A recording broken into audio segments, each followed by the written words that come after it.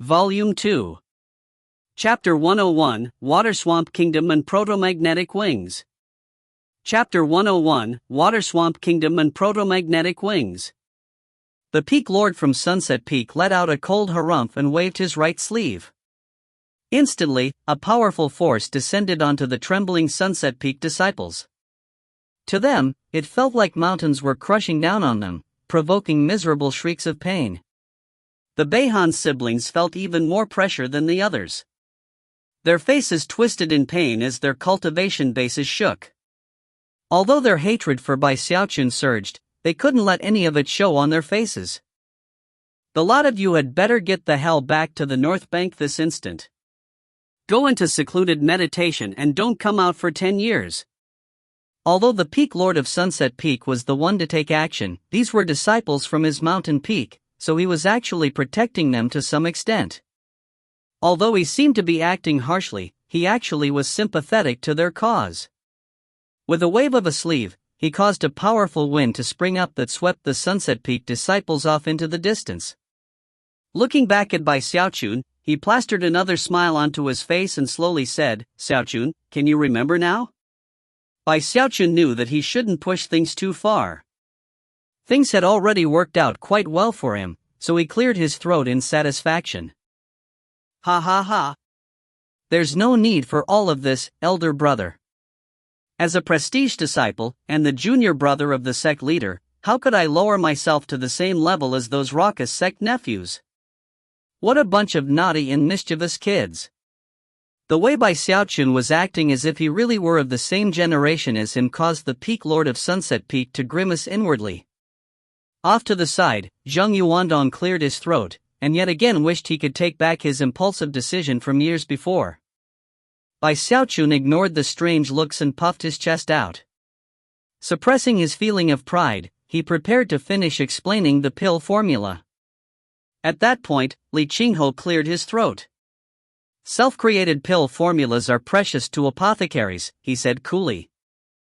I wonder what else the North Bank has prepared to offer in exchange for the formula. Bai Xiaochun blinked, and then stood there looking up at the 4 North Bank Peak Lords. The Peak Lords exchanged glances. Then the old woman from Iris Petal Peak pulled out a green pearl filled with swirling mist. The magnetic pulses it emitted caused everything in the area to fill with ripples. This is a proto-magnetic pearl, she explained, extracted from the heart of a proto-magnetic giant. It even contains a bit of pure proto-magnetic power. Used on its own, it can exert influence on all magical items within a certain area.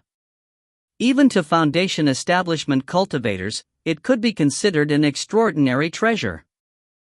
It would be difficult to use directly with only a chi condensation cultivation base. However, the Heavenhorn Pavilion happens to have a pair of magnetic spirit wings which, if used with the proto-magnetic pearl, can be a powerful trump card for the chi condensation stage. With those wings, you could move so fast that even a Foundation establishment cultivator would have a hard time keeping up with you. Bai Xiaochun, having taken first place in the chosen battles, you have the right to go select any treasure you want from the chosen pavilion. I've already taken the liberty of bringing the magnetic spirit wings to give you, along with the pearl, in exchange for the pill formula.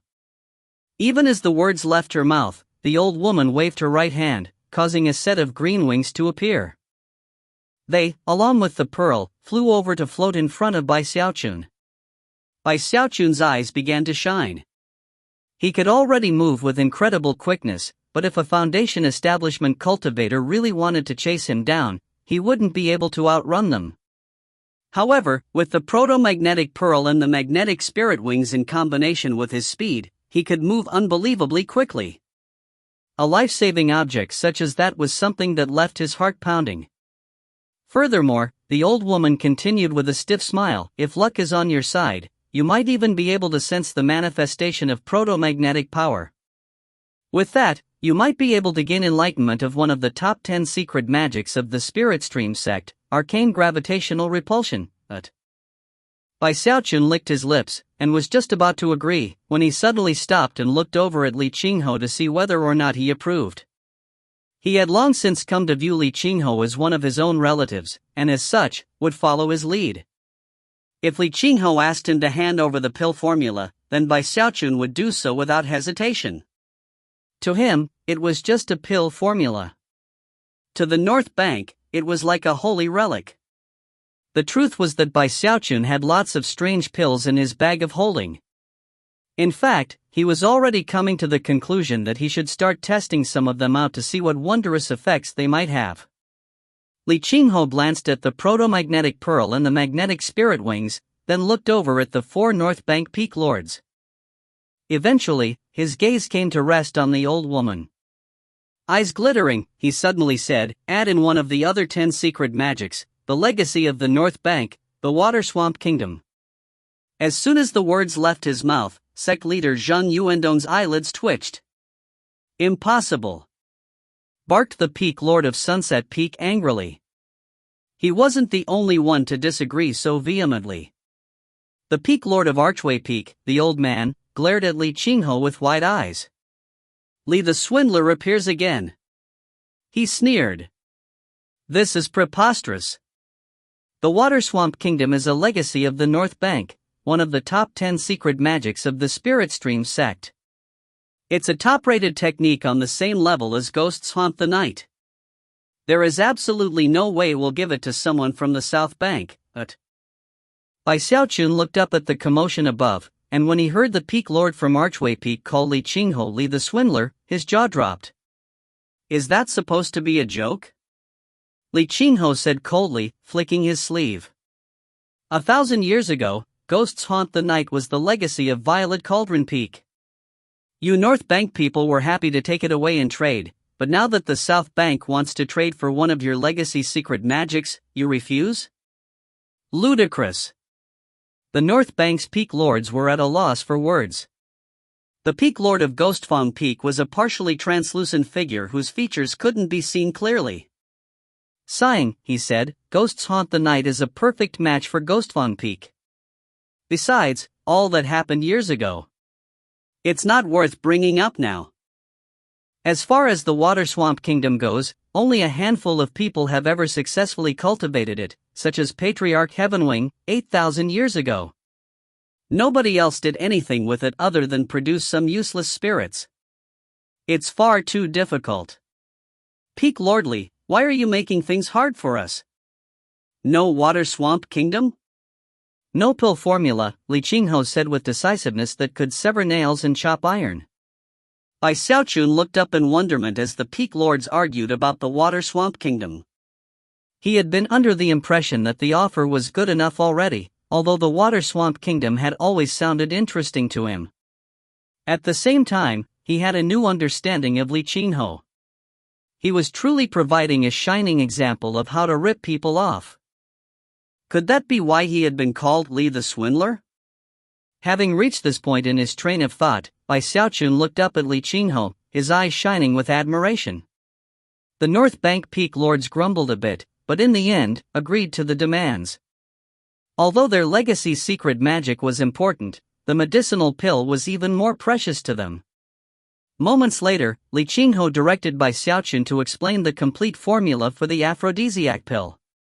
Considering how important the pill was, the peak lords had long since sealed the area tight so that no one would be able to eavesdrop. After Bai Xiaochun finished, the 4 peak lords took some time to examine the complete formula. Then they nodded, and the old woman from Iris Petal Peak tossed a blue jade slip out toward Bai Xiaochun. The Water Swamp Kingdom is one of the most powerful of the 10 secret magics. It is a divine ability which requires that you observe all types of beasts, and use that knowledge to create your own life essence spirit. Creating something from nothing, use the water swamp to give it form, and summon a physical kingdom. For the past 10,000 years, everyone in the Spirit Stream sect who has attempted to form a life essence spirit have produced simple, ordinary creatures. The only exceptions are Patriarch Heavenwing, who formed a domineering Heavenwing gargoyle, as well as a few others like him. As for what type of life essence spirit is formed, that depends on the cultivator's understanding of spirit creatures. If 100 people cultivated the Water Swamp Kingdom, 100 different life essence spirits would result, some powerful, some weak. Some, like the Heavenwing gargoyle, were shockingly powerful. Others produced nothing more than a bunny or a snake. By Xiaochun, you are a South Bank disciple, and although there is competition between the North and South Banks, we are all one family. I truly hope that you can succeed in cultivating your own life essence spirit. Of course, despite her words, neither she nor any of the other three peak lords truly believed that Bai Xiaochun would have any measure of success in his cultivation of the Water Swamp Kingdom. One reason for that, of course, was that the Water Swamp Kingdom required one to carefully observe and study a large number of spirit creatures, something that was virtually impossible to do on the South Bank. The transaction having been completed, the four peak lords from the North Bank left along with Zheng Yuandong. Li Qinghe stayed behind. There was warmth in his eyes, but it was hidden beneath the sharp look that suddenly appeared. He began by reprimanding Bai Xiaochun, telling him not to get arrogant over having taken first place in the chosen battles. He then gave him some tips regarding his cultivation base, and finally gave him some more detailed information regarding the bracelet he'd given him, as well as the proto-magnetic pearl. The proto-magnetic pearl and the magnetic spirit wings will be of great use to you. Take the time to get familiar with how to use them. As for the Water Swamp Kingdom, it's even more profound than the magic plant soldiers we have here on Fragrant Cloud Peak. By the way, the Dragon Mammoth Sea-forming scripture was created by the founding patriarch of the sect, who led the campaign from the Heavenspan Delta into the lower reaches. Make sure to study it well. It will make things much smoother for you when I teach you the magic plant soldiers technique. After giving some more exhortation, he turned to leave. Profoundly moved, Bai Xiaochun clasped hands and bowed deeply. However, he couldn't hold back from curiously asking, "Uncle Li, why did they call you Li the Swindler?" That was ridiculous. Li Qinghe stopped in mid-stride. Face darkening, he glared back at Bai Xiaochun and said, "Stop prying into the affairs of adults. Just remember that we apothecaries treasure the Tao of medicine.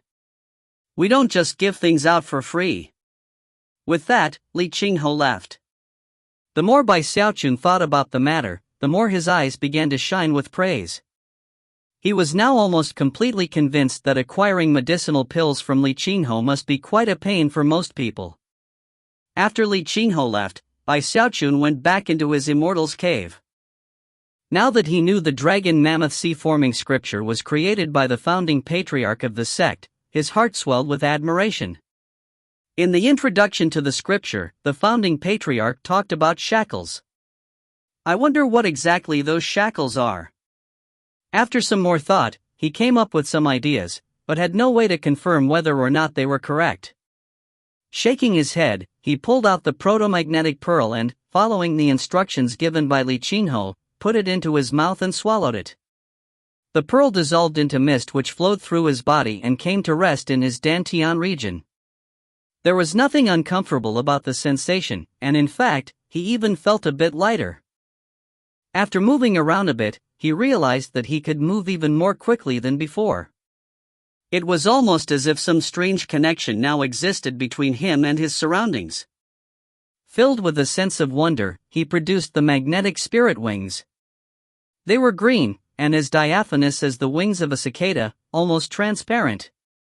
After a moment, Bai Xiaochun exhaled some spiritual energy onto the wings, and they began to melt. It took the time it takes an incense stick to burn, and during the process, his eyes glittered. Eventually, the wings melted into his palm, and then appeared on his back. Like blood dissolving in water, they became a part of him, and were as easy to control as his own arms. Expression brightening, he exercised a single thought, and the wings fluttered. He instantly transformed into nothing more than afterimages, shooting at high speed toward the wall of the Immortal's Cave. He let out a shriek as he tried to stop, but was unfamiliar with controlling the wings and slammed into the wall. A boom rang out, and the entire Immortal's Cave shook. Thankfully, Bai Xiaochun's fleshly body was quite tough, and nothing happened other than him ending up being embedded in the stone wall. After a long moment passed, he flopped down onto the ground and let out a groan. Gritting his teeth, he struggled to his feet and glanced up at the spot where he'd run into the wall. Not daring to perform any more tests indoors, he walked outside, summoned his courage, and then flapped the wings again. In the blink of an eye, he was far off in the distance.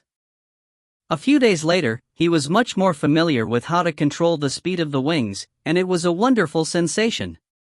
He almost felt invincible. Ha ha ha!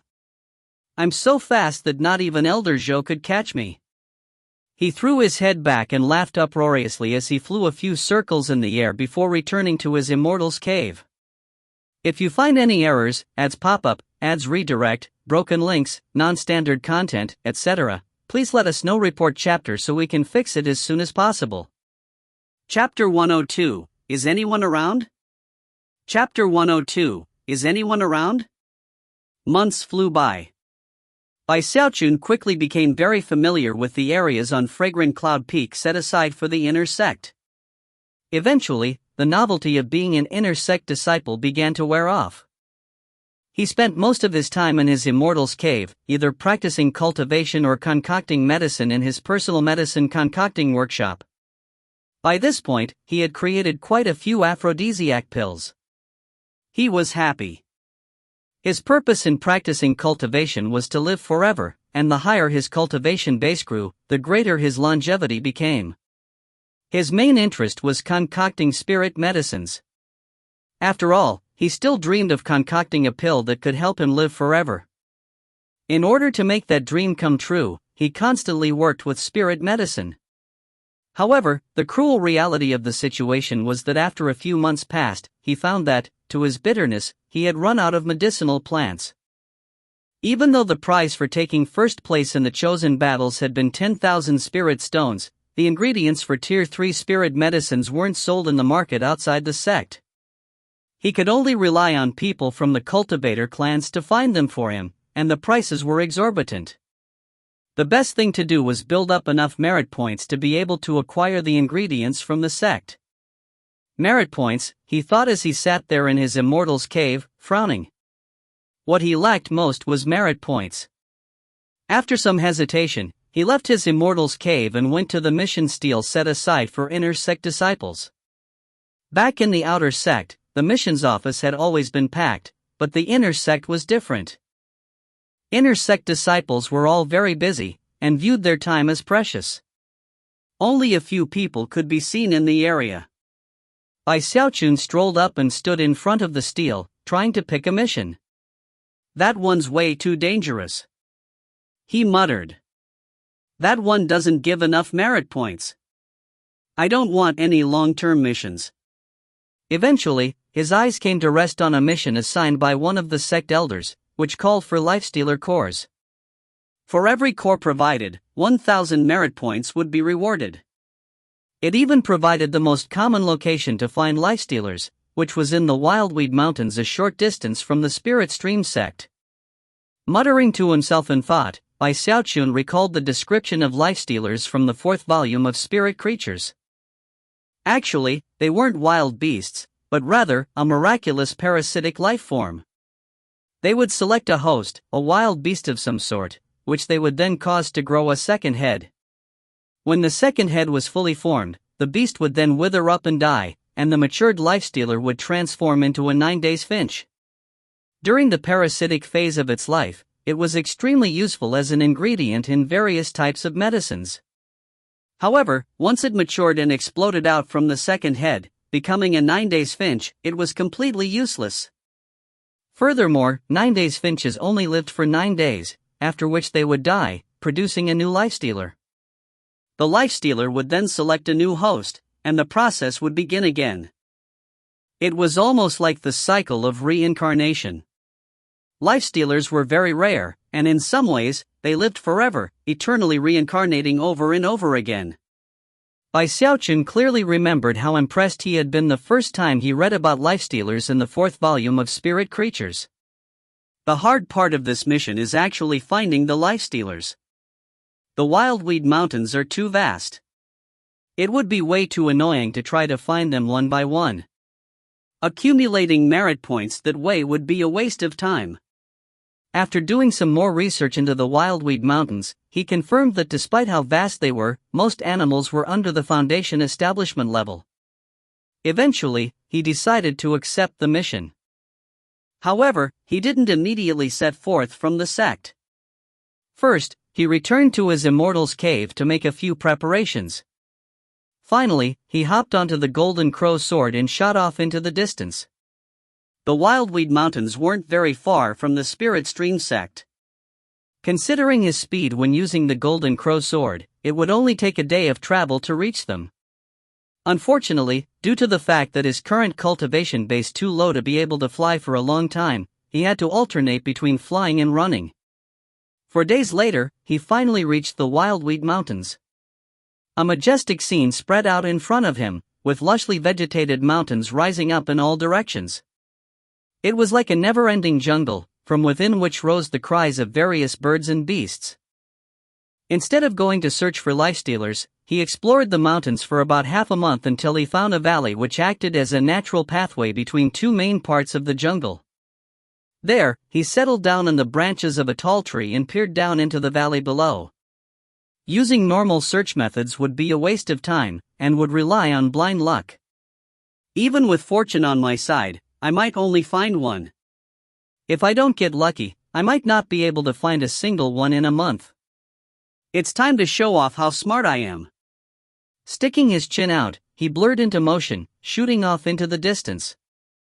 The next day, he stood at the top of a mountain, feeling the direction of the wind. Just as he was about to produce an aphrodisiac pill, he suddenly thought of something, and called out at the top of his lungs, "Is anyone around? Are there any disciples from the Spirit Stream sect here?" From the high-pitched tone of his cry, it almost sounded like he was crying out for help. Some distance away, a figure could be seen in the jungle, fighting with a wild beast. It was an icily arrogant young man wearing the robe of an inner sect disciple of the Spirit Stream sect.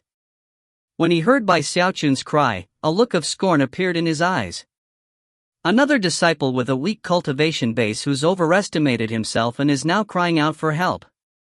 Only the strong should come out into the Wildweed Mountains. He arrogantly chose not to even attempt to help out. Although the sect emphasized teamwork, some people were naturally unsociable, and that couldn't be avoided. After crying out a few times but getting no response, Bai Xiaochun felt a bit more at ease. With that, he tossed out the aphrodisiac pill. Moments later, a popping sound could be heard as the pill exploded, transforming into a fine powder which was carried off by the wind. Soon, the animals some distance away, regardless of what they were doing, caught the scent of the powder in the wind and began to tremble. Eyes bloodshot, they began to howl at the tops of their lungs. As soon as the howling sounds rose up, 2 wings popped out behind Bai Xiaochun, and he sped away. The arrogant disciple from earlier suddenly noticed that the beast he was fighting had begun trembling. Its eyes turned red, and, howling, it pounced toward him. Badly frightened, the young man took to flight. Unfortunately, no matter what he did, the beast only continued to howl and chase him down. Its eyes were bright red, and it seemed to have gone mad. Shocked, the young man fled for his life until he had no choice but to cry out for help. By that time, Bai Xiaochun was too far away to hear. 6 hours later in another windy area, Bai Xiaochun cried out a few times, waited for a bit, and seeing that no one responded, threw out another aphrodisiac pill. Soon, the howls of beasts rose up. For the following 2 days, he ceaselessly traveled in a set perimeter around the valley he'd picked, throwing out aphrodisiac pills. He quickly covered a large area, within which all of the animals were going mad, howling at the tops of their lungs and lunging around violently. Seeing that he'd reached a point where things were almost beyond his control, Bai Xiaochun flew back to the valley he'd selected. Eyes shining, he waved the Golden Crow sword to cut open a small path in the trees, then pulled out a bunch of pheromone pills and crushed them. Soon, a fragrant aroma began to spread out. He was very careful not to get any of the powder on himself, and even as he backed away, changed into a new set of clothes just to be safe. Then he perched above the valley and looked down toward the path he'd created. "All right, lovely beasts, hurry up," he said, humming a little tune as he waited eagerly. Time passed. The aroma of the pheromone pill slowly spread out, and the beasts which had been affected by the aphrodisiac pill slowly began to go more and more crazy. Howling, they began to charge toward the valley at top speed, more and more of them, like a surging tide that caused the ground to quake. Soon, the first wave of beasts was closing in, and Xiaochun rose to his feet and looked down with rapt attention at the valley below. In the blink of an eye, a vast group of strange beasts could be seen charging down the path he'd created. Xiaochun's eyes went wide at the sight of so many creatures. But then, his eyes glittered, and his right hand flashed with an incantation gesture. Instantly, the golden crow sword flew out toward a fierce-looking tiger. Shockingly, a second head was growing out of the tiger's back. Golden light flickered, and the second head exploded. A core flew out, which Xiaochun expertly grabbed a hold of and then threw into his bag of holding. Next, the golden light flashed toward another two-headed creature. The flood of beasts lasted for about 2 hours, and the valley was almost completely destroyed in the process. Xiaochun was radiant with delight. His sword flashed over and over again, and by the time the flood of beasts had dispersed, he was delighted to find that he had collected 10 lifestealer cores. Xiaochun's wits come out on top again. Looking very pleased, he stored the cores safely in his bag of holding and then blurred into motion, heading off to another part of the Wildweed Mountains. Not very long after he left, a young man could be seen in the jungle. His clothes were tattered, and he seemed to be in a very sorry state. He was shaking, and even had trouble walking. A blank look could be seen in his eyes that very closely resembled the look which had appeared in Beihan Lai's eyes not so long ago. Tears streamed down his cheeks as he muttered, "What's going on in the Wildweed Mountains? What's going on with the world? The beasts here don't eat people, they... Days flew by. Xiaochun used the aphrodisiac pill to throw the Wildweed Mountains into complete chaos. Everywhere he went, the beasts would go mad. Of course, before throwing the pills out into the air, he would always call out to make sure he was alone. Occasionally disciples would respond, and when they did, he would carefully explain his plan, ask them to leave, and give them a lifestealer core as compensation. He would also ask them to spread word to other disciples to stay away. Most of the disciples that saw and recognized him, and would flee, trembling in fear. If you find any errors, ads pop up, ads redirect, broken links, non-standard content, etc., please let us know. Report chapter so we can fix it as soon as possible. Chapter 103, I want to serve the sect. Chapter 103, I want to serve the sect. There weren't many Spirit Stream sect disciples in the Wildweed Mountains, only a few dozen. The area didn't have many Foundation establishment level beasts, but it still had its dangers, even for inner sect disciples. Only people who considered themselves to be especially powerful would go there.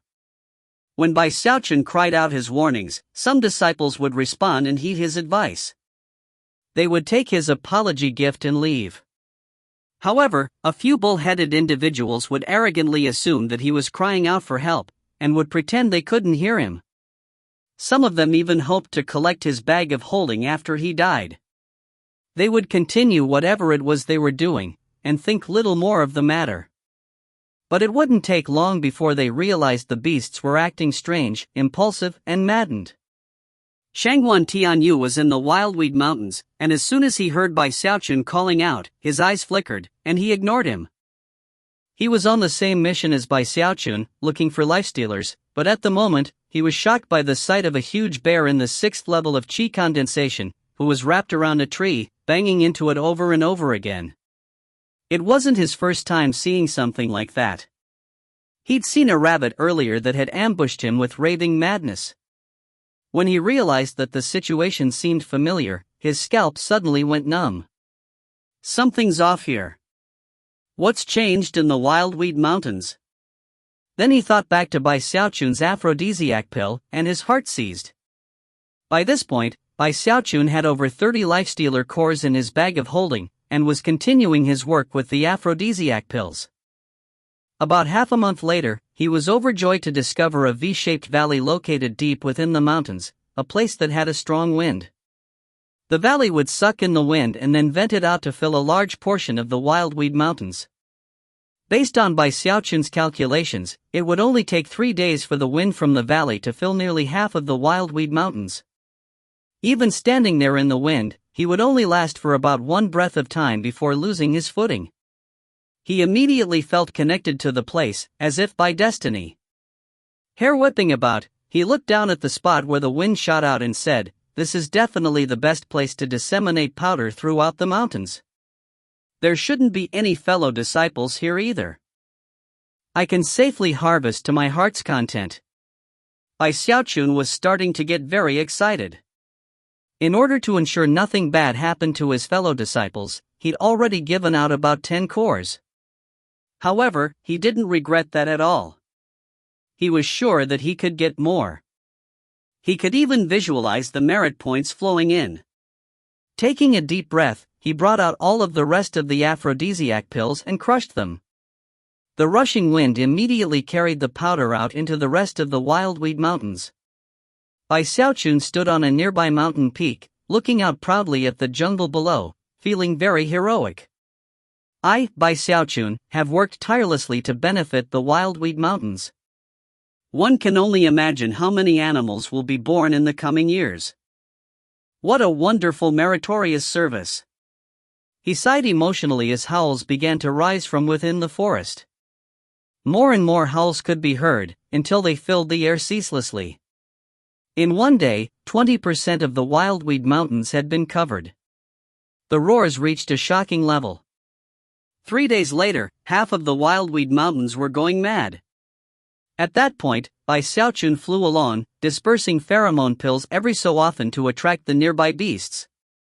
At the same time, he collected more and more lifestealer cores. He was very pleased with everything. Not only was he collecting plenty of cores, he was also bringing happiness to all the creatures in the wildweed mountains. When he saw so many animals pouncing on each other, he couldn't help but marvel at how he was benefiting the environment. What a good person I am, he thought to himself. The beasts in these mountains are definitely going to thank me later.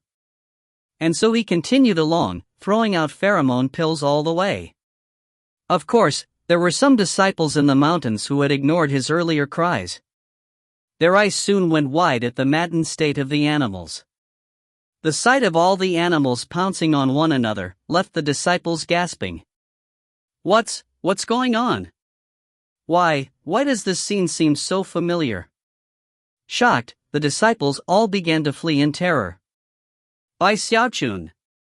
Shangwan Tianyu was going all out to kill the nearby beasts and fly away. His heart filled with terror when he recalled what had occurred to Beihan Lai, and he began to shiver. Unfortunately for this handful of people, they were deep within the wildweed mountains, and getting out was no easy task. That was especially the case considering that all of the beasts in the area were going completely mad. Xiaochun flew along, happily tossing pheromone pills around. He attracted large numbers of beasts, and collected numerous lifestealer cores. By the time he left the wildweed mountains half a month later, he had 200 cores in his bag of holding. Completely satisfied, he headed back toward the sect. Some days after he left, Shangwan Tianyu and the other disciples finally emerged. Their faces were pale and filled with bitterness, and their hair disheveled. They were all in bad condition, with blank looks on their faces. After finally emerging, they would throw their heads back and howl bitterly. As for what exactly had occurred within those mountains, it was a complete mystery to them. After returning to the sect, Xiaochun raced directly to the missions office. When the disciples there saw that he was turning in 200 lifestealer cores, their eyes nearly popped out of their sockets. After incredulously examining the cores, they looked back at Xiaochun in shock. Throughout the years, lifestealer core missions would pop up occasionally, although usually only one at a time. Generally speaking, it would take a whole year for a disciple to collect a mere 10 of them. But within a few months, Xiaochun had managed to collect an unthinkable amount. He definitely deserves to be the junior brother of the sect leader, a prestige disciple, and the first-place winner of the chosen battles. The other inner sect disciples looked enviously at Xiaochun. After clearing his inventory, he racked up 200,000 merit points. Although he tried to put on a show of looking indifferent, it was impossible for him to completely conceal how proud of himself he was. The matter shook the entire South Bank. Anyone who heard that someone had collected 200,000 merit points in one shot almost couldn't believe it. But then word began to spread from the disciples by Xiaochun had advised to leave the Wildweed Mountains, and soon, the 3 mountain peaks of the South Bank were buzzing with the news. What a monster! Crazy! He filled half of the Wildweed Mountains with aphrodisiac pills. We won't be able to go there for a long time now. Even as the discussions raged, Shangguan Tianyu and the other bedraggled disciples began to filter back into the sect. Shangguan Tianyu was aware that Bai Xiaochun was the cause of what had happened, so he wasn't so surprised at the results. But when the other disciples realized the situation, they howled at the tops of their lungs. However, there was nothing they could do about Bai Xiaochun. After all, he had warned them repeatedly, and they had heard, but chosen to ignore him. Now they regretted what they had done, a mere response on their part, and they could have avoided such a tragic fate. Bai Xiaochun was extremely pleased with the results. In subsequent days, he would often appear at the missions office, whereupon he would select missions involving collecting things from beasts. He almost seemed addicted. After each mission, he would concoct batches of medicinal pills and head out again. Each time, he drove more disciples mad. Whether those disciples were out on missions or not, it didn't matter. After all, any location Bai Xiaochun went to on his own missions had to be avoided for significant periods of time afterward. They were far too dangerous. The Cloud Peak Mountains, Frost Forest Mountains, Bright Summit Mountains, Last East Mountains. For an entire year, Bai Xiaochun was a mission-accomplishing maniac. He swept through all of the missions that involved beasts, and his harvests were always incredible. Each and every time, the missions office was left completely shaken. At the same time, countless inner sect disciples were driven to madness. Eventually, he cleared all of the beast-related missions on Fragrant Cloud Peak, after which he went to Green Crest Peak, and then Violet Cauldron Peak. He took all of the missions there, and soon helped the disciples there realize what a true missions fiend was. In the end, the inner sect disciples of the South Bank were driven to complete despair. None of the mountain ranges near the sect were safe to enter, as they were filled with countless sexually charged beasts. Having no other option, hundreds of inner sect disciples from the 3 mountain peaks signed a petition to the sect, requesting that Bai Xiaochun be exempted from mission service. Li Qingho didn't want to interfere. It was a rare occasion when Bai Xiaochun was so enthused about serving the sect. The matter turned into a huge headache for the sect leader. He was coming to find that after Bai Xiaochun joined the sect, he would frequently be struck with such headaches. Every time he heard Bai Xiaochun's name mentioned, he would subconsciously sigh. It's almost better when he's not working hard. As soon as he gets serious, it's really AI. Bai Xiaochun causes a disaster no matter which mission he picks. Doesn't he want to work at pill concocting? Go concoct pills then. The sect will provide the merit points, as long things calm down. When the signatures on the petition rose from a few hundred to over 1,000, the sect leader gritted his teeth and went to discuss the matter with Li Qingho. Finally, they exempted Bai Xiaochun from mission service for the following 10 years. He was the only disciple in the sect who didn't have to do missions, but would still get a huge amount of merit points from the sect. Bai Xiaochun wasn't very happy about the situation. He had been browsing missions at the missions office, and had just found one he wanted to take, when he got the notification. He was stunned. What the hell? He exclaimed loudly. I want to serve the sect. I want to work hard. This is ridiculous. Under the solemn gazes of the missions office disciples, he sighed, then stuck out his chin and swished his sleeve. With the snap of a finger, I reduced the missions office to ashes. Shaking his head, he sighed. Looking very lonely, he made his way off into the distance. If you find any errors, ads pop up, ads redirect, broken links, non-standard content, etc., please let us know. Report chapter so we can fix it as soon as possible. Chapter 104, I guarantee. Chapter 104, I guarantee. Bai Xiaochun trudged back to his immortal's cave, where he sat stewing in melancholy. Finally, he sighed. It's not a good thing for someone to be too outstanding. I'm the perfect example. The sect leadership was so worried about how outstanding I am that they exempted me from doing missions for 10 years, but will still send me merit points every month. He sat there, reveling a bit in being able to worry about things like this, and wondering what he was supposed to do considering that he was so outstanding. Ah well, I guess it doesn't matter. Since I can't go out on missions, I might as well concoct medicine. After all, the reason I was doing the missions in the first place was to get merit points. With such thoughts on his mind, Xiaochun resigned himself to sacrificing his own benefit for the betterment of the sect, and walked over to his medicine concocting workstation. I need to master all of the concocting methods for Tier 3 spirit medicines. With that, his expression turned somber. Time passed. Half a year. Other than his routine cultivation, he spent all of his time concocting medicine. When he lacked ingredients, he cashed in merit points. As time went on, he grew more frenzied, apparently unwilling to slow down until he had mastered everything to do with Tier 3 spirit medicines. Because he wasn't out doing missions, the sect slowly returned to normal. Many people sighed in relief, especially sect leader Zhang Yuandong, who was finally able to feel at ease inwardly. By now, he was sure that exempting Xiaochun from mission duty had been the right thing to do. He wasn't the only one.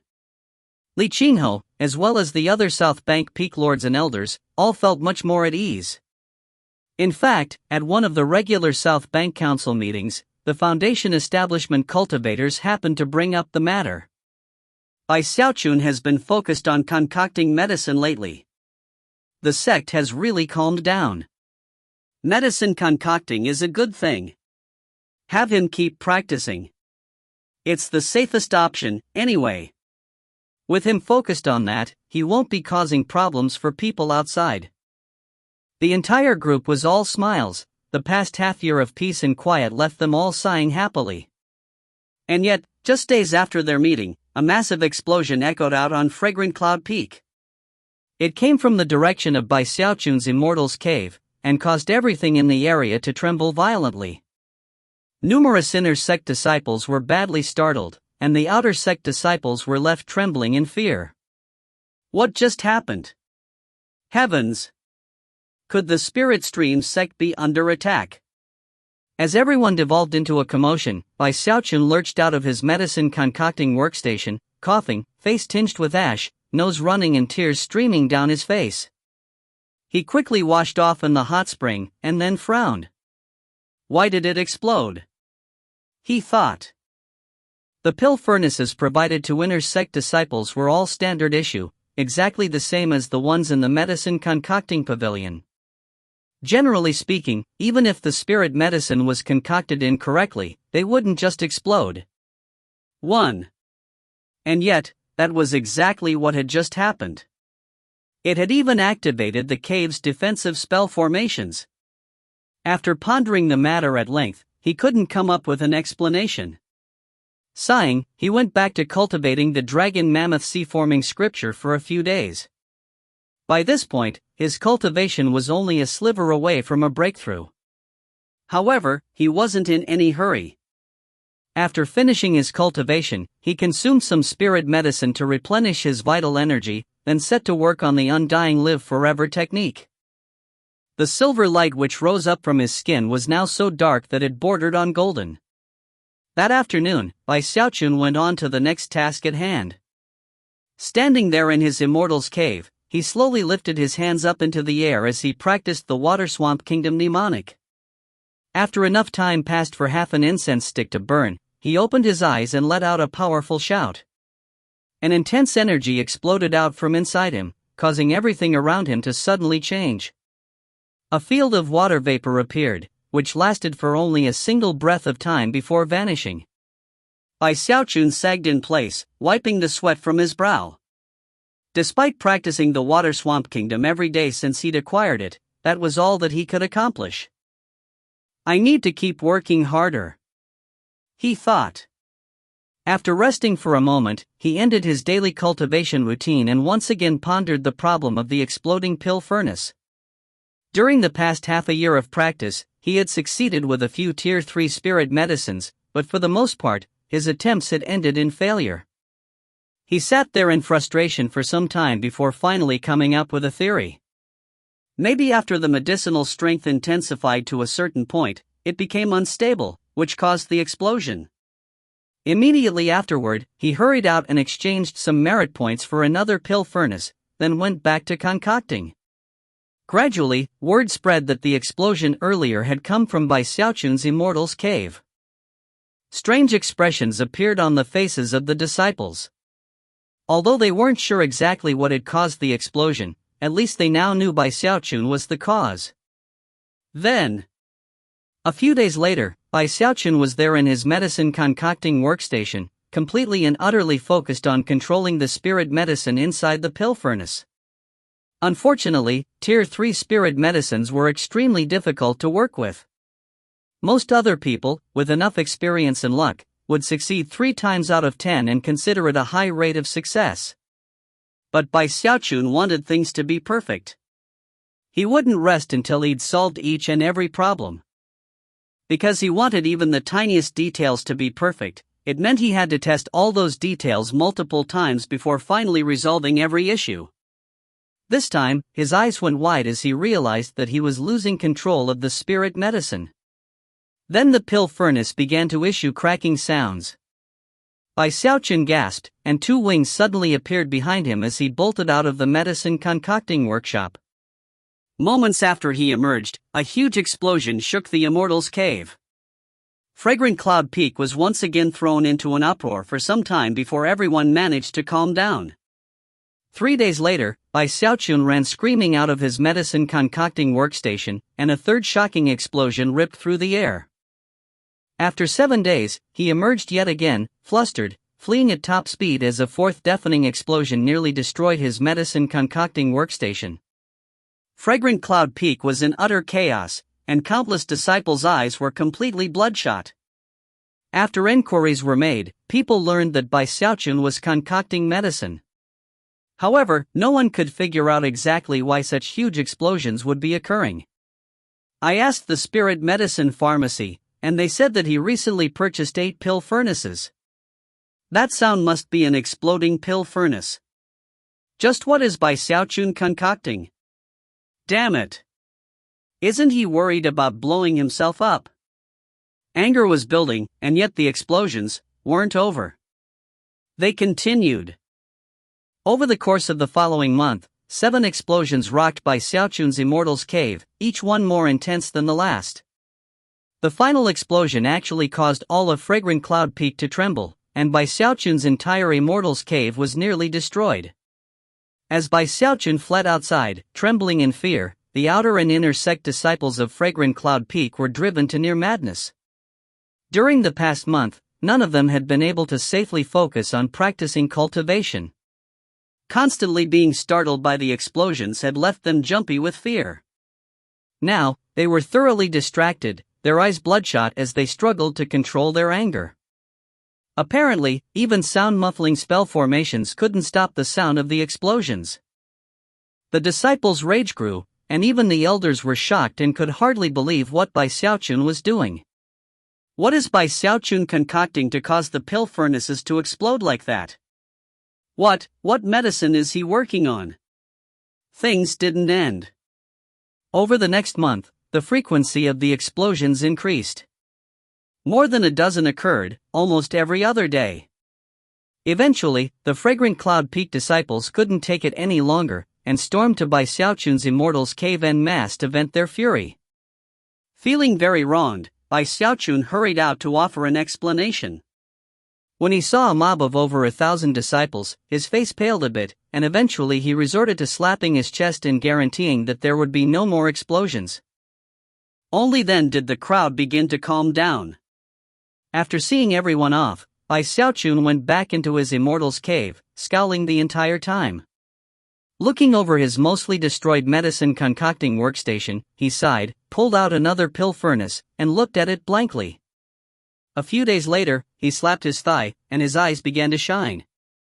Right. It's definitely because I didn't preheat the pill furnace properly. Excited, he started concocting again. 3 days later, in the middle of the night, everyone on Fragrant Cloud Peak heard a massive explosion. One inner sect disciple was so badly frightened that he almost fainted. Hair in complete disarray, he screamed, "By Xiaochun! I don't care if you're chosen, I'm going to beat you black and blue." But he wasn't the only one. Soon, all of the inner sect disciples had emerged from their immortals' caves, even the exhausted Zhou Xinqi. Bai Xiaochun hurried out, smiling apologetically as he guaranteed that it wouldn't happen again. The gathered disciples calmed down a bit in response. They couldn't find any fault with his attitude, and as such, had no other recourse. If he had been even a bit defiant, they definitely would have given him a good thrashing. But at the moment, they could only grit their teeth and accept his promise. Exhausted, Bai Xiaochun returned to his immortal's cave, wishing to cry but finding no tears.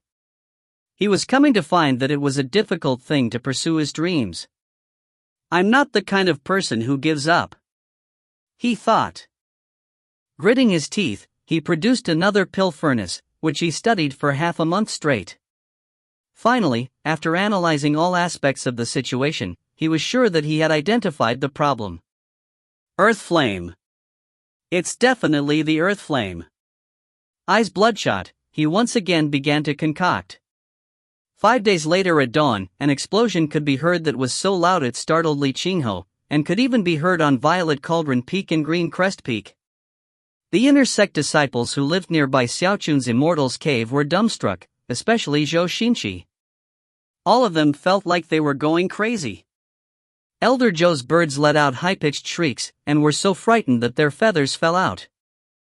The spirit-tailed chickens were trembling and frothing at the mouth, and numerous inner sect disciples struggled to remain conscious.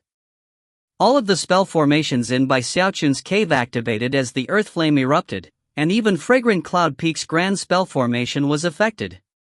When Bai Xiaochun crawled out of the rubble, he was pitch black, and yet clearly excited. He was now sure that he had finally found the source of the problem. It wasn't the earth flame, it was the techniques of mutual augmentation and suppression. They cause an unforeseeable variable. Tier 3 spirit medicines must be concocted with mutual augmentation and suppression in mind. Everyone on Fragrant Cloud Peak, from the elders to the outer sect disciples, rushed over toward Bai Xiaochun's cave, enraged, rocks in hand to pelt him if necessary. When faced with such a furious mob, Bai Xiaochun vigorously slapped his chest.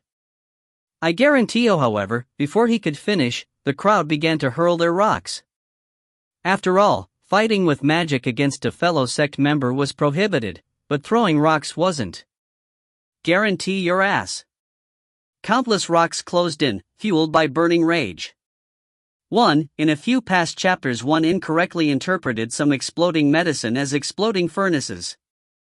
I've since gone back and changed those passages. Up to this point, there should have been no exploding furnaces in AWE.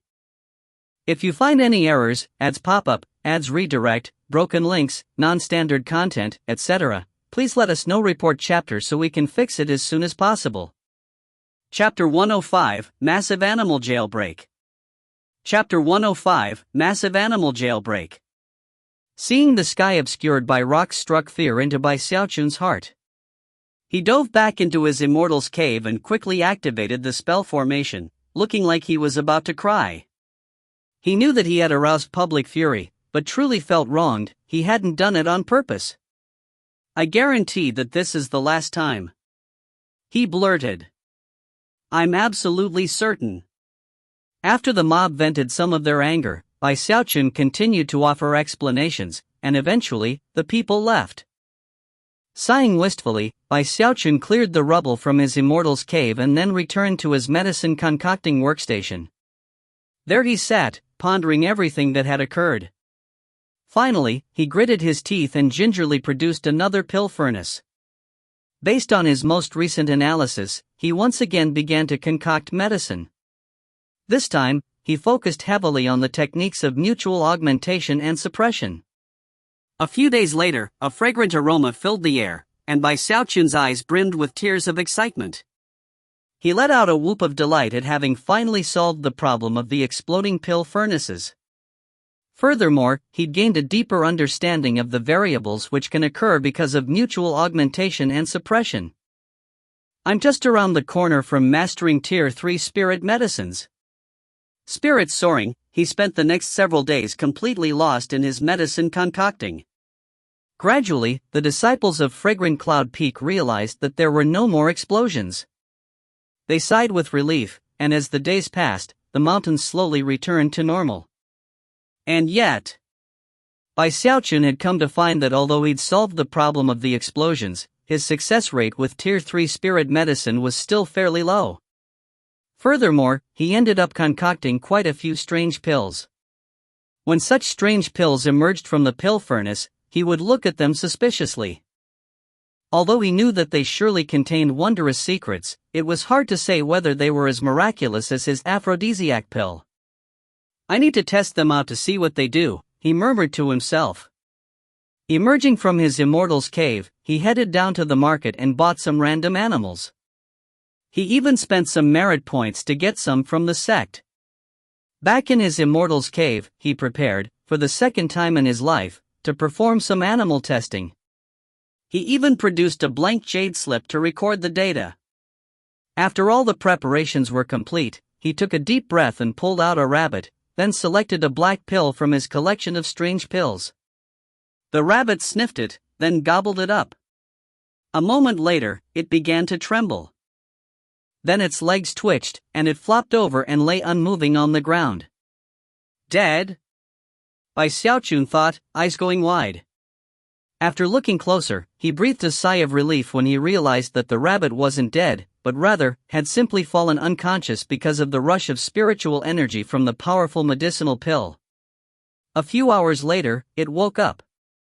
This time, it stood up on two legs, almost like a person, and stared fixedly at Bai Xiaochun. Bai Xiaochun said. Moments later, the rabbit made the same sound, startling Bai Xiaochun. You can talk? Looking startled, the rabbit said, You can talk? Bai Xiaochun immediately got very excited, and began to walk around the rabbit to examine it. In turn, the rabbit got excited and began to walk around Bai Xiaochun. A strange scene was now playing out in the immortal's cave. Finally, Bai Xiaochun began to laugh heartily. Ha ha ha! This medicinal pill is incredible. I, Bai Xiaochun, am clearly super awesome. This rabbit can actually talk. The rabbit laughed heartily and repeated the exact same words he had just spoken.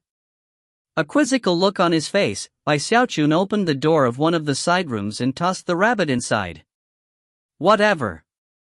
You're obviously not intelligent.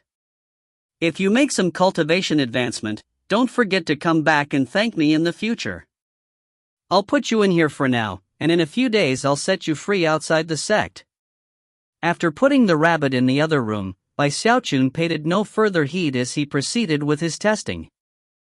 The next subject was a monkey, for which he selected a yellow medicinal pill.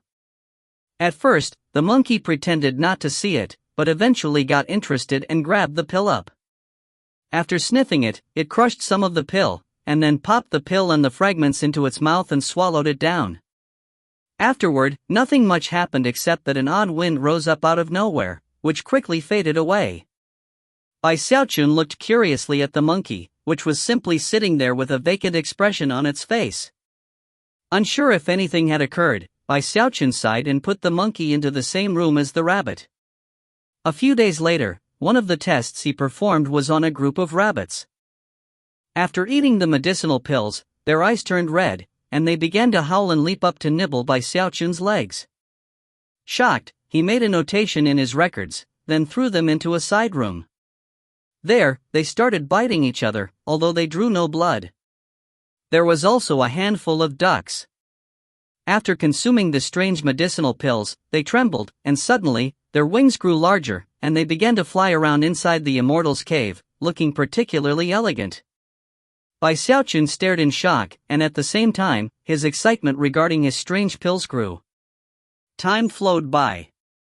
During the following half-month, Xiaochun performed tests with his strange pills, keeping meticulous records of everything.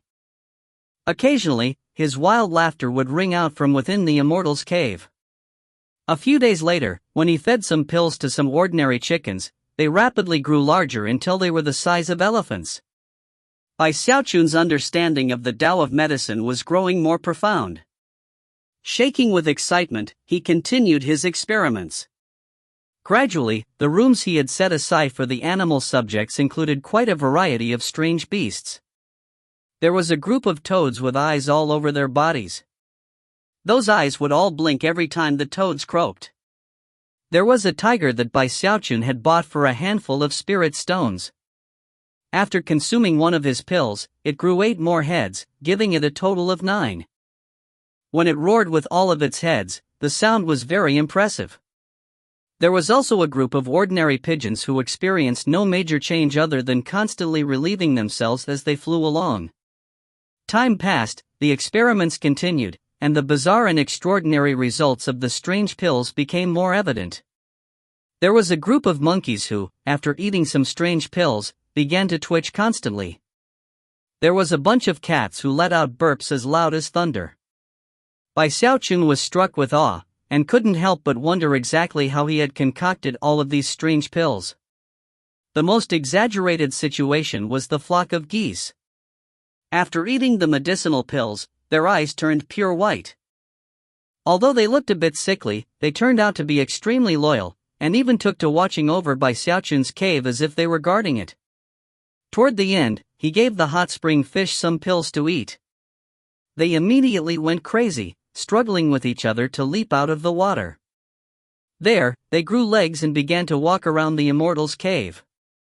After examining the fish, he threw them into another side room. By this point, the side rooms were filling up, and his immortal's cave was turning into a bizarre menagerie. There was a monkey who simply sat in place, chin resting in its palm, apparently lost in thought.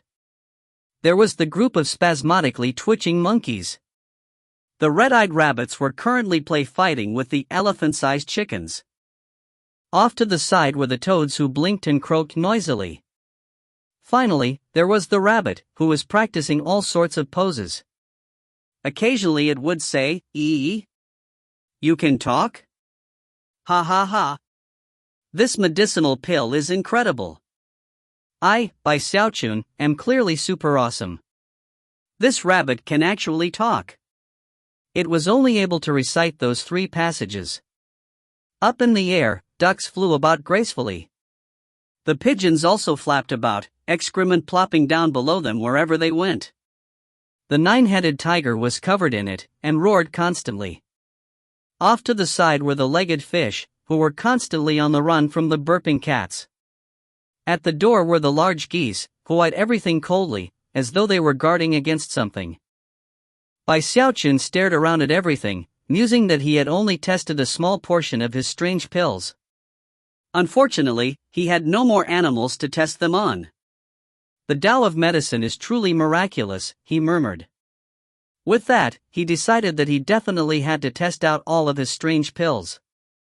Therefore, he left the immortal's cave to go purchase more animals to experiment with. However, almost as soon as he left, his second test subject, the thoughtful monkey who had done nothing except stare off into space, suddenly looked up thoughtfully.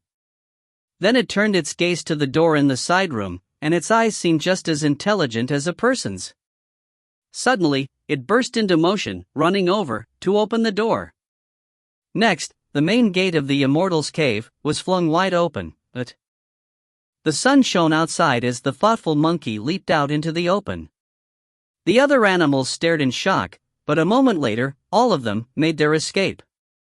By chance, Zhou Xinqi happened to be walking out of her immortal's cave at that same moment. She saw a flock of quacking ducks flying gracefully out into the open, and her jaw dropped. She had long since mastered all 5 volumes of spirit creatures, but she had never seen anything like these flying ducks. "What are those things?" she murmured. Next, she was shocked to see several elephant-sized chickens racing out. Perched atop one of them was a rabbit. Ee. You can talk? Ha ha ha. This medicinal pill is incredible. I, by Xiaochun, am clearly super awesome. This rabbit can actually talk. Zhou Xinqi stood there blinking in shock, wondering if she was hallucinating. If you find any errors, ads pop up, ads redirect, broken links, non-standard content, etc., please let us know. Report chapter so we can fix it as soon as possible. Chapter 106, Crazy Rabbit. Chapter 106, Crazy Rabbit. Around that time, Su Baokai and some other outer sect disciples were in the middle of their journeyman apothecary promotion test. Elder Su was off to the side, a somber look on his face as he presided over the occasion.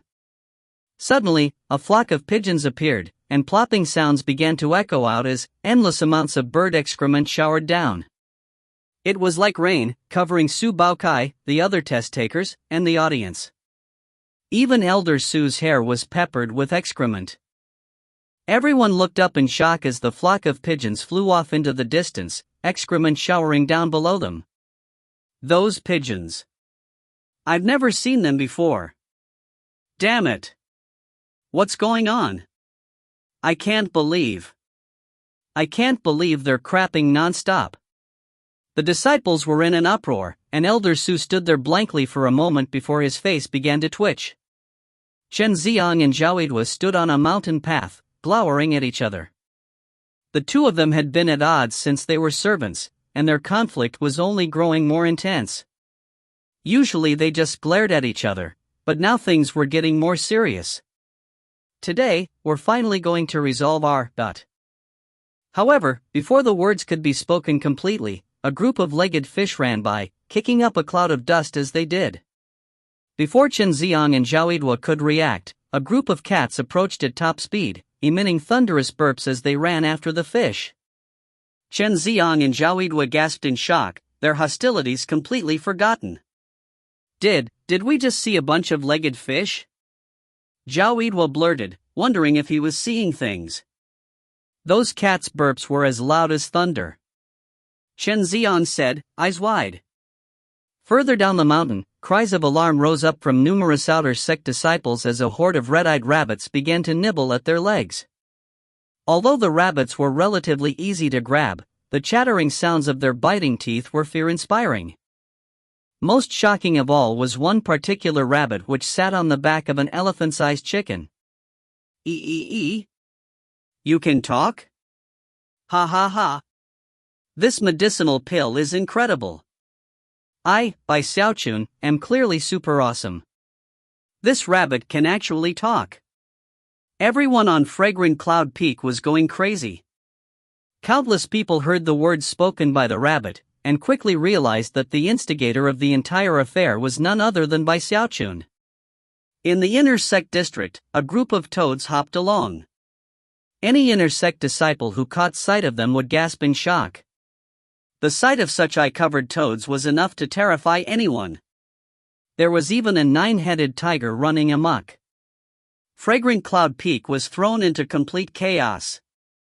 And there was one particular monkey, which had climbed all the way up to the roof of Li Qingho's residence. There it sat, on the highest point of Fragrant Cloud Peak, chin rested in its palm, looking on thoughtfully as Su Meixiang made her way off into the distance, having just finished chatting with Li Qingho. Li Qingho's face was ashen as he stood there outside his residence, looking up at the monkey. He was just about to start yelling when, all of a sudden, plopping sounds could be heard, and a rain of bird excrement descended. Li Qingho's jaw dropped. It had been quite some time since there had been a commotion on Fragrant Cloud Peak. Outer and inner sect disciples alike were all in an uproar. For the most part, the animals didn't really affect them. However, no one could figure out how such tiny pigeons could unleash such a torrent of bird excrement.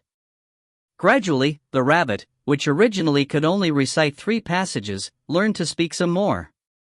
Gradually, it also learned how to cry out at the top of its lungs. Heavens! What's that? Did you see that? That rabbit can talk. This is definitely the handiwork of Bai Xiaochun. Keep this on the down low, but yesterday I saw Elder Joe go into a room with those phoenixes of his. Afterward, I heard some really strange noises. Elder Sister Zhou Xingqi, Elder Sister Du Lingfei, I don't care if Bai Xiaochun tries to stop me, the two of you will definitely end up with me, Su Baokai, Elder Brother Ho Yunfei, you're so naughty. What are you doing? What's that? Why are those monkeys twitching like that? Junior Sister Mei Xiang, I, Li Qingho, am not fickle in love. After I break through into the gold core stage, I'll definitely take you as my Taoist partner. Ha ha ha. This medicinal pill is incredible. I, Bai Xiaochun, am clearly super awesome. This rabbit can actually talk. As the rabbit ran to and fro, its repertoire of passages grew. It had very sensitive ears, and would repeat anything it heard. Many people were affected, much to their chagrin. The sharp-eared rabbit soon began to spread what had been well-kept secrets, even naming names. Some of the stories the rabbit spread were almost impossible to believe. That was especially true of the one about Li Qingho. It was something the likes of which had never been talked about publicly, and many people were left completely shocked, even many elders. Su Baokai was stunned, Ho Yunfei's eyes went wide, and Li Qingho began to tremble in rage. Right about then, Bai Xiaochun was returning from the market, numerous small animals in tow, brimming with anticipation regarding his next set of experiments. However, as soon as he stepped onto Fragrant Cloud Peak, bird excrement rained down. Jumping to the side, he looked up with a frown to see a flock of pigeons flying by. Why do they look so familiar? Suddenly, a rustling sound could be heard from the nearby bushes, and a school of legged fish burst out. Bai Xiaochun's jaw dropped as he watched a bunch of burping cats fly out after the fish. Moments later, his eyes went wide as a troop of twitching monkeys ran by, frothing at the mouth as they sped along. Bai Xiaochun began to tremble, and all the hair on his body stood on end. This is impossible. He quickly pulled out the golden crow sword and flew up into the air. Wings sprouted out behind him as he shot up the mountain at top speed. As he flew along, he saw animals everywhere. He also got quite a few odd stares from the people he passed. By the time he reached his immortal's cave, his heart was pounding. Then he saw that the door was open, and the cave was completely empty except for the geese standing guard. How did they get out? He thought, standing there in a daze. It didn't seem possible. Suddenly, he looked to the side to see a rabbit running along, spewing a whole bunch of words that ended with ha ha ha. This medicinal pill is incredible. I, Bai Xiaochun, am clearly super awesome. This rabbit can actually talk. Bai Xiaochun's eyes went wide, and at the same time, the rabbit caught sight of him, and its eyes went wide too. It immediately turned tail and fled. Well aware that a disaster was underway, Bai Xiaochun lunged at the rabbit. Unfortunately, the rabbit's speed was explosive, and in the blink of an eye, not even its shadow could be seen. Bai Xiaochun's jaw dropped. And that was when he heard the roaring voice of Li Qingho. Bai Xiaochun, get this mess cleaned up immediately. If I see one animal or one speck of bird crap, you're going directly to 10,000 Snakes Valley. And make that damned rabbit shut up. It didn't matter that Bai Xiaochun had taken first place in the chosen battles, or that he had made such incredible progress with his undying silver skin. As soon as he heard 10,000 Snakes Valley, he shivered. The mere thought of the place filled him with fear. Looking like he was about to cry, he subconsciously glanced further up the mountain, whereupon his eyes went wide. Sitting there on the roof of Li Qingho's residence was a monkey, its chin resting on its palm, apparently lost in thought.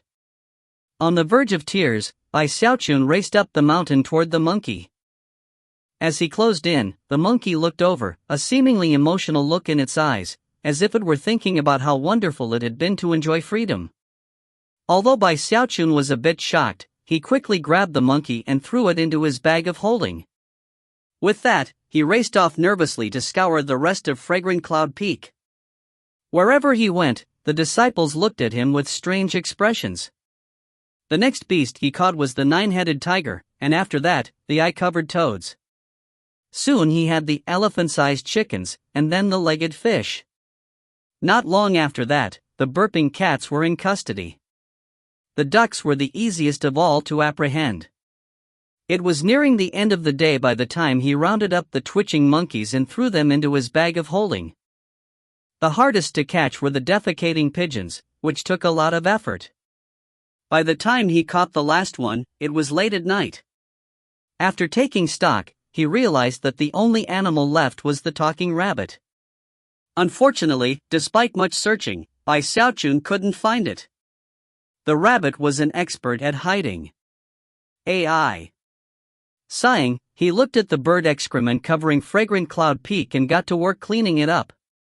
It took the whole night. By the time he returned to his immortal's cave, exhausted, it was dawn.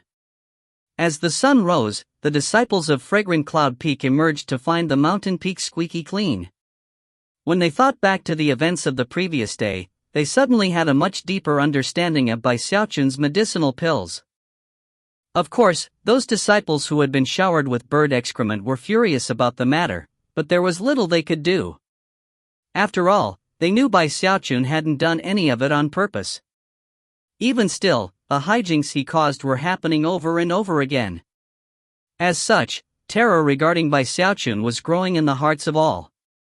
Xiaochun slept until afternoon. Upon waking up, he decided that he didn't dare perform any more strange pill experiments. Leaving the sect, he went far out into the wilderness, where he found a safe place to release all of the animals from his bag of holding. "You're all free now," he said with a bitter smile. The animals who hadn't eaten any of his medicinal pills quickly scurried away. However, the other animals simply stood there looking at Xiaochun. He looked back at them for a moment before producing some more medicinal pills from his bag of holding. "If you eat some of these pills, maybe you can start building up your own cultivation. Be good, alright? You really caused me a lot of trouble yesterday." He gave a medicinal pill to each animal, then waved and turned to leave. It was at that point that 9-headed tiger let out a powerful roar. Xiaochun looked over his shoulder to find the 9-headed tiger looking at him with a strange gleam in its eyes, as if it were committing his features to memory. With that, it turned and sped off into the distance. All the other animals had similar reactions as the tiger, including the ducks, the pigeons, the walking fish, the burping cats, the guardian geese, the eye-covered toads, and the twitching monkeys. With a final look at Xiaochun, they scattered. The last to leave was the thoughtful monkey, which looked at Xiaochun with what seemed to be a gleam of intelligence. For some reason, Xiaochun felt that there was something profound about that monkey. After giving Xiaochun a very deep look, it turned and headed off into the distance. Xiaochun was left gaping. For some reason, he'd gotten the feeling that the monkey was just as intelligent as a human. The profound look in its eyes had been clear. Thoughtfully pulling out a jade slip, he found the information about the pill he'd fed to that monkey. "There's something about that pill that I don't understand." He looked thoughtfully at the departing animals, wishing them well. Their lives had changed because of him, and he truly hoped that they would be happy. Eventually, wings sprouted from Xiaochun's back, and he shot back toward the sect. If you find any errors, ads pop up, ads redirect, broken links, non-standard content, etc., please let us know. Report chapter so we can fix it as soon as possible. Chapter 107, Lightning Detox Grand Magic. Chapter 107, Lightning Detox Grand Magic. After returning to Fragrant Cloud Peak, Xiaochun started getting a bit emotional. He still had a lot of strange pills in his bag of holding, but he didn't dare to test any of them out. When he walked along the mountain paths of the sect, the other disciples would either give him odd looks, or stare at him with hatred and anger. "Why is it so hard to pursue my dreams?" he thought. "It's not like it's my fault. Uncle Lee is the one who told me to focus on my research." Sighing, he walked along until he reached his immortal's cave, where he sat staring off into space. Earlier that year, Bai Xiaochun had frequently gone to Li Qinghe to ask questions about problems that popped up in his medicine concocting. Li Qinghe was often surprised by the questions. The depths to which Bai Xiaochun was delving in the Tao of medicine were unusual for ordinary apothecaries. When combined with Bai Xiaochun's incredible achievements with the stone steels, Li Qinghe couldn't help but be filled with anticipation. However, every person had a different understanding of the Tao of medicine, so Li Qinghe wouldn't answer any of Bai Xiaochun's questions. Instead, he encouraged him to do his own tests. Only by doing so would he be able to develop a Tao of medicine that was his own. If he simply followed along with the crowd, he would never be able to make a name for himself as an Grandmaster of the Tao of medicine. Besides, the origins of most pill formulas were the results of generations upon generations of experimentation. No. My dreams haven't changed. What Uncle Li said was right. The only things which truly belong to you are the things you get on your own. Even if it gets harder, I still won't give up. Gritting his teeth, he decided that even if he couldn't test out the strange pills he'd made, he could still stay devoted to the Tao of medicine. I'm definitely going to become an amazing master apothecary. Taking a deep breath, he headed back to his medicine concocting workstation, where he devoted himself completely to pill concocting. Time passed. In the blink of an eye, several months had gone by.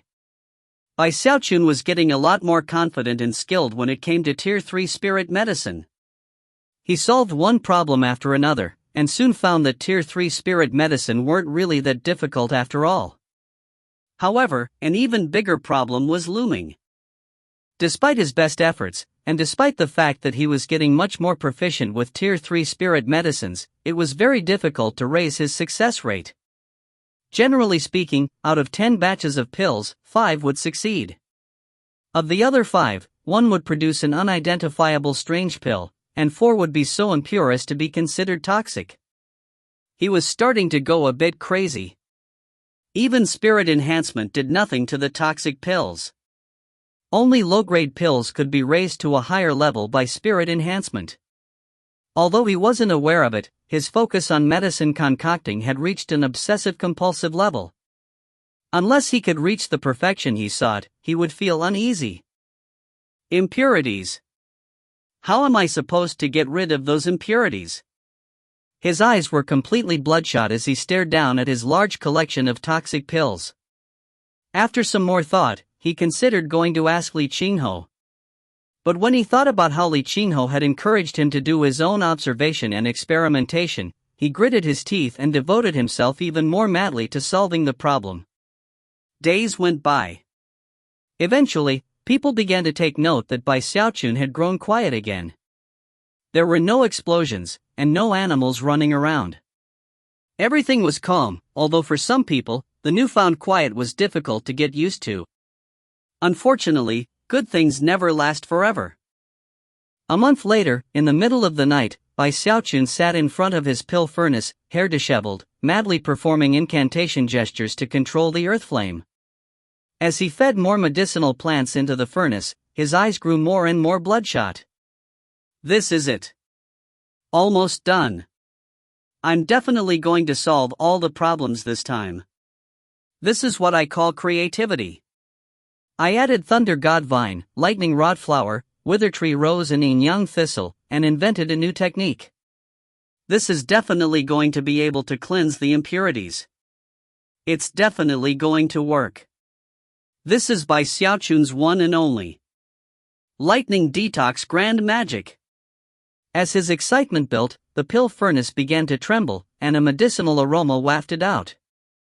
Outside, the moon hung high in the cloudless night sky above Fragrant Cloud Peak. Suddenly, a cloud layer formed, and a bolt of lightning descended toward Fragrant Cloud Peak. When it slammed into Bai Xiaochun's cave, the cave's spell formation trembled, and some of the lightning even pierced the spell formation and the stone of his immortal's cave to land on the pill furnace. Lightning crackled inside the immortal's cave, accompanied by Bai Xiaochun's wild laughter. After the lightning faded away, he rushed excitedly over to the pill furnace. Unfortunately, the only thing that remained inside was some soot and a bit of swirling smoke. Too much lightning rod flour, he thought, tugging at his disheveled hair and looking every bit the mad scientist. With that, he produced more medicinal plants and began to prepare the ingredients. Quite a few Fragrant Cloud Peak disciples had seen the lightning, and had noticed that it appeared to have fallen on Bai Xiaochun's Immortal's Cave. So, even God is getting tired of Bai Xiaochun? That must be it. The heavens do have eyes. Lightning is being sent to put an end to him. People had various ideas about what was happening, with many people rejoicing in Bai Xiaochun's apparent misfortune. Some of the elders even noticed the lightning, and were quite surprised. Not even Peak Lordly attracts thunder and lightning when concocts medicine. According to the legends, only Tier 7 spirit medicines and higher provoke tribulation lightning. Just what is Bai Xiaochun doing? 3 days later in the afternoon, laughter rang out from within Bai Xiaochun's cave. Staring at the pill furnace, his hands flashed in a double-handed incantation gesture. Spiritual power erupted, and earth flame raged. With a roar, Bai Xiaochun slapped both hands down onto the surface of the pill furnace. Lightning detox grand magic. As the pill furnace rumbled, clouds gathered above the summit of Fragrant Cloud Peak, and a single bolt of lightning shot down toward Bai Xiaochun's cave. This time, large numbers of disciples saw the shocking sight. Deafening thunder boomed as the lightning bolt slammed into his Immortal's Cave. Inside, Bai Xiaochun excitedly inspected the pill furnace, only to find that it contained no pill, only some medicinal dregs and a bit of smoke. After taking a whiff, his head spun and his vision swam. Taking a few steps back, he even realized that a bit of froth had seeped out of the edges of his mouth. Too much thunder God vying, he murmured. With that, he flopped down unconscious. 3 days later he woke up, cleaned his face, and consumed a few medicinal pills. After clearing his head, he went back to concocting. In the following days, more and more thunder boomed over Fragrant Cloud Peak. As the disciples witnessed lightning striking Bai Xiaochun's Immortal's Cave with such frequency, they were struck speechless. Even the elders were shocked. They began to suspect that Bai Xiaochun really would be struck dead eventually. Despite the fact that Bai Xiaochun feared death so much, he was so bedeviled by his desire to concoct medicine that he completely forgot about the concept of death. He was fully immersed in the Tao of medicine, constantly adjusting the medicine formula he was working with, continually trying to perfect his lightning detox grand magic. Lightning detox grand magic. Boom. Damn it. Lightning detox grand magic. Boom. By this point, the cave's defensive spell formations had been rendered entirely useless, and anyone within earshot could hear Bai Xiaochun yelling at the top of his lungs. Gradually, word spread that the thunder and lightning had come because Bai Xiaochun was working on a method to detoxify spirit medicines. This piqued the attention of quite a few sect elders, and they began to observe even more closely. Although the lightning continued to fall, strangely, nobody did anything to interfere. Even Li Qingho approved of Bai Xiaochun's attempt at creativity, and would occasionally observe. Unfortunately, good things never last forever. Even after 100 attempts, Bai Xiaochun still couldn't find the perfect ingredient ratio. He even began to add other medicinal plants, hoping that some of them would have an effect. One evening, Bai Xiaochun let out a roar, and lightning danced in the sky above. This time, it wasn't a single bolt that fell down, it was 10. Strangely, only one lightning bolt struck Bai Xiaochun's area. The rest happened to fall in other locations on Fragrant Cloud Peak. Boom! Considering how many bolts of lightning fell, it was no surprise that miserable shrieks could be heard all over the mountain. Fragrant Cloud Peak was once again thrown into a commotion. Zhou Xinqi's Immortal's Cave was struck, but thankfully the spell formation shielded it from damage. Zhou Xinqi glared angrily over in the direction of Bai Xiaochun's Immortal's Cave, barely able to hold back from cursing him aloud. Li Qingho and the Fragrant Cloud Peak elders placated the disciples. After all, they couldn't help but approve of Bai Xiaochun's devotion to the Tao of medicine. However, Bai Xiaochun had truly gone mad. 2 hours later, clouds filled the sky, and this time, nearly 100 lightning bolts descended onto Fragrant Cloud Peak.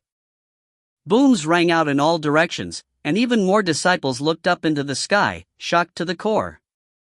People ran back into their residences, unwilling to even set foot outside. Li Qinghe and the elders were struck speechless. The sight of nearly 100 lightning bolts crashing down into various areas of Fragrant Cloud Peak was completely shocking. Perhaps because Zhou Xinqi's Immortal's Cave was so close to Bai Xiaochun's, it ended up being struck by about 6 or 7 of them. Her entire Immortal's Cave shook violently, and the spell formation shield distorted visibly. Things weren't over, though. After enough time passed for half an incense stick to burn, everyone was thrown into a commotion again as more clouds appeared in the sky. This time, hundreds of lightning bolts could be seen forming. When they slammed down onto Fragrant Cloud Peak, all of the Immortals' caves trembled, and many other areas were badly damaged. Bai Xiaochun's cave was almost destroyed. Even more shocking, Zhou Xinqi's cave attracted over 50 bolts of lightning. They slammed into the cave over and over again like heavenly tribulation, breaking open the cave itself until Zhou Xinqi tumbled out. Her face pale, she fled off into the distance. Looking back at the flattened rubble that had been her Immortal's Cave, she screamed, "Bai Xiaochun!" There were a few other inner sect disciples who met similar fates.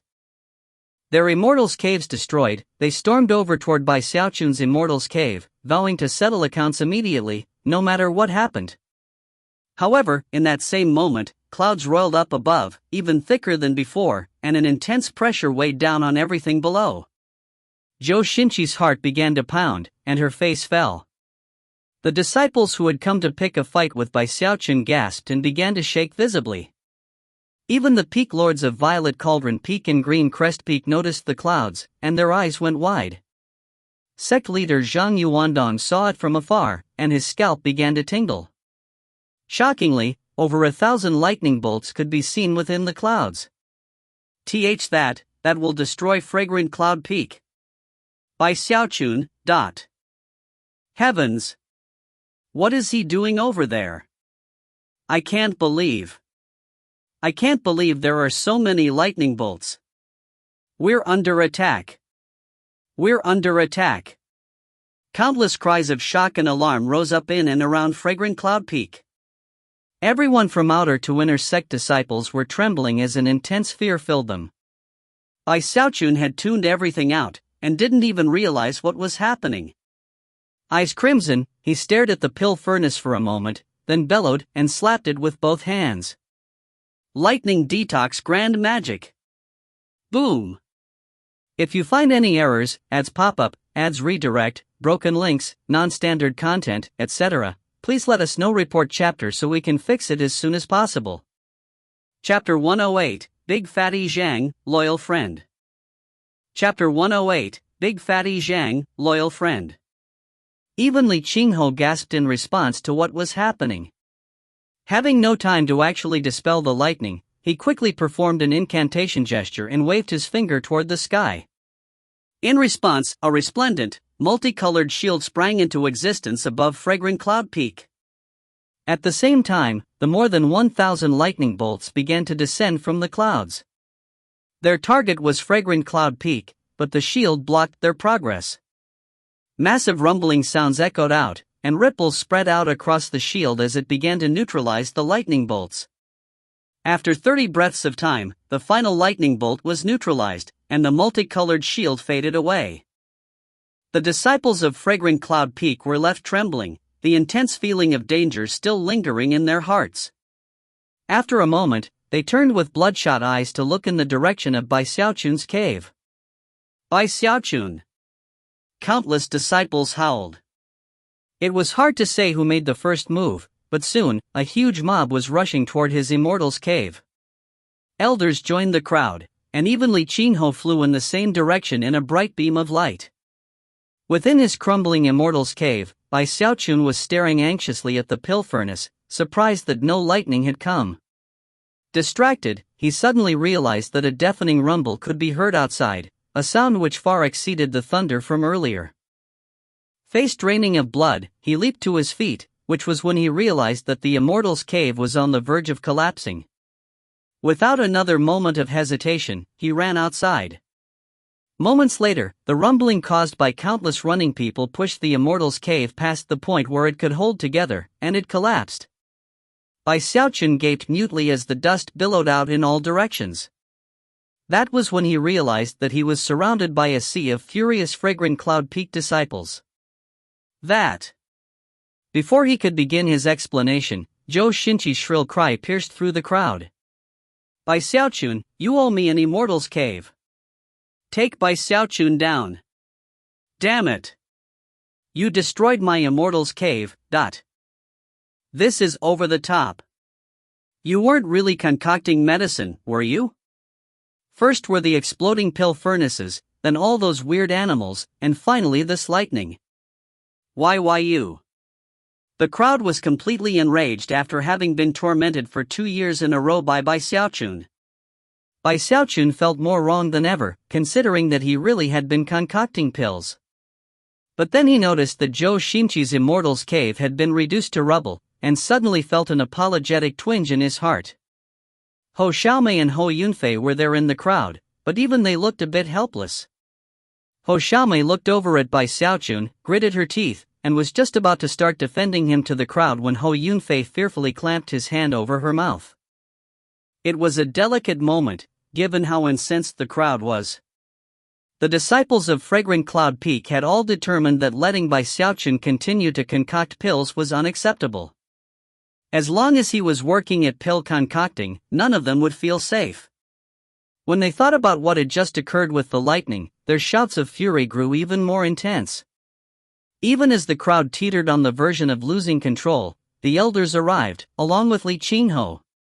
The disciples instantly quieted down, looking over woefully at Li Qinghe, clearly imploring him to take action. Li Qinghe felt a huge headache coming on as he glared at Xiaochun. Inciting lightning wasn't something that was incredibly difficult to do. Lightning was a yang element, so the only thing one had to do was provoke the proper transformations in plants and vegetation to create a yang aura, and thus attract lightning. However, even Li Qinghe was shocked by the sheer amount of lightning that had descended. Furthermore, Li Qinghe was also fairly certain that the exaggerated nature of the event had something to do with Fragrant Cloud Peak itself, which fundamentally possessed a yin aura. Of course, the ordinary disciples wouldn't know that, and thus wouldn't know that Xiaochun had only been one instigating factor.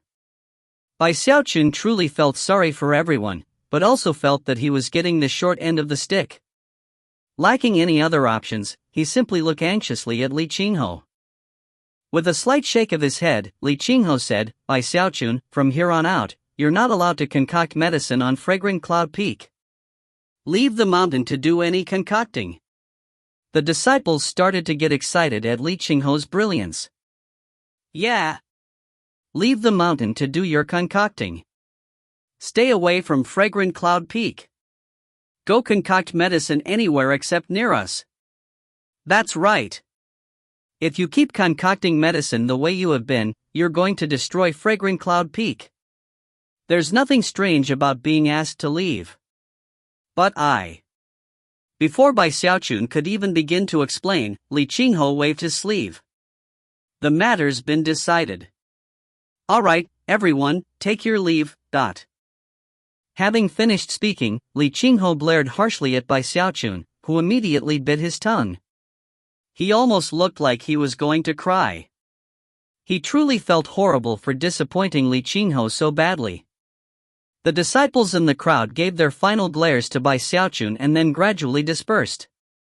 After everyone was gone, Li Qinghe stood there with Xiaochun and let out a long sigh. Okay, explain your lightning detox grand magic to me. Xiaochun looked up.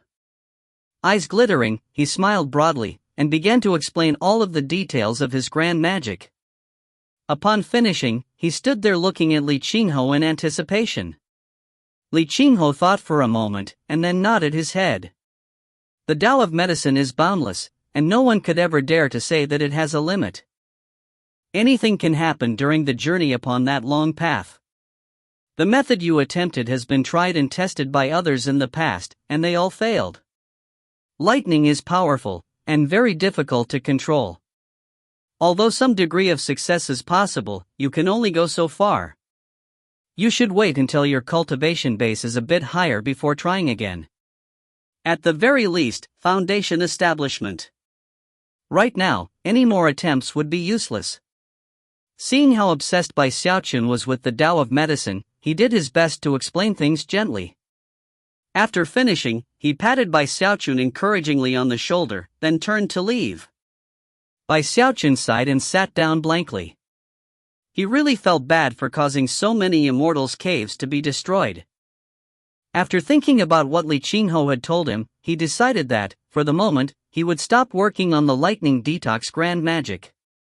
I need to take my research in a different direction, he thought. I need to find another way to cleanse the impurities, something that doesn't use lightning, and that doesn't affect other people. But how do I do that? After some more thought, he looked toward Violet Cauldron Peak, and his eyes began to shine. Night hadn't fallen yet, so Bai Xiaochun straightened up a bit, then looked back at his destroyed immortal's cave, his eyes shining with determination. For the Tao of medicine, and for my eternal life pill. With that, he walked down Fragrant Cloud Peak and headed toward Violet Cauldron Peak. Bai Xiaochun was already very familiar with Violet Cauldron Peak. Back in the day, he and Big Fatty Zhang had covered nearly half the mountain in their search for spirit-tailed chickens. Later on, when he became so entranced with being called Sect Uncle, he had come to stroll around the mountain on numerous occasions. Setting foot on Violet Cauldron Peak, he suddenly felt very calm. The disciples here weren't as irritable as those on Fragrant Cloud Peak, and in fact, many of them called out to him in greeting. Bai Xiaochun quickly began to sigh happily. All smiles, he walked along the familiar path toward Big Fatty Zhang's residence. Big Fatty Zhang still hadn't reached the inner sect yet, so he still lived in the same place as before. It was evening by the time Bai Xiaochun reached the front gate. When Big Fatty Zhang saw that it was Bai Xiaochun, he immediately broke into a wide smile. Once they were both inside his courtyard, Big Fatty Zhang proudly showed off his amazing spirit enhancement abilities, and explained that he was now renowned as a miraculous spirit enhancer here on Violet Cauldron Peak.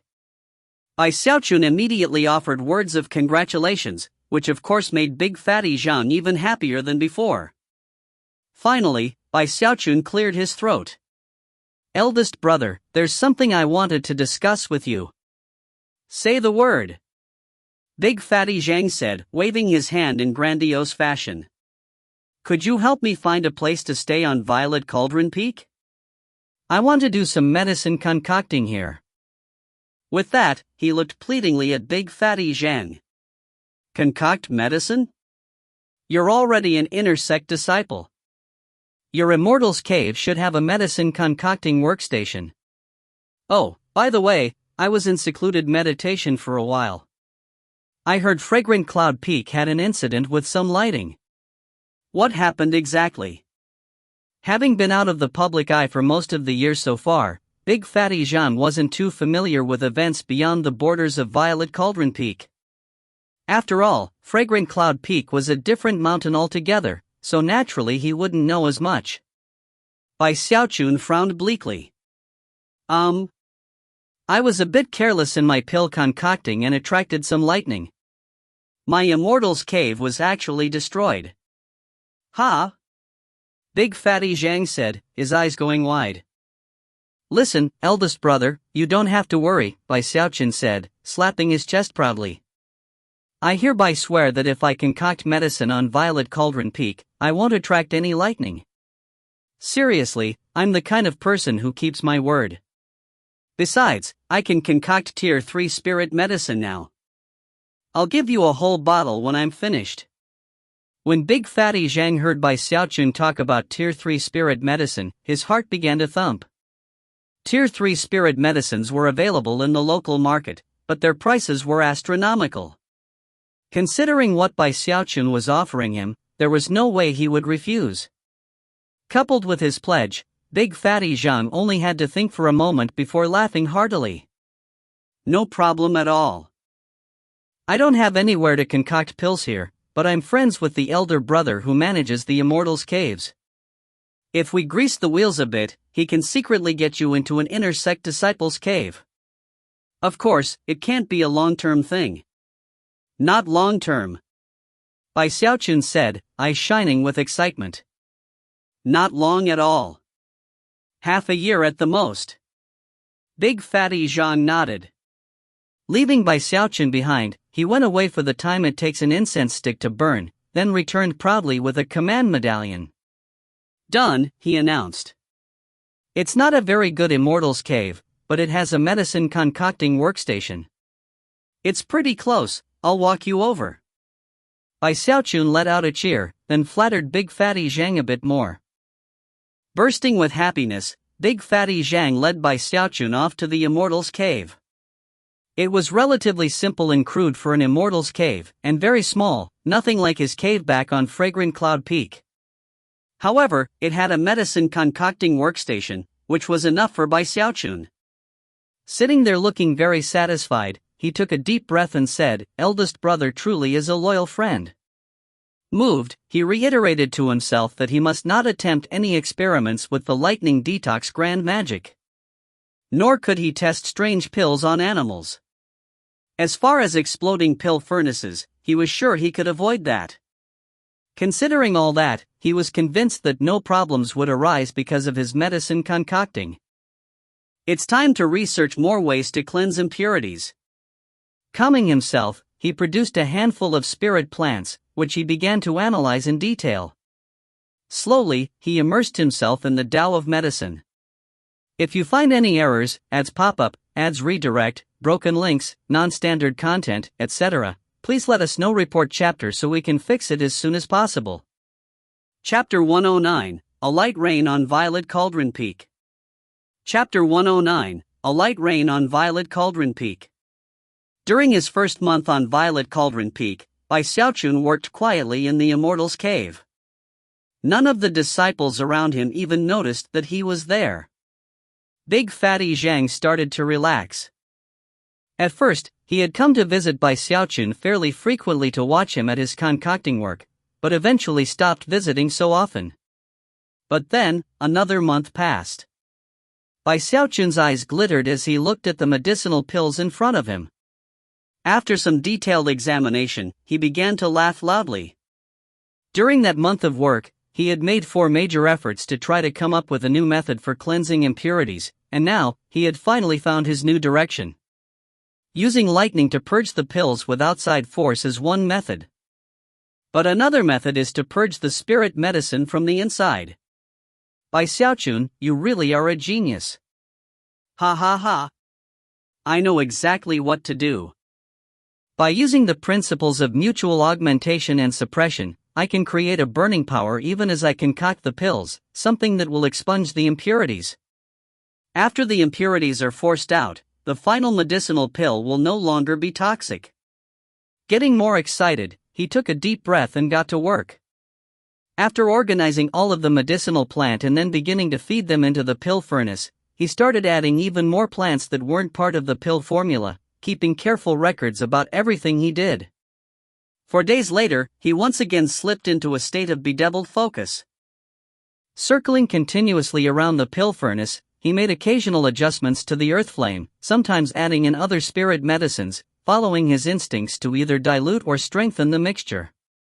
As night fell, Bai Xiaochun's excitement grew as popping sounds began to ring out from the pill furnace. Soon, the furnace began to shake, and then a noxious black smoke billowed out. Bai Xiaochun quickly waved his sleeve to blow the smoke outside of the Immortal's Cave, where it floated up into the air. Some of it ended up being absorbed by the clouds above Violet Cauldron Peak, and some was carried by the wind in the direction of Green Crest Peak. After the Immortal's Cave was cleared of smoke, Bai Xiaochun hurried over to the pill furnace and peered inside. It contained a single medicinal pill which he picked up and examined. It was clearly a toxic pill, however, whereas the previous version had been 100% impure, this one was only about 98 or 99% impure. He was quite pleased, and was now sure that he was on the right track. All he had to do was keep working toward a method to find the perfect combination of elements. Ha ha ha. This concocting method is much more low profile. No lightning. No thunder. I'm not affecting anyone else at all. He was very happy.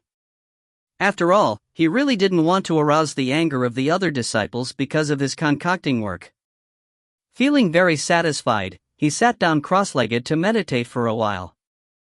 After finishing his daily work with the Dragon Mammoth Sea forming scripture, the Undying Live Forever technique, and the Water Swamp Kingdom, he headed over to the pill furnace to begin concocting again. He devoted himself completely to his work. Every day, he would concoct 4 or 5 batches, and each time, black smoke would billow out, which he would subsequently blow out of the Immortal's cave, where it rose up into the sky. 10 days later, he was delighted to discover that while out of every 10 batches, 4 were toxic pills, the levels of impurity were steadily dropping. Lately, they had dipped to about 97%. It was clearly a reduction from the previous level of 100%. That wasn't the only progress he had made either. The pills that came out successfully also had fewer impurities. If he continued on down this path, he would be able to consistently produce mid-grade Tier 3 spirit medicine. Eyes burning with passion, he completely tuned out the outside world and went crazy with concocting medicine. It was almost like being in secluded meditation. He kept careful records, and constantly made adjustments as required. Soon, he increased his productivity to the point where he was producing 7 or 8 batches per day. Black smoke was rising up into the sky almost constantly. Half a month later, he was delighted to find that the impurity levels in the toxic pills had dropped to 95%. By the time Xiaochun had been on Violet Cauldron Peak for 2 months, many disciples on Fragrant Cloud Peak were beginning to breathe sighs of relief. They weren't sure where exactly Xiaochun had gone off to, but they could sense that peace had been restored. Other than Big Fatty Zhang, no one else on Violet Cauldron Peak knew that Xiaochun had come there to concoct medicine. However, word had been spreading about all the things that had occurred on Fragrant Cloud Peak because of him. As Big Fatty Zhang heard more of the stories, he began to tremble. He could never have imagined that Xiaochun could cause such a huge stir on Fragrant Cloud Peak. Although he was a bit nervous, Xiaochun had been very quiet, and hadn't drawn any attention at all. Gradually, Big Fatty Zhang began to relax again. Time passed. By this point, Xiaochun had been at his concocting work for 3 months straight. Black smoke poured continuously out of the Immortal's cave, to the point where it was finally starting to attract some attention from nearby Violet Cauldron Peak disciples. However, none of them gave it much thought. Big Fatty Zhang was calmer than ever. However, he had noticed something annoying lately, which was that it had started raining on Violet Cauldron Peak. It was a very strange rain, considering that it only fell on Violet Cauldron Peak, and nowhere else. Furthermore, the rain was dirty. If it fell on you, it would leave dark streaks behind. Gradually, other disciples on Violet Cauldron Peak started to notice, and people began wondering what exactly was going on. As for Xiaochun, he was madly focused on pill concocting. By this point, he was up to about 15 batches per day. He almost never took breaks, and was starting to look a bit sallow and thin. As for the toxic pills, their impurity levels continued to drop. They were now at about 92 to 93%. Only a few more months, and I'll be able to get the toxicity levels below 90%. Then they'll count as low-grade spirit medicines. With a whoop of excitement, Xiaochun immersed himself even further in concocting. Meanwhile, the sound of an uproar was building outside. Big Fatty Zhang was walking along on one of the paths that wound through Violet Cauldron Peak when suddenly, the rain began to fall even harder than before. At the same time, an acrid odor began to fill the air. Then, Big Fatty Zhang's eyes went wide as he realized that the rain splashing down onto him actually hurt. Furthermore, his clothing was beginning to melt.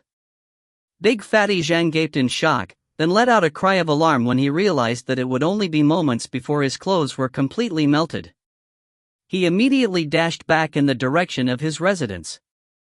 Along the way, more cries of alarm rang out. As he ran along, Big Fatty Zhang saw other Violet Cauldron Peak disciples speeding along, their clothing in ruins. The more the rainwater soaked them, the more the fabric melted. There were even a few unlucky disciples who were already completely naked. Heavens! What's happening? My clothes! What kind of rain is this? It stinks, and even hurts. It's actually melting my clothes. Damn it!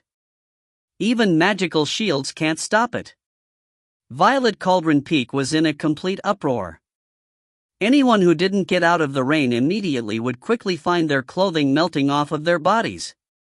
Violet Cauldron Peak was devolving into chaos. Even some of the longtime inner sect disciples were going crazy. In all of their lives, they had never experienced anything like this. The screams of the female disciples were especially piercing. The elders of Violet Cauldron Peak stared in shock. There were even some elders who were outside lecturing about magical techniques. When the rain fell on them, they trembled.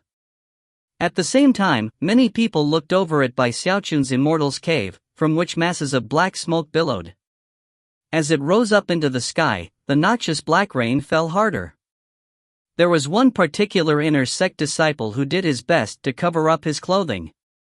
Alarmed, he flew along until he happened to run directly into a cloud of black smoke. Instantly, his clothing was gone. Letting out a shriek of alarm, he unleashed the power of lightning, and was soon wreathed in electricity. Moments later, he donned a new robe, only to find that it was already melting. What's going on? Whoever's in that Immortal's Cave, get out here! That inner sect disciple was none other than Lu Tianlei. When other people noticed the source of the problem, they began to roar in rage. Damn it! It's coming from there! I knew something was off. Nobody was living in that Immortal's Cave before, but for the past few months I've seen black smoke coming out of it. That black smoke is what's causing this disaster. It's been rising up into the air for months now. It's affected the climate. That's why this acid rain is falling.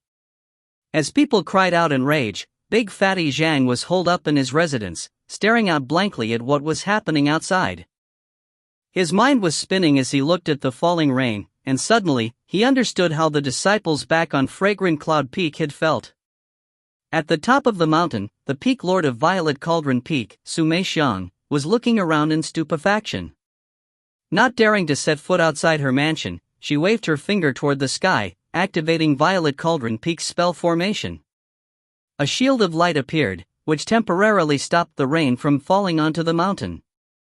However, the shield was visibly being eaten away by the destructive rain. The disciples of Violet Cauldron Peak took advantage of the brief respite to put on new clothing. Incensed, and bursting with killing intent, they rushed in the direction of Xiaochun's Immortal's Cave. Soon, the disciples on Fragrant Cloud Peak noticed that the Violet Cauldron Peak spell formation shield had been activated, and noticed that rain was falling over it. What's happening over on Violet Cauldron Peak? Even as they pondered the situation, the voices of countless individuals joined together to cause a heaven-shaking, earth-shattering roar of rage to rise up from the direction of Violet Cauldron Peak. By Xiaochun. The sound echoed out in all directions, shaking even Violet Cauldron Peak itself. The disciples from Fragrant Cloud Peak looked around, shaken. Then, the image of a certain individual appeared in their minds, and they understood everything. Xiaochun went to Violet Cauldron Peak to concoct medicine. That's definitely the reason. The Peak Lord said he couldn't concoct medicine here, so he went to Violet Cauldron Peak. The roaring of the Violet Cauldron Peak disciples caused Xiaochun to scream in terror. He had just been about to excitedly start another batch when he heard the sound of countless magical techniques battering the Immortal's Cave. Gaping in shock, he looked out to see a mob of enraged disciples surrounding the cave. Lu Tianlei was there, electricity dancing around him as he charged forward. Wings popped out of the terrified Xiaochun's back, and he took to flight. Enraged shouts echoed out behind him as the Violet Cauldron Peak disciples gave chase. Big Fatty Zhang watched from a distance, swallowing hard and quickly pretending as if he hadn't seen anything. Under no circumstances did he wish anyone to know that he was the one who had arranged for Bai Xiaochun to get an immortal's cave. Even as the Violet Cauldron Peak disciples began to chase Bai Xiaochun down, all of a sudden, cries of alarm rang up from the direction of Green Crest Peak. If you find any errors, ads pop up, ads redirect, broken links, non-standard content, etc., please let us know. Report chapter so we can fix it as soon as possible. Chapter 110, Exiled to 10,000 Snakes Valley. Chapter 110, Exiled to 10,000 Snakes Valley. Something had happened which not a single person had been aware of. Partially due to monsoon winds, only some of the black smoke had made it into the clouds above Violet Cauldron Peak. The rest had been carried by the wind to Green Crest Peak. If it had only been a tiny bit, it would eventually have just faded away without doing anything. But considering the daily buildup, it was no surprise that when rain began to fall on Violet Cauldron Peak, the effects eventually spread to Green Crest Peak. Originally, the disciples from Green Crest Peak had simply watched the events playing out on Fragrant Cloud Peak and Violet Cauldron Peak, shocked, but at the same time, gloating in the misfortune of the other disciples. Furthermore, they had all taken steps to prevent Bai Xiaochun from ever coming to Green Crest Peak. Third Fatty Hay's friends had even warned her against taking him in. But then, the raindrops began to fall. Shocked expressions appeared as people looked up to find that the sky above Green Crest Peak was filled with black clouds. Although they weren't as dense as those above Violet Cauldron Peak, when the acid rain began to fall, and the disciples' clothes began to melt, cries of alarm rose up. As the screams intensified, numerous beams of swordlight shot out from Green Crest Peak toward Violet Cauldron Peak, joining the group of disciples from there who were chasing down Bai Xiaochun. Bai Xiaochun! Damn it! Don't tell me that Bai Xiaochun secretly came to Green Crest Peak too. He must have. That vile fiend. He definitely snuck over here to concoct medicine. The Green Crest Peak disciples were going mad. Quite a few were already on the verge of losing all of their clothing. Putting on new clothing didn't do any good. Green Crest Peak devolved into enraged chaos, and the disciples quickly became allies with the Violet Cauldron Peak disciples in their desire to catch Bai Xiaochun. Shangguan Tianyu was among them. Although his robes were still in one piece, his murderous rage burned hot. At long last, he had found an opportunity to pay Bai Xiaochun back for the events in the Wildweed Mountains. Rumbling sounds filled the air, along with Bai Xiaochun's screams. It was bad enough that the disciples of Violet Cauldron Peak were chasing him down, but then Green Crest Peak joined in. Then he heard what the Green Crest Peak disciples were saying, and he felt more deeply maligned than ever. I never went to Green Crest Peak. Really, All of the more than 10,000 disciples from Green Crest Peak were in motion now, speeding along on their flying swords. When they heard Bai Xiaochun's explanation, though, they only became angrier. Liar! As the sword light bore down on Bai Xiaochun, the Violet Cauldron Peak disciples unleashed countless magical techniques. Bai Xiaochun was so scared he was screaming at the top of his lungs. I've shed my own blood for the sect. Boom! The attacks of the Violet Cauldron Peak disciples were driving Bai Xiaochun to near madness. I'm a prestige disciple. Boom! As the countless beams of swordlight closed in, Bai Xiaochun fluttered the wings on his back, and sweat poured down his face. I'm the junior brother of the sect leader, Even if you were the son of the sect leader, we'd still beat the daylights out of you. The disciples of two mountain peaks joined together in their anger as they chased after Bai Xiaochun with deadly intent. You people are so unreasonable. They're trying to kill me. They're gonna kill me. Bai Xiaochun's scalp was entirely numb. He had done nothing more than concoct some pills, and these people had gone completely mad. Looking like he was about to cry, he pushed forward with as much speed as possible as he shot toward Fragrant Cloud Peak. Now, he suddenly felt as if the disciples from there were a lot more easygoing. After all, Fragrant Cloud Peak was his home. A huge mob was chasing him back toward Fragrant Cloud Peak. He looked like a mouse whose tail had been stepped on as he shot up the mountain, the other disciples in hot pursuit. Just as the disciples from the other mountains were about to step foot on Fragrant Cloud Peak, an enraged, thunderous snort echoed out from the summit of the mountain. "Turn your asses around this instant." The voice sounded like the boom of thunder. All of the disciples preparing to charge up Fragrant Cloud Peak coughed up mouthfuls of blood and tumbled backward. A massive power roiled out, pushing all of them away. When the shock left their faces, they exchanged glances and quickly realized how impulsive they had been.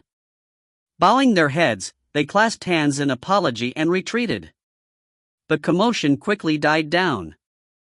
As soon as Xiaochun saw what had just happened, he was deeply moved. He almost felt like a young child who had been fighting and losing, only to have a parent step in to the rescue and wallop the opponent. "Yeah, that's right," he shouted, gesticulating wildly. "Turn your asses around. Especially you people from Green Crest Peak, you." He was just about to explain how he really hadn't concocted any medicine on Green Crest Peak when all of a sudden, pressure weighed down on him as Li Qinghe materialized up ahead. Face grim, he waved his sleeve, causing Xiaochun to fly through the air toward him. A moment later, he had Xiaochun by the neck. "Uncle Li, I really didn't go to Green Crest. It didn't matter how fast he blurted the words, he couldn't finish speaking before Li Qinghe flew up into the air. The countless disciples from the other two mountain peaks watched in utter joy as the scene played out. As for the Fragrant Cloud Peak disciples, they looked on with odd expressions before letting out long sighs. Xiaochun really got unlucky this time. He pissed off the Peak Lord. He's really in for it now. He didn't just piss off the Peak Lord, he drove the entire South Bank crazy. As countless disciples looked on in delight, the blood drained from Xiaochun's face. He had just noticed which direction Li Qinghe was heading. It was none other than 10,000. 10,000 Snakes Valley. Shrieking, he said, "I'm sorry, Uncle Li." It didn't take long for Li Qinghe to take the wailing Xiaochun behind Fragrant Cloud Peak to 10,000 Snakes Valley. As soon as they set foot inside, countless vipers looked up and hissed loudly. It was even possible to see the venom dripping from their fangs. Xiaochun was so scared he started shaking. Most terrifying of all was that Li Qinghe continued toward the cave in the middle of the valley. "I just wanted to concoct medicine. I didn't do it on purpose. Uncle Li, you have to listen to me. I was just doing what you told me. I didn't concoct medicine on Fragrant Cloud Peak. All his frantic explanation did, however, was cause Li Qinghe's expression to grow even darker. He even sped up as he headed deep into the cave. At first, everything was black, but soon, one pair of cold eyes after another snapped open to stare icily at Xiaochun and Li Qinghe. Because Xiaochun's cultivation base had advanced so much, he was able to see their auras much more clearly now. He was petrified to find that this place was far more terrifying than he had previously imagined. That was even more the case now that he had mastered all 5 volumes of spirit creatures. Even though they were surrounded by darkness, when he circulated his spiritual power, he quickly identified many of the snakes, and recalled the information about them. A 3-steps viper. A morning eye anaconda. That's a gold-silver vermin snake. To his shock, Xiaochun found that all of the snakes were venomous, and according to the 5 volumes of spirit creatures, they were incredibly powerful. In fact, even Foundation establishment cultivators who didn't deal with them quickly enough would be killed. After enough time passed for half an incense stick to burn, Li Qinghe had dragged Xiaochun to the depths of the cave, into a huge subterranean cavern filled with countless hissing snakes. There were even 9 that exuded the power of a cultivation base equivalent to the 8th level of qi condensation. Their eyes were bright red, and their fangs constantly dripped with shocking venom. A certain distance into the cavern was a stone hut surrounded by a spell formation that kept everything within 30 meters clear of snakes. That was where the snakes piled up en masse. Despite their distance from the hut itself, Bai Xiaochun still felt an intense sensation of deadly crisis. A thump could be heard as Li Qinghe waved his sleeve, sending Bai Xiaochun tumbling down next to the stone hut. Want to concoct medicine? Do it here. There's earth flame and a pill furnace. And take this. At least here you won't disturb any of the other disciples. Snorting coldly, Li Qinghe tossed a bag of holding over to Bai Xiaochun. You'll find plenty of medicinal plants and food in there. Stay here and stay out of trouble. After you've had some time to think, I'll come take you out. With a final glare at Bai Xiaochun, he did a final check to make sure the spell formation was working, then flew away. Having no other choice, he had finally resorted to using this place to try to grind away some of Bai Xiaochun's mischievousness. Of course, deep down, he truly cared for him, and was careful to make sure the spell formation was in good order. Based on his understanding of Bai Xiaochun, he was certain that he wouldn't step out of the spell formation. Bai Xiaochun appeared to be on the verge of tears as he watched Li Qinghe leave.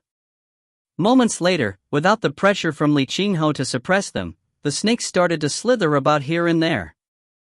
They bared their fangs, and even tried to break through the spell formation shield, sending venom splattering about in all directions. Further off in the distance were some snakes in the 8th level of qi condensation who eyed Bai Xiaochun coldly, almost as if they wished to swallow him up. Bai Xiaochun began to pant. Those are blood god cobras. I can't believe they're in the 8th level of qi condensation. One drop of their venom could kill 10,000 people. Heart pounding with fear, he looked around a bit more, and realized that there were 3 snakes who were comparable to the 9th level of qi condensation, and there were even 2 in the Great Circle. The fluctuations that emanated from them were not the same as those from cultivators. These were deadly venomous snakes. Most heart-pounding of all was that there was one set of fluctuations that seemed even more powerful than the rest. And all of them seemed to be staring at him. Soon, the sky outside grew dark, and Bai Xiaochun sat there, sighing miserably. What do I do now?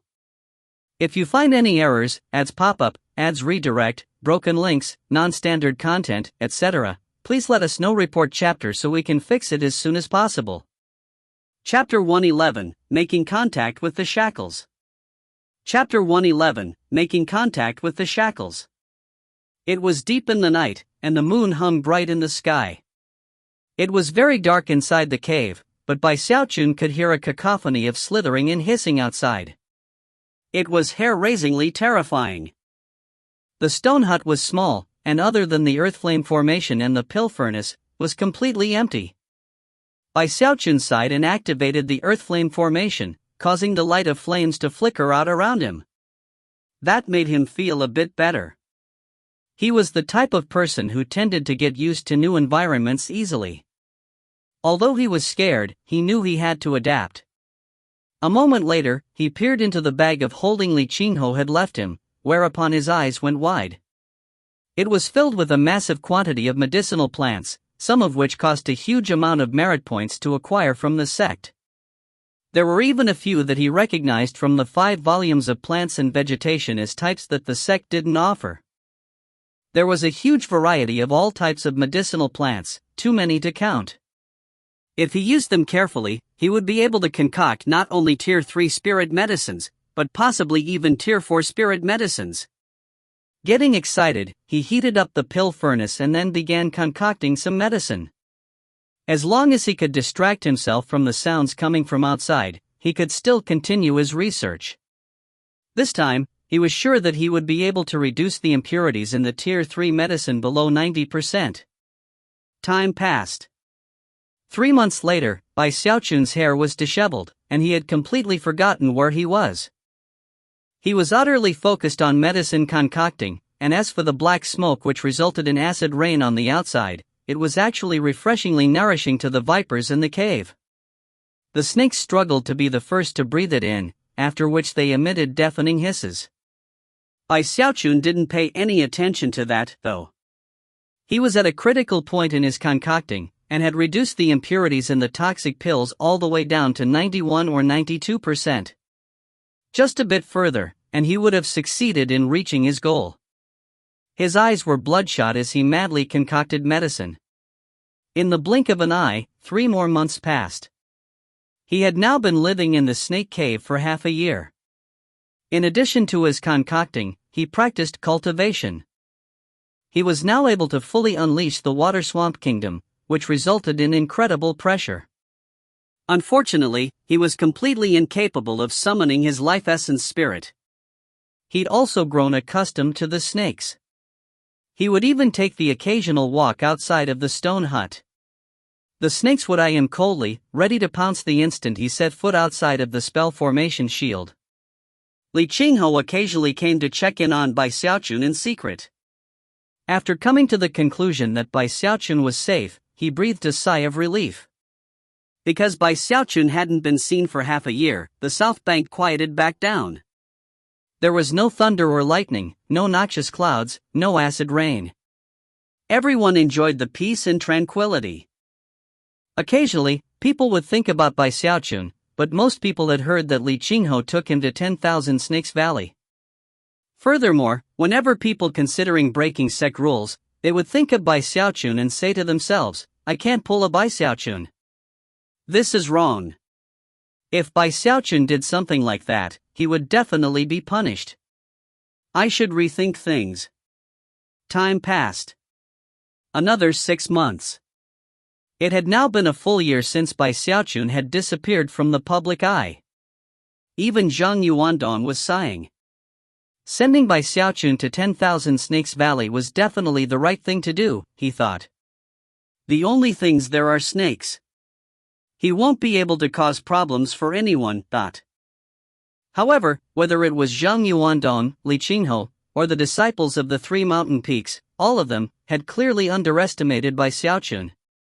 On one particular day, Bai Xiaochun was there in his stone hut, having just finished concocting a batch of medicinal pills. There was no black smoke. The pill inside the furnace was no longer a toxic pill, but rather, an 89% impure low-grade medicinal pill. Although it would be considered low-grade even among other low-grade pills, it was still completely different than a toxic pill. Excited, he threw his head back and laughed uproariously. After trying another batch, he confirmed his success. At long last, when it came to Tier 3 spirit medicine, he could succeed 100% of the time.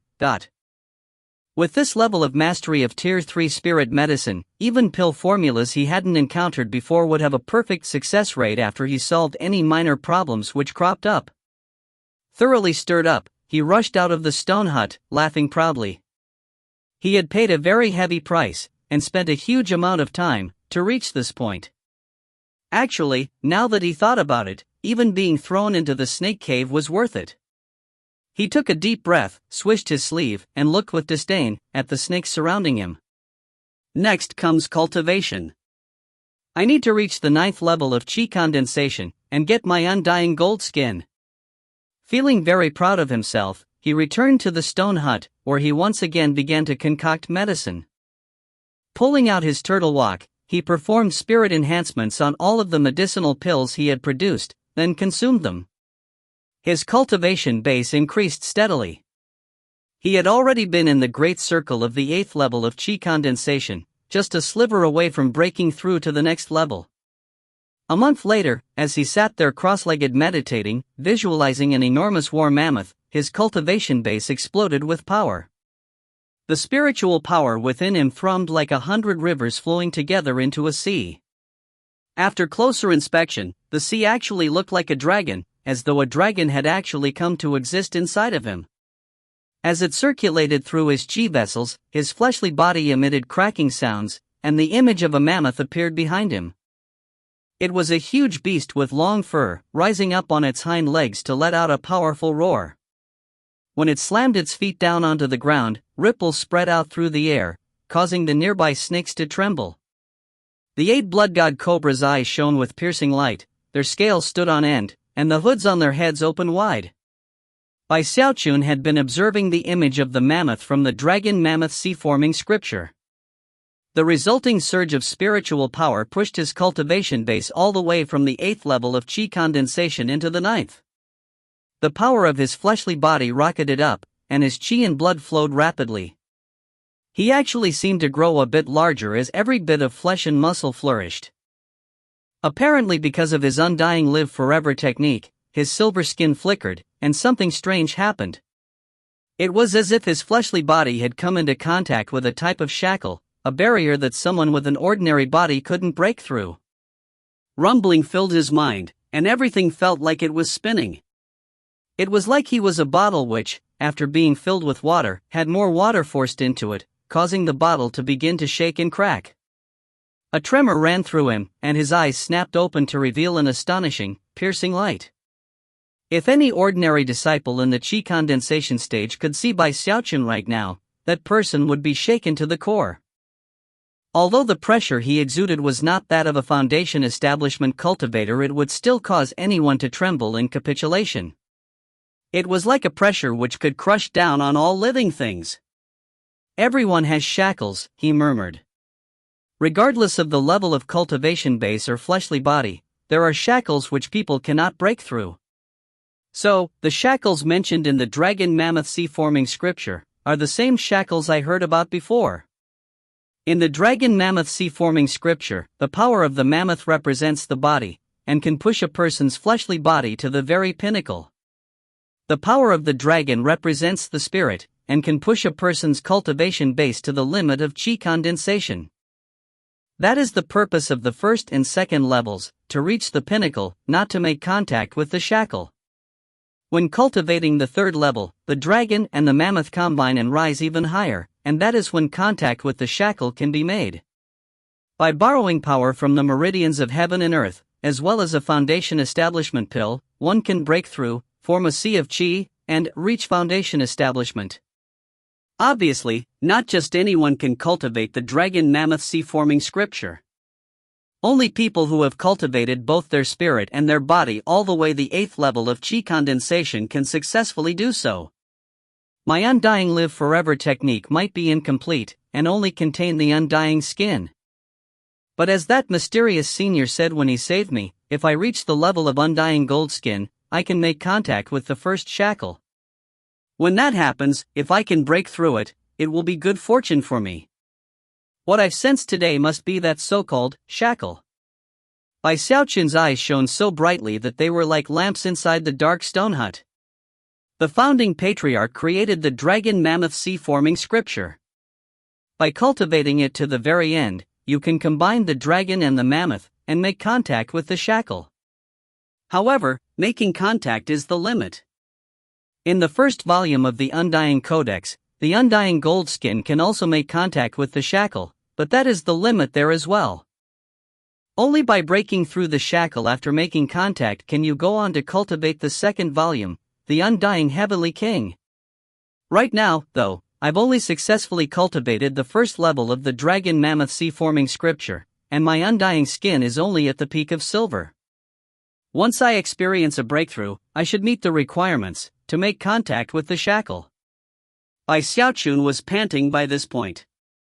Actually, making a breakthrough with either technique should enable me to make contact with the first shackle. Excited, Bai Xiaochun thought the matter over again, and realized something even more exciting. If this analysis is correct, I wonder what level my fleshly body will be at if I break through with both the undying gold skin and the dragon and mammoth? Although he couldn't be sure of the answer, he was filled with intense anticipation. Taking a deep breath, he produced some medicinal pills to restore his vital energy, then began to cultivate the undying live forever technique. The flickering silver light inside of him was gradually filling with strands of gold. They were faint at first, but they indicated that his undying live forever technique was on the threshold of the undying gold skin. After the time it takes an incense stick to burn, he finished his session of cultivation and excitedly emerged from the stone hut. Looking around the cave, he subconsciously adopted the posture of a hero, flicking his sleeve and murmuring, "I'm already in the 9th level of Qi condensation. Just wait until I break through that first shackle. When that happens, not a single person in the 8th level of Qi condensation will be a match for me." Sighing to himself, he suddenly noticed the masses of snakes around him, and how they were slithering and hissing, some of them even spitting venom. Off in the distance were the blood god cobras, who were in the 8th level of Qi condensation. One of them suddenly shot forward, only to bounce off of the spell formation's shield. Stunned, Bai Xiaochun glared around at the hissing snakes, angry at how they were constantly spitting out venom. You really think Lord Bai has no way to deal with you? Don't push me, you bunch of... Before he could finish speaking, a whole group of snakes launched themselves into the air and then slammed into the shield right in front of him. That's it, you pushed me. He howled, rushing back into the stone hut. If you find any errors, ads pop up, ads redirect, broken links, non-standard content, etc., please let us know. Report chapter so we can fix it as soon as possible. Chapter 112, Two Hearts Intertwined, at long last reunited. Chapter 112, Two Hearts Intertwined, at long last reunited. Bai Xiaochun sat cross-legged in front of his pill furnace, simmering with anger. These snakes are totally evil, he said with a cold harumph. Not cute at all. Now that I've mastered Tier 3 spirit medicine, you think I can't teach you a lesson, you stupid little snakes? You like spitting venom and hissing all the time, right? Humph. Well, I'm gonna concoct a medicinal pill to make you all shut your mouths. Bursting with confidence, he flicked his sleeve and began to contemplate what medicine formula to use. If I want to shut these snakes up, I need a really tough medicinal pill, something that will really keep their mouths stuck shut. Chuckling darkly, he began to select the ingredients he would use. Time passed. 7 days later, Bai Xiaochun had already descended into bedeviled madness. One after another, he had removed the medicinal plants from his bag of holding and examined them carefully to make his selections. In the end, he selected a total of 37 medicinal plants. After brewing them together in a special way, they would make an extremely sticky substance, but that wasn't enough for Bai Xiaochun. After drawing upon the principles of mutual augmentation and suppression, he began to make adjustments to make the medicinal pill even stickier. A month later, his hair was completely disheveled. Thick black smoke roiled out of the pill furnace, within which could be seen a heavy buildup of medicinal dregs. This was his 10th failure of the month. Outside, the hissing of the snakes was as loud as ever. Frowning, his desire to teach them a lesson grew stronger than ever. Maybe I'm thinking about it the wrong way. I've been trying to use an outside force to make the mixture more sticky. Although I used some of the techniques of mutual augmentation and suppression, perhaps studying how these snakes tick could give me some inspiration to improve the medicinal efficacy. After a bit more thought, he walked out of the stone hut and began pacing along the border of the spell formation. When he found the perfect opportunity, his hand shot out like lightning toward a five-eyed adder. Before the target snake could react, it had been grabbed and pulled into the spell formation. Almost as soon as Bai Xiaochun's hand pulled back into the spell formation, countless blasts of venom hit the shield's surface, followed by innumerable snakes. However, Bai Xiaochun was immersed in the Tao of medicine, and completely disregarded them. Hand clamped tightly onto the five-eyed adder, he turned and walked back to the stone hut. Soon afterward, the hair-raising sound of mad cackling echoed out from inside. The five-eyed adder was as strong as the third level of qi condensation, but in Bai Xiaochun's hands, that was weaker than a spirit tail chicken. The snake's body was soon peeled open, allowing Bai Xiaochun to examine everything about it in minute detail, even its bones and blood. After thoughtful contemplation, he adjusted the combination of medicinal plants and began to concoct. The next day, the pill furnace trembled, and black smoke poured out. Bai Xiaochun was left coughing, but less forcefully than before. After racking his brains for a bit, he went out to get another snake to study. Soon, he had another flash of inspiration. 3 days later, more black smoke poured out of the pill furnace. Maddened, Bai Xiaochun let out a roar and went out to do more research, his eyes completely bloodshot.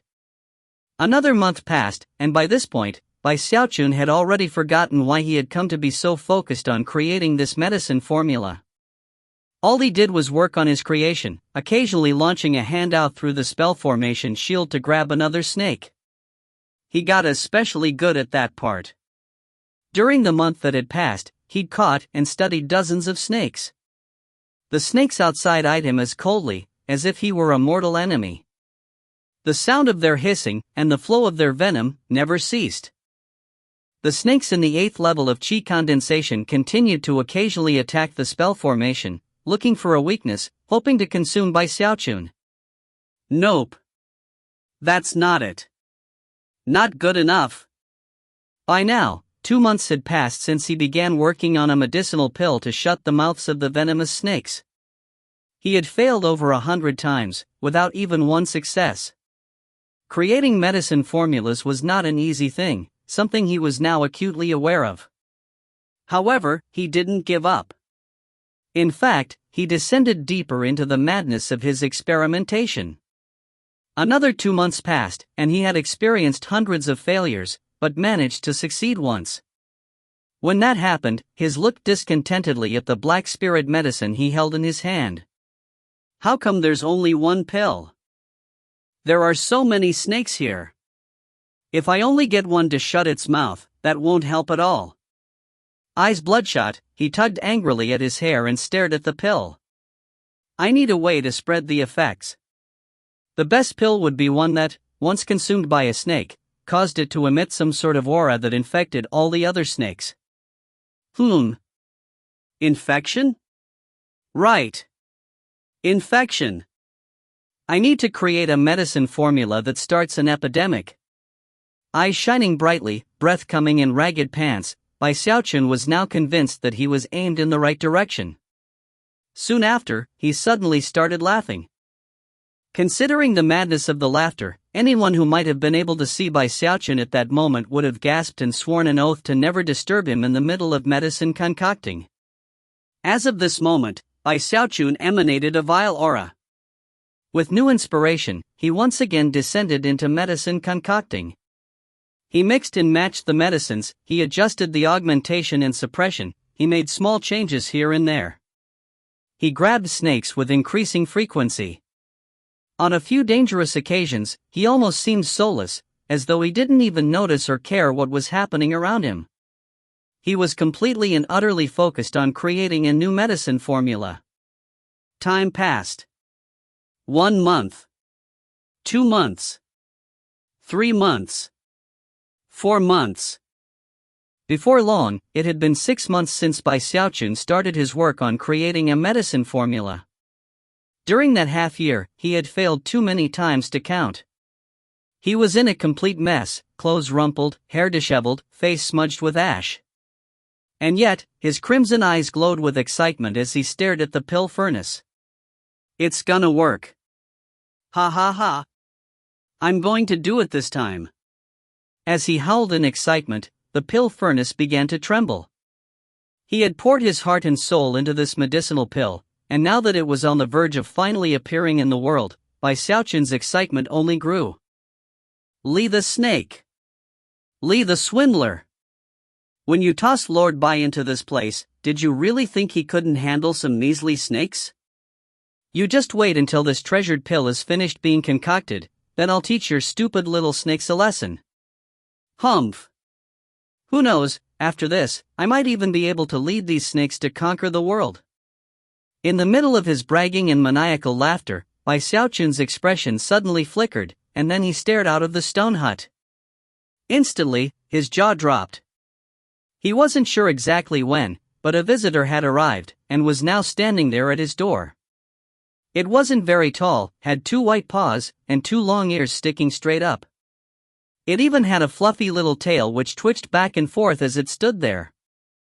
It had red eyes, and a cute little mouth with 2 teeth sticking out the front.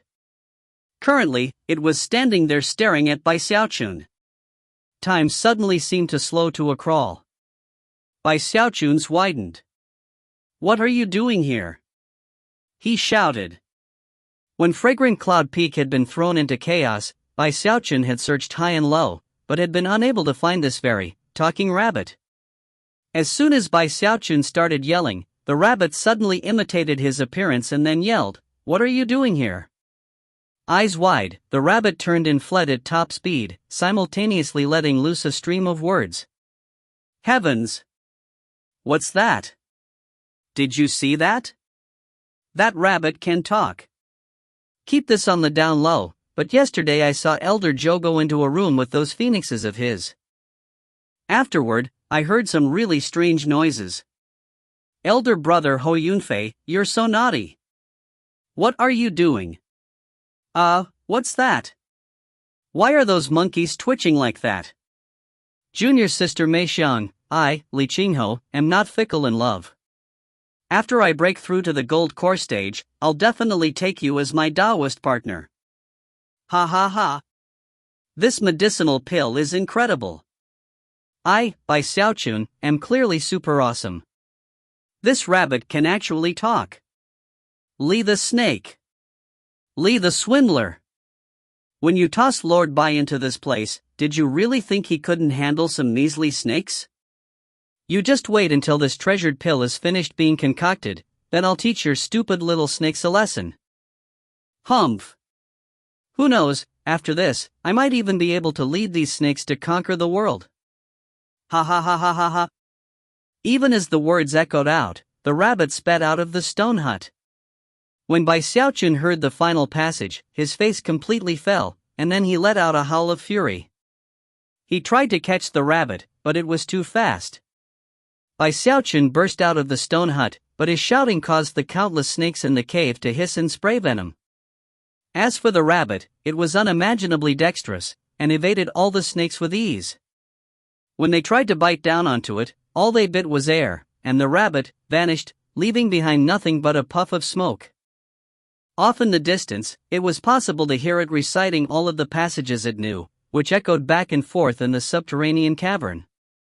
Bai Xiaochun tottered on the verge of collapse. He wanted to chase after it, but clearly, he was no match for it in terms of dexterity. He could only stare off in the direction it had fled, looking like he was about to cry. When he thought of that rabbit's proclivities, and how loud its voice was, he began to sweat profusely. If the rabbit escaped to spread word, and Li Qingho caught wind of it, Bai Xiaochun could only imagine the catastrophe that would result. Damn it! He thought, grinding his teeth. What kind of a rabbit is that? However, the truth was that nobody knew the answer. After all, he was the one who had created the thing. The feeling that he had screwed himself over caused Bai Xiaochun's madness to grow. Clearing his throat anxiously, he howled, "Peak Lordly is brilliant and mighty. He's invincible wherever he goes. He's my most beloved relative. Uncle Li, I, Bai Xiaochun, will definitely work hard in the future, and promise that I'll never disappoint you. I, Bai Xiaochun, am inherently naughty and mischievous, and should definitely have been sent here for punishment. I spend all my days in contemplation. Many, many thanks to you, exalted Peak Lord." On the verge of tears, he continued to let loose words non-stop, hoping that the rabbit might hear some of them and remember them. Not long after, a rumbling sound could be heard coming from the pill furnace in the stone hut, and a medicinal aroma spread out.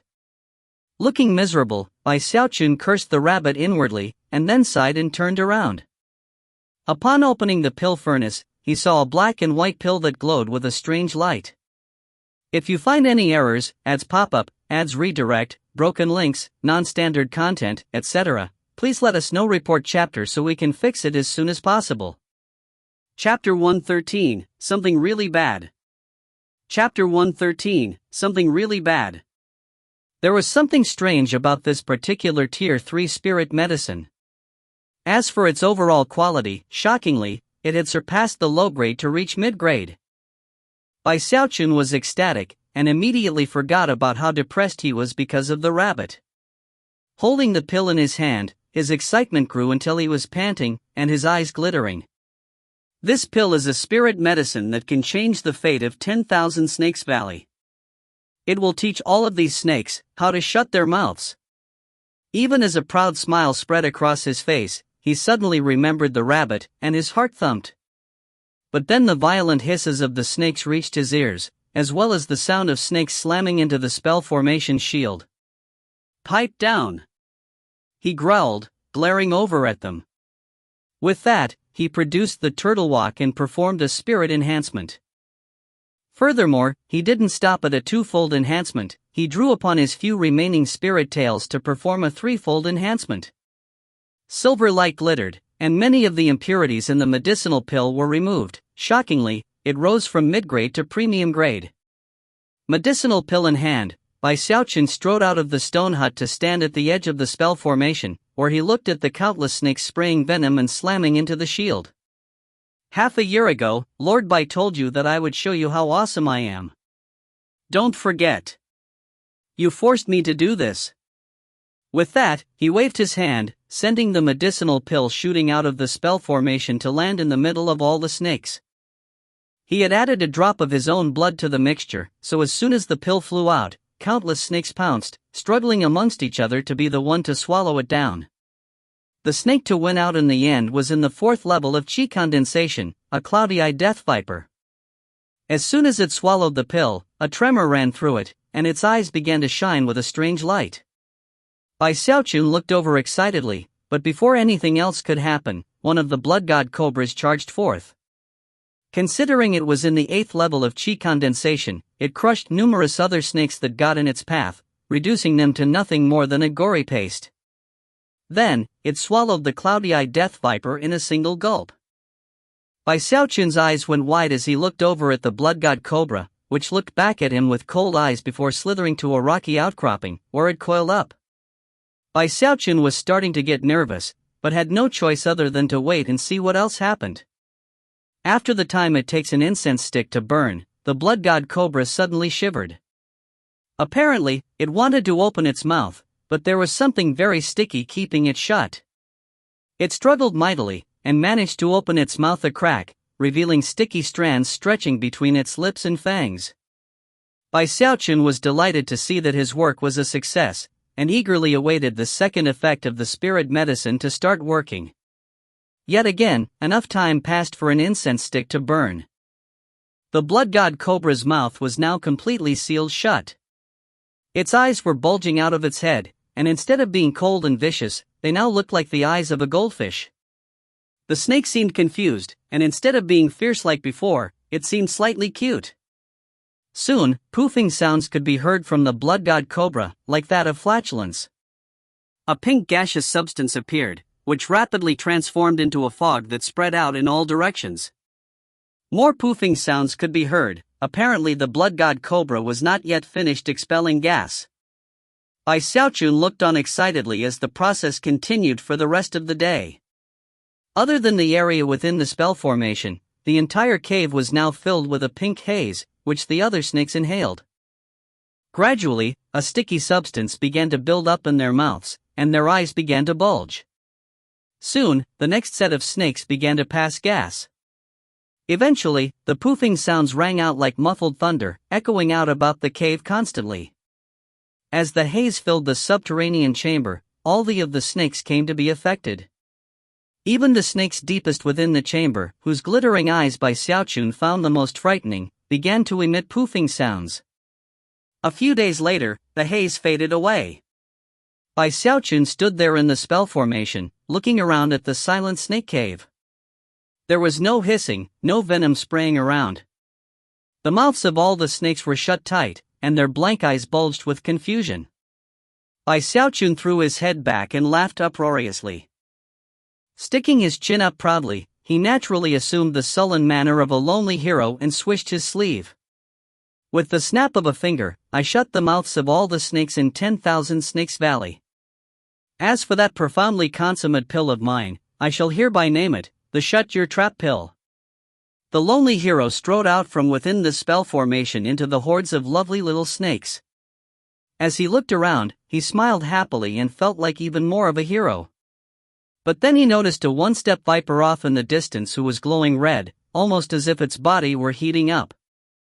Then, in the strangest of developments, it suddenly started thrashing around violently. Now that the one-step viper's mouth was stopped up, it couldn't hiss, and even seemed impervious to pain. Soon, its skin was lacerated and bleeding, and yet it didn't stop thrashing around. Shocked, Bai Xiaochun had a mind to intervene, but the one-step viper truly seemed to have gone mad. Then, Bai Xiaochun's face fell as more snakes in the vicinity all started turning red and thrashing around. The heat emanating from them even caused the air to ripple and distort. Most conspicuous of all was the blood god cobra, which had grown much larger since consuming the medicinal pill, and was thrashing about with particular violence. In the depths of the cave, rumbling sounds began to echo out, and soon all of the snakes were thrashing around with maddened violence. Some of them even launched themselves into the air and slammed into the stone walls. Bai Xiaochun's eyes were wide as saucers as he dove back into the spell formation. Instantly, the countless surrounding snakes began to batter against the spell formation shield as if they were insane. The mere sight of it caused Bai Xiaochun's scalp to grow numb. Oh man, this is bad. These snakes are going crazy. If they keep thrashing around, something really bad is going to happen. Bai Xiaochun was starting to get very nervous. His original intention had simply been to get the snakes to close their mouths. He had never imagined that something like this would result. As soon as he thought about how angry Li Qinghe would be when he saw the current state of the snakes, he began to tremble. He ran anxiously back into the stone hut and began to concoct a medicinal pill. He produced vast amounts of medicinal plants, hoping to concoct some remedy to solve the problem. No longer was he proudly complacent like before. Instead, he looked like he was about to cry, and frightened out of his mind. A few days later, he charged out of the stone hut, hair disheveled, eyes bloodshot. He had 3 medicinal pills in his hand, which he had concocted over the past 3 sleepless days and nights. What he hoped was that these pills would calm the snakes down, and at least buy him some time to concoct a true antidote. The scene which met his eyes as he emerged was shocking. All of the snakes were writhing and thrashing in complete madness. The stone walls were cracked and smashed, and many of the snakes were covered in bloody wounds. Bai Xiaochun really was about ready to cry. He quickly tossed out the medicinal pills, which exploded in midair, causing a mist to spread out over the snakes. Almost immediately, they calmed down, and their wounds even began to heal. A few days later, the snakes were still calm, and the thrashing behavior hadn't returned. Finally, Bai Xiaochun breathed a sigh of relief. You nearly scared Lord Bai to death. I thought something bad was going to happen. Humph. Well, with my skill in the Tao of medicine, this was pretty much a non-event. Feeling very proud of himself, Bai Xiaochun was about to go about working on an antidote when he suddenly stopped in place and swallowed hard, looking at one particular snake off in the distance. It was a cloudy-eyed death viper, and now that it had recovered completely, it began to emanate a shocking aura. The fluctuations were not that of the cultivation base, but rather, its fleshly body. It suddenly twitched, hitting a nearby boulder and smashing it to pieces. Bai Xiaochun's widened. There were quite a few cloudy-eyed death vipers in the cave, and although their venom was deadly to the extreme, their bodies were relatively weak. They definitely shouldn't be this strong physically, and yet, his eyes weren't deceiving him. Panting, he looked around at the other snakes, and sweat began to drip down his forehead. How is this possible? He muttered hoarsely. More snakes began to twitch, and then erupt with fleshly body power. They weren't thrashing about, and yet, even their slightest movement caused the ground to tremble. Boulders were shattered as if the snakes were whips in the hands of almighty beings, whips that could smash any obstacle to pieces. They all possessed seemingly unlimited fleshly body power, and even worse, some of them were starting to head in his direction. Before, the spell formation could stop them easily, but now it began to tremble and emanate cracking sounds. If that spell formation broke, Bai Xiaochun couldn't even imagine how he would possibly deal with so many infinitely powerful snakes. It was then that the blood god cobra, which had an even stronger fleshly body than the other snakes, slammed into the spell formation. At the same time, the head of another snake appeared from the very depths of the cave. The snake stared at Bai Xiaochun with bulging eyes. The head was enormous, roughly 3 meters long. As such, it was only possible to imagine how long the rest of the snake was. Terrified, Bai Xiaochun screamed and ran back into the stone hut to start concocting another temporary remedy. If you find any errors, ads pop up, ads redirect, broken links, non-standard content, etc., please let us know. Report chapter so we can fix it as soon as possible. Chapter 114, Li Qinghe Understands. Chapter 114, Li Qinghe understands. Why is this happening? On the verge of tears, he wiped the sweat off his forehead, gritted his teeth, and continued concocting, surrounded by the rumbling sounds from outside. His goal had never been to cause a big disaster. He'd only wanted the snakes to close their mouths. He felt more wrong than ever. He thought he'd come up with a very simple way to solve the problem. How could he ever have imagined that closing the snakes' mouths would come with such violent side effects? Seeing that the situation was rapidly devolving, his first reaction was to create a temporary remedy to buy time so that he could then come up with an antidote. He'd solved the problem with the thrashing, but could never have imagined that as a result, the snakes' fleshly bodies would become infinitely more powerful. From the look of things, the spell formation wouldn't be able to hold out for much longer. His heart pounded with fear, and his eyes were completely bloodshot. He simply wanted to get things back to the way they were, even if that meant having all the snakes hissing all the time. 2 days later, the cracking sounds from the spell formation were getting more intense under the constant bombardment of the snakes. Fissures were even starting to spread out across the shield. It was at that point that Xiaochun ran out of the stone hut, panting, holding 2 medicinal pills in his hands. This time I'm definitely going to remedy the situation, he shouted. 10,000 Snakes Valley, it's time to get back to normal. The mental pressure recently had really begun to build, and he almost looked like he was in a trance as he hurled the medicinal pills out of the spell formation. High in the air, they exploded, transforming into a green mist that spread out in all directions. As soon as the mist made contact with the snakes, they shivered, and then plopping sounds could be heard as they collapsed onto the ground, the power of their fleshly bodies rapidly decreasing. The mist slowly spread throughout the entire cave, reaching even the blood god cobras. As they sagged listlessly, Xiaochun heaved a sigh of relief. By this point, he felt the utmost respect for the Tao of medicine, and yet at the same time, immense pride over his level of control with it. Taking a deep breath, he murmured, just like always, I. However, before he could finish speaking, he nearly jumped into the air when he saw what was happening to a nearby tri-recluse viper. This, he muttered, his eyes going wide with disbelief. Unexpectedly, the tri-recluse viper began to writhe as a long horn suddenly grew out from the top of its head. The snakes are growing horns, he cried in alarm.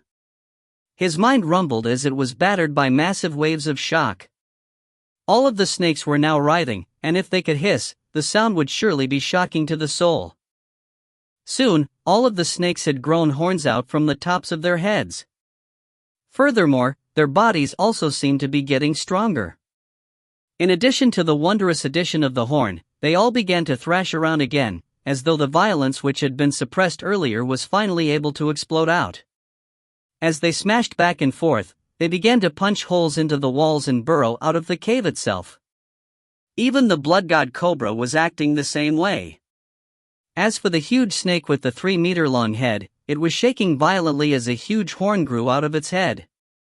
Although the horns didn't appear to be very sharp, Xiaochun couldn't help but gasp at the sight of them. The snakes were all starting to go mad, and before long, Xiaochun realized that their skin was now virtually impenetrable. All of the snakes were thrashing about violently, causing a mighty rumbling sound to explode out. Any of them who saw even the slightest hole in the wall would unleash all the mysterious power contained in their horns to try to burrow their way out of 10,000 Snakes Valley to freedom. Although 10,000 Snakes Valley was located behind Fragrant Cloud Peak, the snakes actually had no specific destinations in mind, and began burrowing subterranean passages in all directions, even toward Violet Cauldron Peak and Green Crest Peak. Only about 30% were actually heading in the direction of Fragrant Cloud Peak. It was easy to imagine the scene which would result in the 3 mountains when innumerable snakes with sealed mouths burst out into the tunnels and began to charge about madly. Flop! Xiaochun dropped down to sit on the ground and look around at the empty cave. I'm done for. It didn't take long before the snakes made their way through the cracks and fissures in the ground, all the way to the 3 mountains. Countless horned snakes with bulging eyes burrowed through any hole they could find, shocking countless disciples of the South Bank. For years, things had been peaceful and quiet, but now, a massive commotion once again engulfed all the disciples. On Green Crest Peak, outside of Spirit Sword Hall, more than 1,000 disciples were cheering on two of their fellows who were fighting in a minor competition. Just when one of them secured the upper hand and was about to win the match, a horn burst out from the ground beneath his feet, with a cloudy-eyed death viper following close behind. Everyone stared in shock as the snake instantly began to slither up the leg of the disciple who had been just about to win. The disciple screamed and leaped up into the air. Next, more screams could be heard as more horned snakes burrowed up from the ground. What's going on? Why did they stop fighting? Heavens! Look at all the snakes. What are all these snakes doing here? And look, they have horns. Damn it! What's happening? What's happening? Not even my magical item can block these snakes. At the same time, on the summit of Green Crest Peak, where the inner sect disciples lived, an old-time inner sect disciple was sitting in his immortal's cave, cross-legged in meditation. Suddenly, the ground trembled, and the disciple's eyes widened in disbelief. Then, he let out a blood-curdling shriek. Aiiiee. What is that thing? A snake. A snake just burrowed out of the ground. Similar cries echoed out from other immortals' caves. It was the same with Shangguan Tianyo's immortal's cave, although the maddened scream which emanated out from him seemed to come from an inner wound which had been reopened. The situation was the same with the outer sect disciples. Countless snakes burrowed up out of the ground, to the profound shock and terror of all. Even the elders of Green Crest Peak were flabbergasted. The old peak lord flew up into the air, looking down in astonishment at the countless horned snakes which covered Green Crest Peak. It was the same with Violet Cauldron Peak. Innumerable disciples shouted in fury, unleashing magical techniques in all directions. However, they didn't affect the snakes at all.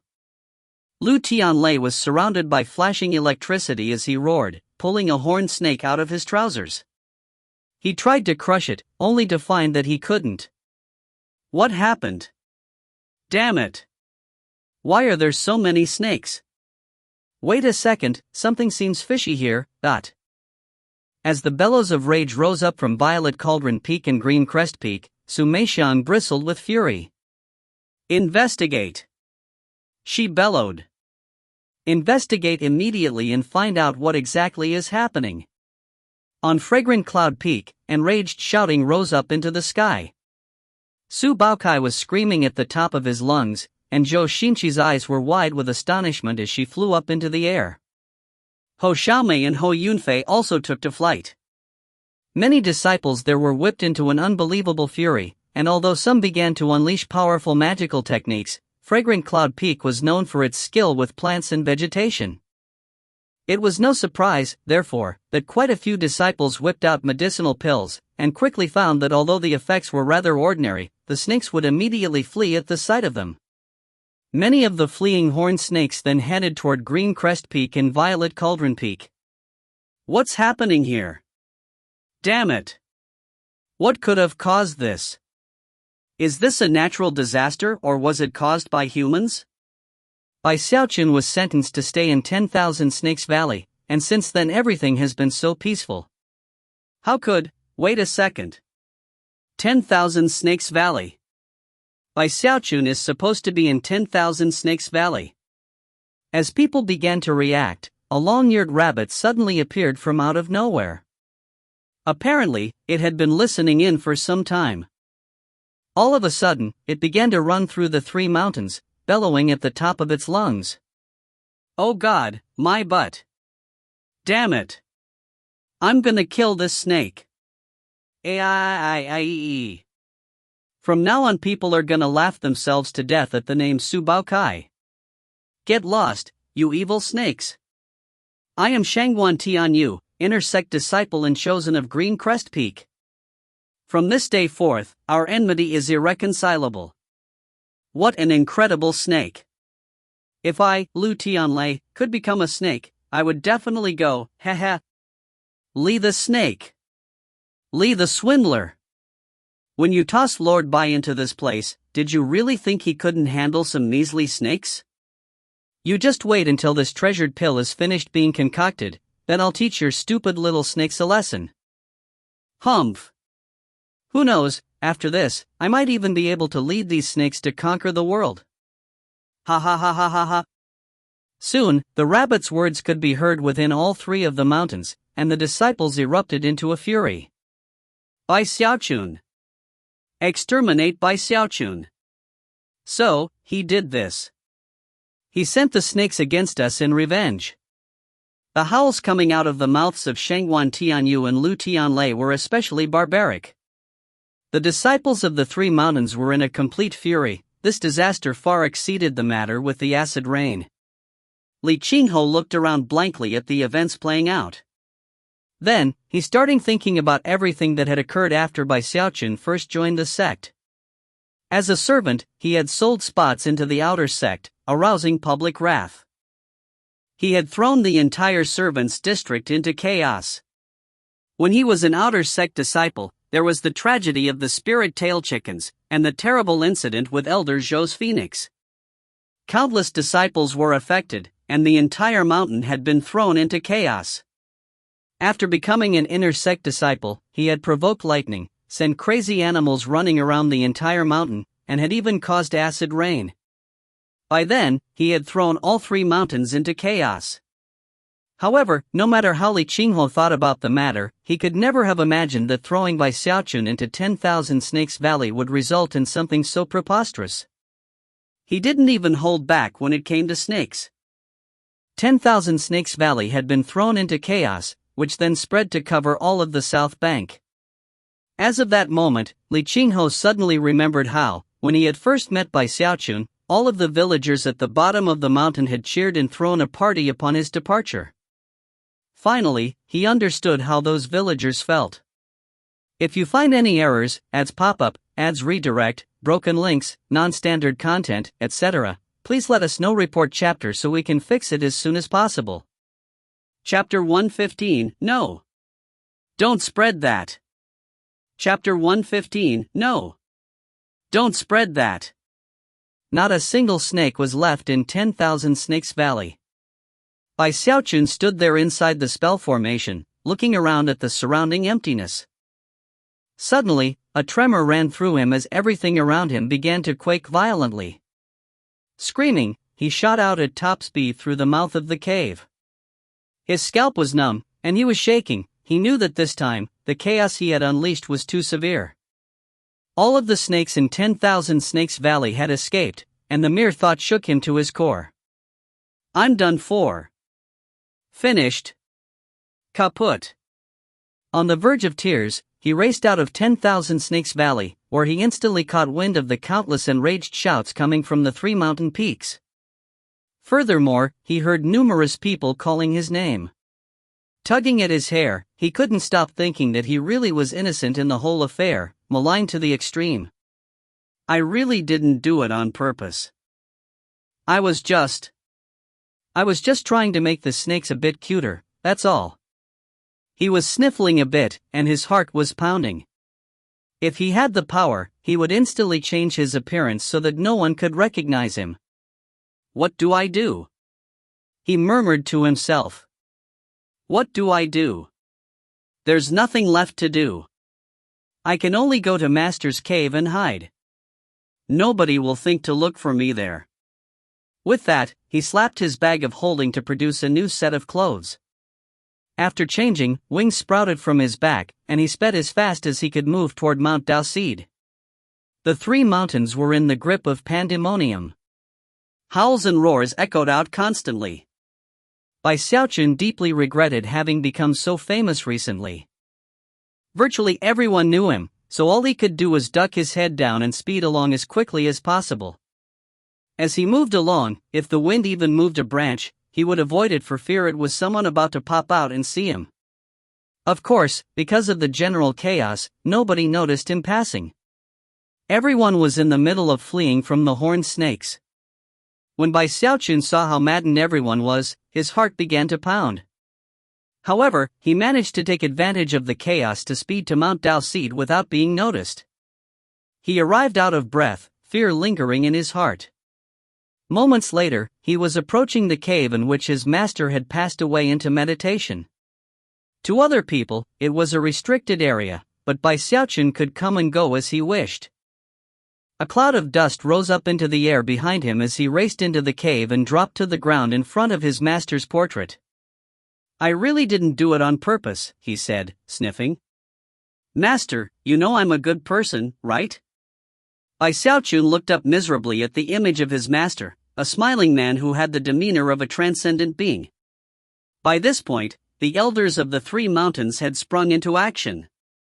Li Qinghe, Su Meixiang, the sect leader, and even the peak lord of Green Crest Peak all appeared. Under their leadership, they managed to capture all of the horned snakes. Soon, the three mountains began to calm down. After the Foundation establishment cultivators ended the snakepocalypse, the disciples of the three mountains, a massive mob of tens of thousands of people, all charged toward 10,000 Snakes Valley, bursting with anger. Seeing how the valley had been almost completely destroyed, and unable to find any traces of Bai Xiaochun, they quickly expanded the search to cover the rest of the south bank. There was no organization of the affair, everyone instinctively took to action. Thankfully for Bai Xiaochun, he had reacted quickly, otherwise he would quickly have been apprehended. "Take Bai Xiaochun down. And that talking rabbit too. That thing has to die. Take Bai Xiaochun down. Take the talking rabbit down." After several hours passed, the entire area had been turned upside down, and yet nobody had seen a single trace of Bai Xiaochun. The disciples' eyes were turning bright red, and some of them even left the sect to search outside, their anger building.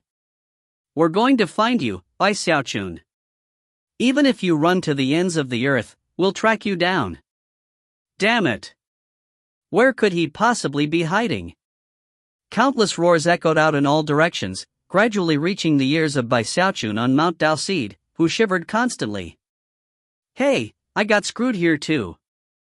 It's all that damn rabbit's fault. I didn't want any of this." Bai Xiaochun sat there nervously, sighing constantly. After waiting for some time, and having noticed that the uproar outside seemed to have died down a bit, he looked at the portrait of his master, heart pounding. Then he began to kowtow.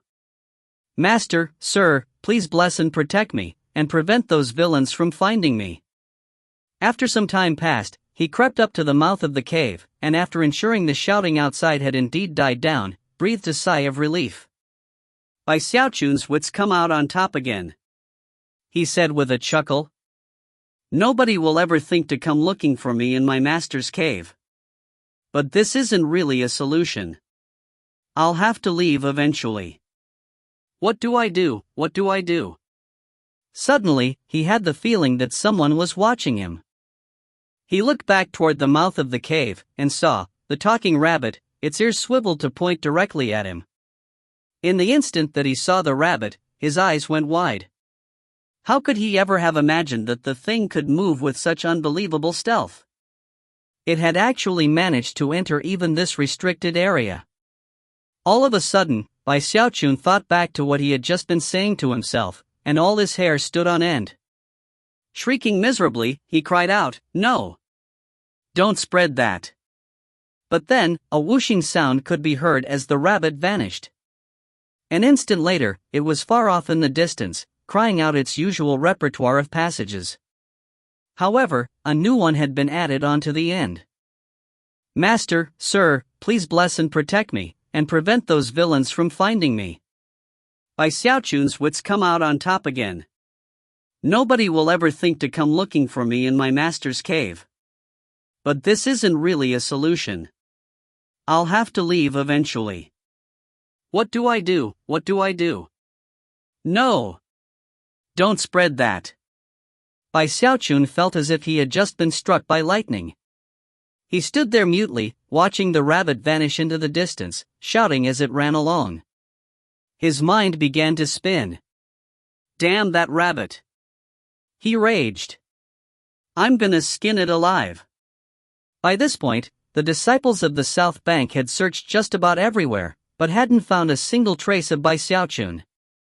Eventually, they began to suppress their wrath and speculate about where exactly he might be. Where could Bai Xiaochun be hiding? The whole sect has been searching, and there's not even a record of him leaving the area. That means he definitely has to be on the south bank. Fragrant Cloud Peak, Green Crest Peak, Violet Cauldron Peak. We've searched every nook and cranny, every mansion and immortal's cave. We even turned the servants' district inside out. Don't tell me Bai Xiaochun burrowed underground somewhere? However, even as their wrath burned hot, a rabbit suddenly appeared, running along at top speed and calling out at the top of its lungs. When it got to the last line, it sounded particularly despairing. No! Don't spread that. When people heard it, their jaws dropped, and their heads turned to look in the direction of the rabbit. As for the people like Shangguan Tianyu and Lu Tianlei, they clenched their fists and burst into motion. Other disciples threw their heads back and laughed uproariously. Good rabbit! That rabbit is a real mischief maker, but it's finally gone and done something good. Fine, I won't kill that rabbit today. Instead, I'll kill Bai Xiaochun. Soon, tens of thousands of disciples were streaming toward Mount Daoseed, fists clenched tightly, murderous auras raging. Bai Xiaochun sat there in the cave, burning with hatred toward the talking rabbit. He hated it even more than he hated Elder Zhou's phoenix. Trembling, he was just about to set to flight, when he heard a huge commotion further down the mountain. Looking down, he saw countless figures speeding in his direction. Scalp tingling, he backed up to hide as deep as he could in the cave. I'm done for. Finished. Kaput.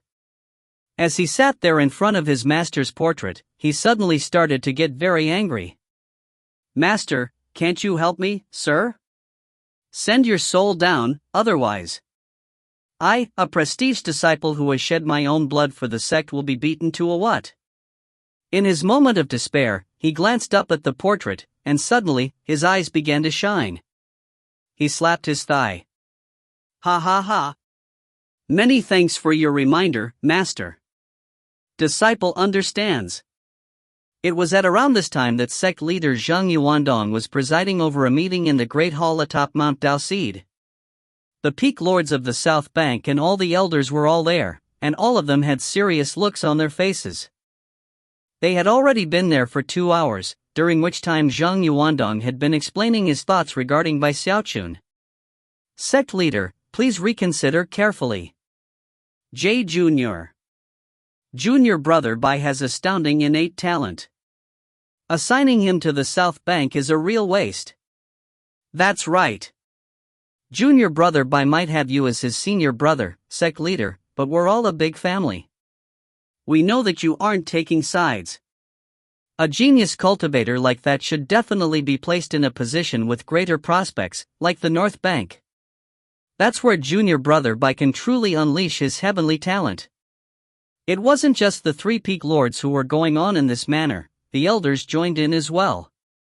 The headache Zhang Yuandong was experiencing couldn't be more bitter. The Spirit Stream sect had been quiet for 2 years. How could he ever have imagined the Bai Xiaochun would be the source of so much turmoil? This time, the disaster of 10,000 Snakes Valley left him thoroughly convinced of how good Bai Xiaochun was at causing disasters.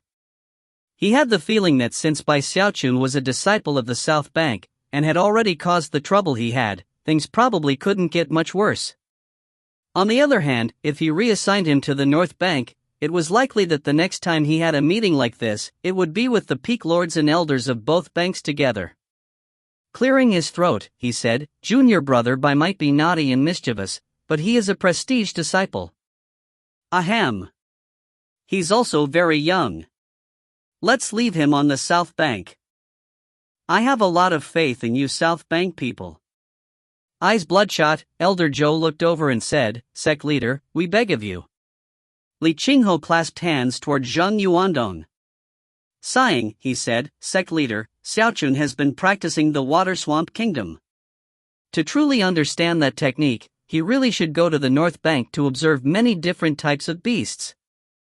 In the past 10,000 years, not many people have succeeded in it. Furthermore, after joining the sect, Bai Xiaochun now only lacks a life essence spirit. I think going to the North Bank would be for the best. That's right, said the Peak Lord from Green Crest Peak. Sect leader, Bai Xiaochun cultivates the Water Swamp Kingdom, and he's an official chosen, on the verge of true enlightenment. Looking back at the history of the Spirit Stream sect, he's truly in a unique position. Sect leader, Elder Zhou said, please don't interfere with junior brother Bai's progress. It could be a loss the likes of which the sect hasn't sustained in 10,000 years. All of the other elders joined in to express their agreement. Seeing how intent everyone was, Zheng Yuandong knew that clinging to his original idea wouldn't be easy. After a moment of hesitation, he smiled wryly and prepared to come up with another way to refuse them. However, it was at that point that a disciple called out from outside the hall. Sect leader, something bad is happening. Sect Uncle Bai is in the Patriarch's cave. He's. Jaws dropped within the hall, and numerous streams of divine sense flew out toward the cave. When they saw the situation, strange expressions appeared on their faces. Zheng Yuandong immediately had a bad feeling. When his divine sense entered the cave, his eyes went so wide they almost bulged out of his skull. Then, a tremor of rage erupted within him. That little brat. Fine. I accept your proposal. Send him to the North Bank. If you find any errors, ads pop-up, ads redirect, broken links, non-standard content, etc., please let us know. Report chapter so we can fix it as soon as possible. Chapter 116, The Founder Appears. Chapter 116, The Founder Appears. On Mount Daoseed, the cave where Bai Xiaochun's master had been interred was surrounded by tens of thousands of disciples, all of whom were glaring daggers. It was a restricted area, but the fact that they came as part of such a huge mob gave them the courage to enter. Bai Xiaochun, get the hell out here right now. Show your face. Bai Xiaochun, you villainous scoundrel, God will punish you this day. We will punish you this day. However, even as the sound of their voices rang out, someone inside the cave itself bellowed, "Pipe down." The powerful shout was backed by the full power of Bai Xiaochun's cultivation base, causing it to echo out like thunder, completely crushing the sound of all other voices. Simultaneously, the slender Bai Xiaochun appeared, striding solemnly out of the cave. When the congregated disciples of the three mountain peaks saw him, they immediately hefted the rocks they held in their hands, angrily preparing to pelt him. But then, Bai Xiaochun let out a powerful shout and thrust a portrait out in front of him. It was the portrait of his master. It was also Zheng Yuandong's master, the founding patriarch of the Spirit Stream sect. Although somewhat nervous, Bai Xiaochun bellowed, "What gall! If anyone dares to harm the portrait of my master, elder brother sect leader and I will fight you to the death." When the mob saw Bai Xiaochun crouching behind the portrait of his master, they went stiff, and many of them gasped. Not a single one dared to hurl a rock. That portrait depicted the founding patriarch of the sect, the master of the sect leader himself. If any of them dared to harm it, it could only be imagined how wrathfully Zheng Yuandong would respond. Furthermore, it was certain that not a single peak lord would interfere. The disciples were so enraged they were about to blow their tops, and yet, they didn't dare to do a thing. Completely shameless. Seeing that his tactic was working, Bai Xiaochun breathed a sigh of relief. Holding the portrait high, he glared around at the mob. You people listen and listen well. I really didn't do it on purpose, If Bai Xiaochun hadn't tried to explain the situation, things would have gone much smoother. But as soon as he opened his mouth, the crowd started to lose control. Why you always say you didn't do it on purpose. Fragrant Cloud Peak got attacked by lightning, and you said it wasn't on purpose. Violet Cauldron Peak and Green Crest Peak got drenched with acid rain, and it wasn't on purpose. And now you're saying the same thing again. This is ridiculous. Bai Xiaochun quickly waved around the portrait of his master. Sounding genuinely apologetic, he continued, My master just visited me in a dream and told me he forgives me. I guarantee, this is the last time. There absolutely, positively won't be another. To hear Bai Xiaochun shamelessly claim that his deceased master had visited him in his dreams enraged the crowd even further. I can't take this anymore. I'm gonna beat him black and blue. Even if he was the sect leader's son, I'd still beat the crap out of him. Take Bai Xiaochun down. It was at this point that numerous streams of Foundation Establishment divine sense suddenly swept across the area. Moments later, several dozen people flew down from the summit of Mount Daoseed. There were elders of the various mountains, peak lords, and even Zhang Yuandong. Seeing what was happening, Zhang Yuandong shouted in a rage-filled voice that echoed like thunder, "Leave this place immediately!" The ear-splitting sound of his voice struck fear into the hearts of everyone present, even Shangwan Tianyu and the other chosen. Trembling in fear, they withdrew. Bai Xiaochun's spirits were rising rapidly. He was just about to say something when Zhang Yuandong looked over at him with a ferocious glare. Bai Xiaochun, as your elder brother, I won't let anyone else beat you, but I can certainly give you a thrashing. With that, he shot in Bai Xiaochun's direction. Bai Xiaochun's scalp began to tingle so hard it felt like it might explode. He was just about to brandish the portrait of his master when Zhang Yuandong swished his sleeve, causing the portrait to fly over to him. Bai Xiaochun let out a shriek, and a pair of wings sprouted out behind him as he prepared to flee. However, before he could get very far, a powerful smacking sound rang out, which was Zhang Yuandong's palm making contact with his rear end. Searing pain swept through him, and he screamed.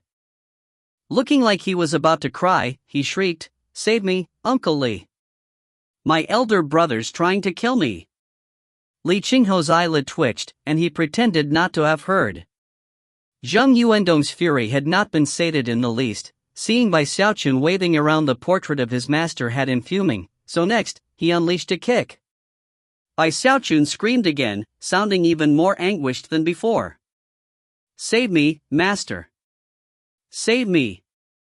Seeing Zhang Yuandong beating Bai Xiaochun caused the anger among the onlookers to slowly fade. Soon, strange expressions appeared on the faces of the elders, and they began to cough dryly. This is a personal matter with the sect leader and his family. Right.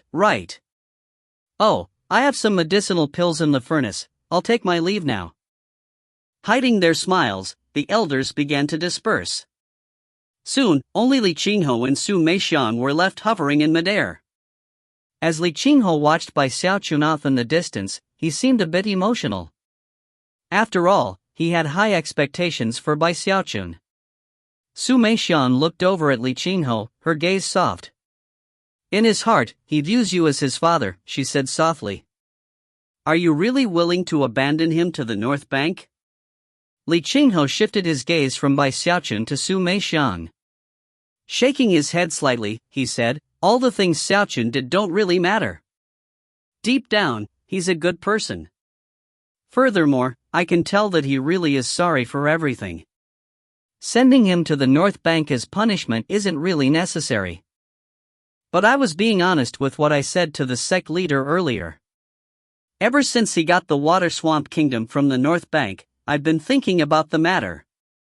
Bai Xiaochun's latent talent is superb. The ideal situation would be for him to combine the best aspects of both banks. Besides, if he can successfully cultivate the Water Swamp Kingdom, and reach the great circle of the 10th level of Qi condensation within a few years, well, then maybe we can accelerate the opening of the Fallen Sword Abyss. In that case, he might be able to forge a new path for himself. The Fallen Sword Abyss? Su Meixian replied, looking shocked. One of the 3 holy lands of the 4 great sects in the eastern lower reaches of the Heavenspan River. Supposedly, there are even traces of heavenly energy there. Whenever we open it, all of the 4 great sects of the eastern reaches, the Bloodstream sect, the Pillstream sect, the Profound Stream sect, and our Spirit Stream sect, will send in disciples from the 10th level of Qi condensation to participate in a bloody struggle. That bloody struggle is necessary. Li Qingho said with a light sigh. If he doesn't master the Water Swamp Kingdom, I won't let him go. But if he does, then he absolutely must go. Cultivation is a long, blood-soaked path. Only the fit survive and prosper. He needs to learn to deal with that, not shirk from it. With that, the two of them turned and left. That day, Bai Xiaochun's screams filled the sect. Zheng Yuandong was dead set on teaching him a lesson, not as the sect leader, but as his elder brother. Late that night, Bai Xiaochun, his nose bloodied and his face swollen, trudged along behind Zheng Yuandong as they returned to their master's cave. On your knees, Zheng Yuandong said, glaring. Apologize to master. Bai Xiaochun was so frightened that he immediately plopped down to his knees in front of the portrait. Master, I apologize. Bai Xiaochun felt so swollen he thought he might burst at any moment, especially his buttocks. Master, he continued, on the verge of tears, when all of those disciples came to beat me up, you felt sorry for me, and visited me in a dream. Sir, I tried to tell elder brother, but he didn't believe me. Master, why don't you visit elder brother in his dreams tonight, and tell him the truth? Zheng Yuandong stood off to the side, unsure of whether to laugh or cry. He had a mind to beat him, but when he thought about how terrifyingly tough Bai Xiaochun's skin was, his hand ached a bit, and he held back. Kneel here for 3 months, he said. That's your punishment for the disaster of 10,000 Snakes Valley. He had no other choice but to do this, for the sake of the disciples of the 3 mountain peaks. With that, he gave a cold harumph, and then swished his sleeve, causing a medicinal pill to tumble out. Pretending he hadn't noticed the pill, he turned and left. Seeing that Zheng Yuandong was leaving, Bai Xiaochun immediately let out an anguished cry. He was about to start complaining to his master about everything, but first, he looked around to make sure that the miraculously stealthy rabbit wasn't around. Oh, woe is me, master. Elder brother beat me so hard, my butt hurts so bad. Look. Look. I'm swollen all over. This is so unfair. I really didn't do any of it on purpose. I didn't, huh? It was at this point that he noticed a medicinal pill on the ground, which was none other than the pill Zheng Yuandong had just left behind. A high-grade Tier 3 energy building pill. Eyes shining, he quickly looked around outside the cave, then sat down off to the side. Feeling a bit bored, he consumed the pill and then began to focus on cultivation. About that time, something happened that none of the disciples or even the peak lords in the sect noticed. Behind Mount Daoseed, in a wide-open, empty area, everything suddenly began to distort. Moments later, the distortions vanished. However, what was now faintly visible, right there behind Mount Daoseed, was another mountain peak. It was the 9th mountain peak of the Spirit Stream sect. Although the sect leader was aware of its existence, even he hadn't noticed the strange distortions from moments before. The 9th mountain peak of the Spirit Stream sect was incomparably quiet and peaceful, and all of the plants and vegetation that covered it were pitch black. At the summit of the mountain, atop a black peach tree, was a monkey, sitting there quietly, mixed emotions visible in its eyes. If Bai Xiaochun were there, he would recognize it instantly. Astonishingly, it was the same thoughtful monkey that had eaten one of his strange pills, and that he had released into the wild some time ago. Eventually, the monkey sighed. I know you're there, he said. Might as well stop hiding. As soon as the monkey spoke, the air behind him distorted, and an old man appeared, tall, wearing a long violet robe. He stepped out of thin air, looking almost like an ordinary mortal, with seemingly no cultivation base power whatsoever emanating off of him. At the same time, however, he almost looked like a paragon, standing right there, A strange expression appeared on the old man's face as he came to stand off to the side. A moment later, a third eye opened on his forehead, and he looked down at the monkey. You are. The monkey turned to look at the old man, eyes gleaming with profound light. You don't recognize me, my apprentice? Or perhaps I should call you the founding patriarch of the Spirit Stream sect? Astonishingly, this old man was the same person who had led the Spirit Stream sect to its position as one of the 4 great sects, its founding patriarch. Currently, he seemed to be in a state of shock. Pupils constricting, he took a deep breath, disbelief flashing across his face. Impossible. You died. What are you doing back? Despite his status in the sect, his cultivation base, and his level of willpower, he couldn't help but gasp. Deep down inside, in the depths of his soul, he was sure that this was indeed his enigmatic master who had passed away 10,000 years ago. The monkey said nothing. He looked over at Mount Daoseed, and his gaze passed through the mountain into a cave, whereby Xiaochun sat meditating. Although no one would ever be able to tell, within the monkey's eyes could be seen a rare trace of reverence. I'm not sure how I came to be here. Perhaps it was young by Xiaochun's medicinal pill. Or perhaps some other mysterious force guided his hand to bring me back. In any case, I am not the only one to have returned. The violet-robed old man followed the monkey's line of sight to Mount Daoseed, and saw Bai Xiaochun sitting there. A qi condensation disciple? How could he have done this? The old man still couldn't quite believe what was happening. Frigid sect. The monkey barked. Do you remember why I gave you that name? Do you remember why your master gave you such a heaven-defying mission? Why I ensured that you could exist for 10,000 years? Answer me. The monkey's eyes shone with a piercing, menacing light. It even seemed as though thunder were rumbling in the area. However, the effects were apparently confined to a 30-meter area around them. Not even the other patriarchs on the 9th mountain peak were aware of anything strange. The violet-robed old man, the founding patriarch of the Spirit Stream sect, shivered slightly as he recalled memories from 10,000 ago. Despite how many years had passed, he remembered things clearly. He was old, but with his master here in front of him, he suddenly felt like a young man again. He stood straight and tall, his face flushed a bit, looking almost like a soldier as he responded, "Sir, I remember. My mission is to guard the true spirit, to ensure that the Spirit Stream sect becomes one of the sects in the middle reaches of the eastern Heavenspan River, and then, a sect of the upper reaches. After that, we must invade the northern Heavenspan River, fight our way through its upper reaches, and eradicate the 9 Heavens Cloud Thunder sect. Return to our ancestral home, restore the glory of the Frigid School Spirit Society." So, you do remember our ancestral home, and the true spirit, the monkey said, a strange look in its eyes. Well then, take a look at the magical symbol beneath Fragrant Cloud Peak. Frigid sect looked over at Fragrant Cloud Peak and immediately frowned.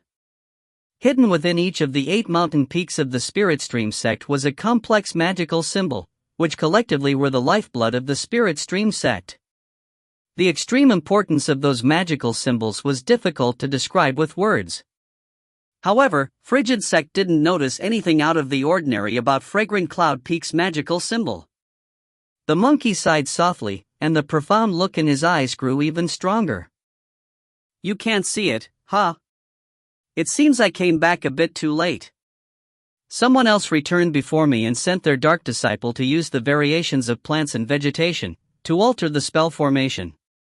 The primeval magical symbol beneath Fragrant Cloud Peak was tampered with, and reversing the situation with my current power wasn't really possible.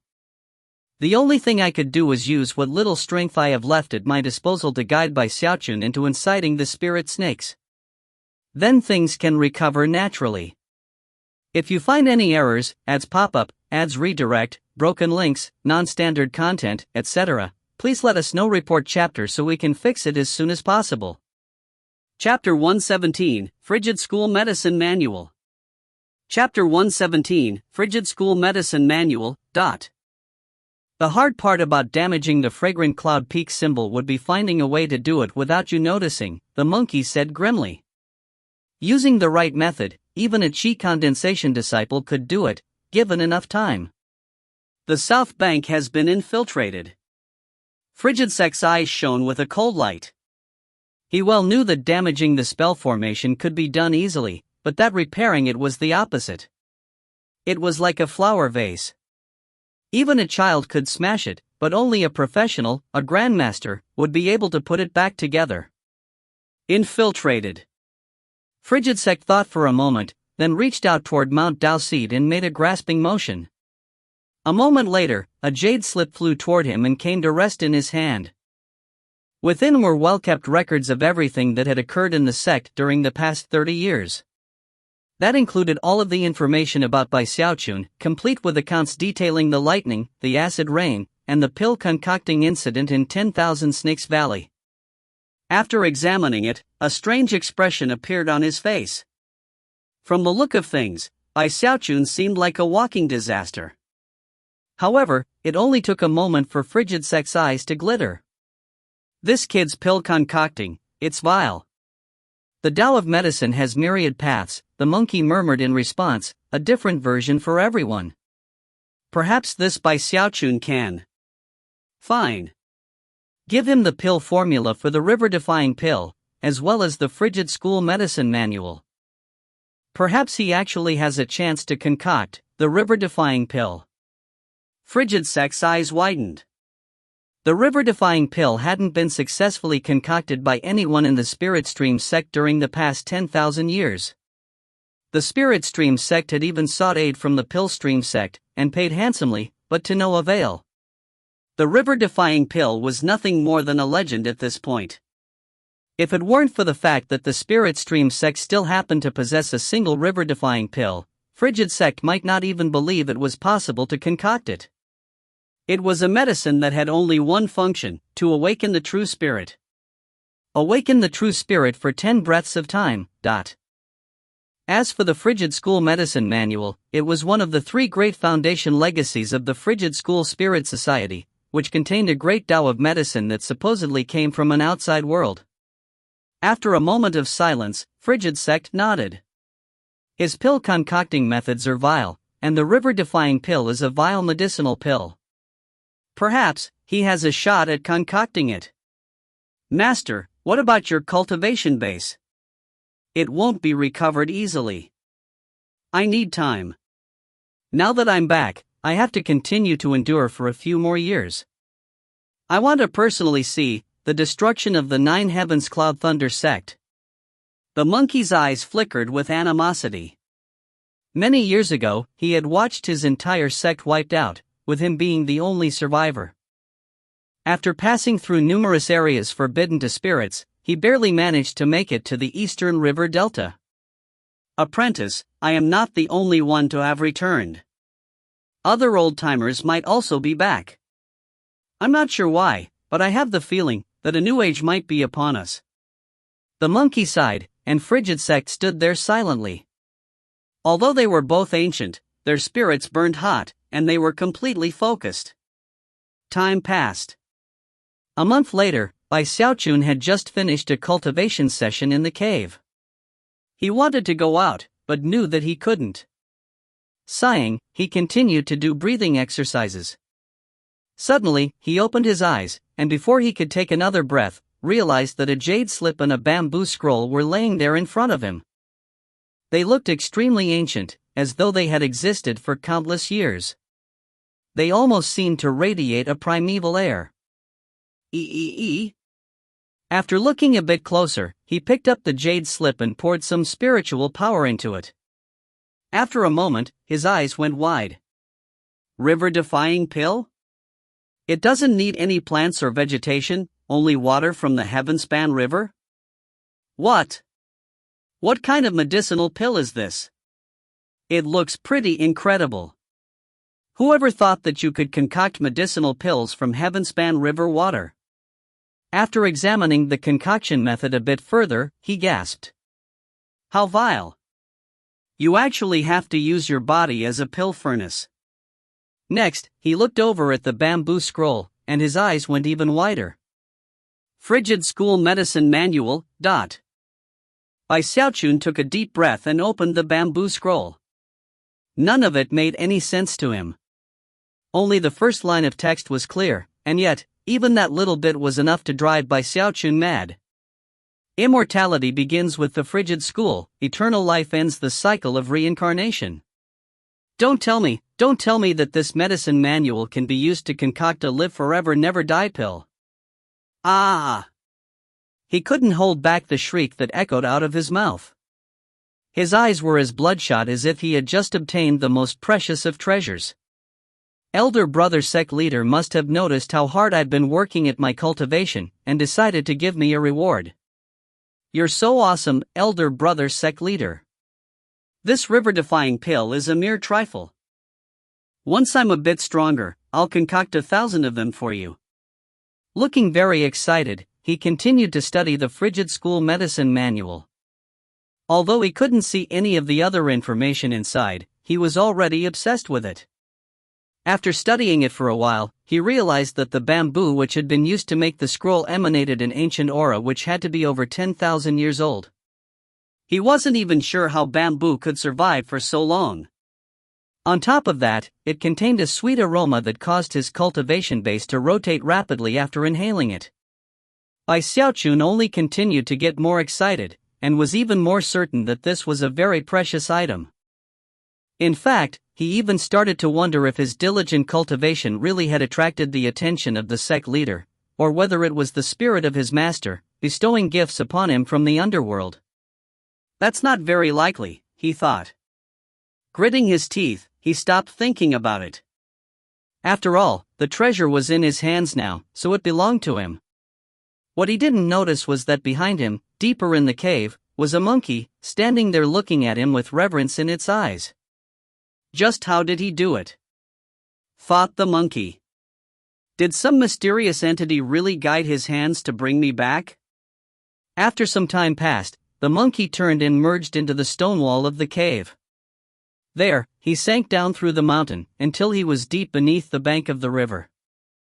He found himself in an enormous subterranean cavern. Down below flowed the golden waters of the Heavenspan River, and an enormous spell formation filled the entire cavern. This spell formation was the nucleus of the entire Spirit Stream sect. It wasn't an offensive spell formation, it was solely defensive. In the middle of the golden river water was a coffin. It had no cover, and visible inside of it was the corpse of a baby girl. Despite being a corpse, the girl seemed to contain signs of life, as well as a profoundly ancient air. 2 months flashed by. Although Xiaochun was frustrated that he couldn't understand any of the frigid school medicine manual, he refused to give up, and was sure that once his medicine concocting skill improved, he would understand. Now that his punishment was over, he emerged from the cave in high spirits. His cultivation base had even advanced a bit.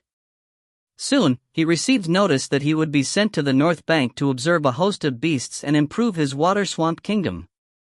The North Bank. Shocked, he looked north and thought about the chosen battles, and how he had been named the archenemy of the North Bank. After a moment of hesitation, he murmured, "It's been so long, everybody probably forgot about that already." Although he didn't seem very confident in that analysis, there was nothing he could do about the matter. After thinking about it a bit longer, his eyes began to shine with anticipation. After all, his bag of holding still contained that beast birth seed, and the thought of being able to finally have his own beast made the idea of going to the North Bank more tolerable. After returning to fragrant Cloud Peak, he went to his destroyed immortal's cave to pack his bags. 3 days later, he stood there on Mount Dao Seed, surrounded by the elders, peak lords, inner sect disciples, and quite a group of outer sect disciples, all of whom were there to see him off. They had all come of their own volition. Only by personally witnessing Xiaochun go to the North Bank could they finally rest at ease. Xiaochun was moved to see that so many people had come to see them off. As he stood there next to the sect leader, he waved his hand in farewell. "Ladies and gentlemen, fellow disciples, I'm going to the North Bank, and I shall miss all of you. I shall miss the South Bank, and I shall miss all of the plants and vegetation." Strange looks appeared on the faces of those present. After all, this was a somber farewell. Even the sect leader and the peak lords were present. Although most of the disciples were still angry with Xiaochun, they still tried to look as though they didn't want him to go. The only people who truly felt bad were Big Fatty Zhang, Ho Xiaomei, and Ho Yunfei, along with a few other people he was truly close to. However, the South and North Banks were both part of the Spirit Stream sect, so the feelings weren't overwhelming. Elder Zhou walked out from the crowd and looked warmly at Bai Xiaochun.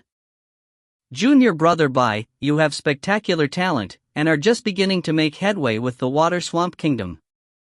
Don't try to convince us you aren't set on pulling off a miracle, and succeed in cultivating it.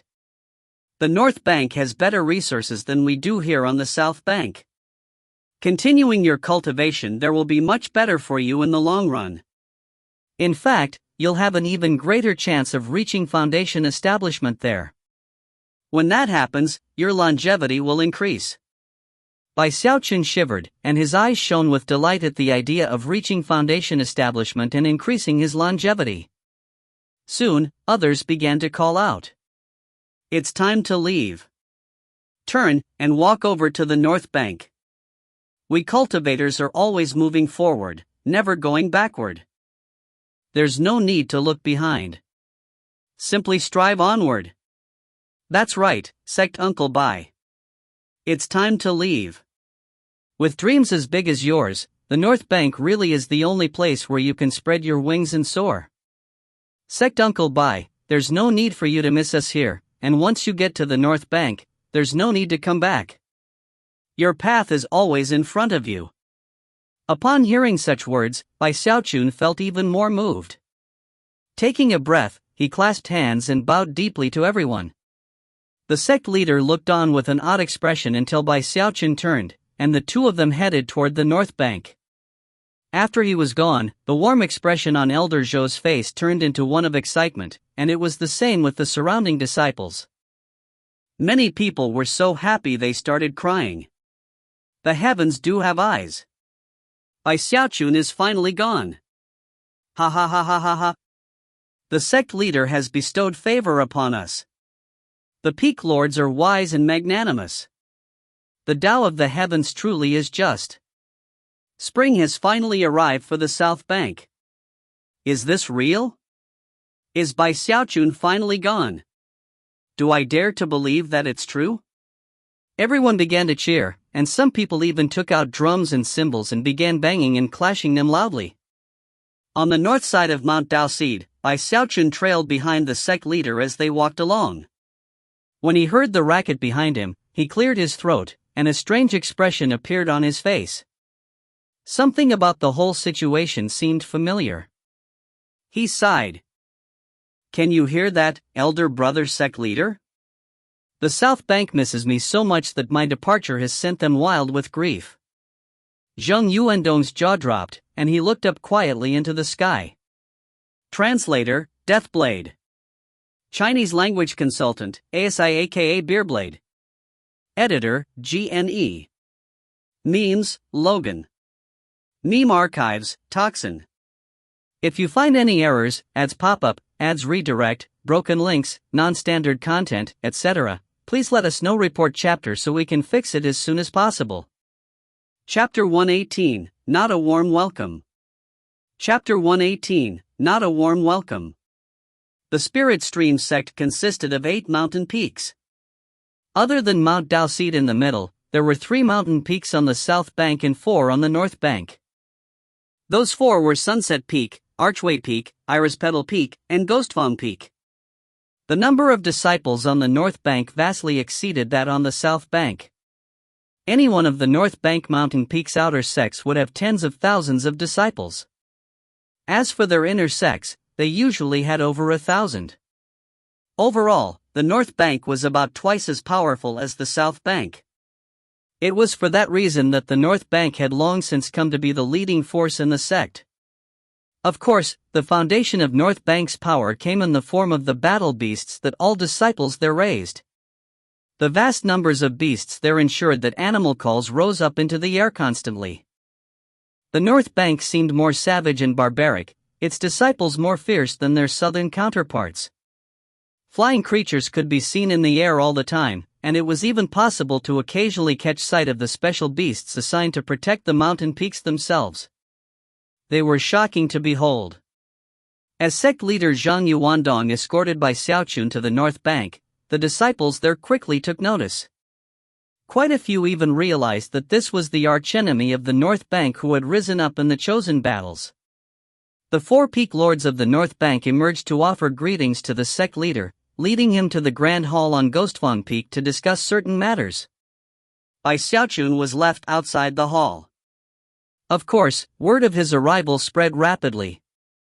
After enough time passed for half an incense stick to burn, virtually everyone in both the outer and inner sects on the North Bank all knew what was happening.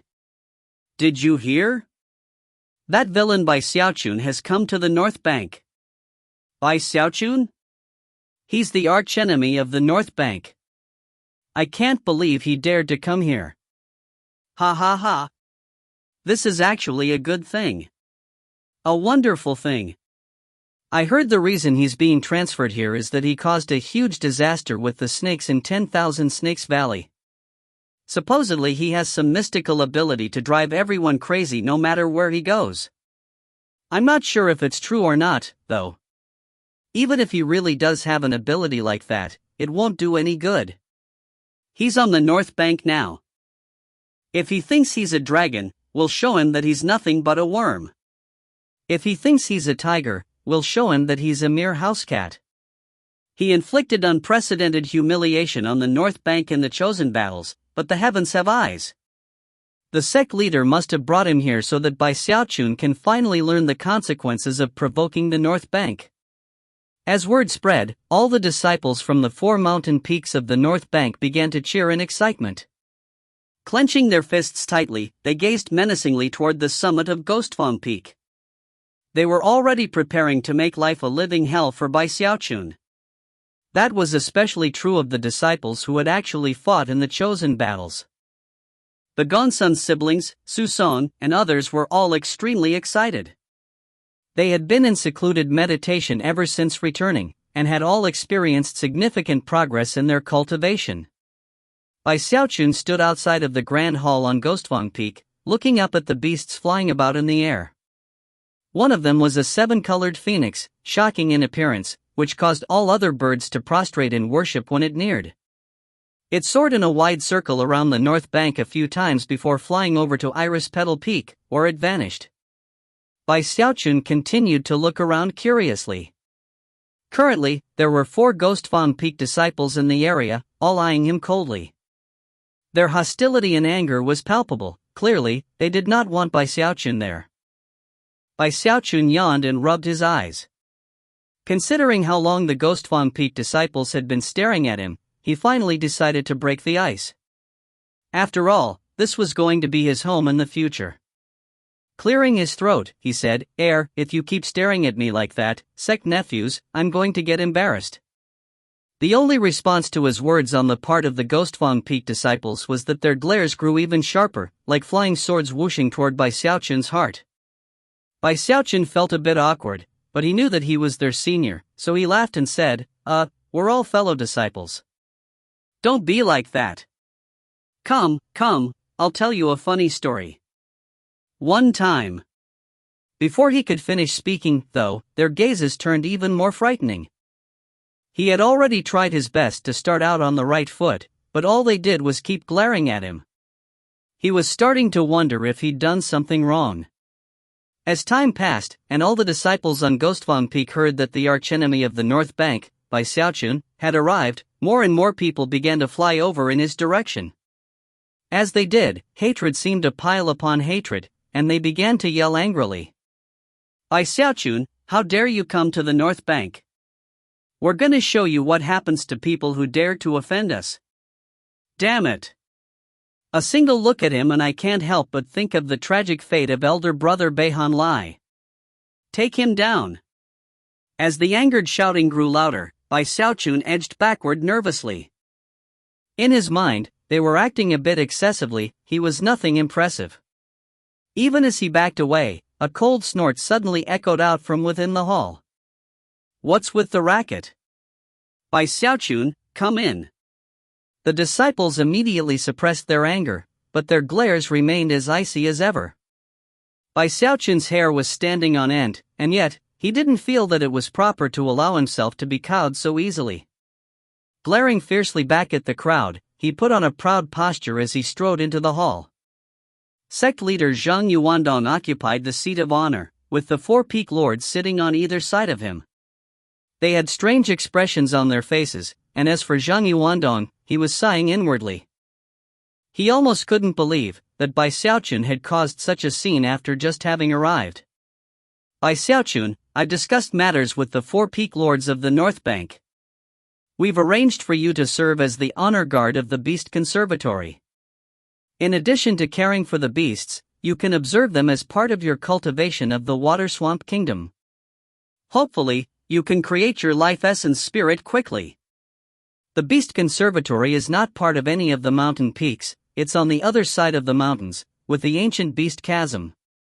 You must not be naughty and mischievous there. You have to work diligently at cultivation, and treasure this opportunity. Giving Bai Xiaochun a meaningful look, he turned his attention to the four peak lords. My junior brother is a bit naughty and mischievous. If he does anything offensive, fellow Taoists, please punish him as you see fit. The four peak lords smiled, and then exchanged some more pleasantries with the sect leader. Finally, Zhang Yuandong departed the North Bank and returned to Mount Daoseed. Bai Xiaochun was left behind in the Grand Hall with the four peak lords. After studying him for a moment, the old woman from Iris Petal Peak spoke in a harsh tone of voice. Bai Xiaochun, the North Bank is different from the South Bank. We have rules here, and if you break them, you'll be severely punished. If the incident of 10,000 Snakes Valley happened here on the North Bank, we'd string you up above the Heavenspan River on the cliffs of Mount Daoseed for 10 years. And that would be considered a light punishment. With that, she tossed a jade pendant over to him, which contained all the information about the sect rules. Feeling a bit nervous, Bai Xiaochun merely nodded his head and tried to look as charming as possible. The four peak lords exchanged glances, then paid Bai Xiaochun no further heed.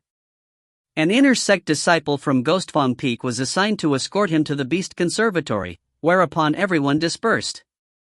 The inner sect disciple who led him along was a long-faced young man with pockmarked cheeks. He had a very terrifying appearance, and glared coldly at Bai Xiaochun the entire way, not speaking even a single word. Blinking at the way the young man treated him, Bai Xiaochun followed as they walked through the North Bank. Quite a few people stared at him along the way, and none of them seemed friendly. Even some of the outer sect disciples looked at him with open hostility. To them, he was clearly an outsider. Because of that, and because of what the old woman had said in the Grand Hall, Bai Xiaochun was feeling very apprehensive. He already missed his days on the South Bank. After enough time passed for half an incense stick to burn, the long-faced disciple hurried him to a valley behind the mountain peaks of the North Bank. It was a large area covered by a spell formation. Lush vegetation abounded, and the occasional cries of various beasts could be heard.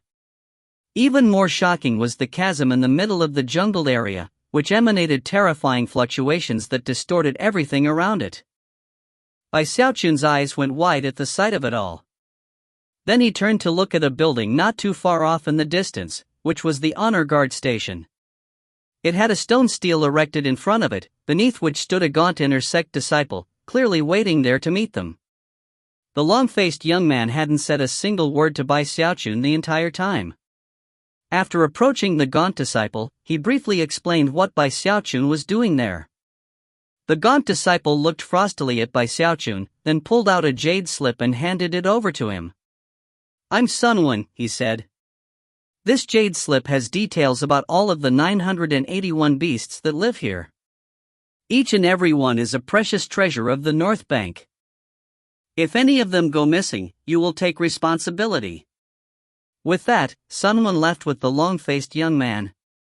Bai Xiaochun coughed dryly at the hostile interaction, but didn't take it to heart. He looked around the honor guard station and found that it didn't even compare to his destroyed immortal's cave back on Fragrant Cloud Peak. However, it was better than the quarters of an outer sect disciple, so he couldn't complain. That old lady said that the North Bank pays a lot of attention to sect rules. Could it be that the rules here are different than the South Bank's? Wow. I need to take a good look at them. I definitely don't want to break any on accident. If you find any errors, ads pop up, ads redirect, broken links, non-standard content, etc., Please let us know report chapter so we can fix it as soon as possible. Chapter 119, It's spring, and I planted my beast birth seed. Chapter 119, It's spring, and I planted my beast birth seed. After a moment of silence, he made his decision. I've come to the North Bank to study. I have to keep a low profile. With that, he poured some spiritual power into the jade slip Sun One had given him. Soon afterward, nearly 1,000 glowing lights appeared in his mind, each one of which was one of the beasts located in the area. So, I'm supposed to take care of these beasts. Soon, his eyes began to shine.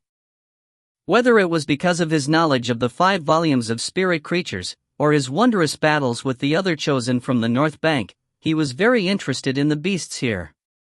Seeing that the blue sky was beginning to turn into the amber of evening, he hurried outside. The calls of beasts could be heard within the jungle.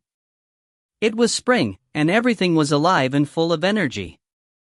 A gentle breeze blew past, carrying the fragrance of flowers. Using the jade slip, Xiaochun began to explore the jungle and look for beasts.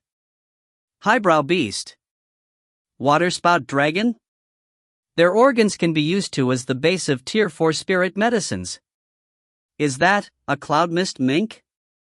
Not only are they incredibly quick, their fur can be turned into defensive magical devices. The more Xiaochun looked around, the more excited he got. He was finally getting a chance to personally see some of the animals he had only studied in the 5 volumes of spirit creatures. Seeing pictures and seeing them in real life were completely different experiences. Already, his mastery of the 5 volumes of spirit creatures was growing. He saw a 6-meter-tall monkey, a huge bear that could blend into its surroundings, a fierce winged tiger, and even a 30-meter-long pangolin which sped by right in front of him. The beasts were all wild in nature, and initially treated him with hostility.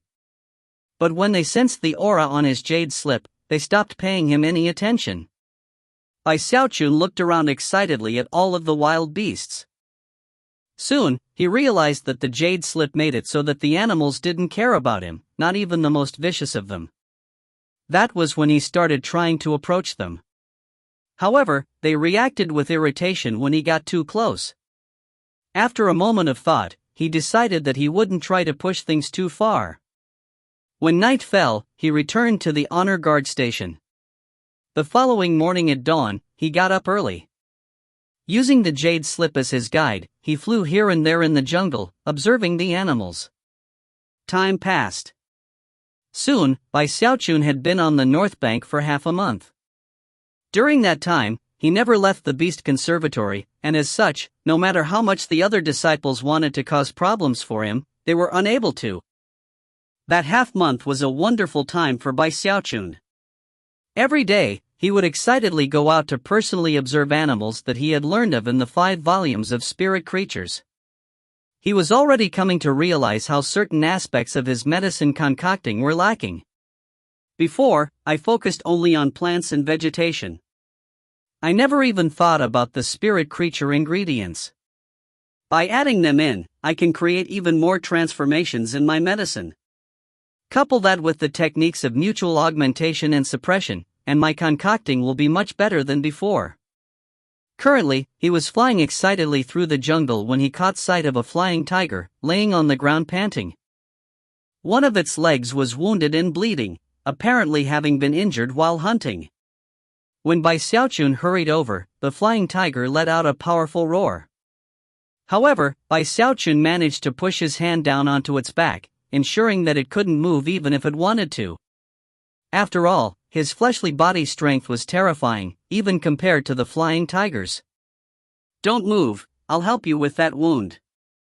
Xiaochun quickly cleaned the wound, and then put some medicinal powder on it. Finally, he released the tiger. It flew up into the air, and then roared at Xiaochun. A moment later, though, it looked in shock at its previously wounded leg. With a final glance at Xiaochun, it flew off into the distance. Smiling, Xiaochun watched it fly off. After finishing his day of observing the beasts, he returned to his residence. Up above, the sky was starting to grow dark. Standing there, he retrieved a wooden box from his bag of holding. After opening it, he produced a fist-sized seed which pulsed with a strong life force, almost like a heartbeat. It was even possible to see something squirming around inside. Beast Birth Seed, he murmured, eyes shining brightly. He had acquired this item back when the Xiaochun clan had turned traitor. It had been inside the bag of holding of one of the Xiaochun clan cultivators. Of course, it was a legendary item within the cultivation world. In the years that followed, Xiaochun had done some research into the item, and had learned from the 5 volumes of spirit creatures that if it absorbed the quintessence of one or more beasts, it could naturally give birth to a bloodline descendant of those very beasts. Back on the south bank, Xiaochun had considered what it would be like to have his own battle beast, but had never been able to meet all the requirements. Now that he was here on the north bank, however, he did. A beast birth seed can give birth to a baby beast. However, an ordinary beast wouldn't be fitting for me as a prestige disciple and the junior brother of the sect leader. I need to tend to this beast birth seed very carefully. After it blooms, I'll collect the quintessence of all the most powerful beasts. That way, it will give birth to a beast that has inherited the strong suits of all beasts. It will be unprecedented since ancient times, and something no one will ever see in the future. It will be the ultimate battle beast. Eyes shining with brilliant light, and feeling in higher spirits than ever, he took a deep breath and took the wooden box back to the rear courtyard of the honor guard station. There, he had set up a small garden to grow spirit plants, which was located within the protective spell formation of the honor guard station. He had even performed a 3-fold spirit enhancement on the spirit soil, just to be safe. He carefully buried the beast birth seed in the ground, eyes shining with anticipation. According to the information in the 5 volumes of spirit creatures, it won't take too long for the beast birth seed to grow. He stayed in the garden looking at the spot where he'd planted the seed until night fell. When it was dark, he left. Moments later though, he returned. Only after checking that the spell formation's defenses were all in order did he finally go back inside. He didn't rest well that night, and went out frequently to check on the spot where he'd planted the seed. Another half-month passed before he finally managed to get his excitement and anticipation under control, and devote himself fully to observing the beasts. Other than that, he had his daily cultivation routine, and his study of the sect rules. Occasionally, other North Bank disciples would show up in the Beast Conservatory. They would pay some merit points at the stone steel for an opportunity to observe the beasts, or to attempt to bond them as battle beasts. However, Xiaochun kept the rear courtyard under tight guard. He had even made some adjustments to the spell formation nodes to ensure that no one could trample the garden. Time passed. Half a year went by in complete peace and quiet. During that time, Xiaochun never stepped out of the Beast Conservatory even once. He spent all day in the jungle, with the beasts as his companions. He treated injuries among quite a few of them, and even created some simple medicinal pills for them that got their qi and blood pumping healthily. Because of Xiaochun's constant care, and his medicinal pills, the beasts soon began to develop a good relationship with him. As they grew more accepting, it became easier to approach them more closely and observe them in more detail. Although he didn't bond any of them, they became very similar to battle beasts, and would listen to every word he spoke. One day as he was strolling along through the jungle, 3 North Bank disciples approached the stone steel outside the honor guard station. After purchasing 3 days' worth of time in the Beast Conservatory, they entered the jungle. One of them was the previous honor guard, inner sect disciple Sunwon, who had handed his duties over to Xiaochun half a year before. He was flanked by 2 outer sect disciples, 1 male and 1 female. The male disciple was short and baby-faced, while the female disciple was young, with a curvaceous body and a beautiful face. Looking around excitedly, the young woman said, "Thanks, elder brother Sunday. With you here, I'm much more confident in getting my own battle beast." She looked over at Sunwon with open admiration. "Yeah, that's right," said the short male disciple, equally excited. Elder brother Sun is an inner sect disciple, and served as honor guard in the Beast Conservatory for several years. He's adept at controlling the beasts here. I'm sure they all remember exactly who he is. I think you're exaggerating a bit, Sunwon replied, although he seemed very pleased. Although it is true that I can command many of the beasts here. If you see one you like, I'll see what I can do. I'm sure I can at least spare you some effort. However, you have to remember that there are 10 particular battle beasts here with fiery tempers. For example, there's the Skyflame Bear, the Nightstalker Ape, the Scarlet Flying Tiger, and worst of all, the Plated Mountain Juggernaut. Sometimes, people need to be careful even when they come here with protection. Remember not to provoke any of the beasts. When Sunwon looked at the female disciple, his heart surged a bit, but inwardly, he sighed. There was a lot of under-the-table profit to be made in the Beast Conservatory, especially if you were posted there. You could help people find the right beasts using the Jade Slip, and could even make it easier for them to bond them. If he'd had his way, he would never have left his post. However, the sect had given him no other choice than to hand it over to Bai Xiaochun, a decision which he resented. Thinking about these things, he led the other 2 disciples into the jungle, and before long, they had seen quite a few beasts. Many of them came to Sunwon when he called out to them. Clearly, they still remembered him. How about this kiwi deer? What about that flying cloud mouse? That's considered one of the top 600 beasts here. Want it? You two have pretty good luck. This saber-toothed Mustang ranks in the top 300. When I first saw it, years ago, it wasn't even close to being this big. It's a dancing flame butterfly. Ha ha ha. It's in the top 300, and can cast hallucination magic. Do you want that one? As they walked along, the 2 disciples looked at Sunwon with admiration bordering on worship. Many of the beasts in the area, upon catching sight of him, would stop what they were doing, as if they were simply waiting to be bonded.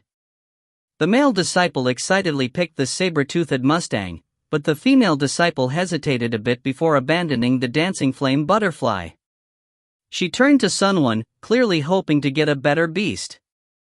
Elder brother Sun, are there any that are in the top 200? Don't aim too high, Sunwon said in a serious tone. Battle beasts in the top 200 are very difficult to tame. Even after serving as the honor guard here for years, I was never able to successfully command them. I bet the new honor guard hasn't even been a third as successful as me. In all of the sect, not a single chi condensation disciple could tame such an animal. The 2 of you should be careful about which beasts you try to control. It can be a very dangerous thing. Before he could finish speaking, the young woman's eyes went wide, and she pointed excitedly toward a nearby boulder. Elder brother Sun, quick, look over there. It's a flying tiger. Assuming that since Sunwon was with her, she didn't have anything to worry about, she began to perform an incantation gesture without even thinking about it. Instantly, the shamanic powers of the North Bank were unleashed, and began to shoot toward the flying tiger. When Sunwon turned, he saw a winged tiger lounging on the nearby boulder, looking at the 3 of them with ruthless coldness. Scarlet Flying Tiger. Damn it! It usually doesn't show up here. It's one of the top 10 battle beasts. His eyes widened, and then he realized that the female disciple was trying to cast shamanic magic on it, and his heart trembled. Grabbing the 2 outer sect disciples, he fell back at top speed. He had only been leading the 2 outer sect disciples into areas where the beasts were relatively docile. The sect wanted the beasts to maintain their wild nature, and because of that, the Beast Conservatory could be a very dangerous place, especially for outer sect disciples. Normally, they would only come in when escorted by someone from the inner sect. The flying tiger leapt to its feet and let out a roar as powerful as thunder. When the shamanic power hit it, the power instantly dispersed. However, the tiger's eyes turned bright red as it shot toward the group of 3. Not good. Shocked, Sunwon could only watch as the tiger flew up into the air, causing wind to blast out in all directions as power equivalent to the 9th level of chi condensation rose up. The two outer sect disciples were shocked, and were already shaking in terror. Sunwon gritted his teeth and pulled out a jade slip to call for help. However, it was at that moment that a surprised voice could be heard from off in the distance. "Ee. Tigger, stop being so naughty. Down, boy. If you find any errors, ads pop up, ads redirect, broken links, non-standard content, etc., please let us know. Report chapter so we can fix it as soon as possible." Chapter 120, Fight Me, by Xiaochun. Chapter 120, Fight Me, by Xiaochun. As soon as his voice echoed out, the aggressive flying tiger shuddered, and then immediately dropped down to the ground, kicking up a significant cloud of dust. There it lay, tail swishing back and forth, its tongue stuck out of its mouth, looking over at an enormous figure approaching from the distance. It was a gigantic, 30-meter-long pangolin, with cold green eyes and a brutally murderous aura. These developments occurred so quickly that Sunwon simply gaped in shock, and the two outer sect disciples behind him gasped. The female disciple was completely dumbstruck, to have seen the flying tiger suddenly become so docile, only to have the huge pangolin arrive, left her wondering if all of these things were really happening. She simply couldn't imagine how the flying tiger, which had caused her elder brother's son to flee at top speed, could be ordered down with a single sentence. Its current charming appearance was a complete contrast with the brutal ferocity it had exhibited moments before. "One of the 10 great battle beasts?" murmured the male outer sect disciple. Looking at the enormous pangolin, he couldn't help but gasp in shock. Plated, mountain, juggernaut. Sunwon was also shocked by the sight of the enormous pangolin. Even the mere pressure which radiated off of it was shocking. However, what struck him with even more shock was the person he saw sitting on the pangolin's back. "It's you!"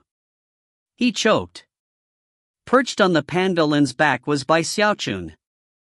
As the pangolin neared, he rose to his feet and leaped into the air, landing next to the flying tiger and bopping it on the head. "Are you going around scaring people again?" Bai Xiaochun said, sounding cross.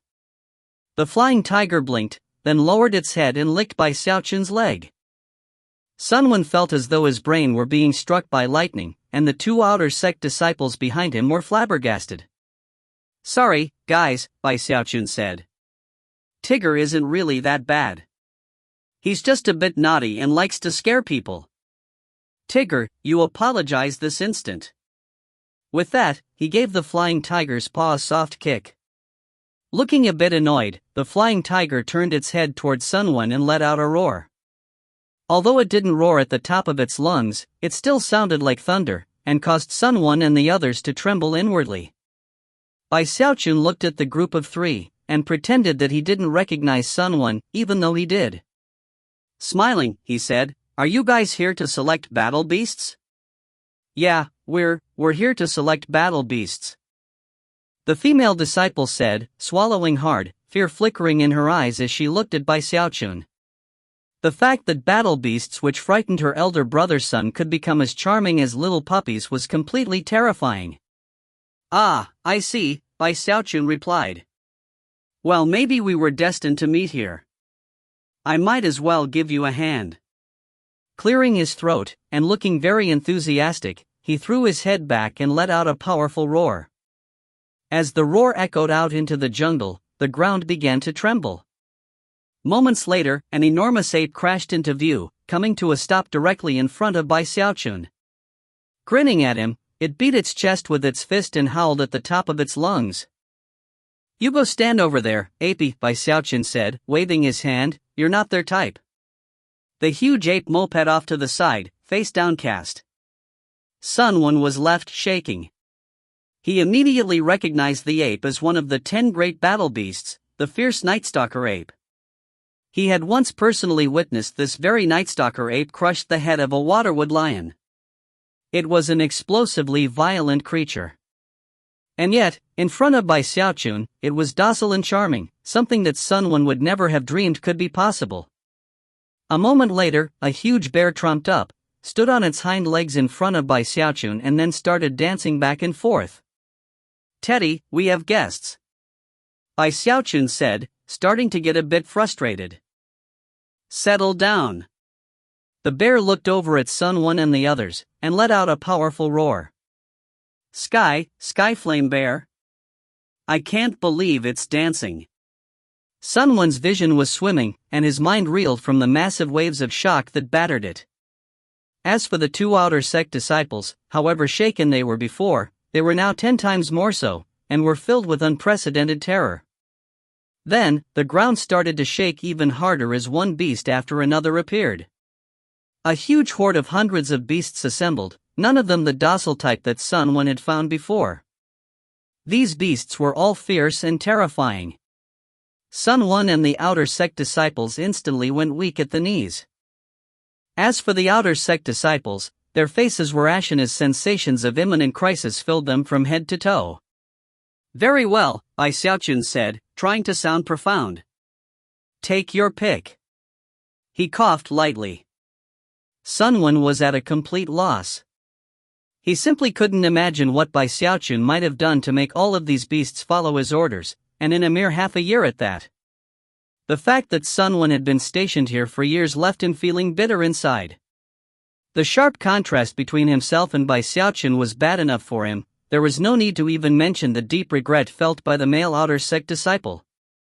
He admired all of the beasts present, and was filled with bitterness that he had carelessly selected one already.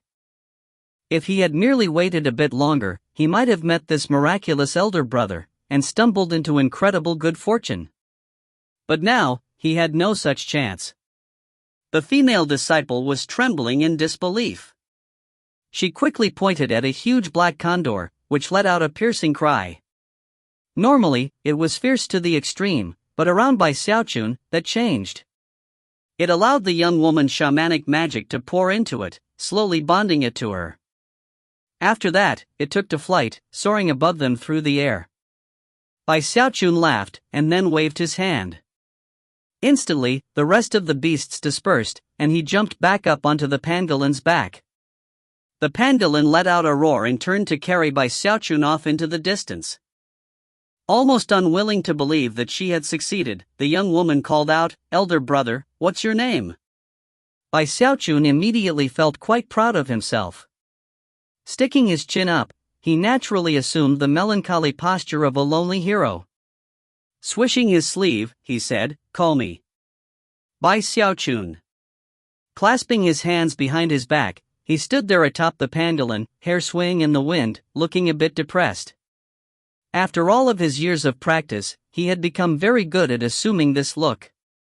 The image she was seeing was instantly branded deep into the female disciple's mind. Xiaochun? Why does that name sound so familiar? The male disciple's jaw dropped, and his eyes went wide with incredulity. The archenemy of the North Bank, ... The female disciple gasped, suddenly remembering why Xiaochun's name was so familiar. However, it seemed completely impossible to correlate the archenemy of the North Bank with this lonely, melancholy figure in front of her.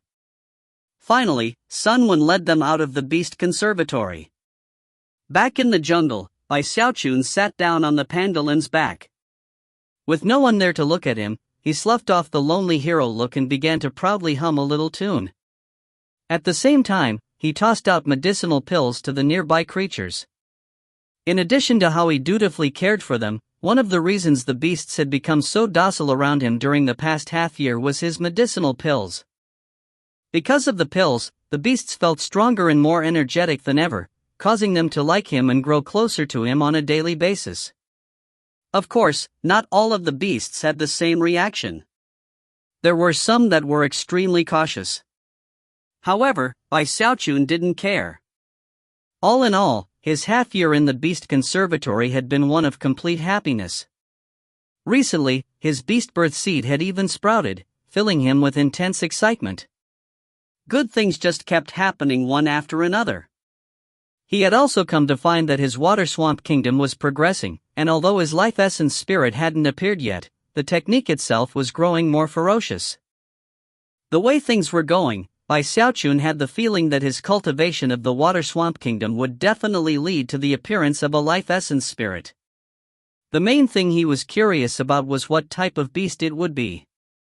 He couldn't stop thinking about what it would be like to have a complete water swamp kingdom, a top-secret magic that was of the same caliber as Ghostfang's Ghosts Haunt the Night. He also wondered what his battle prowess would be. Filled with anticipation, he focused on cultivation for another month. By this time, he had been on the North Bank for the better part of a year. Although he never left the Beast Conservatory and kept a low profile, stories about him taming the beasts began to spread among the disciples outside.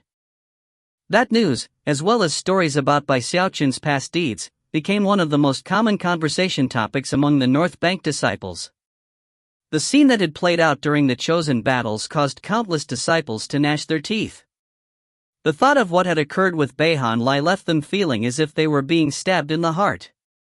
Then they would look at their own battle beasts, and the pain would become indelible shadows across their hearts. One day, Beihan Lai finally emerged from secluded meditation. There he stood in his immortal's cave, his eyes wide as he looked at a jade slip which had arrived half a year ago, informing him that Xiaochun had come to the North Bank. Baring his teeth, he crushed the jade slip. Xiaochun, the humiliation you heaped upon me will be cleansed today. You might be strong, but I've made a lot of progress in the years since then. Unheard of progress. I've finally pushed my sunset incantation to the 3rd level. I'm invincible under foundation establishment. His cultivation base erupted, and it was at the great circle of the 9th level of chi condensation. After the intense provocation from years ago, he had gone mad with his cultivation, until he was in a state of frenzied hysteria. Xiaochun. Beihan Lai threw his head back and roared, bursting out from his immortal's cave. Many people noticed what was happening, especially the Gongsun siblings and Su Song. So powerful. He actually pushed the sunset incantation all the way to the 3rd level. Nobody's done that for the past 1,000 years. He's grown, but then again, so have we. It's hard to say how much more powerful he is compared to back then. Anybody who experienced such a tragedy would surely relive it every day and go mad, just like he did. Even as the Chosen observed Beihan Lai with trembling hearts, he transformed into a beam of light that shot toward one of the most popular locations on the North Bank, the centrally located trial platform. The trial platform was actually a clawed stone hand attached to the statue of an enormous, ferocious beast. The statue itself was 30 meters tall, vicious to the extreme, and even seemed to emanate the air of battle. It looked something like an upright crocodile, covered with scales, with 3 rows of sharp spikes running down its back. Even more shocking was that the clawed hand made up more than half of its entire body. Its left hand was somewhat eroded from the wind and rain, but its right hand stretched up as if to rip apart the heavens. The trial platform was the palm of that right hand. The statue had been discovered 4,000 years ago in the spirit stream Sek's ancient beast chasm. It had taken quite a bit of work to extract it and set it up in its current location, where it became the North Bank's popular trial platform. Currently, Beihan Lai stood on the trial platform, eyes shining with the desire to fight. Throwing his head back, he howled, "I'm putting up all of the merit points I have. 37,000. I hereby challenge Xiaochun." As the words left his mouth, the trial platform began to tremble, and the air distorted as a paper crane materialized. Without the slightest delay, it shot at top speed in the direction of the Beast Conservatory. The North Bank Trail platform was a very famous place in the Spirit Stream sect. Even the disciples in the South Bank had heard of it.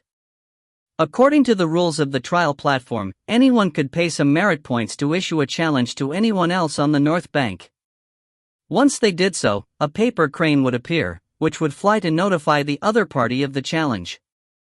The challenge would remain in effect for half a year. If the challenged party accepted, the fight would begin immediately. If the challenged party won the fight, they got to keep the merit points. If they lost, there was no merit point penalty. It was also possible to refuse the challenge. If that happened, then half a year later, the challenge would be nullified, and the merit points would be returned to the challenger. However, during that half-year time period, the challenger could not retract the challenge. Because of those rules, the challengers ended up being in a very passive position. However, that made things fair. If you find any errors, ads pop up, ads redirect, broken links, non-standard content, etc., please let us know. Report chapter so we can fix it as soon as possible. Chapter 121, Paper Cranes Fill the Sky. Chapter 121, Paper Cranes Fill the Sky. The news that Beihan Lai had made such incredible progress with his divine ability and then issued a challenge to Bai Xiaochun on the trial platform swept rapidly through the North Bank. Disciples flocked to the trial platform, where they waited eagerly to see the outcome. Beihan Lai stood there, his blood boiling with the desire for revenge. He wanted to cleanse the humiliation which he had felt, and prove to all on the North Bank that Beihan Lai was the same chosen he was before. However far I fall down, that's how far I'll climb up, and even higher. Bai Xiaochun, you're nothing but a stepping stone to me. Beihan Lai's eyes burned with madness. He had been waiting for this day for a long, long time, and was completely confident that his sunset incantation would secure him victory against Bai Xiaochun. Of course, he had heard the stories about Bai Xiaochun's final match with Ghostfang. However, he was still confident that his mad struggles over the past years put him in a position to fight first Bai Xiaochun, and then Ghostfang. Bai Xiaochun, get out here! Beihan Lai roared, shaking inside and out, thrumming with energy that caused intense shock among the spectators. His unleashed cultivation base was like a vortex, spinning around him in all directions. Good job, elder brother Beihan. Take Bai Xiaochun down. Ha ha ha. We've been waiting for a long time for this day to arrive. As crowd was cheering, Bai Xiaochun was in the jungle, sitting on top of the pangolin, humming a little tune as they went on a little walk. Suddenly, a beam of light appeared off in the distance. It sent a blood-colored glow out in all directions, and radiated a murderous aura that seemed permeated with the desire to do battle.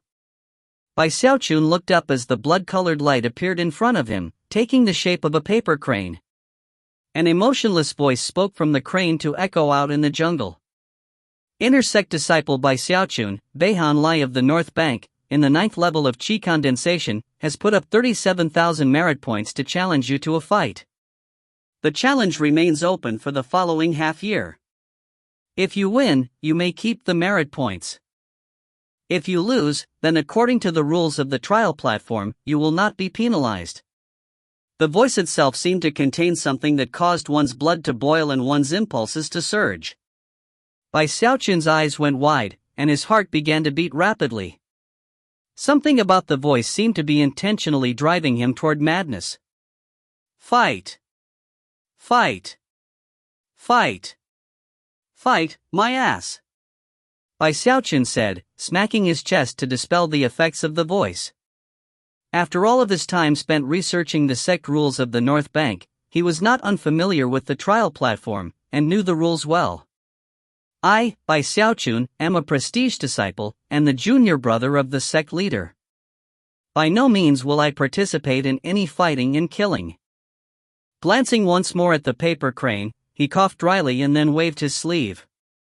A wind sprang up, sending the paper crane flying off to the side. Humming a little tune, he sent the pangolin onward through the jungle as though nothing had ever happened. Time passed.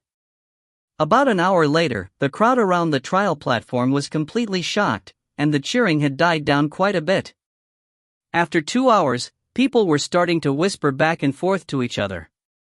Beihan Lai still stood there on the trial platform, trembling and twitching. Bai Xiaochun isn't going to avoid the fight, is he?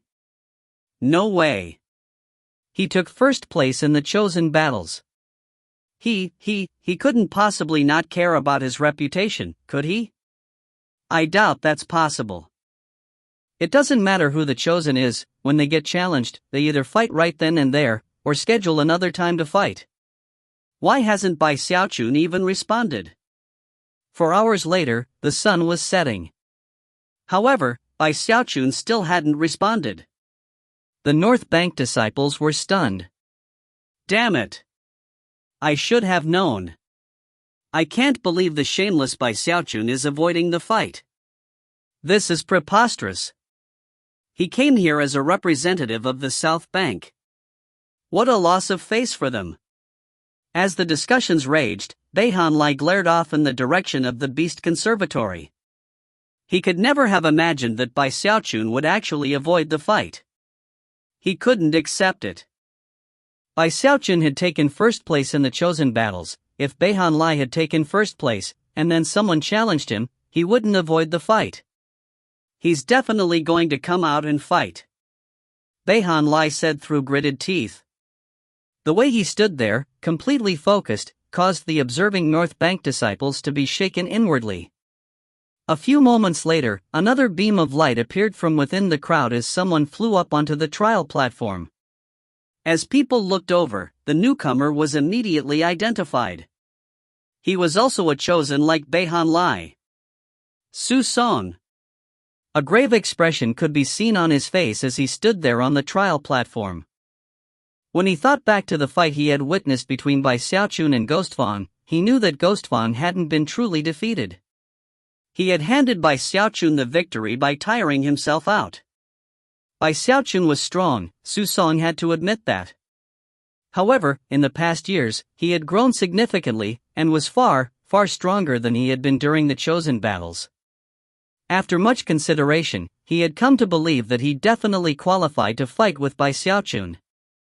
Today, I, Su Song, will join Beihan Lai to challenge Bai Xiaochun to a fight, he said loudly.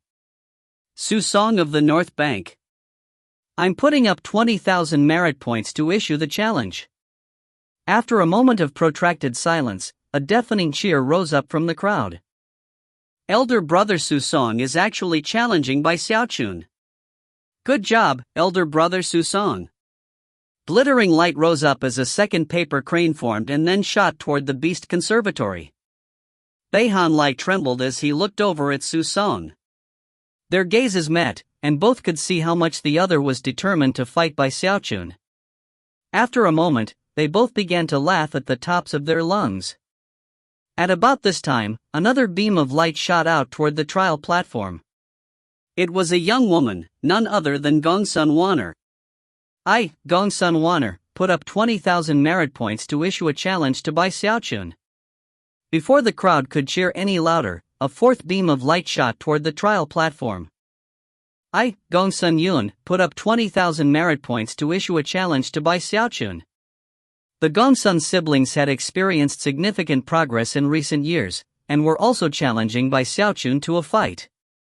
As their voices echoed out, light glittered, and two paper cranes formed and then shot out through the air toward the Beast Conservatory. Look how fired up they are. Now that's what North Bank Chosen are like. Those Chosen are invincible. Ha ha ha. Bai Xiaochun must be scared out of his pants. You know what, even if I lose, it's only a few merit points. I'm gonna challenge him too. He needs to know that the North Bank sticks together. A fifth, a sixth, and even a seventh disciple emerged from the crowd to fly over and stand on the trial platform. I, Chen Ao, will share trials and tribulations with elder brother Gongsun Yun. I put up 700 merit points to challenge Bai Xiaochun. Elder brother Su Song has always treated me well. I, Sun Changlong, will stand by his side. I put up 500 merit points to challenge Bai Xiaochun to a fight. I, Zhou Feng, put up 400 merit points to challenge Bai Xiaochun to a fight. The North Bank was being completely shaken. Meanwhile, back in the Beast Conservatory, Bai Xiaochun watched in shock as one paper crane after another flew toward him. As they did, they spoke with the same emotionless voice. So many. Bai Xiaochun thought, blinking. He had already tossed 3 paper cranes off to the side, only to see 5 or 6 more flying toward him, one after another. All of them exerted influence on him to try to get him to fight, making it hard to stay calm. Suddenly, wings sprouted from his back as he shot through the forest at top speed back toward the honor guard station. Along the way, another dozen or so paper cranes reached him, all of them speaking the same type of words. The stimulating sensation caused by the words made by Xiaochun let out an enraged roar. You people are such bullies. How can you challenge me with so many people, and each one in the 8th level of Qi condensation or higher. What are you trying to accomplish? No. I want to keep a low profile. After arriving back at the honor guard station, he activated the spell formation, trapping the paper cranes outside. Finally, he sat down cross-legged, looking very lofty. I'm definitely going to keep a low profile here on the North Bank. There's no way I'm going to give in to your demands. Humph. Sighing emotionally, he put the matter aside and began to meditate. As the night passed, more and more people leaped up to join Beihan Lai on the trial platform and issued challenges to Bai Xiaochun. The whole sect was set astir. Many of them were there to ingratiate themselves to the chosen, and of course, a large number of them were fans of Gongsun Wan'er. It was quite an exhilarating scene to see so many people putting up so many merit points. Around daybreak, Bai Xiaochun finished his cultivation session and pushed the door open to find a cacophony of voices shaking everything in the area. He stared in shock, and worked hard just to suppress the desire to fight which rose up in his heart at the instigation of the voices. Astonishingly, there were over 100 paper cranes waiting outside for him. You North Bank people are crazy, he said. Scalp tingling, he closed the door and didn't take even a single step outside. The following morning, he assumed that the North Bank people would have finally called it quits. However, upon opening the door, a sound like thunder could be heard coming from the more than 300 paper cranes piled up like a mountain outside of the honor guard station. Each and every one of those paper cranes represented a challenge to fight. Bai Xiaochun cleared his throat and quickly closed the door, more convinced than ever that the North Bank people were lunatics. AI. Sometimes it's a real mistake to be so superior to everyone. Bai Xiaochun. Ah, Bai Xiaochun. If you made a mistake anywhere, it was in being so superior. Face downcast, he sat down in the honor guard station, where he thought for some time before deciding to simply work on cultivating the Water Swamp Kingdom. Time passed. During the following week, every time Bai Xiaochun pushed open his door, he would find that hundreds more cranes had arrived. Eventually, he simply got used to it, until around 2,000 of them were piled up outside. Whenever disciples came to visit the Beast Conservatory, the first thing they noticed upon entering was the huge pile of paper cranes. The entire North Bank had sprung into motion because of Beihan Lai issuing a fight challenge. The chosen were whipped up into a storm, and it only continued to grow more intense. Eventually, roughly 40% of the inner sect disciples had issued a challenge to Bai Xiaochun. Most of them offered up a small portion of their merit points, not all of them like Beihan Lai had. Eventually, word spread to the elders and the peak lords, and even they were shocked by what was happening. During the 4,000-year history of the North Bank trial platform, this was the first time that anything like this had ever happened. Nearly 2,000 inner sect disciples had issued challenges, and all to a single person.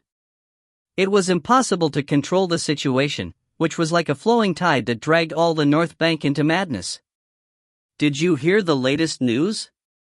Today, 300 inner sect disciples challenged Bai Xiaochun at the trial platform. Ha ha ha. Bai Xiaochun is definitely scared to death. By now he definitely realizes how strong the North Bank is, and how much we stick together. Hold on. I'm gonna go challenge him too. Right now. If you find any errors, ads pop up, ads redirect, broken links, non-standard content, etc., please let us know. Report chapter so we can fix it as soon as possible. Chapter 122, I accept this challenge. Chapter 122, I accept this challenge. The North Bank disciples viewed challenging Bai Xiaochun as a sort of heroic accomplishment. It was causing such a stir that word even spread to the South Bank. The disciples there exchanged glances of sympathy. Of course, that sympathy was not for Bai Xiaochun, it was for the disciples of the North Bank. They really don't know him at all. Just wait. It won't be long before they realize how terrifying Bai Xiaochun is. Time passed. On the 10th day, the number of inner sect disciples who had challenged Bai Xiaochun had reached about 2,300 in total. That number increased every day. It reached the point that any inner sect disciple who didn't go to challenge by Xiaochun was considered to have lost face. Not going to the trial platform to send out a paper crane was considered to be contemptible. Once that became the norm, even more people challenged him. Ha ha ha. On this day, I, Su Debao, put up 10 merit points to challenge by Xiaochun. Humph. I, Zhou Yunson, challenged the archenemy of the North Bank 3 days ago. Too bad that numbskull didn't dare to fight. On the 13th day, the number of disciples who had challenged by Xiaochun passed the 3,000 mark. The North Bank was completely and utterly in a frenzy. No matter where you went, the only thing people talked about were the challenges to by Xiaochun. For such a massive storm to have been caused by a single person was unheard of. New challenges flew out every day, and tens of thousands of outer sect disciples were gathered around the trial platform, there to watch the proud inner sect disciples in their glory. Every paper crane that flew off was accompanied by cheers, regardless of how many merit points had been put up as the stakes. Beihan Lai had never imagined that his actions would give birth to such pandemonium. He was now far more famous than before, especially considering that he had come back from an injury to his current height. On the 17th day, the number of disciples who had challenged by Xiaochun broke past 4,000. The storm which had overtaken the North Bank was filling the entire sect. By this point, what was happening was no longer a simple challenge to fight. It was a symbol. The number of merit points offered up didn't matter. Some people offered less than 10. However, the event was so exciting that everybody had to participate. Bai Xiaochun is scared. He doesn't dare to fight with the North Bank. Ha ha ha. Even if he were stronger than he is, he would still have to kneel before the combined might of the North Bank. The spirit of the North Bank can never be surpassed. The 4 peak lords of the North Bank were tongue-tied, and sect leader Zhang Yuandong looked on with wide eyes. Even the prime elders took notice. After all, this sort of thing had never occurred before. The North Bank disciples were so excited about the matter that virtually every day after the challenges were issued, people would rush over to the Beast Conservatory to look at the paper cranes flying to join the pile. Loud cheering would always accompany the scene. By the 20th day, 80 to 90% of the inner sect disciples had issued challenges to fight. It was only then that the pandemonium began to die down. That morning, a burly outer sect disciple appeared near the trial platform, seemingly bursting with eagerness. In his mind, considering the fact that over 4,000 people had already challenged Bai Xiaochun ahead of him, even if Bai Xiaochun did choose to fight someone, he surely wouldn't pick people who had offered low amounts of merit points. After all, Bai Xiaochun had taken first place in the chosen battles. To be able to challenge someone like that, even if he was avoiding the fighting, left the burly disciple bursting with joy. Later on, he could brag that he had challenged Bai Xiaochun, but that Bai Xiaochun had run from the fight. More excited than ever, the burly disciple unleashed the power of the 4th level of qi condensation and leaped up onto the trial platform, the first person of the day to issue a challenge, and also the first outer sect to ever do so.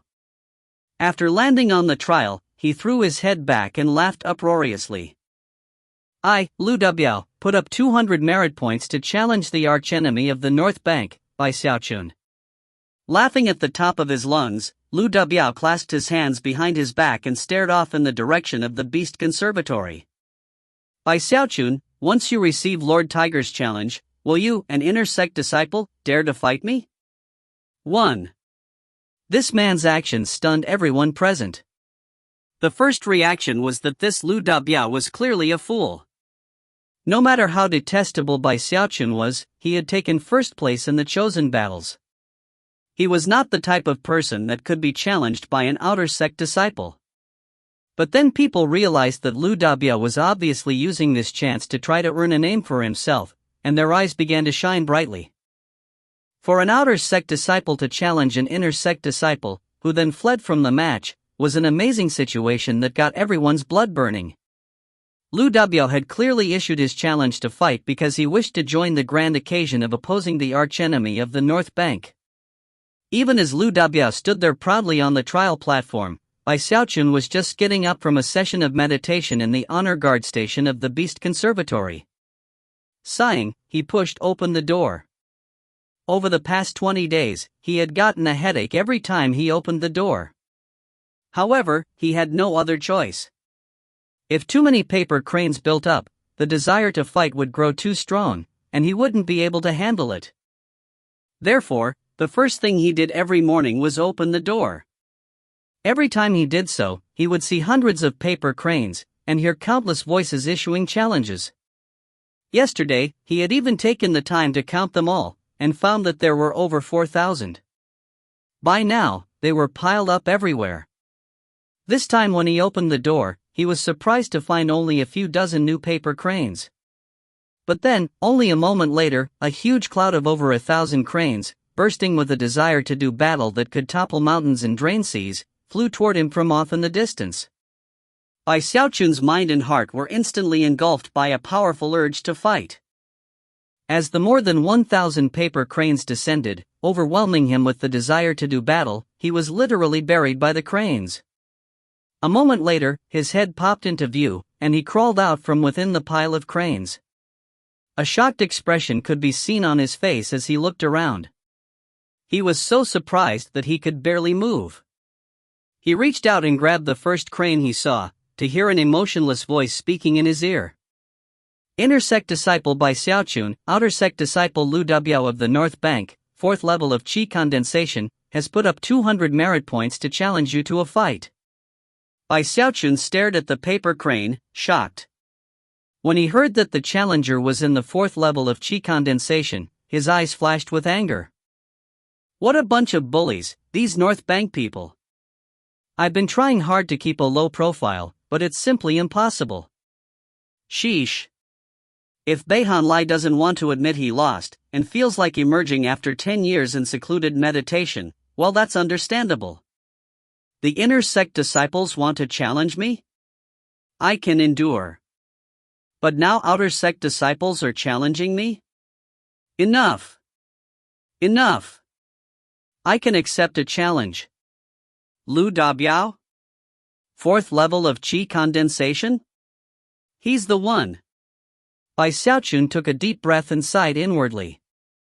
It was too bad that the beasts in the Beast Conservatory couldn't be taken out easily unless they were bonded.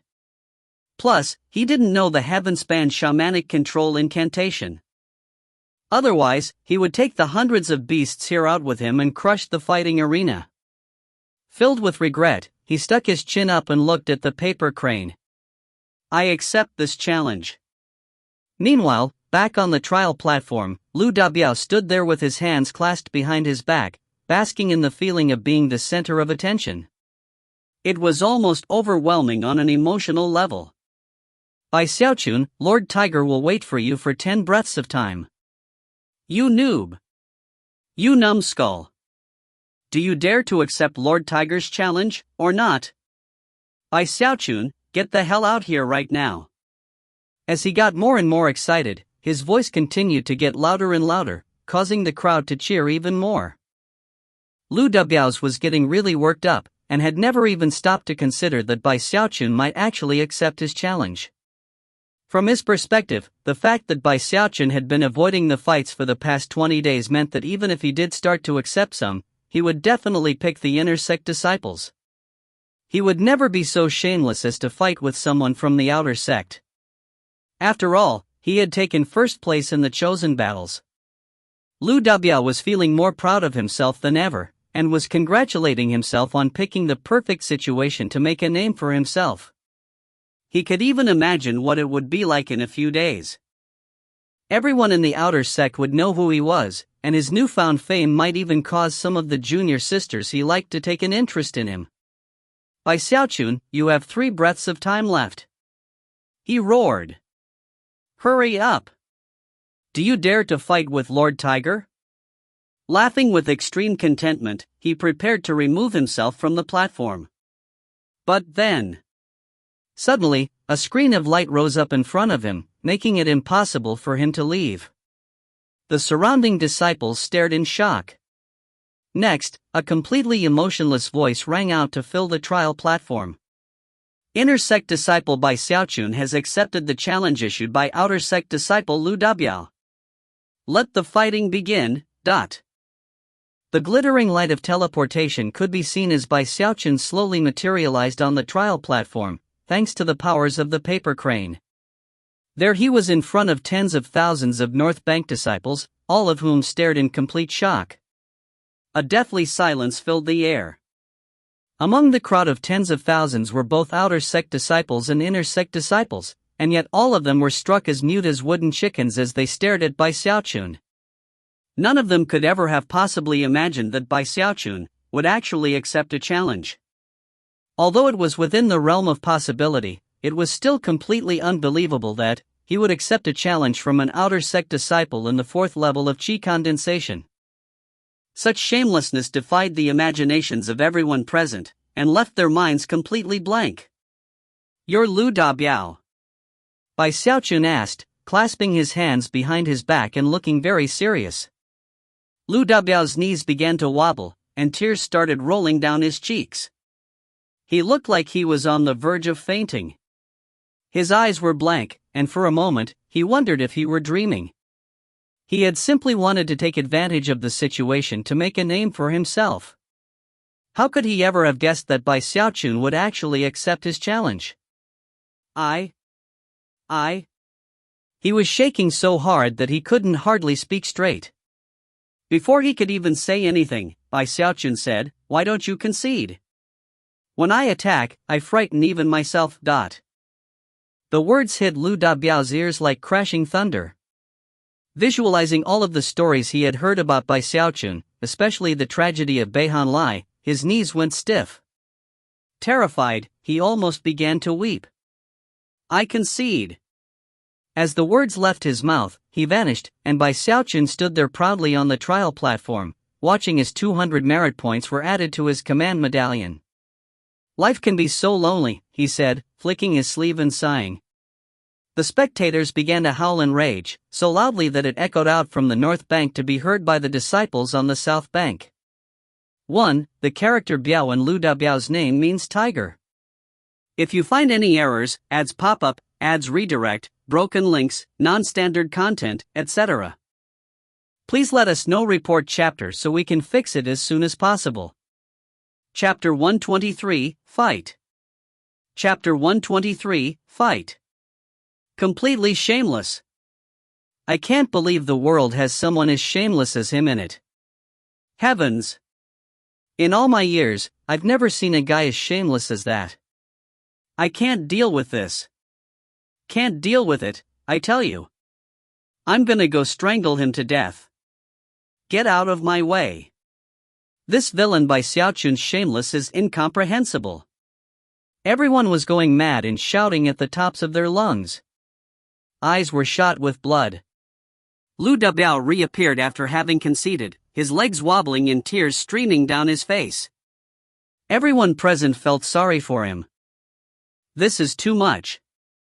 Instead of accepting the challenge of an inner sect disciple, he fights an outer sect disciple? If he wants to pick someone weak to fight, fine, but did he have to pick someone that weak? Hey, fight me, Shen Ao. I challenged you on the first day. Come on, I dare ya. The inner sect disciples were going mad, unleashing anger upon Bai Xiaochun that could shake heaven and earth. The Gongsun siblings and Su Song were speeding toward the trial platform from off in the distance. After learning what had happened, they were shaken, but also enraged. That was especially true of Beihan Lai, who threw his head back and roared. Bai Xiaochun, I challenge you to fight. His words caused everything to shake as if with thunder, and filled all 4 peaks of the north bank. Countless disciples of both the outer and inner sects were shocked. Eyes wide, they began to race toward the trial platform. So many people were calling out that they wanted to fight that several hundred paper cranes formed and shot toward Bai Xiaochun, almost inundating him. This was a scene which had never, ever played out before on the north bank. The disciples were going crazy, and even the 4 peak lords were left gasping. A huge group of elders appeared, hovering up in the air and looking down at the scene playing out. However, no matter which way they analyzed the situation, they couldn't think of any way in which Bai Xiaochun had violated any sect rules. The old woman from Iris Petal Peak looked down at him with wide eyes, aware that everything he had done was in compliance with all regulations. Seeing all the paper cranes, and seeing how angry everyone was, Bai Xiaochun started getting mad.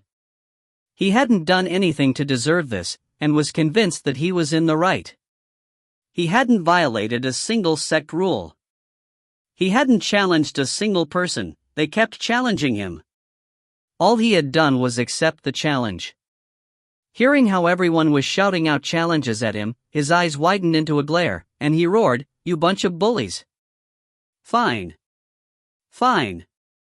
You forced me into this, . Sweeping his furious gaze across the crowd, he waved his hand, and a sound like rushing water could be heard as more than 5,000 paper cranes emerged from his bag of holding. Those were all of the paper cranes he had collected recently, 1,000 of which had just come in that morning. The crowd instantly went quiet. The inner sect disciples were all cracking their knuckles, ready to fight at any moment. As for the outer sect disciples, they were burning with rage. However, some of them, the impulsive 1,000 or so who had joined Lu Dabia to issue challenges, were also a bit nervous. Bai Xiaochun, heart pulsing with fury, looked over at the paper cranes and then selected one from an outer sect disciple in the 5th level of qi condensation. "You," he said loftily. "I accept your challenge." As his voice echoed out, one of the outer sect disciples in the crowd, a teenager, vanished as he was teleported onto the trial platform. Trembling, tears welling up in his eyes and leaking out the corners, he edged backward. I concede." The audience gaped, and some people's vision started to turn black as they realized they had underestimated the true depth of Bai Xiaochun's shamelessness. "Arg! I'm gonna kill him. Bai Xiaochun, you're not gonna escape this time. Not unless you fight everybody here. Until that happens, this matter will never be over. This level of shamelessness. I don't even know what to say. Heavens!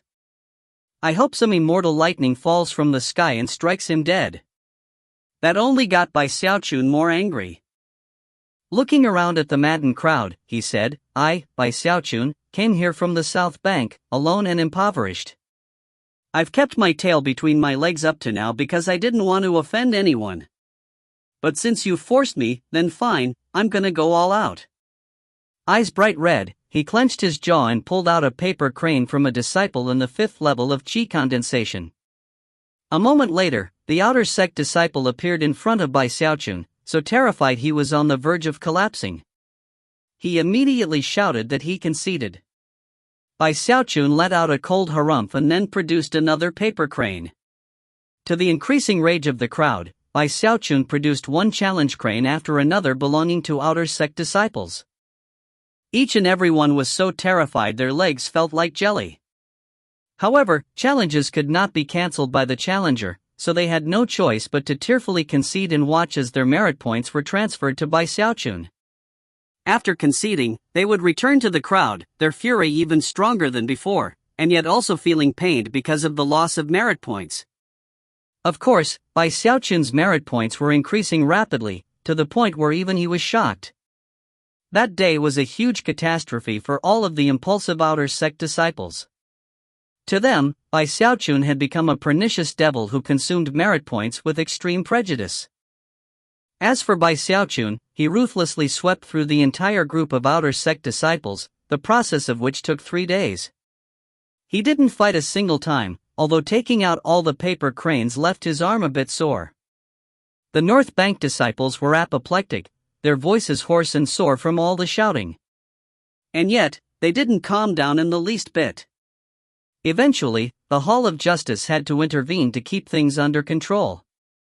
But even they could only watch Bai Xiaochun at work, remaining vigilant against a possible uprising on the part of the North Bank disciples. The 4 peak lords looked on in absolute astonishment. Glancing at each other, they could see the helplessness and shock in each other's eyes.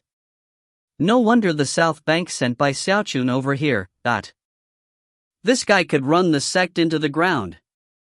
And yet, he hasn't broken any sect rules.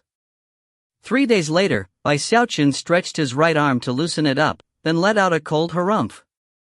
Having cleared all of the outer sect disciples' fight challenges, he looked around at the tens of thousands of people surrounding him, and could tell that they wouldn't let him leave. After a moment of silence, he chuckled. Well, since you're going to be like that, don't blame me for what happens next. It was at that moment that his normal cautiousness faded, and the same veins of steel appeared that had been present in the fight with the Xiaochun clan. Even as the crowd looked on with bloodshot eyes, he selected a fight challenge from an inner sect disciple. All eyes were completely focused on the trial platform as a figure materialized. It was a gaunt young man who, the moment he appeared, threw his head back and laughed uproariously. Xiaochun, today I will. Boom! Before he could even finish speaking, Xiaochun was right in front of him, unleashing a fist strike. The gaunt young man's eyes went wide as he sailed through the air and then slammed into the shield surrounding the trial platform, where he slumped down, unconscious. The audience gasped, and their eyes went wide. Xiaochun stood there with a placid expression on his face as he pulled out a second paper crane from an inner sect disciple. Moments later, the second inner sect disciple appeared on the platform. In the blink of an eye, a fist flashed, and he was unconscious.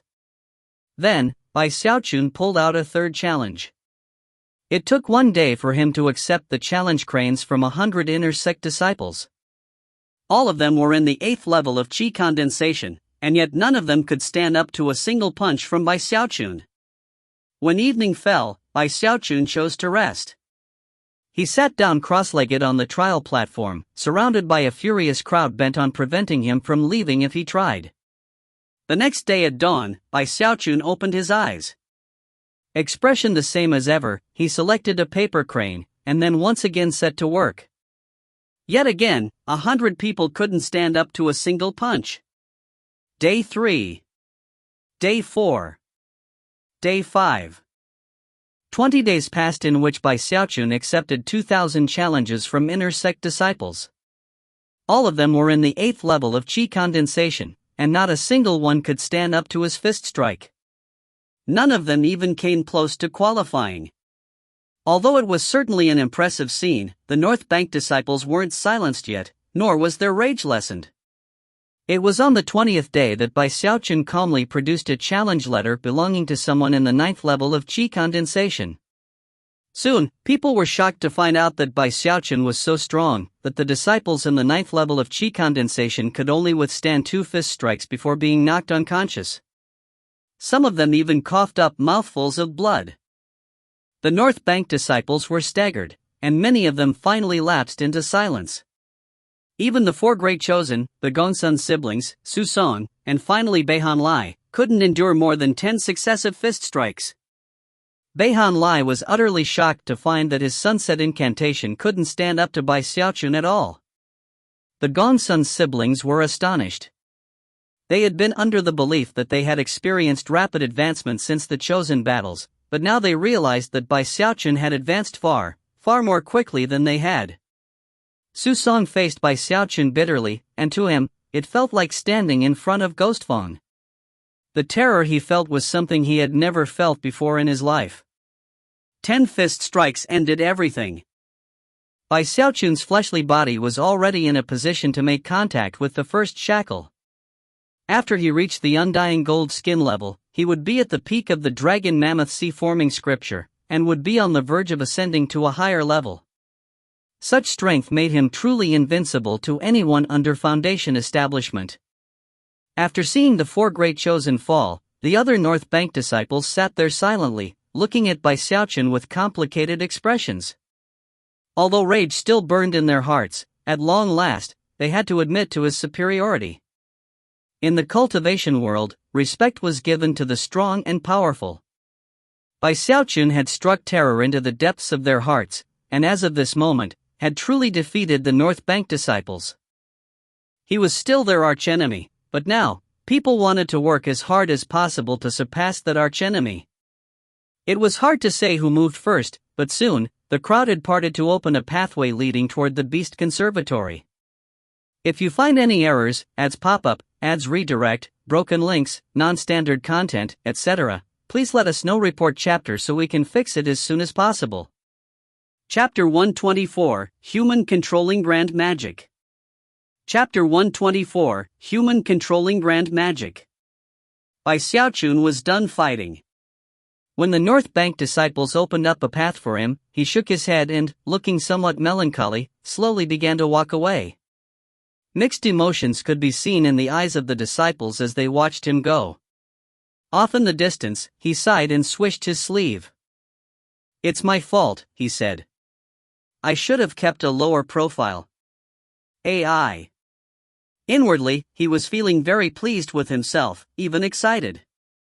And yet, he maintained the melancholy, lonely look. He made a very bleak silhouette. The disciples of the North Bank were torn, and none of them were really sure what they were feeling.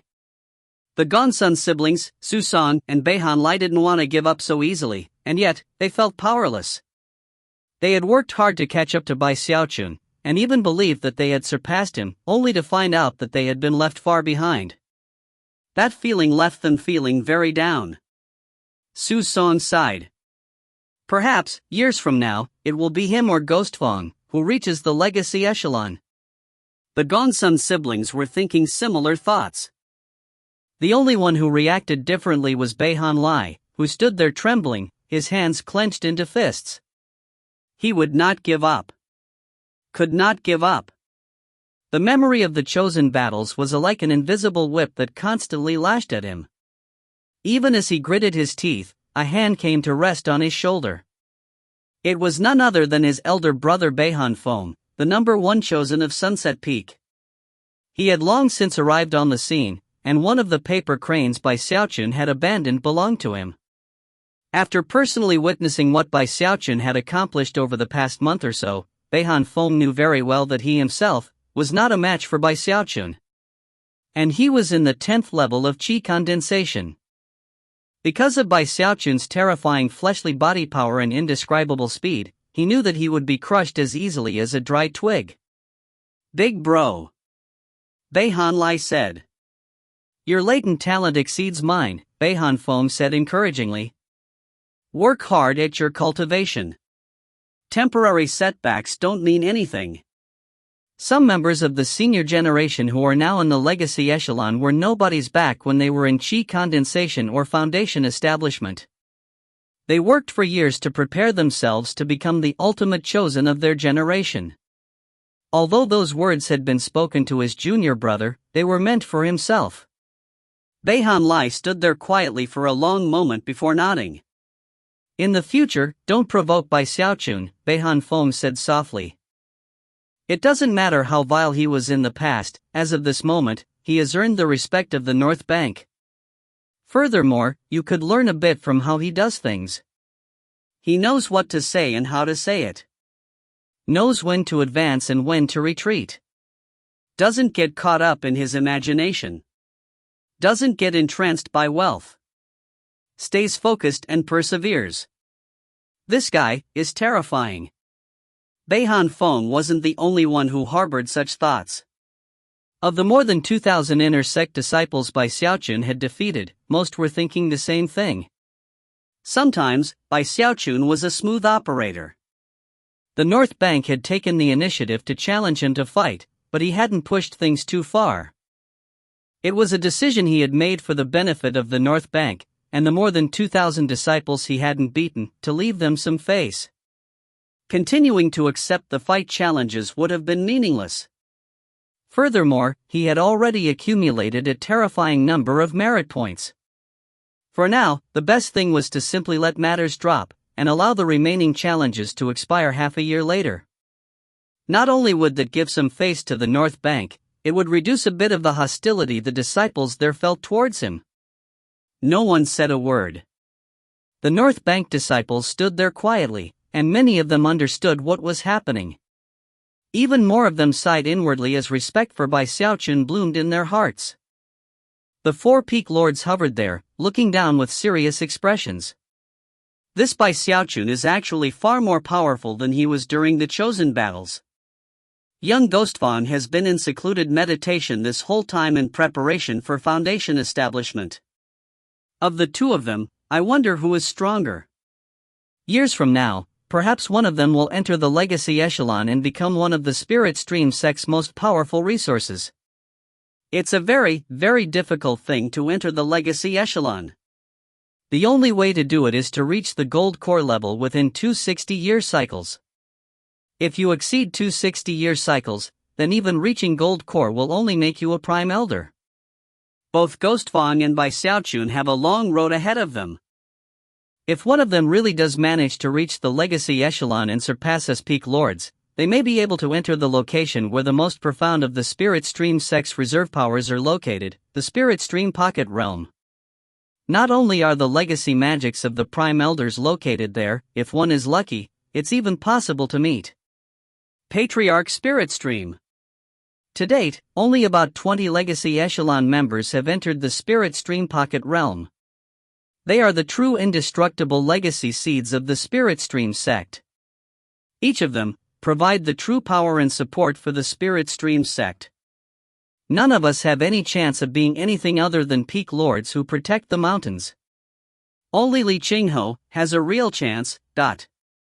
The 4 peak lords exchanged glances and sighed as they recalled Xiaochun's relationship with Li Qingho. Eventually, the crowds dispersed. In the following days, the North Bank quieted down and returned to normal.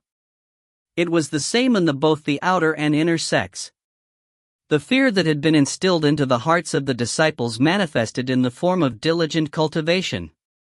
Perhaps they no longer viewed Xiaochun as a true enemy, but they most certainly viewed him as an opponent to surpass. The explosive increase in cultivation activity left the 4 North Bank peak lords very pleased. Time passed. Half a year. Xiaochun remained within the Beast Conservatory, the same as ever. Every day, he cultivated the Dragon Mammoth Sea-forming scripture and worked with the Water Swamp Kingdom. He also spent time carefully observing all of the beasts in the Beast Conservatory. He worked hard to care for all of the animals, both the docile ones and the violent ones. As a result, the beasts continued to grow more fond of him. Plus, the more time he spent exploring the jungle, the more familiar he grew with it. That was especially true of one location deep in the jungle, where a pitch-black cave existed. Boundless streams of black mist roiled out of that cave, which was a famous place on the North Bank. The Ancient Beast Chasm. Supposedly, that cave led straight down to the 9 Serenities underworld, and was also connected to an arcane pocket realm. Countless vicious beasts lived in the cave, sealed in place by patriarchs of the Spirit Stream sect countless years ago. They were now a reserve force for the sect, and one of the main reasons why the North Bank disciples cultivated their shamanic beast control arts. However, the arcane pocket realm had a very mysterious origin. Throughout the 10,000-year history of the Spirit Stream sect, only one small portion of it had been explored. Every few hundred years, the power of the seals would need to be strengthened, which required a significant cost to be paid by the sect. Even still, the vast resources within the arcane pocket realm ensured that it was one of the most important places on the North Bank. In addition to all that, the ancient beast chasm was also the abode of the Spirit Stream sect's holy beast guardian, the heaven-horning dragon. In fact, it was even part of the seal itself. The Spirit Stream sect's most powerful offensive weapon, the heaven-horn sword, which had received a 9-fold spirit enhancement, had been forged from the shed horn of that very dragon. The heaven-horning dragon's cultivation base was so terrifying that even Zhang Yuandong had no choice but to call it senior. Back when the Spirit Stream sect fought its way from the delta into the lower reaches, the heaven-horning dragon had been a follower of Patriarch Spirit Stream, and its contributions to the sect could not be understated. One day, Xiaochun stood at the edge of the waterfall that led down into the ancient beast chasm. He had visited the location a few times, and had read about the history of the place, and the heaven-horning dragon. Just like he always did, he tossed one of his medicinal pills down the waterfall, then cleared his throat. "Senior Heavenhorn," he called out, "it's me again, Xiaochun of the junior generation. I just want to use the earth flame here." The price is the same as usual, right? I'll pay with a medicinal pill like I usually do. Not waiting for a response, he hurried over to a cave he'd opened up a short distance away. After becoming familiar with the beast conservatory jungle, he'd almost immediately noticed the traces of a vein of earth flame in the area. The small cave he'd excavated connected to that vein, and had become his pill concocting workstation on the north bank. All of the pills he made for the beasts were concocted here. However, after reading about the history of this place in the Jade Slip, he decided to play it safe. Therefore, every time he came to use it, he would toss some spirit medicine down the waterfall, which he viewed as paying the rent in a way. Although he never got a response when he tossed the medicine down, verbally or otherwise, he'd gotten used to the practice, and therefore continued to do it. A month later, Xiaochun emerged from the little cave, eyes glittering brightly, his expression one of excitement. His concocting had gone very smoothly. By now, his results with Tier 3 spirit medicine were superb, to say the least. Furthermore, his cultivation base was no longer creeping along slowly.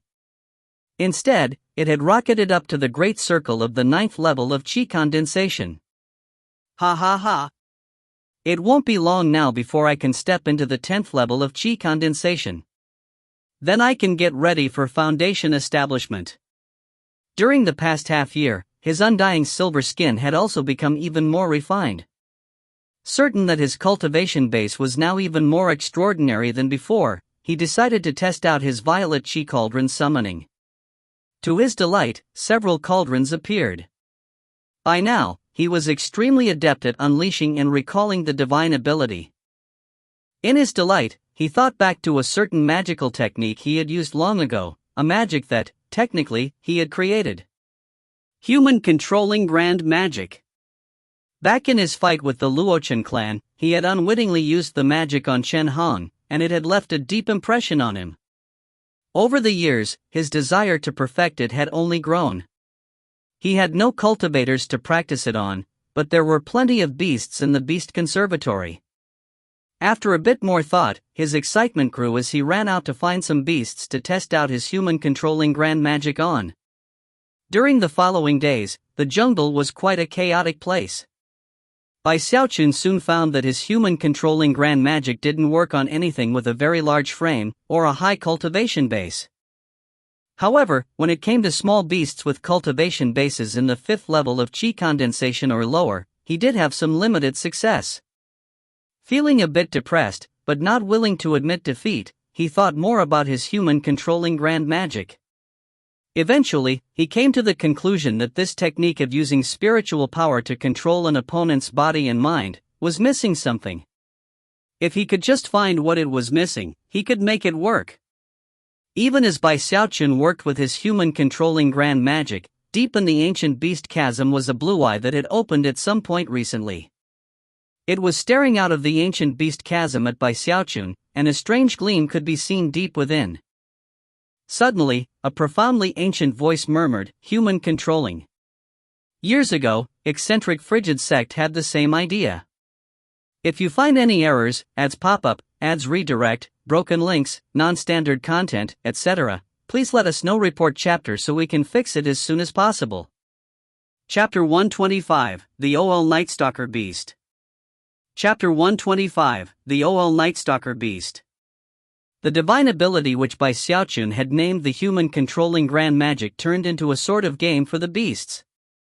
They would often find themselves mysteriously floating up into the air, only to fall down moments later.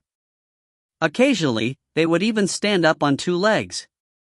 The beasts weren't frightened by what was happening, and actually found it rather amusing. It even reached the point where some of the smaller beasts would run up to Xiaochun as soon as they saw him, hoping to have some fun playing the new game. Some of the larger beasts like the flying tigers would sometimes see Xiaochun waving his finger at them and muttering to himself. Soon, he would sigh and walk away looking depressed. Such beasts were confused about what exactly Xiaochun was doing.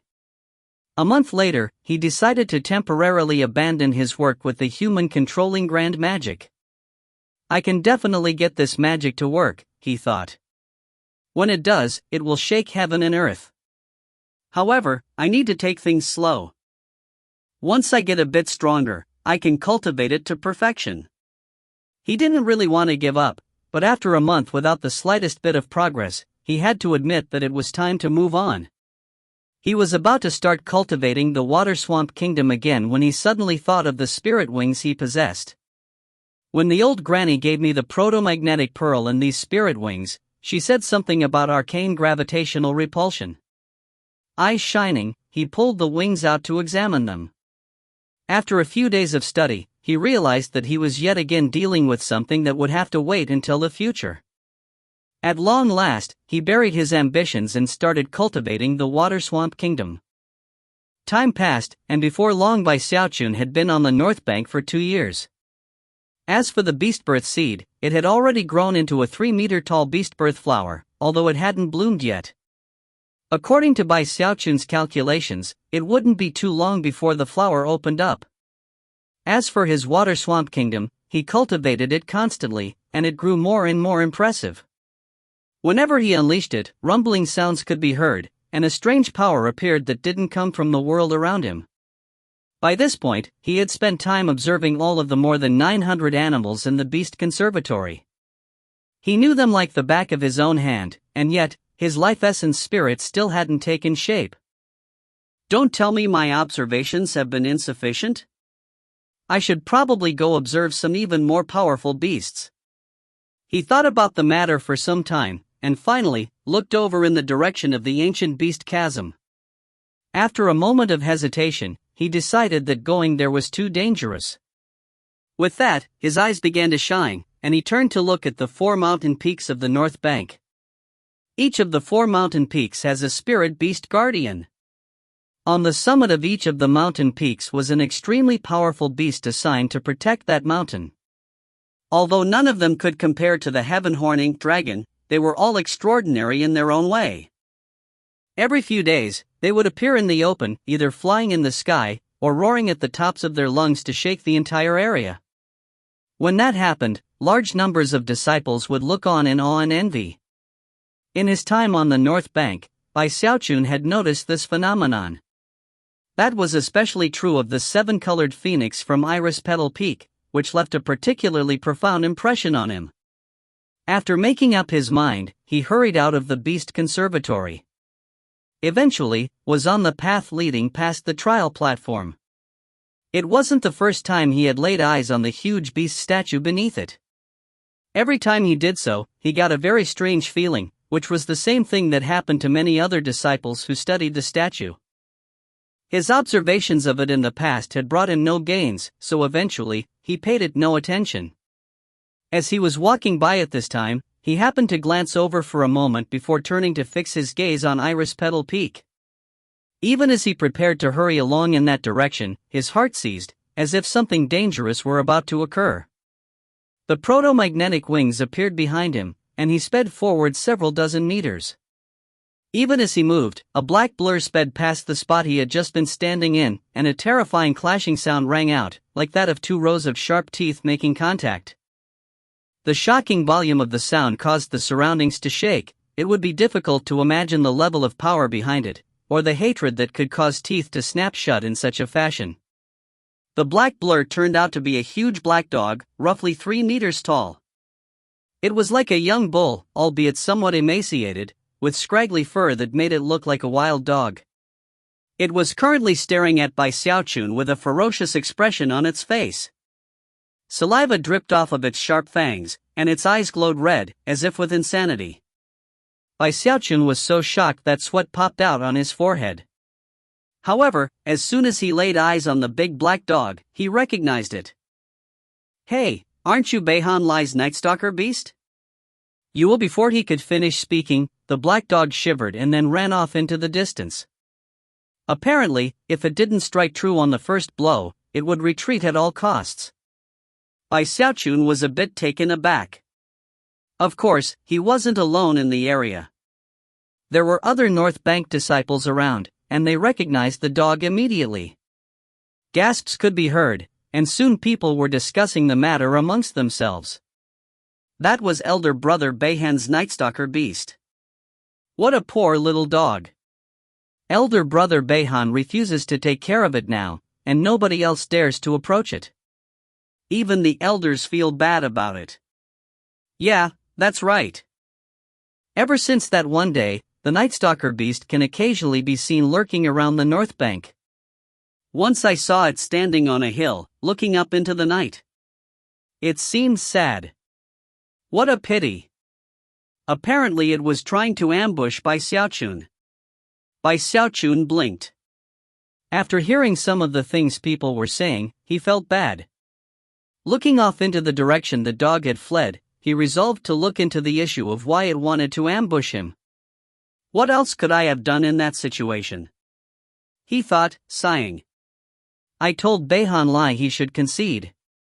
I even told him that even I fear my own attacks. Sighing again, he turned and headed toward Iris Petal Peak. As a prestige disciple, he had almost unlimited access to various locations in the sect, even on the north bank. After cautiously climbing up to the summit of Iris Petal Peak, he neared the cave at the top, but didn't enter. Instead, he settled cross-legged onto a nearby boulder, then waited quietly. The wait lasted for 3 days. Finally, a sharp cry rang out into the dawn sky, piercing through the clouds as a 7-colored light began to shine out from within the cave.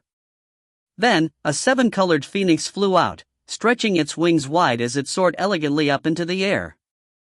When the sunlight hit its body, the 7-colored reflections it cast were dazzling. Bai Xiaochun was shaken as he realized the terrifying level of power that was contained within the phoenix.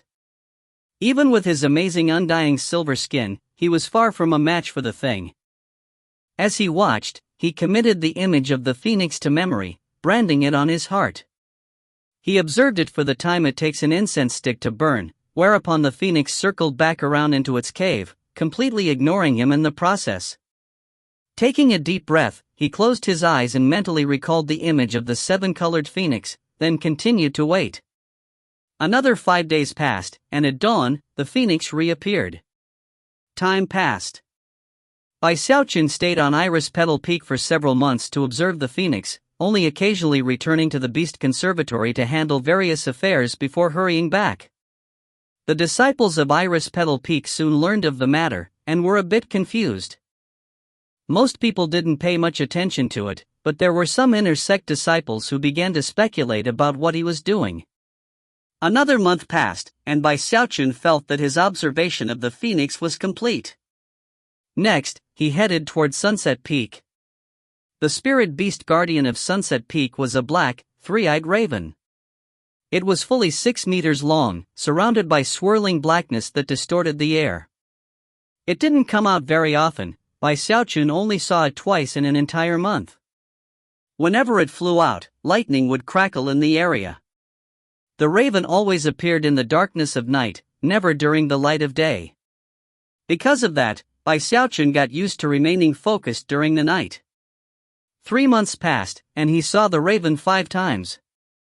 Every time it appeared, he would pay close attention, and would devote himself fully to observation.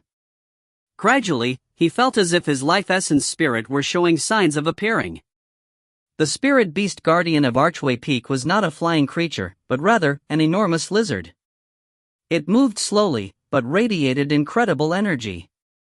It was much easier for Bai Xiaochun to observe. Whenever it emerged from its cave, it would perch on the highest boulder at the top of Archway Peak, where it would gaze off into the distance. Bai Xiaochun spent several months there, and was able to observe it in much more detail than the 7-colored phoenix and the 3-eyed raven. The spirit beast guardian of Ghostfang Peak was quite strange. It almost wasn't even appropriate to call it a spirit beast. It was a mountain ghost. It looked like an amalgamation of countless other beasts, formed together like a mountain. After gaining consciousness, it called itself a mountain ghost. It was humanoid in shape, with long black fur and human-like eyes which were located below its wolf-like maw. It also had 2 curling horns at the top of its head. Its lower torso was scaled like a snake, and it had a tiger's head on its chest. Stretching out behind it was a long tail. It carried a ghastly bone trident in its hand wherever it went, and every time it came out into the open, clouds formed up above in the sky, covering both the sun and the moon, In the darkness which resulted, its eyes would glow with mysterious light. The mere sight of it left Bai Xiaochun trembling in fear. He could sense that the thing was aware of his existence, but that it was so far above him that it didn't deign to even notice him. Whenever it appeared on the summit of the mountain, it would throw its head back and let out a soundless howl. That howl would cause countless stones on Ghostfang Peak to tremble, and they would only go still when the mountain ghost returned to its cave. Time flowed by, and Bai Xiaochun went back and forth between the mountains to carry out his observations. Gradually, it felt more and more like his life essence spirit was forming. However, he was getting the increasing sense that he had reached some barrier that had yet to be broken through. The disciples of the North Bank gradually realized that he was observing the spirit beast guardians. Most didn't understand why, but Su Song, Beihan Lai, and a few other inner sect disciples were fairly certain what was going on, and it caused their hearts to pound. He's cultivating the Water Swamp Kingdom. Quite a few inner sect disciples came to that conclusion. After all, cultivating the Water Swamp Kingdom involved long-term observation of numerous beasts. The Water Swamp Kingdom is a secret magic on the same level as ghosts haunt the night. However, the results differ for every person who cultivates it. Some can unleash incredible power, others are very weak. The fact that Bai Xiaochun is observing those beasts implies that his life essence spirit hasn't been born yet. I wonder what his life essence spirit will be like. Discussions raged among the inner sect disciples, and Bai Xiaochun continued his observations. The process lasted for a year. During that time, others besides the inner sect disciples came to pay close attention to what was happening. The peak lords of the Four Mountains, the sect leader, and even Li Qinghe were all secretly observing Bai Xiaochun's progress with the Water Swamp Kingdom. All of them were surprised. Generally speaking, observing beasts in the Beast Conservatory should have been enough to form the life essence spirit of the Water Swamp Kingdom. But it didn't seem enough for Bai Xiaochun. He went on to observe the spirit beast guardians of the Four Mountain Peaks. And yet, that wasn't enough either. Bai Xiaochun's life essence spirit seems very difficult to form. Life essence spirits vary from person to person. They form based on the hidden world which exists inside each person, and create a mysterious and unfathomable illusory spirit. What will Bai Xiaochun's life essence spirit be? Everyone watched as Bai Xiaochun concluded his observations of the four spirit beast guardians. With that, he trudged through the North Bank, thinking about how he had nothing left to observe. He had the strong feeling that he was only a step away from breaking through the barrier and giving birth to the Water Swamp Kingdom life essence spirit. However, that one step seemed infinitely vast. Bai Xiaochun was confused, and unsure of what to do next. As he walked along through the North Bank, he headed past the trial platform, and subconsciously looked over at the statue beneath the platform. He had walked past this location many times, and every time he did, he had the feeling that there was something strange about the statue. This time, he stopped in place and looked over. Then, a tremor ran through him, and his eyes shone with incredulity.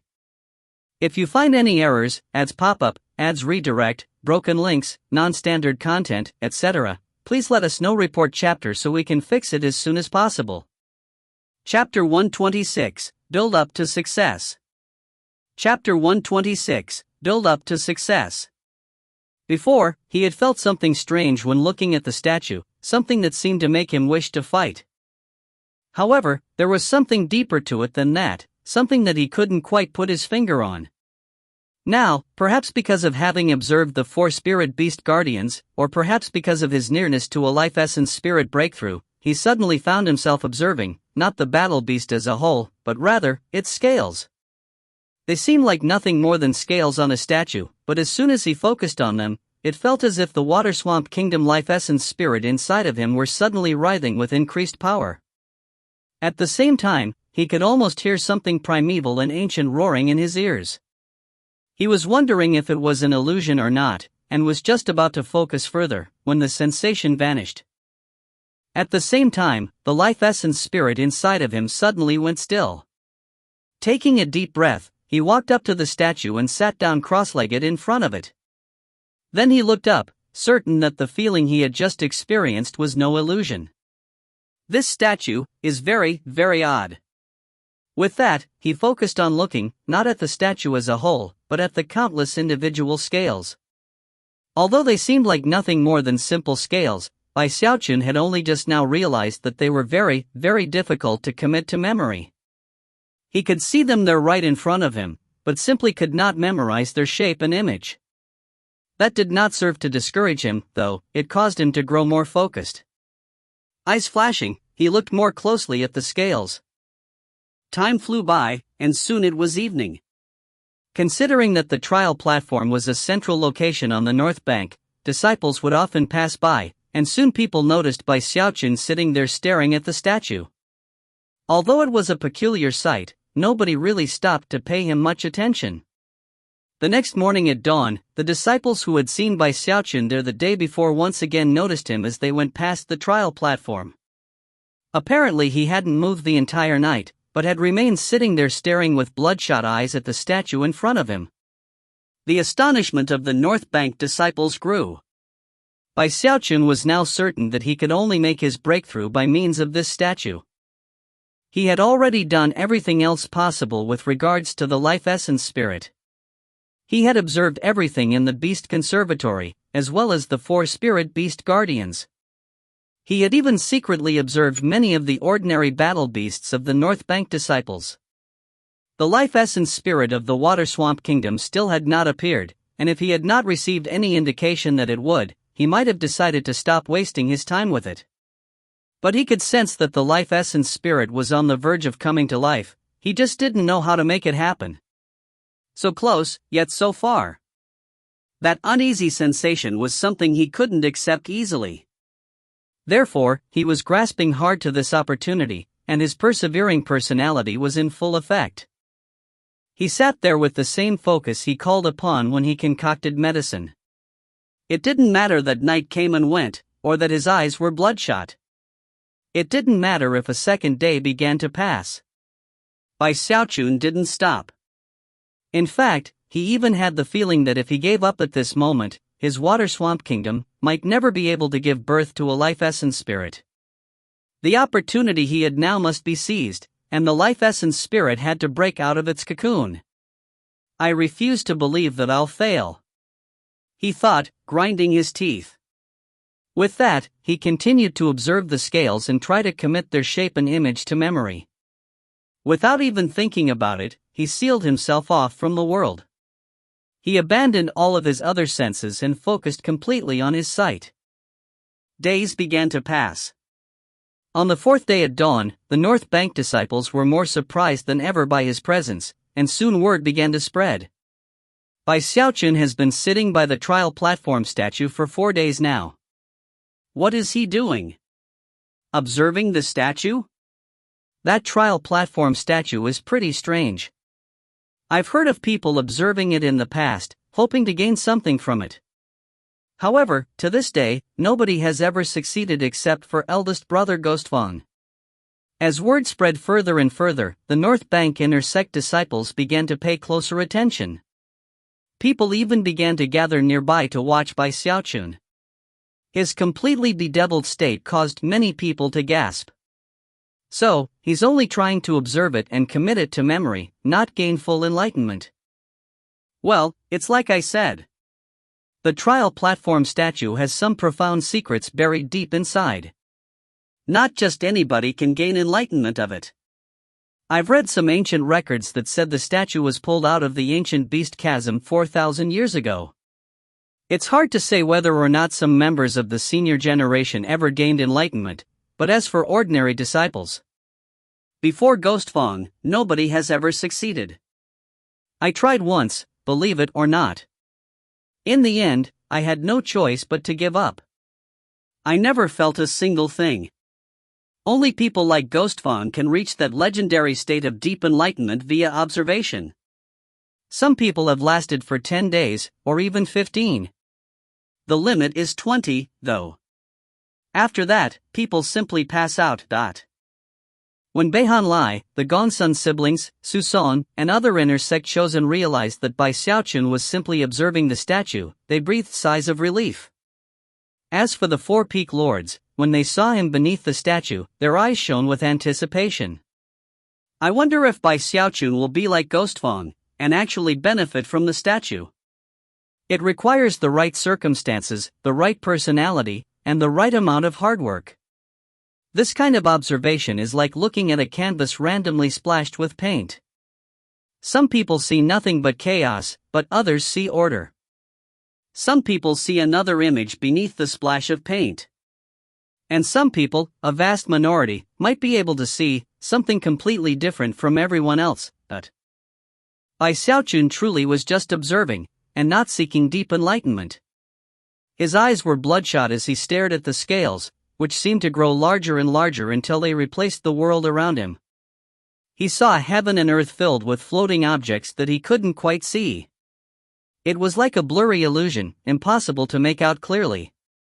However, Bai Xiaochun didn't care. The only thing he wanted to do was memorize the shape and image of the scales. He wasn't even sure how many attempts he had made. 1,000? 10,000?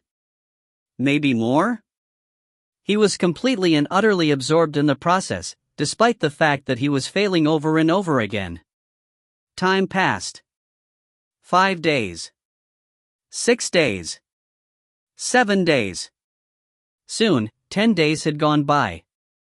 His observation of the statue was drawing on his vital energy, and his body was beginning to suffer, but he persisted. On the 19th day, Beihan Lai and the other chosen were completely convinced that Bai Xiaochun would only last for another day. After his vital energy grew weak enough, he would lapse into unconsciousness. It took 15 days for Ghostfang to enter into a state of deep enlightenment, and he awoke from his trance after 27 days. His later progress with Ghosts Haunt the Night had a lot to do with that session of enlightenment. Bai Xiaochun has already wasted 19 days and hasn't reached deep enlightenment. Regardless of the level of his cultivation base, he can't match up to Ghostfang in this situation, but the statue is completely enigmatic and unfathomable. Lots of people have tested it out, and if you don't succeed the first time, it's only harder after that. Tomorrow, he'll pass out. After he wakes up and restores his vital energy, though, it will be too late. Beihan Lai and the other chosen felt that way, and so did the four peak lords, all of whom were sighing regretfully. Gradually, Bai Xiaochun's 19th day observing the statue passed. The sun set, and then dawn broke upon the 20th day. As sunlight filled the sky, virtually everyone assumed that Bai Xiaochun would lose consciousness. But then, looks of shock filled their eyes as the 20th day ended and the 21st began. Bai Xiaochun didn't pass out. Although he was looking a bit gaunt, he still managed to hang on. 21 days. 22 days. 23 days. As time passed, astonishment grew. By the time the 30th day passed, the peak lords were completely astonished. I can't believe how much vital energy Bai Xiaochun has. At the most, ordinary disciples would last for 10 days. Body refinement disciples might last for 15. Chosen like Ghostfang could last for 20 days at the most. Without entering a state of deep enlightenment, one's vital energy will waste away, and they will lapse into unconsciousness. But Bai Xiaochun has lasted for so long. But what's the point? Even if he lasts longer, if he doesn't reach deep enlightenment, it will all have been a waste, but Beihan Lai and the others were completely shocked, and were finally starting to understand how powerful Bai Xiaochun's fleshly body was. And yet, they all sighed, without achieving deep enlightenment, simply lasting for a long time would do no good. Soon, another 10 days had passed, and Bai Xiaochun was still completely immersed in his attempts to commit the scales to memory. It was impossible to say how many actual attempts he had made.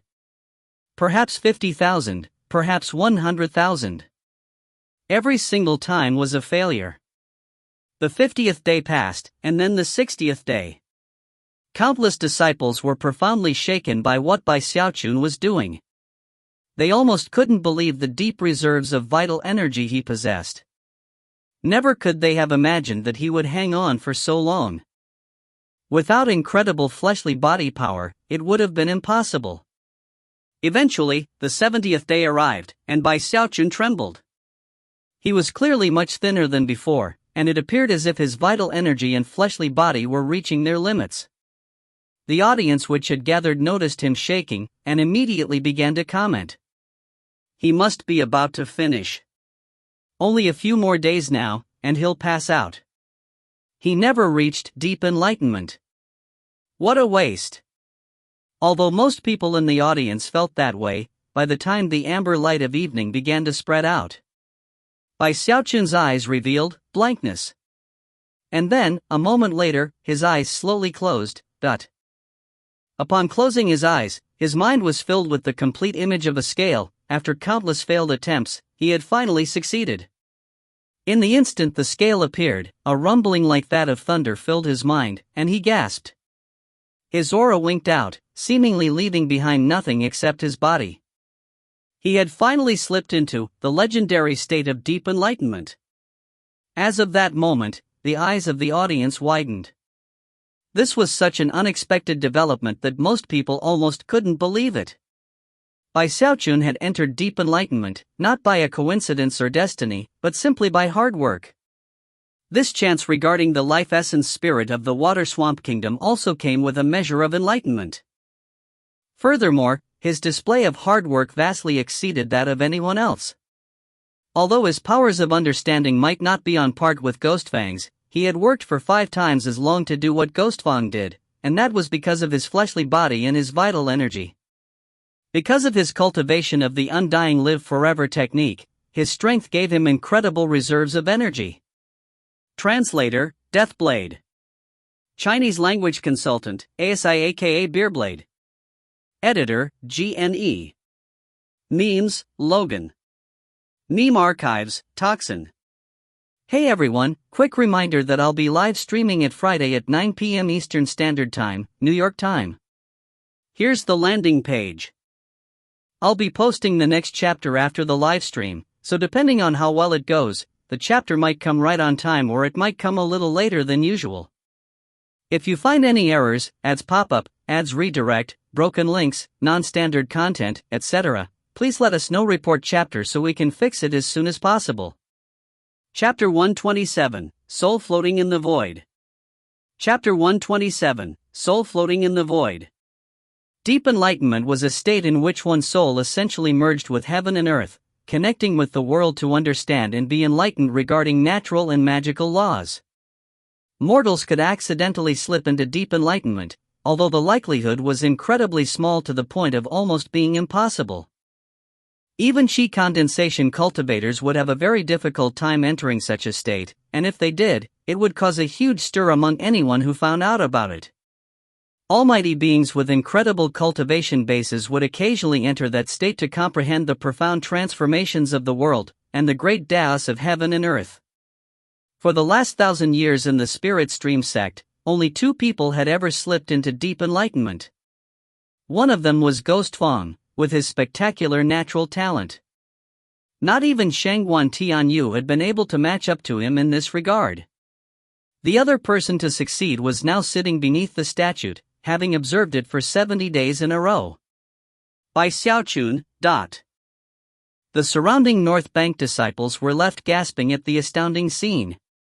Bai Xiaochun, he is in deep enlightenment? He's the only person to have done it other than eldest brother Ghostfang. Oof. How could this deep enlightenment even compare to eldest brother Ghostfang's? He did it in 15 days, but Bai Xiaochun took 70. That's not the way to look at it. It just means that if we could hang on for 70 days, then we could reach deep enlightenment too. Except we can't. Look how hard Bai Xiaochun worked. In addition to the cries of shock, there were other mixed feelings among the crowd. Some people seemed indignant, others jealous, and some contemptuous. Regardless of the specifics, everyone could sense how hard Bai Xiaochun had worked, and how much he had struggled to endure. Furthermore, all of them were envious to some degree. At the same time, 6 beams of light appeared up in the air. The fastest among them were not the 4 peak lords of the north bank, but rather Li Qinghe from the south bank. In almost the moment that Bai Xiaochun slipped into a trance, he appeared. Waving his finger in the direction of the trial platform, he caused a screen of light to descend, surrounding Bai Xiaochun so that no one could disturb him. It was at around this time that the 4 peak lords as well as sect leader Zhang Yuandong arrived. The old woman from Iris Petal Peak looked over at Li Qinghe, and then the surrounding crowd. Suppressing her surprise at the fact that Bai Xiaochun had entered deep enlightenment, she barked, "Seal the entire area surrounding the trial platform. Don't open it until Bai Xiaochun awakens. If anyone disturbs Bai Xiaochun, it will be considered treason and punished accordingly." Zhang Yuandong added. "Get the Hall of Justice over here immediately to stand guard." In response, the outer sect disciples bowed their heads and clasped hands respectfully. Soon, several dozen disciples from the Hall of Justice arrived and stationed themselves in various positions around the statue, where they sat down cross-legged to act as Dharma protectors. By this time, word had spread from the outer sect disciples. Everyone on the north bank knew that Bai Xiaochun had entered deep enlightenment. Beihan Lai and the other chosen emerged from their immortals' caves, shocked, and began to hurry toward the trial platform. When they saw that Bai Xiaochun was being guarded by the Hall of Justice, they weren't sure what to think. He's actually in deep enlightenment. 70 days? He endured for 70 days. There's no way he's that far ahead of us. I refuse to believe it. Beihan Lai, the Gongsun siblings, Su Son, and the other inner sect chosen were filled with incredibly complex thoughts and feelings. Up in midair, the 4 peak lords looked down at Bai Xiaochun as he sat there cross-legged, eyes closed and aura dispersed. All of them were sighing. I never thought he would actually pull it off. The kid prepared long and hard. His success was no fluke. I wonder how many days he'll remain in deep enlightenment. Ghostfang lasted for 27 days. As the peak lord sighed, Zhang Yuandong's eyes shone with anticipation, and he started laughing heartily. As of this point, he had the feeling that his master would surely be glad to have an apprentice like Bai Xiaochun. Li Qinghe's face was covered with a smile, and his eyes shone with approval and praise. Considering that Bai Xiaochun was in the middle of the Spirit Stream sect, with the Hall of Justice protecting him, and surrounded by a spell formation personally set up by Li Qinghe, nobody under the gold core stage possibly be able to disturb his deep enlightenment. Even if a gold core expert dared to show up, they would be killed beyond the shadow of a doubt. After looking on for a bit longer, the peak lords, the sect leader, and Li Qinghe all left. The North Bank disciples looked on, sighing.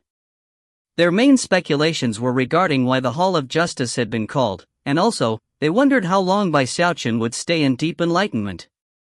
He used 5 times as long as to succeed. I bet he'll last for 20% as long as eldest brother Ghostfang. 5 or 6 days at the most. I bet he'll pass 7 days. Numerous cold snorts could be heard echoing out within the crowd. There were many disciples on the north bank, and none of them had forgotten that Bai had been named their archenemy. Although they had been impressed by his strength, deep down, there were still quite a few who harbored animosity. There were also many who were jealous of him. Time passed. 3 days later, Bai Xiaochun still hadn't stirred. However, the vital energy which he had spent in his efforts to gain enlightenment was slowly building back up. Furthermore, now that he had entered deep enlightenment, his aura was gone, as if his soul had left his body to merge with heaven, earth, and the void itself. During that time, the blankness within his closed eyes spread to fill his entire person. He had no concept of time, no idea of how long he had been in this state. He only knew the image of the scales. The statue in front of him almost seemed alive, bursting with a savage aura that seemed to be dragging him into the world that existed in its right clawed hand. It was almost as if the void were truly being torn apart, and his consciousness were being sucked through the rift into an illusory world. His mind was a complete blank. He had forgotten who he was, or why he had come here. He only knew the illusory world around him. He saw an enormous creature, so large it was difficult to put into words. It was so huge that Bai Xiaochun felt like a mere scale on the thing's back. Shockingly, the creature was none other than the giant crocodilian beast that formed the statue on the north bank. It lived in this illusory world, looking up into the sky, into the heavens, staring at a seemingly invisible figure, something that didn't even exist. Suddenly, it reached up into the sky and made a grasping motion. A sound like booming thunder echoed out in all directions. Bai Xiaochun watched mutely as its clawed hand tore open a hole in the sky.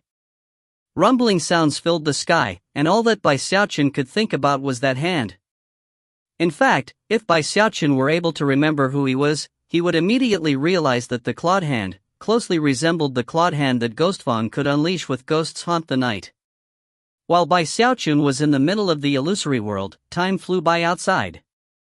Already, far more time had passed than the 5 or 6 days that many of the disciples had assumed would be the limit. 10 days had passed. Every day, more North Bank disciples came to congregate around the trial platform to watch Bai Xiaochun. Some of the inner sect disciples had even chose to meditate in the area. Beihan Lai and the other chosen were also present. They watched as Bai Xiaochun's deep enlightenment lasted for 10 days, and mixed emotions could be seen in their eyes. While the inner sect disciples sat there quietly, the outer sect disciples were in an uproar. I can't believe he lasted 10 days.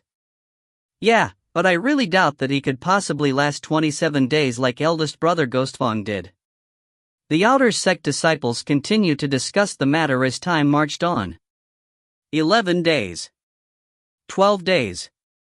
13 days. Eventually, the 20th day arrived.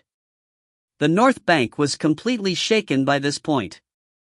All of the outer sect disciples were flabbergasted, and were paying close attention to find out if Bai Xiaochun would surpass Ghostfang's record of 27 days.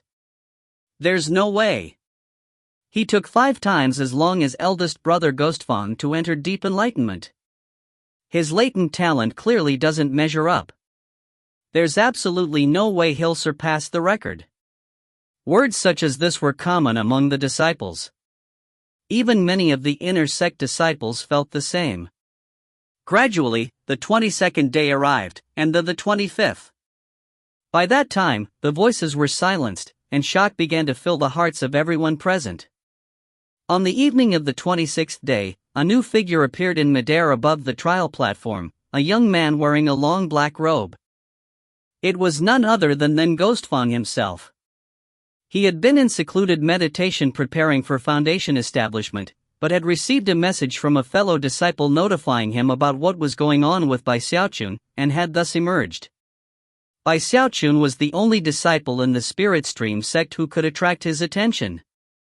As soon as he appeared above the trial platform, countless disciples of both the inner and outer sects looked up with sober, respectful expressions, even fear. One after another, they clasped hands in greeting. Greetings, eldest brother Ghostfang. Even Beihan Lai and the other chosen did the same. As the voices echoed out, Ghostfang seemed to not even have heard them. His entire attention appeared to be focused on Bai Xiaochun, and his eyes were shining with a strange light. I began my observation with the beast's sharp claws. After forming the image in my mind, I entered deep enlightenment, and found myself in an illusory world.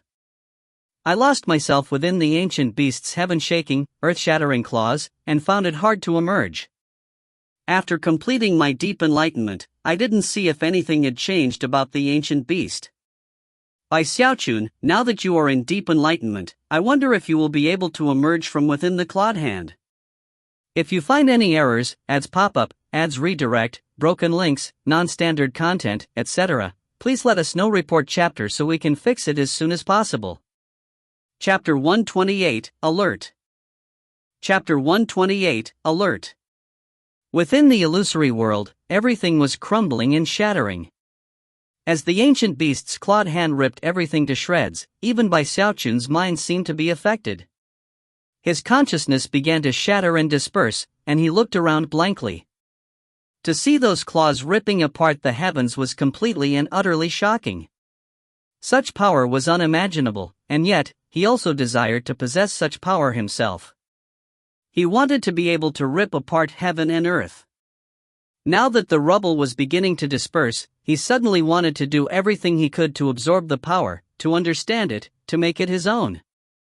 The more such thoughts filled him, the more his awareness of himself faded. This process went on for a short time until a tremor ran through him, and he realized that something odd was happening. He suddenly remembered that his purpose in coming to this place didn't have anything to do with becoming engrossed with the clawed hand. The thought grew more and more intense until it superseded the enticing power of the claws. The shattered remnants of his consciousness slowly stopped moving, and then began to move in reverse, returning to him and becoming whole once again. Within the illusion, the enormous beast once again appeared. However, this time, what moved was not its clawed hand, but its tail. It was like a whip, smashing the earth to pieces and destroying the heavens. A massive rumbling boom exploded out into the world. Bai Xiaochun's consciousness once again shattered, and he began to sink into blankness. In the outside world, he had been sitting there in a state of deep enlightenment for 26 days. Night fell, and the sun rose. The 27th day. Soon, it was night again. Among the countless North Bank disciples who had gathered near Bai Xiaochun and the trial platform, faces flickered with shock, and eyes went wide. Everyone, including Beihan Lai, the Gongsun siblings, Su Song, and the other chosen of the inner sect were being crushed by waves of shock. After a long period of oppressive silence, countless disciples suddenly burst into a huge commotion. He passed 27 days? He surpassed eldest brother Ghostfang. Heavens! How deeply will Bai Xiaochun sink into this enlightenment? How long will he last? 30 days? 35 days? Or maybe even 40 days? Everyone was completely and utterly shocked by the motionless and auraless Bai Xiaochun. And yet, they had allowed themselves to be shocked a bit too early. Time continued to pass. 30 days. 33 days. 37 days. By the time the 40th day arrived, the North Bank disciples were completely dumbstruck. They weren't the only ones. The Four Peaks lords were breathless. Each additional day spent in deep enlightenment was significant to the extreme. After all, a single day of deep enlightenment was like years spent in normal meditation. Ghostfang said nothing, but his eyes shone with a shocking light as he looked at Bai Xiaochun. He wanted to know exactly what it was that Bai Xiaochun was seeing. He must not have lost himself in the claw like me, he thought. In that case, what came next? Back in the illusory world, Bai Xiaochun's consciousness was trembling. He wasn't sure how long he had been lost within the tail of the ancient beast. However, as his consciousness began to dissipate, the same thought arose once again: the power of the tail was not what he had come here for. That's not it, he murmured quietly. In that moment, his consciousness ceased to disperse. Simultaneously, the ancient beast opened its mouth to reveal something far more terrifying than its claws or tail: razor-sharp fangs, row upon row of sharp teeth, emanating a murderous aura that made them seem capable of destroying anything and everything. It was as if a single bite from those teeth could cause the entire world to go dark and end in destruction. No, Bai Xiaochun murmured. This is not why I came here. His voice echoed back and forth around him, growing louder and louder. I came here to observe the ancient beast, for the purpose of bringing life to my water swamp kingdom life essence spirit. I don't want the claws or tail or teeth of this ancient beast. I want the whole thing. I need to observe it in its entirety. I need to fix its image into my mind. That will form the basis of my water swamp kingdom life essence spirit. Furthermore, the beast itself will not become my life essence spirit, it will be absorbed as a mere portion of it. That is why I came here. That is my purpose. By the end, Bai Xiaochun's voice was not a murmur, but a roar. The illusory world rumbled violently as Bai Xiaochun's consciousness tumbled back together from all parts of the world, then shot toward the enormous beast in a beam of light. It moved with incredible speed. In the blink of an eye, it closed in on the beast and then slammed into it. As the light spread out through the beast, Bai Xiaochun's mind shook, and he suddenly felt as if he was becoming the enormous beast. During the process of the transformation, he came to understand everything about it. There could be no better observation method than this. In fact, this was not even really observation, it was emerging. He was becoming one with the beast. Bai Xiaochun's consciousness spread out through the entirety of the beast, understanding it, analyzing it, observing it, controlling it. From the flesh and blood, he moved on to the scales, the spikes, the claws, the teeth, the bones, even the heart. Time meant nothing to him as his consciousness filled the beast, coming to a deep understanding of it. At a certain point, Bai Xiaochun's consciousness trembled as it completely filled the ancient creature, and he became the beast. He threw his head back and roared, causing the entire world around him to tremble. Next, the beast distorted, and by some profound and unfathomable means, it rapidly changed shape, transforming into a black, three-eyed raven. The enormous black raven began to fly through the world at top speed, its eyes shining as though they belonged to Bai Xiaochun. In the blink of an eye, the raven rippled, transforming into a seven-colored phoenix. Then it became a huge lizard, and then the mountain ghost from Ghostfang Peak. Under the control of Bai Xiaochun's consciousness, the transformations continued. One after another, nearly 1,000 beasts from the Beast Conservatory appeared. Flying tigers, pangolins, huge bears, spirit deer.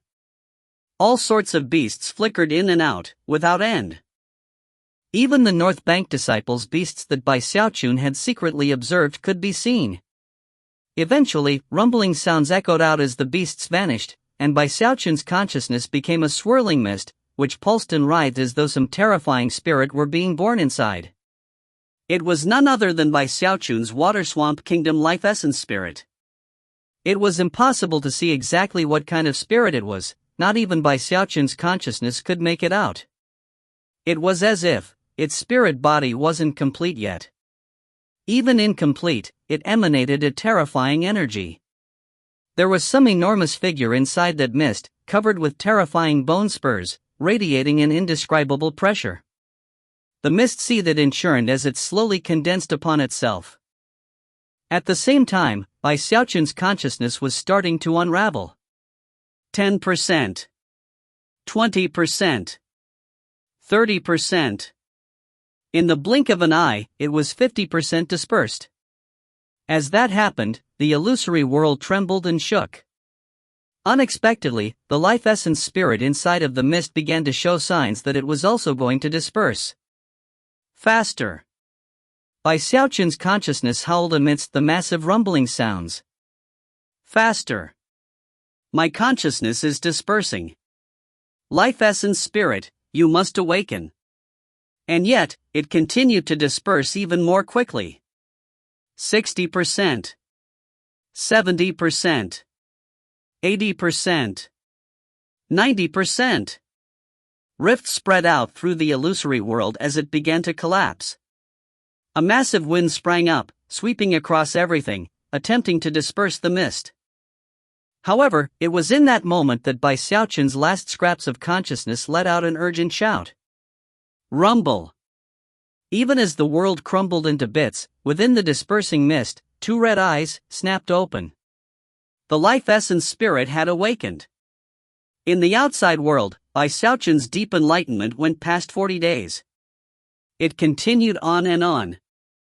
50 days. 60 days. 70 days. 80 days. 90 days. 100 days. The number of days which had passed left the North Bank disciples in complete terror. 100 days. More than 3 months. Bai Xiaochun is still in deep enlightenment. He's not gonna die, is he? This is shocking. I've never seen anything like this in my entire life. The outer sect disciples were terrified, and the inner sect disciples were shaken. Beihan Lai and the other chosen felt as if their minds were being struck by lightning. But things weren't over. 101 days. 120 days. 130 days.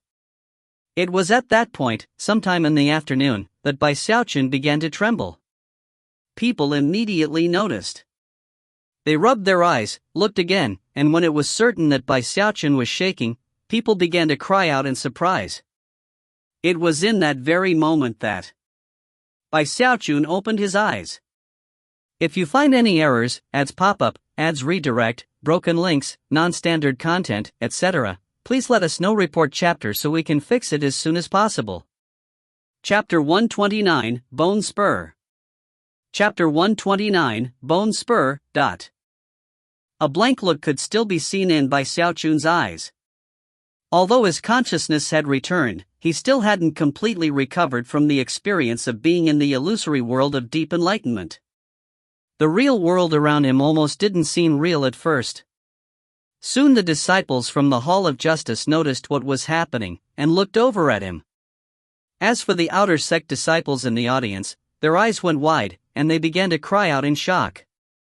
130 days. He took 5 times as long as eldest brother Ghostfang to enter deep enlightenment, and spent 5 times as long inside. The clamoring outer sect disciples quickly produced jade slips to send word to their friends that Bai Xiaochun had awakened. Soon, a tempest raged in the north bank as countless disciples got the messages and began to race over to the trial platform. As he sat there beneath the trial platform statue, his eyes blank, he slowly lifted his right hand and then pushed it out in front of him. "Water swamp," he whispered. Few people could hear him, but as soon as the word left his mouth, massive rumbling sounds echoed out that could shake heaven and earth. They were like peals of heavenly thunder crashing in everyone's ears. Boom! Boom! Boom! 3 massive crashing sounds shocked everyone to the core. At the same time, a boundless field of water vapor spread out in all directions. 9 meters. 30 meters. 150 meters. 300 meters. All the way to 600 meters. Bai Xiaochun was surrounded by a boundless field of water vapor 600 meters wide. The water vapor instantly reduced visibility, making it difficult to see anything clearly. Furthermore, all of the disciples within the vapor suddenly gasped as a powerful force suddenly pushed against them. The pushing force was so powerful that none of the disciples could fight against it. In the blink of an eye, they were pushed away until not a single person remained within 300 meters of Bai Xiaochun. The haze created by the water vapor rose up high into the sky, even altering the energy of heaven and earth in the area. A huge vortex began to spin, completely shaking all the observing disciples, who couldn't help but think about the clawed ghost hand which appeared when Ghostfang unleashed Ghosts Haunt the Night. That was a secret magic that didn't seem possible for Qi condensation disciples to unleash, and left the North Bank disciples not only with a feeling of deep respect for Ghostfang, but also fear. Furthermore, they were experiencing exactly the same thing with Bai Xiaochun right now. Gasps could be heard as more and more disciples rushed over to the scene. Many of them were inner sect disciples, including Beihan Lai, the Gongsun siblings, and Su Song. As soon as they saw the vortex, and Bai Xiaochun, their faces flickered with astonishment. Water Swamp Kingdom. He must have succeeded in cultivating it. But what kind of life essence spirit did he get? Ghostfang hovered there, staring down at Bai Xiaochun. The desire to fight sprang up in his eyes, but he quickly suppressed it. As the disciples watched, trembling, the 4 peak lords of the North Bank arrived, as well as Li Qingho. I really look forward to seeing Bai Xiaochun's life essence spirit. He's only unleashed the water swamp, and yet the energy is astounding. I wonder what's inside. Li Qingho's eyes shone with delight. He keenly anticipated what would result now that Bai Xiaochun had awoken from deep enlightenment. As everyone looked on, Bai Xiaochun slowly lifted his head. His eyes were still blank as he suddenly lowered his right hand. "Kingdom," he murmured. In that very instant, a series of gasps rang out among the audience as an indescribable aura erupted out from within Bai Xiaochun to fill the entire area. Within that 600-meter area, everything was hazy, making it difficult to see anything clearly. But now, the dense water vapor transformed into a swamp. The roar of a beast could be heard from within the water swamp, bizarre and seemingly filled with the voices of countless other beasts. Roar! The sky trembled and the ground shook. Everyone who heard the sound, regardless of the level of their cultivation base, was left shaken. At the same time, varying levels of pressure began to push down on everyone. As the roar echoed out, the battle beasts belonging to the various disciples of the North Bank all reacted by throwing their heads back and howling aggressively. All of them were instantly thrown into chaos. In the Beast Conservatory, the nearly 1,000 beasts all began to howl. It didn't take long before all of the beasts on the North Bank had joined together, sending deafening howls out in all directions. The North Bank disciples were trembling. Just what kind of life essence spirit does Xiaochun have in his water swamp kingdom? Heavens, how is he doing this? The disciples, faces flashing with shock, struggled to keep their battle beasts under control. That was especially true of the inner sect disciples, whose battle beasts were of a different blood order, making their reactions even stronger and more violent, to the point where they seemed crazed. The crowd struggled with their beasts, and the sound of roaring filled the air. The 600-meter wide water swamp twisted and distorted, as if it were being projected from some outside world. Furthermore, there seemed to be some unseen beast struggling to break through a barrier from another world to burst out into this one. Suddenly, the water swamp shook violently, and a huge mountain peak rose up from the very middle of it.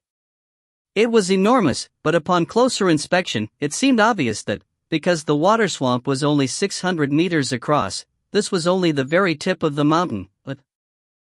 But then, further examination revealed a spine-tingling truth. It wasn't a mountain peak, it was the tip of a bone spur. A bone spur.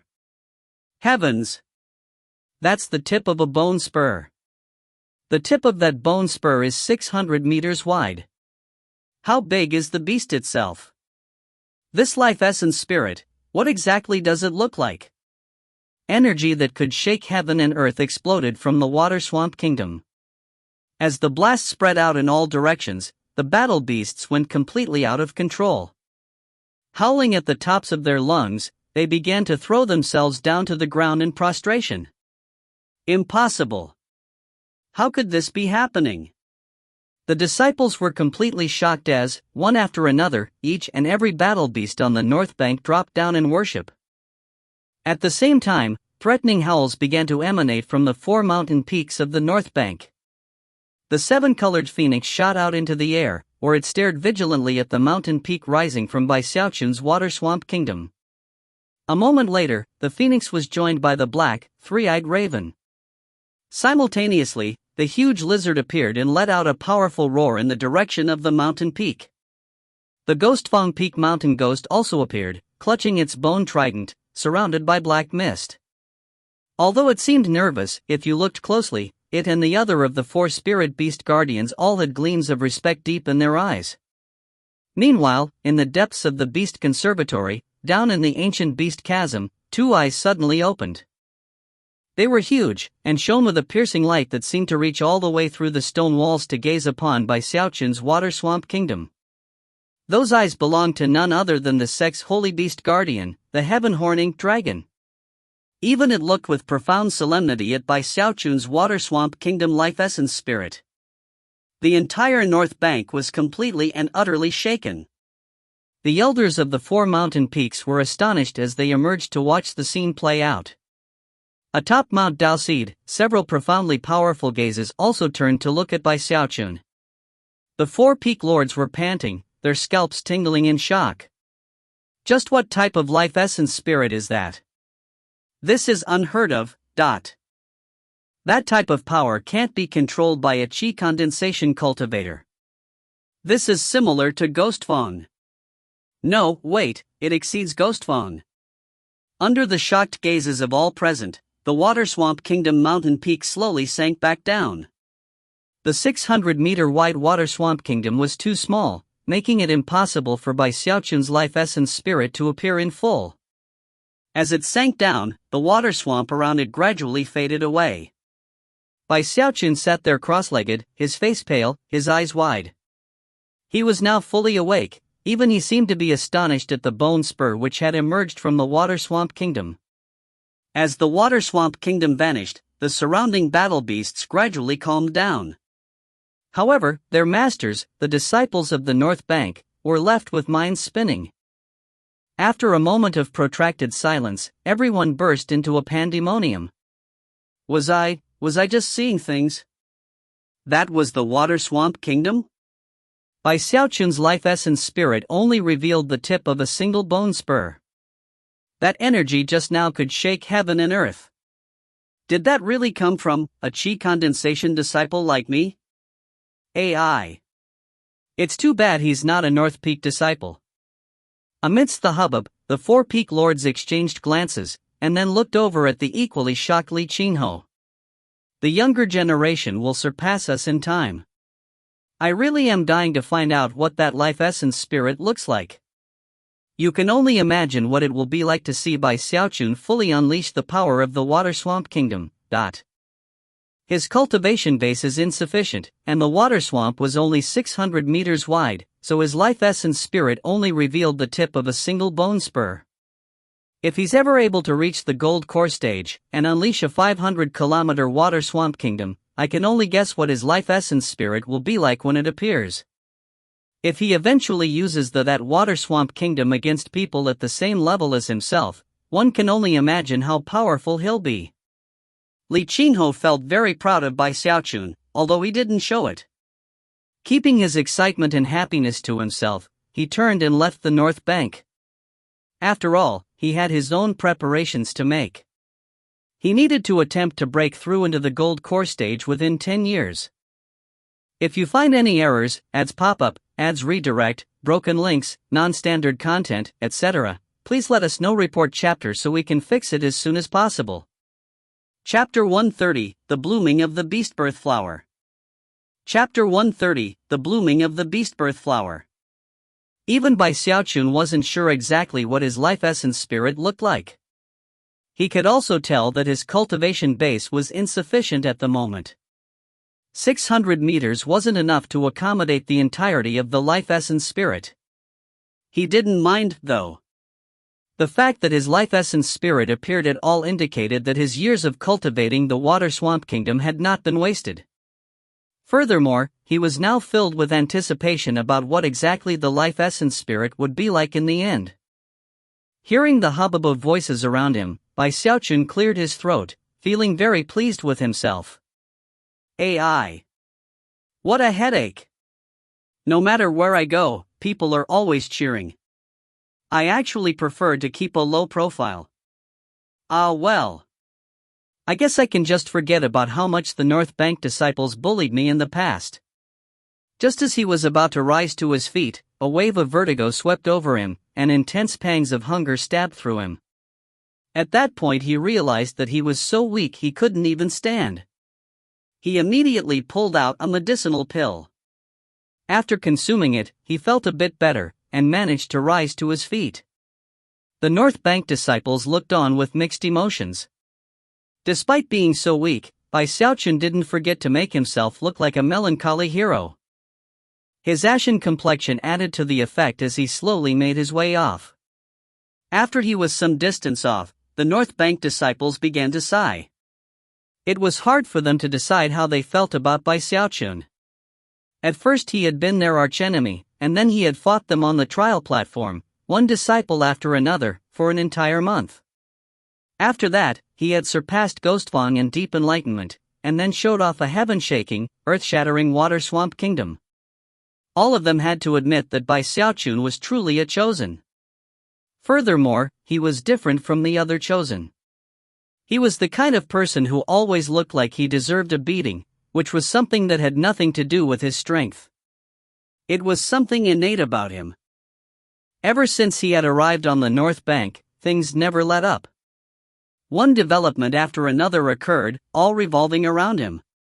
It left the crowd sighing in their hearts. The inner sect disciples were even more moved than the others. From the fact that Bai Xiaochun took twice as long to enter deep enlightenment, it was clear to them that his understanding of enlightenment couldn't compare to Ghostfang's. In fact, he might not even measure up to some of the other chosen in that regard. However, he spent 70 matin days in observation, something that clearly displayed his level of focus, and how much preparation and hard work he could put into enlightenment. Beihan Lai had nothing to say as he watched Bai Xiaochun disappearing off into the distance. He turned and went back to his immortal's cave, where he went into secluded meditation, determined to break through to the 10th level of qi condensation, and after that, prepare for foundation establishment. I need to improve in terms of focus and hard work, he thought. Bai Xiaochun, one of these days, I'm definitely going to surpass you. The Gongsun siblings, Su Son, and the other inner sect chosen all took deep breaths as they contemplated how much more powerful Bai Xiaochun was. Even still, they were not willing to be constantly battered by such pressure. Filled with determination, they made similar decisions as Beihan Lai. Inadequacies can be remedied by diligence. If Bai Xiaochun can do something like that, then so can I. That was what each and every one of them was thinking. Soon, the crowds had dispersed. Ghostfang watched Bai Xiaochun leave, still wondering what Bai Xiaochun had seen after the beast's clawed hand. Hearing an explanation would do no good. He needed to see with his own eyes. That would be the only way to achieve a breakthrough with his ghosts haunt the night. What if I entered his memories? Then I could see what I wished to see. After some deep thought about the matter, he shook his head. I can't be completely confident in succeeding, not right now. But after I reach foundation establishment. His eyes began to shine with a profound light. Now that I think about, the appointed time Master talked about is approaching. The 3 foundation establishment holy lands controlled by the great sects of the eastern lower reaches of the Heavenspan River will be opened. One of them is the Fallen Sword Abyss. Once inside, when the tide flow of the Earth String Foundation establishment begins, my secret magic should enable me to achieve an 8 tide flows foundation establishment. At that time, things will be much simpler. Nodding his head, Ghostfang turned and headed off. Bai Xiaochun strutted like a hero all the way back to the Beast Conservatory. Once inside, he looked around and found himself alone, whereupon he slumped down and trudged back into the honor guard station, where he immediately fell asleep.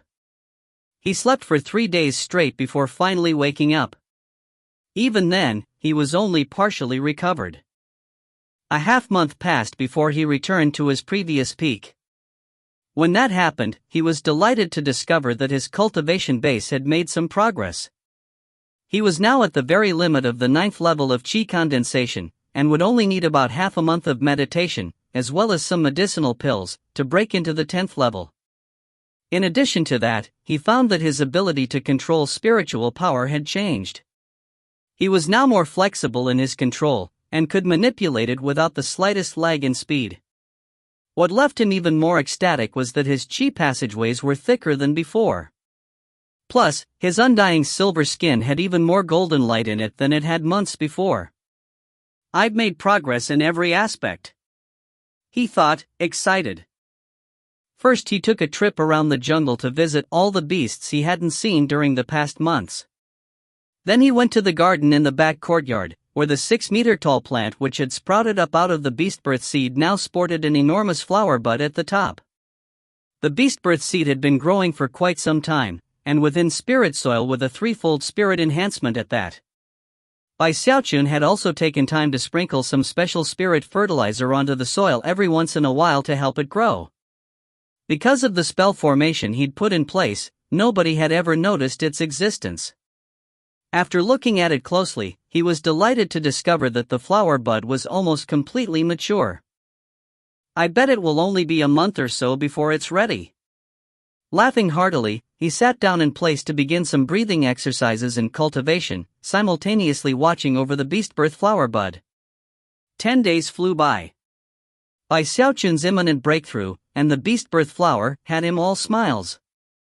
During the time that passed, the beastbirth flower's stalk didn't grow any taller, but the flower bud grew larger and larger, until it was almost 2 meters tall. It was so heavy that the entire thing began to bend over. The multiple layers making up the flower bud were so numerous that it was only possible to imagine what it would look like when it opened up. There was also a fragrant aroma which spread out from it. Xiaochun was very excited. He sat there meditating for 3 more days. Around evening, cracking sounds could be heard, and black filth oozed from his pores. At the same time, the spiritual power inside of him surged like thousands of galloping horses. The power grew more intense, eventually coalescing into something like a huge raging river that resembled a roaring dragon. Xiaochun shook visibly as the image of a dragon and a mammoth appeared behind him. His eyes snapped open, and they flashed like lightning. Shocking, thunderous rumbling filled him, sounds that only he could hear. Second level of the Dragon Mammoth Sea-forming scripture. 10th level of Qi condensation. He took a deep breath as he probed the spiritual power inside of him, which was more than double the amount of the 9th level of Qi condensation. Rising to his feet, he performed an incantation gesture, summoning a violet cauldron. Excited, he waved his finger, causing another violet cauldron to appear next to the first one. After that, he summoned another. 3 cauldrons were now circling around him. Xiaochun threw his head back and laughed uproariously. Flashing into motion, he waved the golden crow sword, causing a raging 9-meter-wide inferno of fire to spring up around him. There was also a fiery golden crow, a creature birthed from flame, which caused incredible pressure to spread out. Xiaochun's smile grew wider. Waving his hand, he retracted all of the magic, and then took a deep breath. By this point, he truly felt himself to be a heroic master. Foundation establishment. It's so close.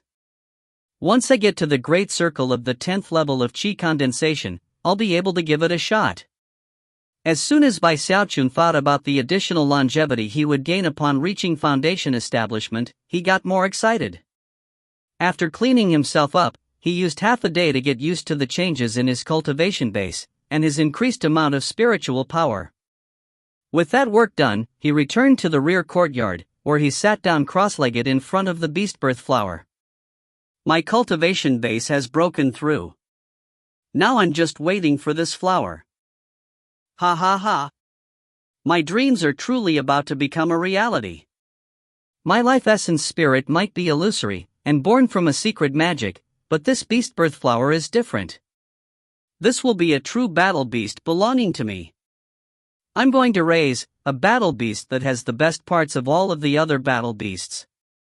When that happens, my purpose in coming to the North Bank will have been accomplished. Xiaochun had been waiting for a long time for this day, and now all he could do was wait and stand guard.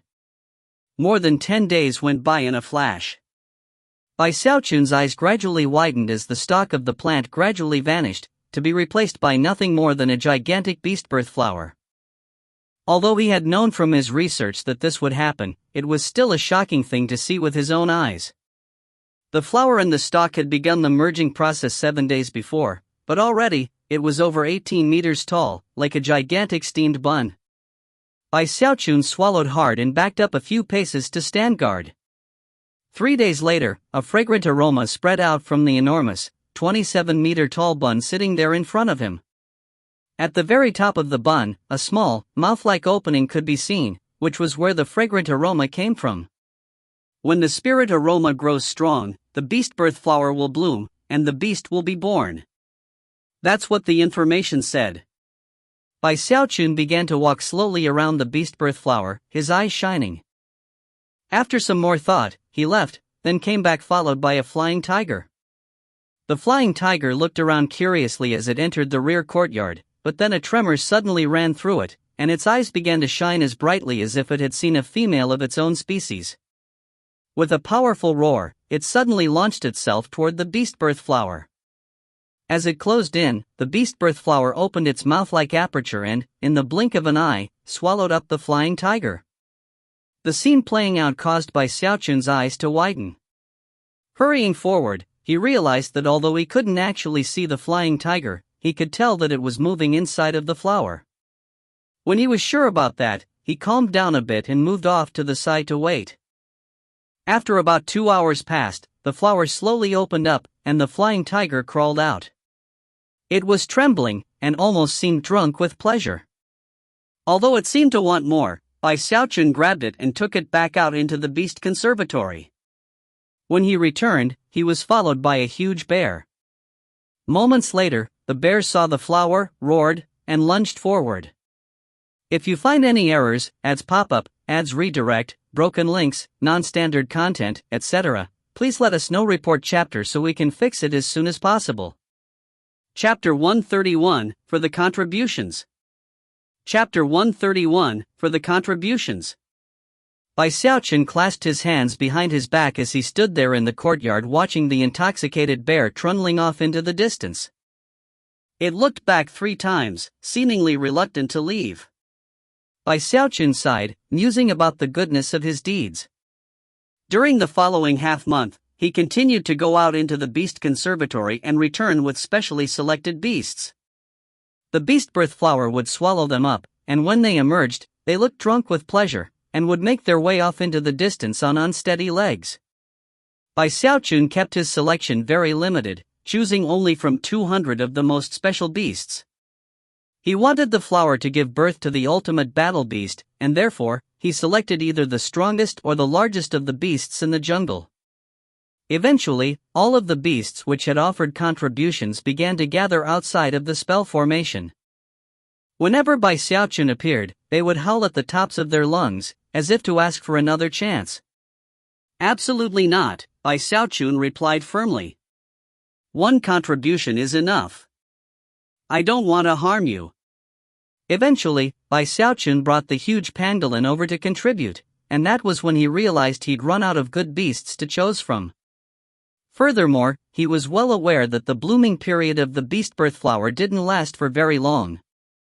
Eventually, it would give birth to whatever was inside, no matter what it was. That was when he started to get nervous. This won't do. These beasts aren't enough to create the ultimate battle beast. Having reached this point in his train of thoughts, Xiaochun left the beast conservatory to take a walk through the north bank. After observing all of the animals, he had come to be quite familiar with the disciples' battle beasts. He even knew which ones had the greatest potential for future growth, and which ones were the strongest. I remember one female outer sect disciple who had a peacock. It had great potential. That peacock should do nicely, shouldn't it? He quickly hurried over to the residence of that very female disciple. After waiting outside for a while, the young woman approached. She was quite well known in the outer sect, and was very beautiful. As soon as she neared, Xiaochun put a warm smile onto his face, and tactfully offered some merit points if she would allow her peacock to make an important contribution. Although he didn't mention the beast birth flower itself, he did explain other matters in detail. Worried that she would reject the offer, he decided to add in one more bit of explanation. Don't worry. The contribution itself won't hurt the beast. You know, afterward, all of the beasts who've done it have looked drunk with pleasure.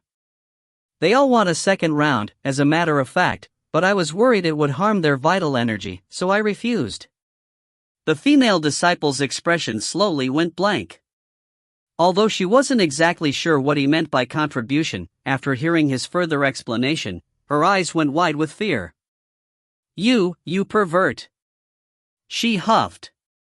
A bit tongue-tied, she stamped her foot and walked off. Xiaochun's jaw dropped, and he felt a bit wronged. I just wanted to borrow your peacock. If you don't agree, that's fine, but there's no need to start cursing me. Xiaochun is no pervert. Feeling a bit down, he went to the next person on his list. During the following days, he visited over 100 disciples, and yet, not a single one agreed. In fact, many of them looked at him with very odd expressions. Xiaochun sighed and decided that since everyone was refusing, he might as well forget the idea. Having no other option, he would have to settle for second best and try out some of the other beasts in the beast conservatory. However, just when he was about to give up, something like a wind blew through the sect. Numerous disciples looked over at Xiaochun with strange expressions on their faces, and began to whisper amongst themselves. Did you hear? Bai Xiaochun has a very unique hobby. For the past few days, he's been going around asking to borrow battle beasts from people. He talks about some sort of contribution, and if you don't know what that means, well, come here, I'll explain it. Oh, so that's what it means. Heavens! I can't believe that Bai Xiaochun uses the beasts for. Heavens! Is it really true? The rumors began to fly completely spontaneously. Apparently, after the North Bank disciples realized they couldn't do anything about Bai Xiaochun, their malice toward him had gradually transformed into intrigue. As such, it only took a few days for everyone to have caught wind of the rumors. Do you know why Bai Xiaochun came to the North Bank? It's the beasts. He has a special sort of love for them. Now I get it. No wonder he made that aphrodisiac pill. It all makes sense now. He needed it for himself to begin with. Chosen always have their eccentric hobbies. I'm just curious as to whether he prefers female beasts or male beasts. Heavens! I can't believe you're wondering about something like that. Shoo, keep your voice down. Look, I think I know the answer to your question. When Bai Xiaochun heard the rumors, he was dumbstruck.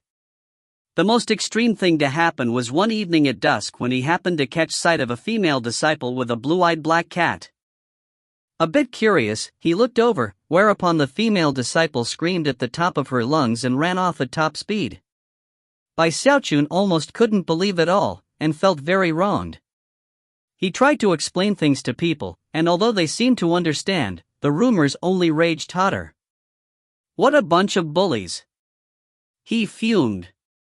It wasn't easy for me, Bai Xiaochun, to come to the North Bank, completely impoverished. I minded my own business and tried not to offend anyone. I walked around with my tail between my legs, and yet, you people push things this far. Slanderers! Eyes bloodshot, he gnashed his teeth. You're going overboard, people. If all you're going to do is slander me, then I'll go get the beasts myself. Even as he burned with rage, he suddenly felt a wind blowing against his back. Looking over his shoulder, he didn't see anyone, but did notice a tree off to the side which was swaying back and forth. Next, a black blur sped toward him, opening its mouth to bite at his belly. The ferocious jaws instantly began to snap shut with terrifying power. Thankfully, Bai Xiaochun was in the 10th level of qi condensation. Furthermore, after awakening from his deep enlightenment, his senses had become heightened. As such, he recognized what was happening and quickly fell back. Even as he did, a mouthful of razor-sharp teeth smashed onto the air a little more than a meter in front of him. The power of the bite was such that even the sound of it was shocking. It seemed to be filled with hatred. The black blur was none other than the Nightstalker beast, the huge black dog. It was currently nighttime, which meant that it was much faster than it was during the day. Seeing that its second attempt to ambush Bai Xiaochun had failed, the dog quickly turned to flee. You again! Bai Xiaochun said, scalp numb, sweat dripping down his neck. He felt chills running up his spine. If he had been even a bit slower to react, then the dog would surely have bitten him. When he thought of what might have resulted, he shivered. He couldn't bet his life on his undying live forever technique. Damned black dog. It almost put an end to an entire prestige clan. He glared in fury as the dog ran off into the distance. Intolerable bullying. He raged. If the North Bank disciples wanna bully me, that's one matter, but now a big dog is trying to do the same thing? Last time I felt sorry for you, but this time, you're not getting off the hook. With that, wings sprouted from his back, and he flickered into motion. One man, one dog, they raced through the North Bank at incredible speed. The dog was also very fast, and was very familiar with the area. Bai Xiaochun chased after it for almost an hour, until the sky was completely dark. He never was able to catch up, and yet his fury was not abated. The fact that he had been ambushed, and then completely left in the dust by the perpetrator, made him more angry than ever. As of this moment, the big black dog occupied the number 2 slot on by Xiaochun's list of hatreds. The number 3 spot was held by Elder Zhou's Phoenix, and the number 1 spot belonged to the abnormally stealthy talking rabbit. Nothing could ever take that first place spot away from the rabbit. I'll chase you to the ends of the earth if I have to. Silver light flickered around him as the undying live forever technique was unleashed to its maximum effect, and his wings fluttered with proto-magnetic power. In that moment, his speed instantly doubled. He transformed into a series of afterimages that quickly closed in toward the dog. In that moment, the dog silently attempted to duck into a cave, but before it could, Xiaochun was there, reaching out toward it. As the hand neared, the black dog's eyes turned crimson, and it madly turned its head. Unexpectedly, it was completely disregarding its own safety to lunge toward Xiaochun's belly and take out a bite. The dog had failed in its ambush before, so there was no need to even wonder if it could succeed when Xiaochun was enraged in chasing after it. Before the dog's jaws could even bite down, a gurgling sound could be heard as Xiaochun's hand clamped down onto its throat. His hand was like an iron vice that completely prevented the black dog from escaping. "Humph. Now we're going to see how awesome you are." Gritting his teeth, he headed back to the Beast Conservatory, and soon arrived at the honor guard station. After thinking for a moment about how to punish the dog, he suddenly looked over at the beast birth flower. His heart twitched, and he chuckled darkly. With that, he tossed the dog toward the beast birth flower, which swallowed it up in an instant. 2 hours later, the flower opened, and the big black dog crawled out. Although its eyes shone with hatred and madness, there was something else in them as well. Before another moment could pass, it lunged at Xiaochun, who grabbed it and threw it back into the flower. Another 2 hours passed, and the dog appeared again, just as maddened as before. Xiaochun threw it back into the flower. After 4 times, the dog emerged, legs wobbly. It flopped onto the ground, panting. "Scared now?" Xiaochun said, snorting coldly. "Provoke me again, and I'll..." Before he could even finish, the black dog looked up at him and tried its best to reach out and bite him. Enraged, Xiaochun grabbed the dog and threw it back into the beast birth flower for another go. After 5 more times, it made a total of 9. After 9 times, the dog was gaunt and listless. Seeing that, Xiaochun picked it up, and it let out a miserable howl. Xiaochun felt bad. "Now do you understand what you have to be afraid of? Just don't provoke me anymore." I had no choice but to do what I did in the chosen battles. With this admonishment, he tossed the big black dog out of the honor guard station. The dog used what little energy it had left to flee off into the distance. When it got far enough, though, it turned to look back, and seemed like it was savoring sweet memories. If you find any errors, ads pop up, ads redirect, broken links, non-standard content, etc., please let us know. Report chapter so we can fix it as soon as possible.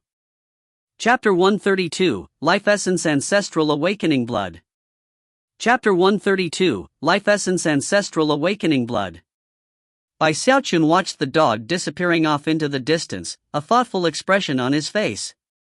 The way it had slowly grown more thin and gaunt was very telling, and gave him a much better understanding of the beast birth flower's growing process. He suddenly thought of the fragrant aroma the flower exuded. The beast birth flower exudes a sort of hallucinogenic aura. Once other animals get caught up in it, their qi and blood are stirred, and some of their life essence ancestral blood is extracted by the flower. That's why the dog gradually grew thinner. Wild beasts are slightly different, so when their qi and blood is stimulated, the illusions they experience are also different. Either way, the point of the hallucination is to stop them from resisting. No wonder this beast birth seed is virtually extinct.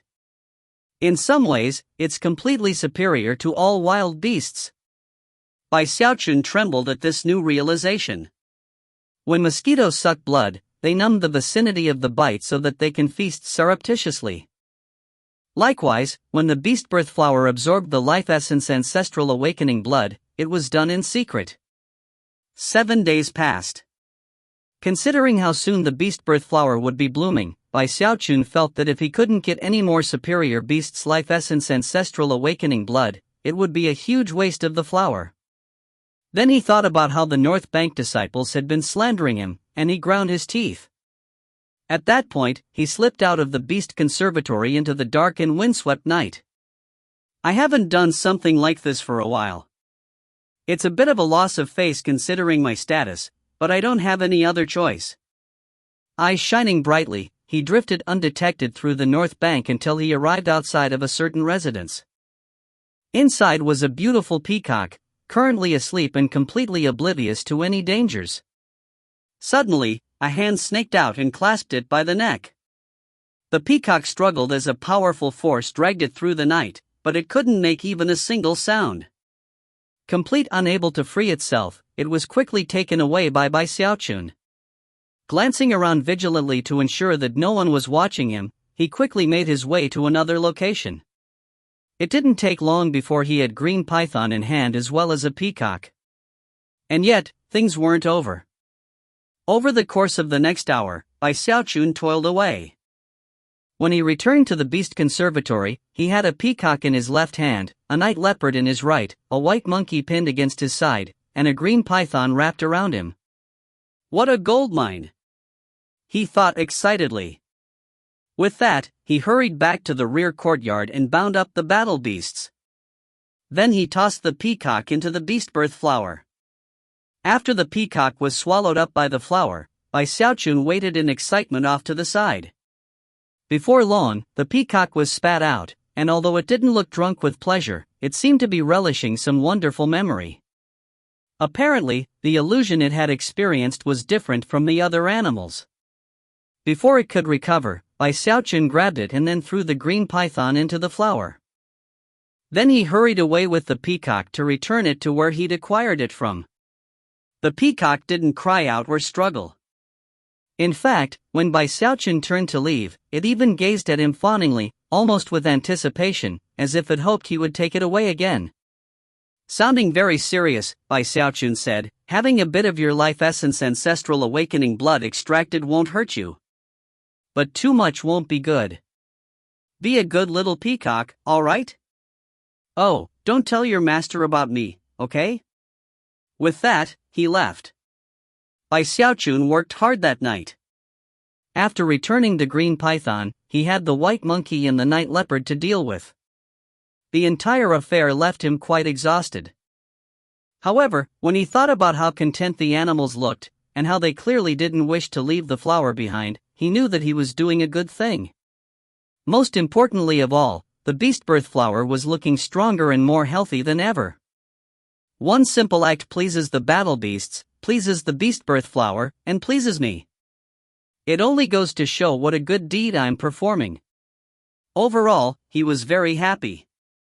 The following night when the moon began to rise, he strode out of the beast conservatory, chin stuck up, hair blowing in the wind. For the following several days, he went about the same routine. He picked the best battle beasts, regardless of whether they belonged to outer or inner sect disciples. At the most, he chose 4 per night. Any more, and he wouldn't be able to return them before dawn. Because of his stealth, and the profundity of his cultivation base, not a single problem arose. The only difference was that the battle beasts which had provided contributions during the night would act very differently if they encountered Bai Xiaochun during the day. They would leap about excitedly as if they wished to please him. The masters of the various beasts were shocked. In the past, their battle beasts had never liked Bai Xiaochun very much, but now they fawned all over him. Even more strange was that not a single battle beast provided any sort of explanation, not even when asked to do so. Half a month passed, and it was with great pride that Bai Xiaochun looked at the continuously maturing beast birth flower. Thanks to all of the constant additions of life essence ancestral awakening blood from the most powerful of the battle beasts, his nighttime efforts were all worth it. On this particular night, thick clouds covered the moon, casting everything into pitch darkness. Bai Xiaochun had a hedgehog in one hand and a fierce bull slung over his shoulder, both of them trussed up to keep them quiet as he approached another residence. "Black, blue-eyed cat," he murmured, his eyes shining with a strange light. He had never forgotten this particular battle beast. Just as he was about to take action, two pairs of blue eyes snapped open within the courtyard up ahead, and the low-pitched yowl of a cat echoed out into the silence of night. So alert! He thought, shocked. The yowl of the cat roused quite a few nearby disciples, so Xiaochun quickly retreated. However, even as he did, the black, blue-eyed cat shot out to block his path.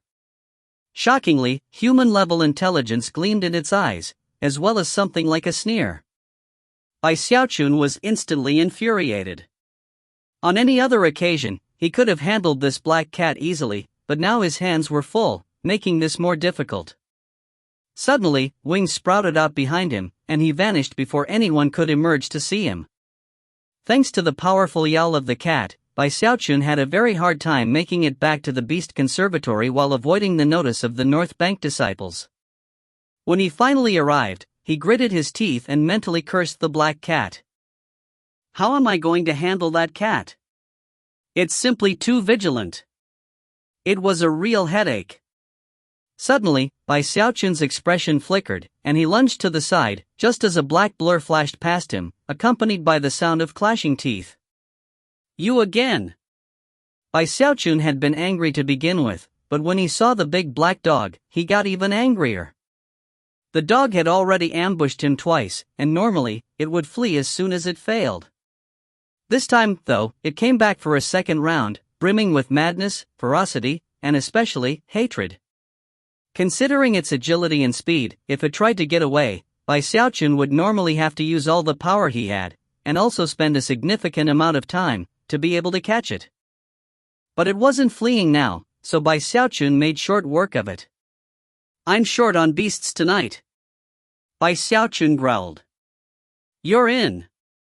Holding the struggling dog by the neck, he returned to the rear courtyard. The hedgehog and the fierce bull were the first to make contributions. The last was the fiercely struggling black dog. After returning the bull and the hedgehog, Xiaochun returned, bursting with rage. He had decided that the time had come to treat the black dog to an unforgettable lesson. He would make it offer contributions 15 times in a row. The black dog was gasping for breath by the time Xiaochun tossed it out of the Beast Conservatory. If you dare to ambush me ever again, Xiaochun shouted, I'll turn you into dog jerky. The dog struggled to its feet and then slunk out into the jungle. When it finally reached a spot where Xiaochun couldn't see it, it flopped down onto the ground and stuck its tongue out to lick its lips. Unexpectedly, an intoxicated gleam appeared in its eyes. Several more days passed, and Xiaochun's nighttime activities continued. However, the vigilant cat continued to be a big headache. Eventually, he prepared to attack it outright, but was shocked to find that the cat had hidden away in its master's room. Xiaochun wasn't sure what to do, but wasn't willing to give up. He continued to work on the other beasts as he pondered the situation. One night, when he was heading back to the Beast Conservatory with a huge toad, he suddenly stopped in place as a black blur shot past him, accompanied by a familiar sound. It was the big black dog again, which was now standing there in front of him, trembling with eagerness, its teeth bared as if in preparation to attack. At first, Xiaochun was stunned by the dog's persistence, but then he realized that there was something strange going on. During the dog's third ambush, he hadn't thought too much about the fact that it didn't flee immediately. But now the dog was here again, and again, refrained from fleeing. Furthermore, the way it went about the ambush itself seemed a bit perfunctory. In addition to all that, its biting seemed far slower and far less ferocious than the previous occasions. Are you doing this on purpose? He asked, shocked. The dog had just been on the verge of lunging forward, but after hearing Xiaochun's question, it stopped in place and looked at him. It didn't growl, it didn't bare its teeth, it didn't leap forward in attack. It just stood there staring at him. A strange expression appeared on Xiaochun's face. Ignoring the dog, he continued on his way. As he sped along, the dog followed, all the way back to the honor guard station. As soon as it entered the rear courtyard, its tail began to wag furiously, and it shot toward the beast birth flower, completely of its own volition. Bai Xiaochun stared in shock, and the expression on his face grew even more odd. After the dog finished its contribution and emerged from the flower, it didn't leave, but rather jumped right back in. It continued to do the same thing over and over again. By the following evening, it had offered a total of 7 or 8 contributions. That's so much life essence ancestral awakening blood. Are you trying to kill yourself? Damn it. Just what kind of fantasy are you experiencing in there? In the end, he grabbed the crazed dog and threw it out the door. As the dog hobbled off, Bai Xiaochun prepared to start threatening it, but then his heart thumped as an idea occurred to him, and he changed tactics. I know you can understand me, he said. Listen up. If you want back in here, stop ambushing me. Furthermore, bring me that black, blue-eyed cat, if you can. Then I'll let you make another contribution. The dog looked back for a moment before turning and running off into the distance. A few days later, just when Bai Xiaochun was about to go out and procure some more beasts, he suddenly heard a familiar barking outside his door. If you find any errors, ads pop-up, ads redirect, broken links, non-standard content, etc., please let us know. Report chapter so we can fix it as soon as possible. Chapter 133, It's Not Worth Trying, Kiddo. Chapter 133, It's Not Worth Trying, Kiddo. Bai Xiaochun stuck his head out and saw that there outside of the spell formation shield was the big black dog. It stood there proudly, paw on the back of the vigilant black cat. The blue-eyed cat seemed very listless and in somewhat sore straits. The black dog looked at Bai Xiaochun and then let out a proud howl.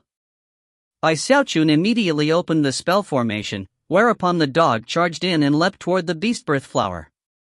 Bai Xiaochun was completely taken aback, and mused that whatever illusion the black dog experienced must be extraordinary.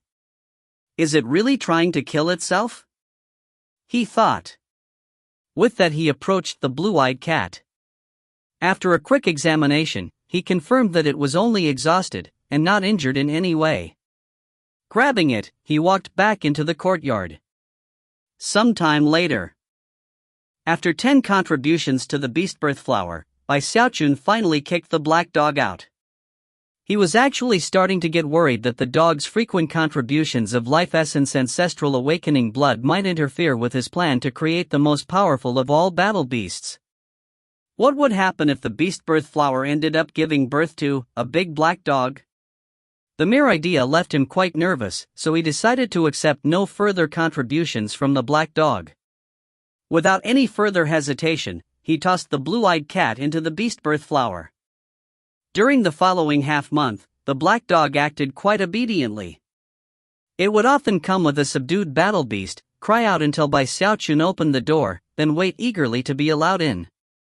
Bai Xiaochun wanted to refuse, but every battle beast that the dog brought left him shocked. This dog is a god.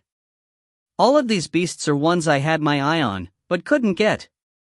Their masters either keep them in their bags of beast raising, or in their immortals' caves. Bai Xiaochun just couldn't bring himself to refuse. The black dog had captured his heart, and every battle beast it brought left Bai Xiaochun shaken.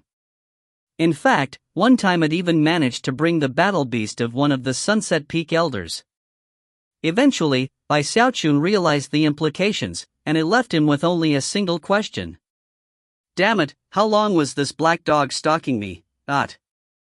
Sighing, he looked over at the dog lying quietly next to the beastbirth flower, and realized that it really was intelligent, powerful, and very fast. Were it not those things, it would have been impossible to get all of these battle beasts. Fine. Poor guy. Considering how much I tired it out before, and how it always brings me these battle beasts, I guess letting it contribute a few more times wouldn't hurt. I can't let things go too far, though. For its own good. With that, he shook his head and turned his attention to the 4 mountain peaks. I need some even more powerful battle beasts. The spirit beast guardians of the 4 mountain peaks are probably the best choice. Licking his lips, he left the honor guard station and headed toward his cave by the ancient beast chasm to concoct some pills. By this point, many of the North Bank disciples were starting to get suspicious. Many battle beasts were starting to behave very oddly, sometimes crying out in the middle of the night. That was especially true of the black, blue-eyed cat, whose cries seemed especially loud. Sometimes, it appeared to be reminiscing about the past, dreaming of being the king of all beasts.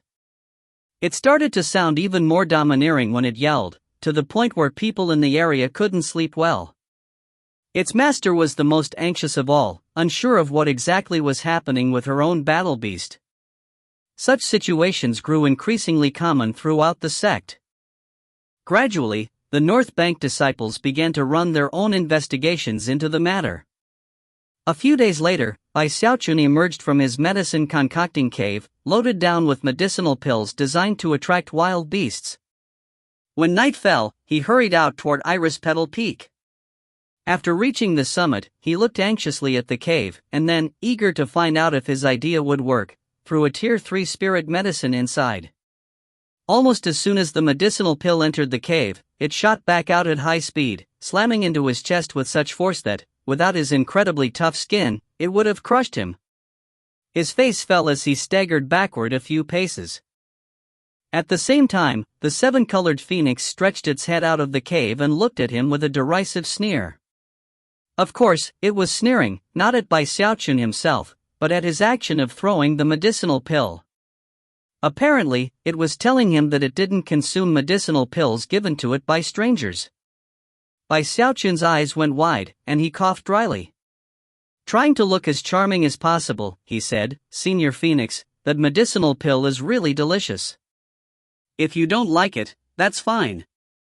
But if you just come with me, I'll show you a place where all your dreams can come true." However, the phoenix merely flapped its wings, shoving Xiaochun back so far he almost toppled off the nearby cliff. Heart pounding, he just managed to avoid falling. The seven-colored phoenix glared at him threateningly, then slowly retreated back into its cave. "Fine, fine. This seven-colored phoenix is too grouchy. I'll head over to Sunset Peak to see the three-eyed raven. It has a much better temper."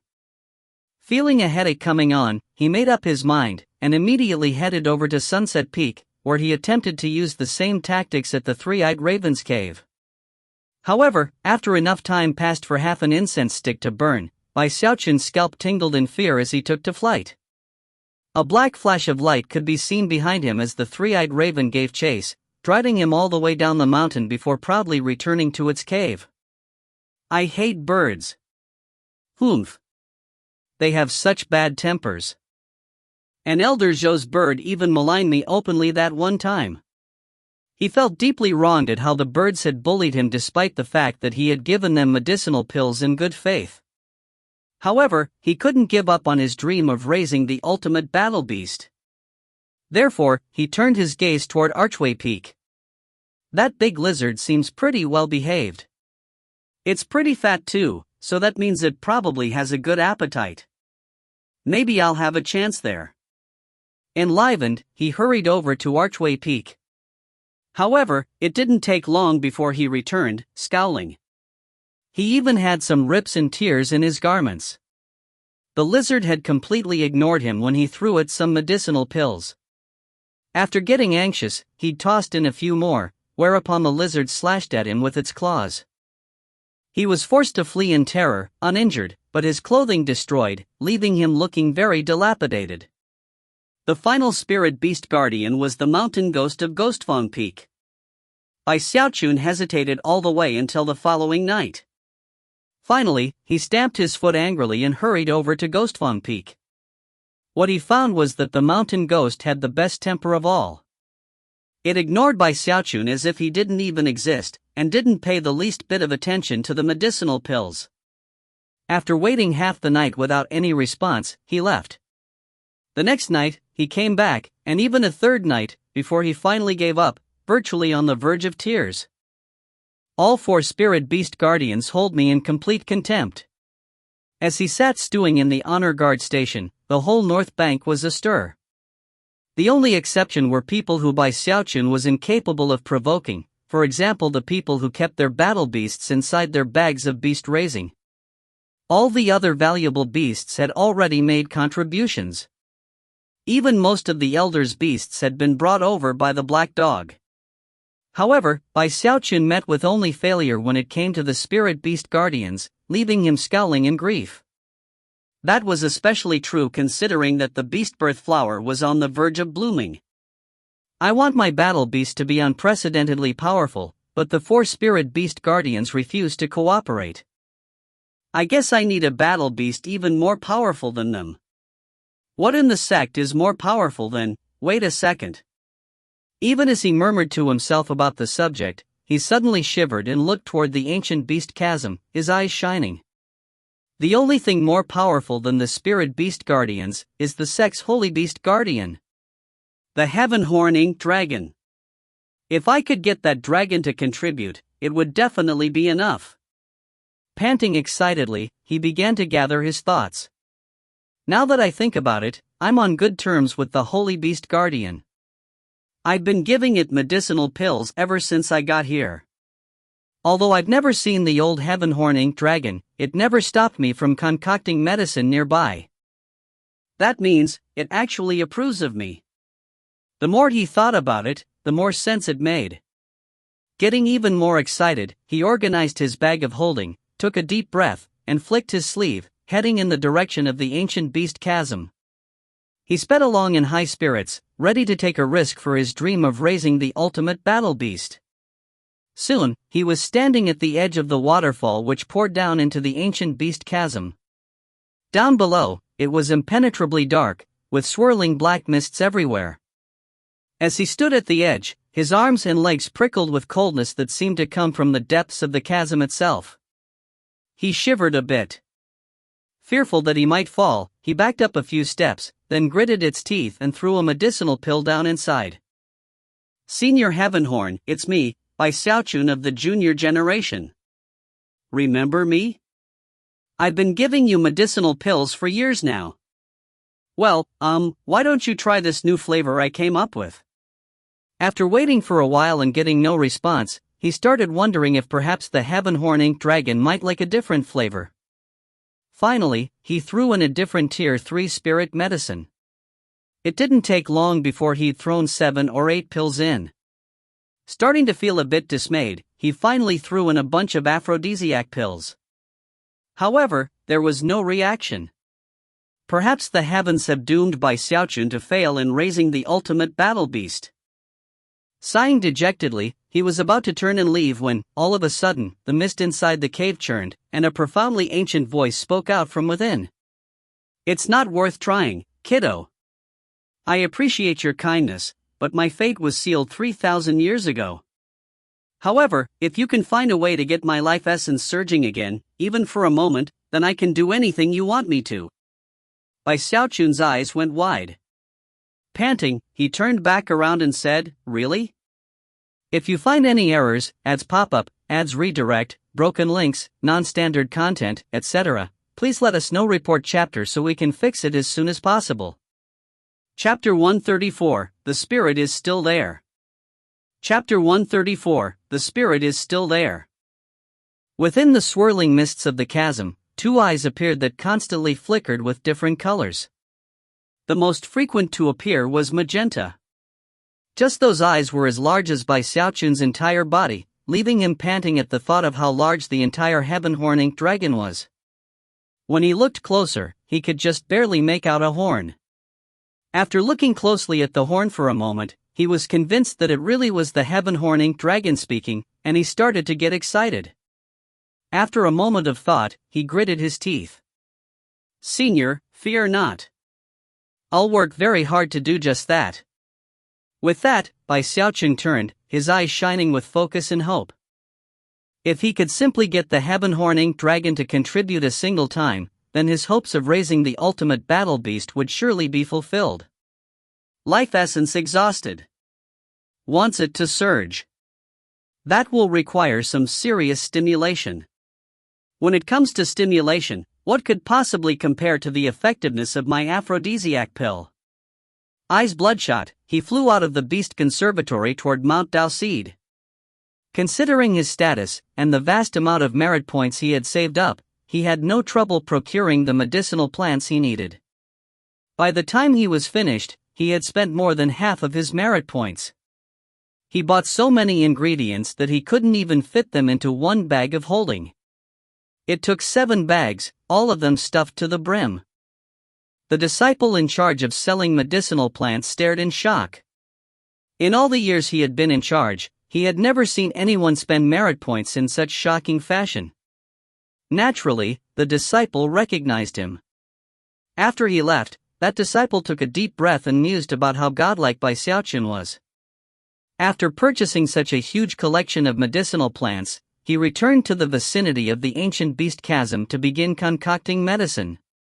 Soon his eyes were bloodshot, and he was in a state of frenzy. "I have to concoct a super aphrodisiac pill," he said through gritted teeth. Determined to drastically increase the medicinal efficacy, he adjusted the pill formula to raise the potency by hundreds if not thousands of times. 7 days flew by. Xiaochun didn't rest at all, and soon, his hair was in complete disarray. He was completely immersed in his concocting. Occasionally the black dog would come with battle beasts, whereupon Xiaochun would impatiently give it a jade slip so that it could temporarily open the spell formation. The dog was very intelligent, and would use the jade slip to take the battle beast back to the honor guard station and carefully carry out the mission assigned to it by Xiaochun. Apparently it was worried that if it didn't carry things out properly, it would have no more chances to return in the future. Of course, without Xiaochun there to supervise it, the dog didn't exercise much control over how many times it contributed. Over time, the North Bank disciples gradually went mad. Each battle beast that went missing would return with a strange expression on its face, somehow prideful, as if it were the king of the world. It would act manic, murderous, intoxicated, and seem to constantly be thinking about the past. Furthermore, no matter how the masters of such beasts tried to pry information out of them, it did no good. More and more battle beasts exhibited such behavior. Some of the beasts had been strictly disciplined by their masters in the past, and would never have dreamed of acting out. But after disappearing and experiencing the illusory life of being the ruler of the world, they became uncontrollable. The North Bank was in chaos. "What's happening? There's something fishy going on. We have to figure out what." Eventually, even the battle beasts belonging to the elders began to act similarly. Before long, all of the disciples on the North Bank were investigating the situation. 3 days later, Xiaochun was completely immersed in his madness.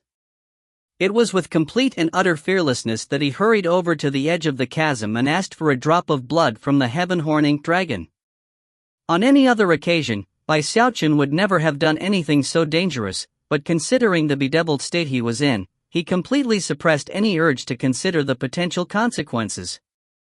After a long moment of silence from within the chasm, Xiaochun impatiently said that he didn't have time to waste. A moment later, a golden drop of blood flew out, which Xiaochun quickly put into a bottle.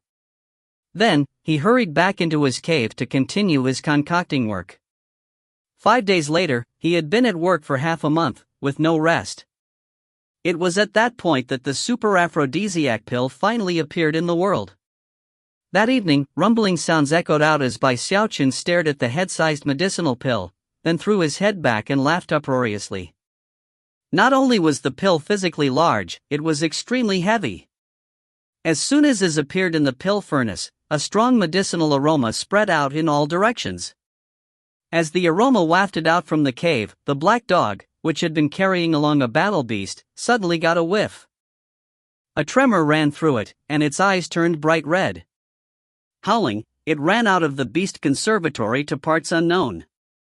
At the same time, countless excited howls could be heard throughout the jungle of the beast conservatory.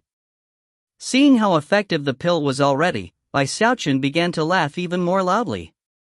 He was trembling with excitement, but was still worried that the pill wasn't good enough.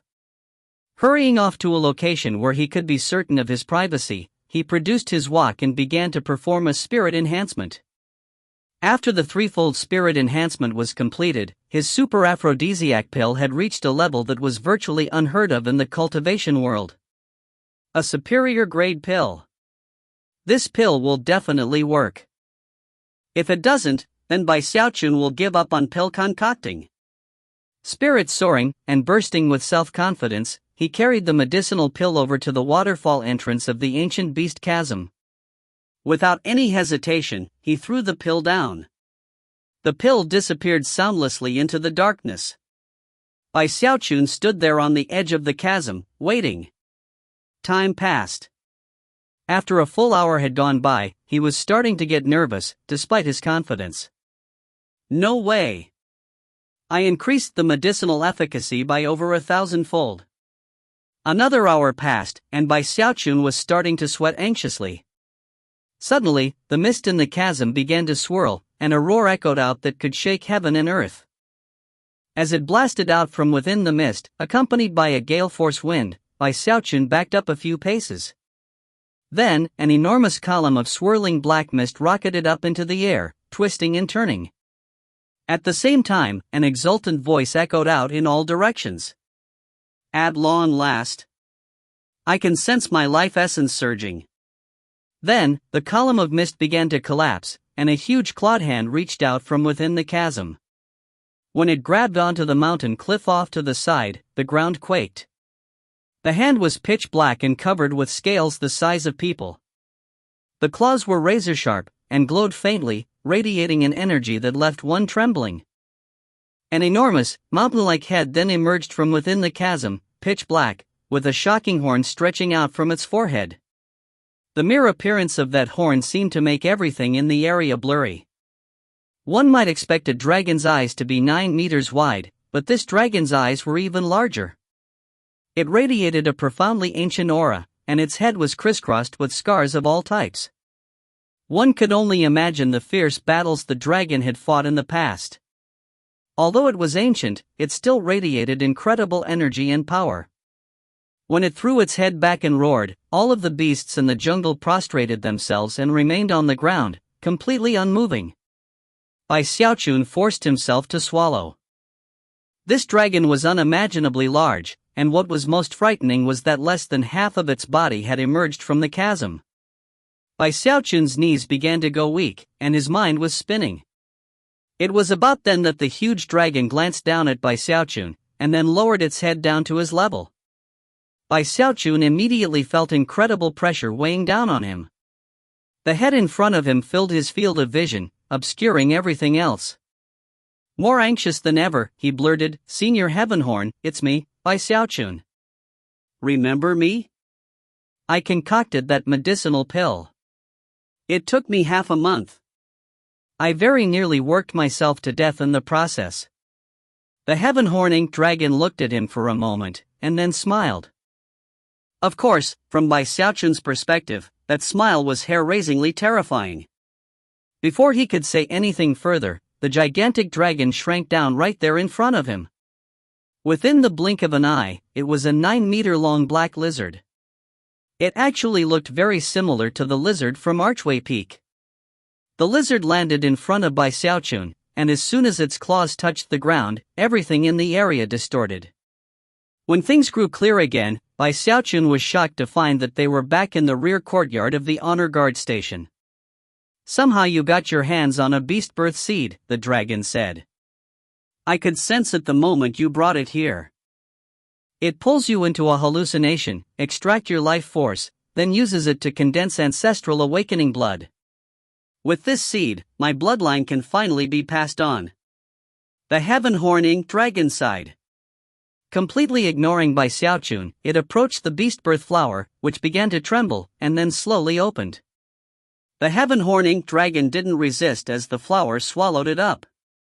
In fact, it even seemed to have an expression of anticipation on its face. Xiaochun waited nervously off to the side, watching the beast birth flower, wondering what sort of illusion the Heavenhorning dragon was experiencing. Unlike the other beasts, which were relatively quiet, this time, roars echoed out. Xiaochun felt like he was about to cry. He suddenly had the feeling that maybe he'd pushed things too far, that maybe his beast-birth flower couldn't handle the terrifying heaven-horn ink dragon. Praying nervously, he waited for 4 hours. Finally, the heaven-horn ink dragon flew out, expression somber. After a moment, it flew right back into the flower. Time passed. For the following 9 days, Xiaochun watched in shock as the heaven-horn ink dragon surpassed the black dog's accomplishments. It contributed more than 50 times before flying away. Illusions are nice, but they're merely the past. I like you, kiddo. If you ever need help with anything in the future, I'll do my best to accommodate, as long as it's not too outrageous. The voice of the sect's holy beast guardian rang like a huge bell as it expressed its appreciation toward Xiaochun. Just as it was turning to leave, Xiaochun hesitated for a moment. From his perspective, he had just provided a great service to the sect, and had done a very good deed. Face filled with anticipation, he said, "Senior Heavenhorn, do you think you could get the spirit beast guardians from the 4 mountain peaks of the North Bank to come contribute a bit? Maybe even the beasts belonging to the peak lords. Those runts? No problem." The heaven-horn ink dragon grinned and then took a deep breath. Xiaochun sensed heaven and earth distorting for a moment, and then, the 7-colored phoenix, the 3-eyed raven, the mountain ghost and the archway peak lizard all appeared in front of the heaven-horn ink dragon.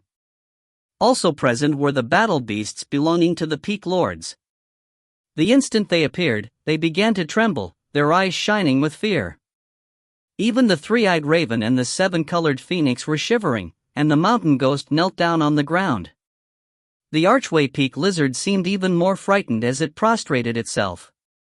The peak lord's beasts were the most terrified of all. Xiaochun looked on ecstatically as all of these insufferably arrogant beasts obediently complied with the instructions given by the heaven-horn ink dragon. One by one, they entered the beast birth flower to offer contributions. The following morning, they left, looking somewhat dazed.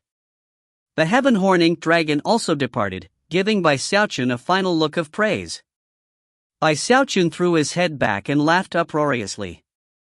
By this point, the beast birth flower was beginning to close in on itself. It was no longer emitting any aura or fragrance, and was clearly about to give birth to the battle beast inside, to Xiaochun's delight and pride. Recently, he had heard about how the disciples of the North Bank were investigating the situation regarding the battle beasts, and couldn't help but chuckle proudly. Xiaochun is about to have the ultimate battle beast. Humph. You North Bank disciples should be shaking in fear. I already thought of a name for him. Bruiser. 1. Not only did you refuse to lend me your battle beasts, you even slandered my name. Just wait until you realize what happened. Once you figure out your beasts contributed their own life force essence at my behest, then I'll slip back to the South Bank and you won't be able to do anything about it. Ha ha ha ha ha ha ha ha. Sticking his chin up, he waved his sleeve and assumed the pose of a lonely hero, doing nothing to cover up the look of pride on his face. However, in that very moment of beauty, he suddenly felt as if someone were watching him. Shocked, he turned around and saw that there next to the honor guard station, a newcomer had arrived at some point. It was none other than the miraculously stealthy, long-eared rabbit. After gaping in shock for a moment, he shrieked, "Why you damned talking rabbit! What are you doing here?" The rabbit gaped in shock and then shrieked, "Why you damned talking rabbit! What are you doing here?" With that, it turned tail and vanished in a blur, moving faster than the black dog ever could. 1. In Chinese, the name Xiaochun picks is supposed to sound tough, but comes across as funny and somewhat low class. It's the kind of name that will provoke a chuckle from Chinese readers, and I think this English version captures roughly the same feeling as the original. If you find any errors, ads pop up, ads redirect, broken links, non-standard content, etc., please let us know. Report chapter so we can fix it as soon as possible. Chapter 135, The North Bank Erupts. Chapter 135, The North Bank Erupts. Ugh! Don't spread that! He shouted. Well aware of the rabbit's proclivities, he burst into motion, wings popping out behind him as he gave chase at top speed. However, the rabbit was far too fast. Soon, only its voice could be heard, echoing out in the distance. Ugh! Don't spread that! After chasing after the rabbit in vain for some time, Xiaochun found to his despair that, despite being in the 10th level of qi condensation, he wasn't even close to being as fast as the rabbit. Its godlike speed was completely beyond belief. I'm finished. Kaput, he muttered, staring blankly at the disappearing rabbit. He stood there trembling, mind spinning. Even in his wildest dreams, he would never have imagined that the talking rabbit would somehow show up on the north bank. It was like a nightmare come true. What did I just say? He muttered, tugging at his hair. How much did the rabbit hear? He felt like crying. The incredibly stealthy talking rabbit had pushed him to the brink of madness. If things like this kept happening, he was certain that it would start affecting him mentally. Maybe he should just stop talking from now on. He already regretted creating the strange pill which had led to the creation of this incredibly annoying talking rabbit. That damned rabbit probably didn't hear anything. Definitely nothing. If it did, it would have started repeating it immediately. Still jittery, he sniffled a bit as he tried to comfort himself, and yet, it did little good. The talking rabbit was like a pill furnace that could explode at any moment, shaking heaven and earth. He returned nervously to the honor guard station, where he straightened things up in case he needed to make a sudden break for the south bank. Then, he looked nervously at his beast birth flower. 3 days. My ultimate battle beast will appear in 3 days. Eyes bloodshot, he could do little more than wait nervously. The black dog dragged over another battle beast, but Xiaochun staunchly turned it away and explained that in the future, there would be no need for any further contributions or any other battle beasts. The black dog didn't look very happy, and immediately bared its teeth in ferocious fashion. Xiaochun's heart began to thump, and he coughed dryly. Well, it's not that set in stone, he said. Look, there's a super stealthy rabbit that's been lurking around the north bank. It loves to chatter constantly. Why don't you go catch that for me? The dog looked back suspiciously at Xiaochun, who continued to gesticulate wildly and offer further explanations. Finally, the dog understood, and it turned and vanished in a black blur. Xiaochun watched it go, eyes sparkling with anticipation. Good luck, buddy. If you can get that rabbit for me, I'll do everything I can to find another beast birth seed for you. The mere thought of the terrifying talking rabbit caused Xiaochun to sigh. Heading back into the rear courtyard, he continued to wait anxiously. Another day passed. During that time, Xiaochun kept his ears focused on any possible sounds coming from outside. All of the North Bank disciples were in a stir as they searched for the reason why their battle beasts had suddenly changed. Of course, people already suspected Xiaochun, and even came to look around the honor guard station. However, he had done a good job of making sure that no one saw the beast birth flower. Furthermore, he had carried out all his activities at night, and had been very careful not to leave behind any clues. Therefore, although people suspected him, there was no incriminating evidence, so eventually, the disciples left him alone. Xiaochun only got more nervous, though. Another day passed, and the investigation grew more serious. That was especially true among the disciples whose battle beasts had become a lot harder to control. They were constantly breaking out into fits of rage. What exactly is going on here? Maybe it's some sort of plague? But it doesn't seem like a plague. That can't be the reason. Something fishy is going on. Something very, very fishy. The North Bank was in a frenzy, and was bubbling on the point of an eruption. Massive amounts of outer sect disciples were involved in the investigation, as were inner sect disciples. Even the peak lords got involved. Soon, it was only half a day before the beast birth flower was due to bloom. That was when a clue was finally unturned. Beihan Lai's old Nightstalker beast. It took away a battle beast recently, and when the beast returned, it had a very strange expression on its face. Find that dog. Enraged, the North Bank disciples spread out everywhere on the North Bank. Soon, they found the black dog, and at the same time, they found a rabbit. The rabbit was flying along helter-skelter as it was chased by the black dog. If that were all there were to it, it might not be a big deal.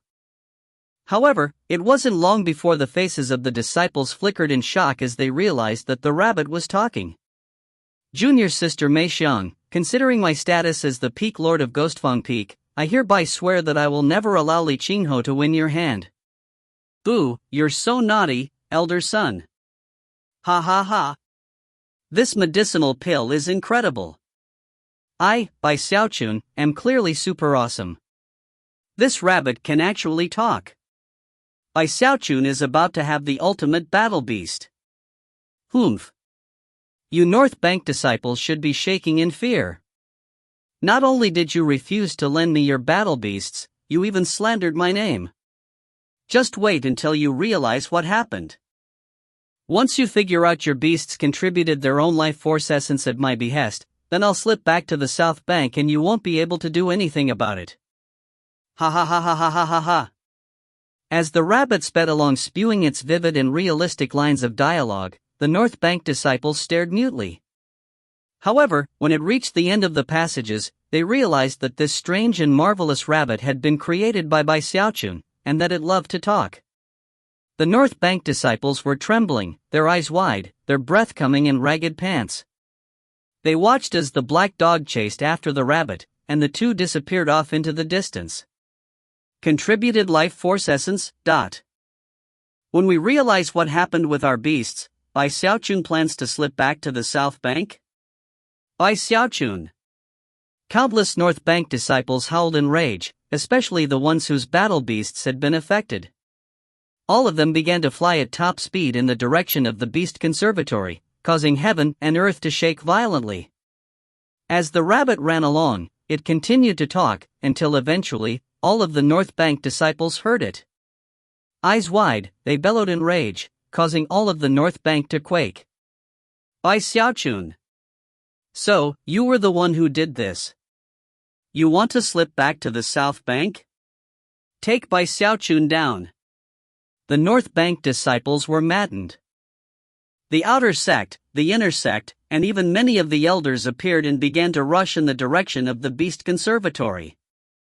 As the stealthy rabbit fled from the black dog, it suddenly stopped in place, as it realized that an old monkey had appeared in front of it out of nowhere. The monkey's expression was serious as it stared at the rabbit for a moment, and then spoke in a profoundly ancient and threatening voice. Who exactly are you, rabbit? The rabbit looked back with an expression as ancient and threatening as the monkey's. Who exactly are you, rabbit? It said.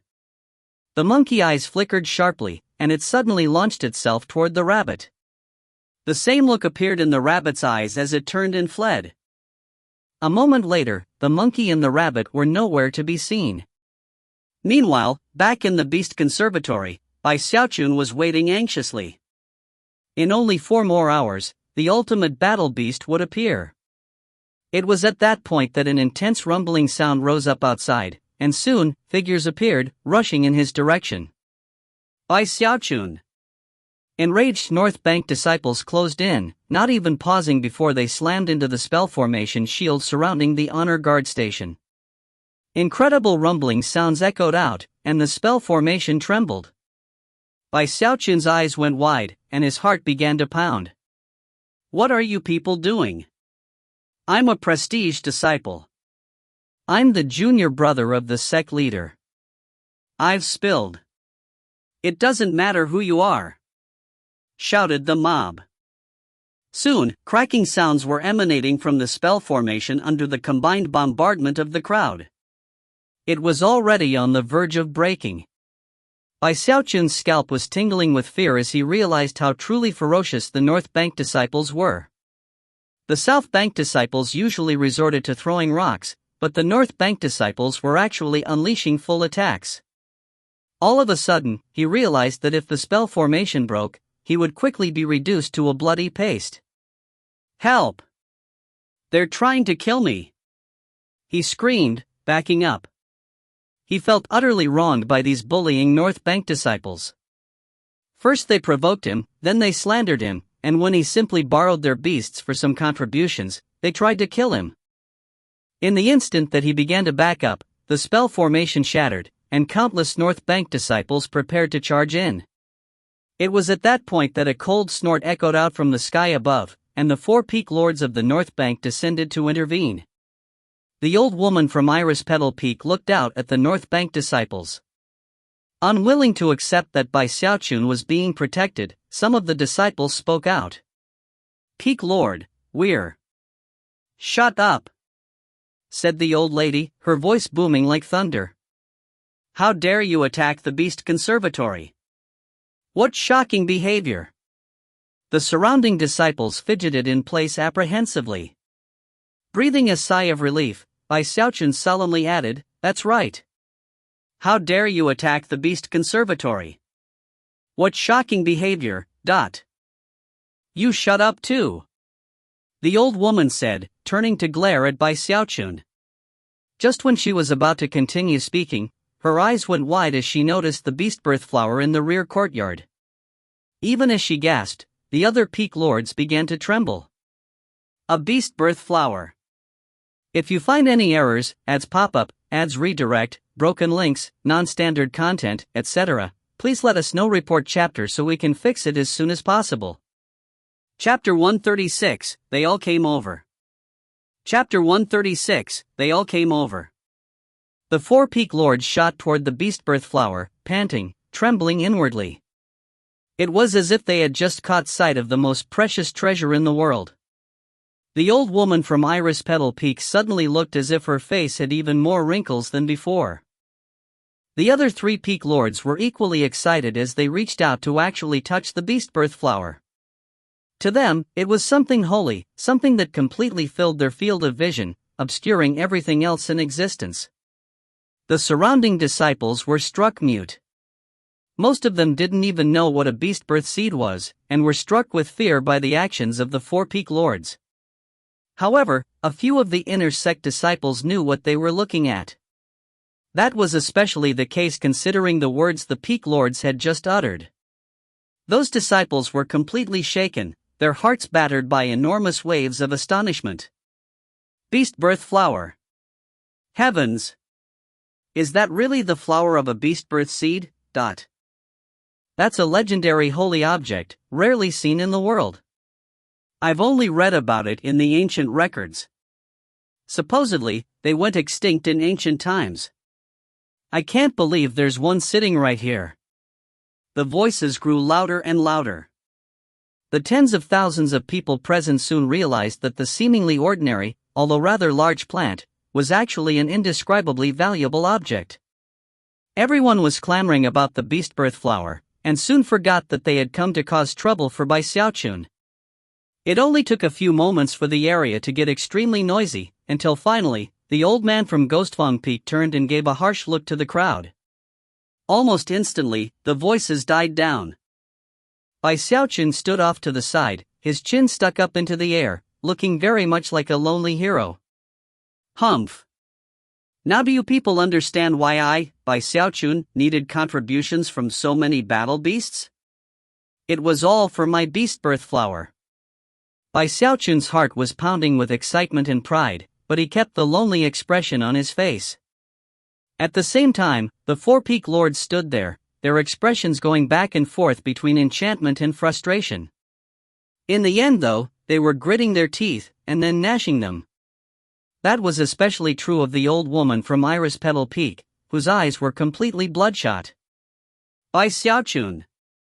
She cried, sounding both furious and filled with grief.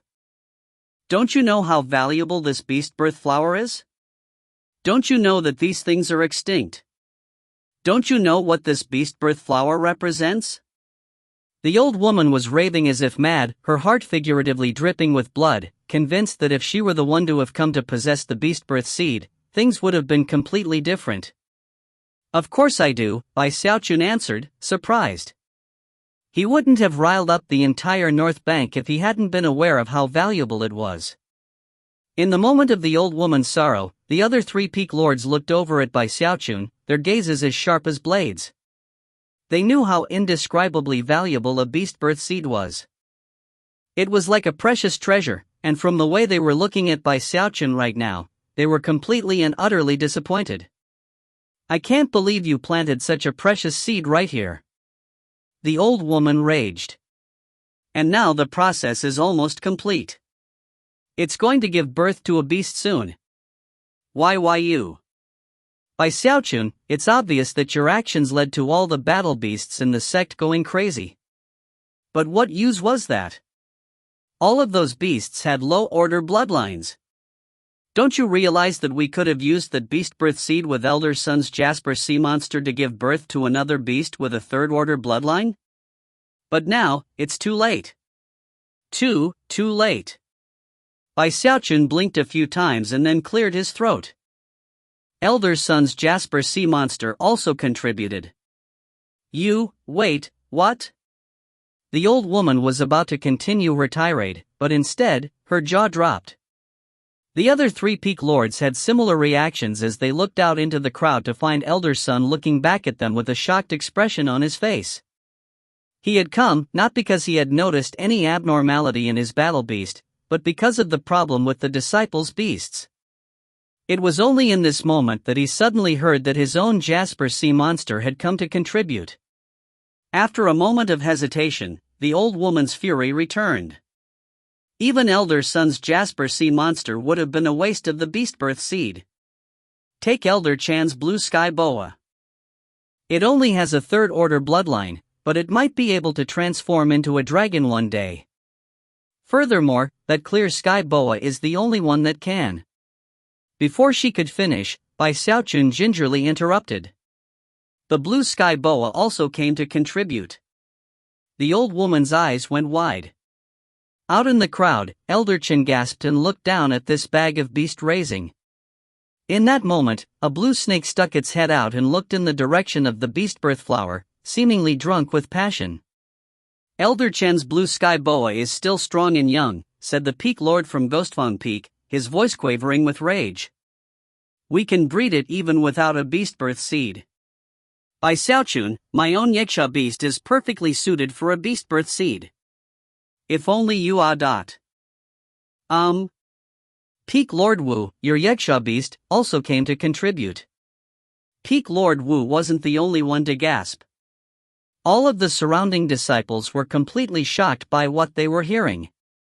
The other peak lords were about to say more, when Xiaochun edged back a few steps and then carefully said, "All of your beasts came to contribute." The four peak lords felt as if they were being struck by lightning. How could they have been completely unaware that their own battle beasts secretly came here? Simultaneously, the surrounding disciples were left gasping to the point where they couldn't remain silent any longer. Heavens, how many beasts came to contribute? This Xiaochun, he didn't even let the peak lord's beasts off the hook. How deranged. As the shouting of the crowd grew louder, Xiaochun started to get nervous, and backed up a bit more, keeping his eyes on the four peak lords the entire time. After a moment passed, the old woman from Iris Petal Peak intensified her glare. "Well, it seems I underestimated you, Xiaochun. You even managed to sneak all of the peak lord's battle beasts over here. Well then, why did you stop there? Why didn't you bring over the 7-colored phoenix from Iris Petal Peak? Our battle beasts have third-order bloodlines, but the 7-colored phoenix's is fourth order. A fourth-order bloodline would definitely not be a waste of." Before she could finish speaking, she noticed the cautious expression on Xiaochun's face, and her heart flip-flopped. You didn't. The 7-colored phoenix also came to contribute," Xiaochun said, sounding a bit wronged. "What about the 3-eyed raven from Archway Peak?" "Also contributed," Xiaochun said, steeling himself. "Plus the lizard from Sunset Peak, and the mountain ghost from Ghostfang Peak. They all came to contribute." The peak lord's eyes went wide, and they gasped in disbelief. Moments later, they produced jade slips, and used some unknown method to communicate with the spirit beast guardians. A moment later, the information was confirmed, although the spirit beast guardians didn't dare to mention the heaven-horn-inked dragon. Afterward, the peak lords stared at Bai Xiaochun with wide eyes, looking completely incredulous. The surrounding North Bank disciples were also left gasping in shock. Bai Hanlai shivered, more convinced than ever of how strong Bai Xiaochun was. Su Song's mind was spinning. He was well aware of how terrifying the four spirit beast guardians were, and couldn't imagine how Bai Xiaochun could possibly have convinced them to offer contributions. The old woman from Iris Petal Peak felt like she was going crazy. She had started out with the intention of teaching Bai Xiaochun a lesson, but the more she spoke, the more she realized she had nothing to say. Bai Xiaochun knew how valuable a beast birth seed was, and had even managed to get the most powerful beasts on the North Bank to contribute. Even if she had tried to do such a thing, she might not have been able to pull it off. However, considering that there were so many disciples watching, all of them completely speechless because of Bai Xiaochun's explanations, the old woman's anger grew. Flicking her sleeve, she said, "Still a waste. Bai Xiaochun, don't you know that if you had given that beast birth seed to one of the prime elders, even the patriarchs would have been shocked? They could have issued a dermic decree to arrange for the sect's holy beast guardian, the heaven-horn-inked dragon, to use that seed to give birth to a new generation. Now that would most certainly have not been a waste." That. At first, she started getting more and more worked up into a rage, but eventually realized that Bai Xiaochun appeared to be trying to cut in, and stopped talking. The old woman's heart began to pound. She wasn't the only one. The expression on Bai Xiaochun's face caused the other three peak lords to suck in deep breaths.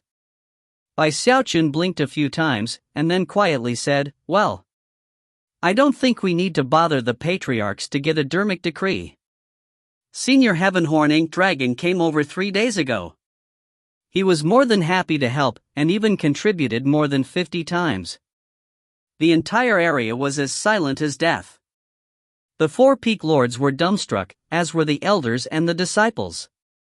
Everyone was staring at Bai Xiaochun, their hearts pounding with astonishment that could shake the heavens and topple the earth. It was at that point that the beast birth flowers suddenly began to wither, and one after another, petals began to fall off. A powerful life force essence appeared within the flower, which grew stronger and stronger by the moment. It didn't take long before the peak lords, the elders, and the ordinary disciples were all paying rapt attention to the flower. The spirit beast guardians of the four mountain peaks were all trembling, as if they could sense their own progeny, and countless ordinary battle beasts were all trembling with a similar sensation. Deep within the ancient beast chasm, the heaven-horn-inked dragon opened its eyes and looked out into the beast conservatory with an expression of keen anticipation. Bai Xiaochun stood off to the side nervously, wondering how things would turn out. The peak lords were close by him, breathing in ragged pants. Slowly, the beast birth flower continued to wither, and the life force aura grew stronger, as if something were about to burst out from inside. At this point, a vortex appeared up above, slowly spinning round and round, almost as if there were eyes above in the heavens, looking down at the scene playing out below. Translator, Deathblade. Chinese language consultant, ASI aka Beerblade. Editor, GNE. Memes, Logan. Meme archives, Toxin. Hey everyone, good news and bad news. Bad news first, I'm going to skip the next normal release slot, meaning that the next update will come about 24 hours from the posting of this chapter. Good news, that release will be a double, and will also come along with some cool news.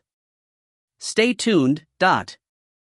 If you find any errors, ads pop up, ads redirect, broken links, non-standard content, etc., please let us know. Report chapter so we can fix it as soon as possible. Chapter 137, My Battle Beast. Chapter 137, My Battle Beast. By this point, virtually everyone on the North Bank was paying close attention to the events playing out in the Beast Conservatory. Numerous eyes from Mount Dao Seed were also watching. That's, Even as expressions of surprise rang out, suddenly, the vortex up above turned crimson, causing the entire sky to turn red. A blood-curdling shriek then emanated from within the withered beast birth flower. Simultaneously, the powerful aura suddenly began to decline. If that process was completed, it would indicate that whatever was inside the flower had died. It would expire prematurely, never even having a chance to be born. Bai Xiaochun began to tremble, and the four peak lords were all astonished. It has a heterogeneous bloodline. Its mind is having trouble keeping its body in one piece. Damn it! I knew this was going to happen. That beast will never see the light of day. Even as the four peak lords expressed their shock, Bai Xiaochun trembled and stared at the beast birth flower. He could sense that the life inside wished to emerge, but that it wasn't able to. It was now hovering on the brink of dying, and even exuded a powerful aura of death. Suddenly, a blurry figure appeared in the air above the beast birth flower. It was impossible to see him clearly, but he seemed to be an old man in a white robe. He hovered there calmly, completely devoid of any aura whatsoever. His cultivation base was completely unreadable. Everyone was shaken mentally. The numerous disciples present had never seen this old man before, but the peak lords had, and they were left completely astonished. Their eyes went wide, and they dropped to their knees to kowtow. Third-generation patriarch. When the disciples heard that, their minds spun, and they also dropped down and kowtowed. Bai Xiaochun was somewhat in a daze, and didn't even notice the newcomer. His attention was completely focused on the life inside the withered beast birth flower, his heart trembling, tears welling up in his eyes. The white-robed old man looked over at the flower, and then his right hand flashed with an incantation gesture as he sent life force pouring inside. However, a moment later, the aura of death became even stronger than before. Muttering something inaudible, the white-robed old man turned to look in the direction of the ancient beast chasm. There, the heaven-horn ink dragon opened its mouth, and a golden drop of blood flew out, causing the dragon to age visibly. At the same time, Heavenhorn looked at the beast birth flower with anxious anticipation. The golden drop of blood streaked through the air like a golden beam of light, all the way to the beast birth flower. The white-robed old man sighed. Eyes shining brightly, he performed a double-handed incantation gesture, causing the clouds in the sky to churn and form together into a magical symbol, which merged with the golden drop of blood as it entered the beast birth flower.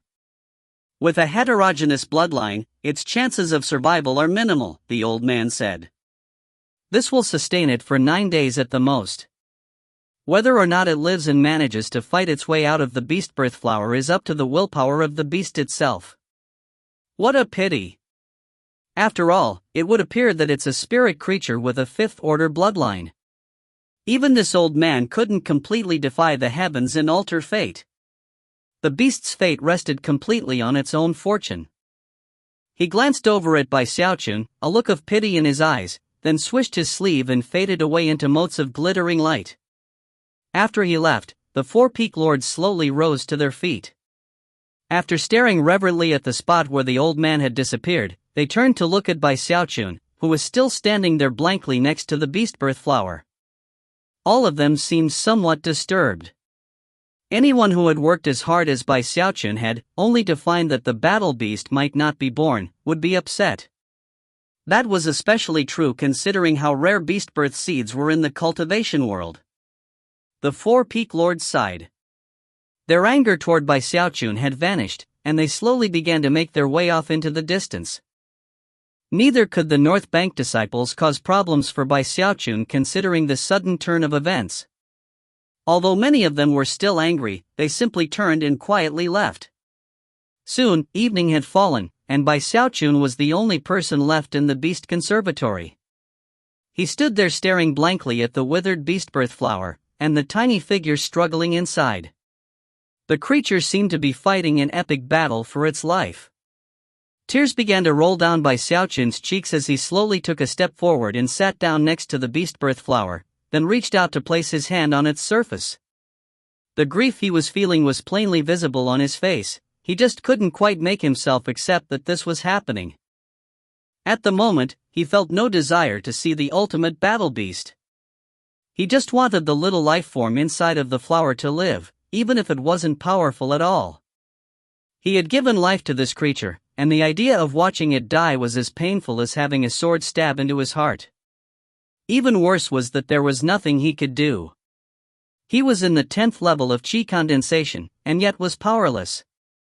That feeling left him feeling suffocated and helpless. Night fell. The helplessness of watching the life of the creature fading away left Bai Xiaochun trembling in fear. He couldn't help but think back to life in the village, when his parents were sick and ailing. They had clasped him by the hand and told him to keep on living. Those 3 words would exist eternally within Bai Xiaochun's mind. "Keep on living," he said softly, tears glistening on his cheeks. "You have to keep on living. Don't die, bruiser." He gently rubbed the spot on the flower where the little creature's body bulged out slightly. When he called it by name, the tiny thing seemed to recognize his aura and moved slightly. "Hang in there. You haven't even seen the world yet. I've never even had a chance to see you. I want to take you to see everything in the cultivation world. Keep hanging in here." Bai Xiaochun's softly spoken words were filled with determination. He kept talking throughout the night, continuing to rub the bulge that was the little creature. He was doing the only thing he could, staying by the creature's side, encouraging it, praying. Dawn broke. Then it was noon and evening. Eventually, the moon was shining up above. The first day passed, and the struggling of the little creature in the beastbirth flower was getting weaker. However, it hadn't given up. Its heterogeneous bloodline made it difficult to keep its body from falling to pieces, but it was trying hard. Bai Xiaochun forgot about everything else. The only thing he cared about was the little creature in the beastbirth flower. He whispered to it, caressed it softly, and poured his heart and soul into encouraging it. He never stopped talking, and even began to send his own spiritual power into the flower. He wasn't sure if it would do any good, but he tried anyway. Gradually, the 2nd day came and went. Then the 3rd day, and the 4th. Bai Xiaochun never rested. His eyes were soon completely bloodshot, and his spiritual power had long since begun to run dry. Every time the least bit of spiritual power built up within him, he would send it into the beastbirth flower. That spiritual power was filled with his blessings, his sorrows, and with comfort. He never stopped talking, never stopped offering encouragement. Whenever the little creature started struggling, and began to wail in pain, Bai Xiaochun's soothing voice would cause it to calm down. However, despite all that, Bai Xiaochun was devastated to find that the tiny creature's aura was growing weaker and weaker, while the aura of death grew stronger and stronger. "Bruiser," he murmured, back when I was young, when my dad and mom were still around, I wasn't very scared of dying. In fact, I didn't even really know what death was. Once you're feeling better, I'll take you to see Uncle Lee. He treats me really well, just like a father." He began to tell stories about himself, about his past, about life in the village, and things about the sect. Late into the night of the 4th day, the spirit beast guardians of the 4 mountains, and even Heavenhorn deep in the chasm, all sighed and looked away from Bai Xiaochun and the beastbirth flower. However, in the darkness of that night, there was a big black dog that appeared outside the honor guard station. It walked into the rear courtyard and sat down next to Bai Xiaochun. Expression one of grief, it looked at the little life inside the beast conservatory, then reached out and licked the flower. Another day passed. On evening of the 5th day, Bai Xiaochun was exhausted. To him, the past 5 days had left him feeling as tired as if he had ceaselessly concocted medicine for 5 months. And yet, he had no intention of giving up. He continued to offer comfort and encouragement. He never stopped talking. Unfortunately, the little creature only continued to weaken. Deep in the night of the 5th day, it suddenly struggled fiercely for a few moments, then started twitching. After a moment, it stopped moving, and the aura of death spread out to completely cover Bai Xiaochun and the black dog. Bai Xiaochun placed his hand onto the spot where the tiny creature bulged out of the flower. Tears streaming down his face, he shouted, "Live! You have to live! When the Luochen clan was trying to chase me down, 10 people tried to kill me, but I kept on living. They tried to kill me, so I killed them. I even broke my own arm for a chance to stay alive. You have to do the same thing. Live. Keep on living. Even as he shouted, he poured spiritual power into the flower. A moment later, the motionless little creature trembled and began to struggle again. As the moments passed, the struggling grew more intense, as if its desire to live were growing even stronger because of Bai Xiaochun's encouragement. Bai Xiaochun wiped the tears off of his face and shouted, "If you want to live, you have to fight for it. Take control of your body. Break out of that flower." The little creature began to struggle even harder, letting out little whimpering sounds as it did. Every time it struggled, it felt pain and was left trembling. And yet, it didn't give up. It was as if an intense willpower was supporting it, a willpower that continued to grow stronger, something that exceeded its desire merely to live. That power was the most important thing in its life. You're the ultimate battle beast. We're gonna be partners for life. I made you, I raised you, and I'm not gonna let you die. By this point, Bai Xiaochun's voice was hoarse from the yelling, and he almost seemed to have gone mad. For the past 5 days, he had been offering encouragement to this little creature, and finally, it stopped whimpering.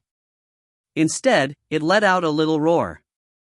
Although the sound of it was weak, it was still a roar. Simultaneously, its fading life force suddenly burned as hot as fire.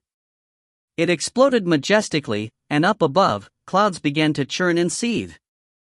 It was as if the little creature's willpower was allowing it to finally fight for its life again. The fluctuations emanating out attracted the attention of others on the north bank. Numerous disciples were shocked, and the 4 astonished peak lords began to rush in the direction of the Beast Conservatory. It was the same with the ordinary disciples. Faces flickering, they raced over toward the Beast Conservatory as the life force in the beast birth flower began to surge with power. As for the cloud cover up above, it was growing thicker by the moment. The spirit beast guardians, Heavenhorn, and even many eyes from Mount Dao Seed were watching. Even the shadowy, white-robed old man looked on, although no one could see him.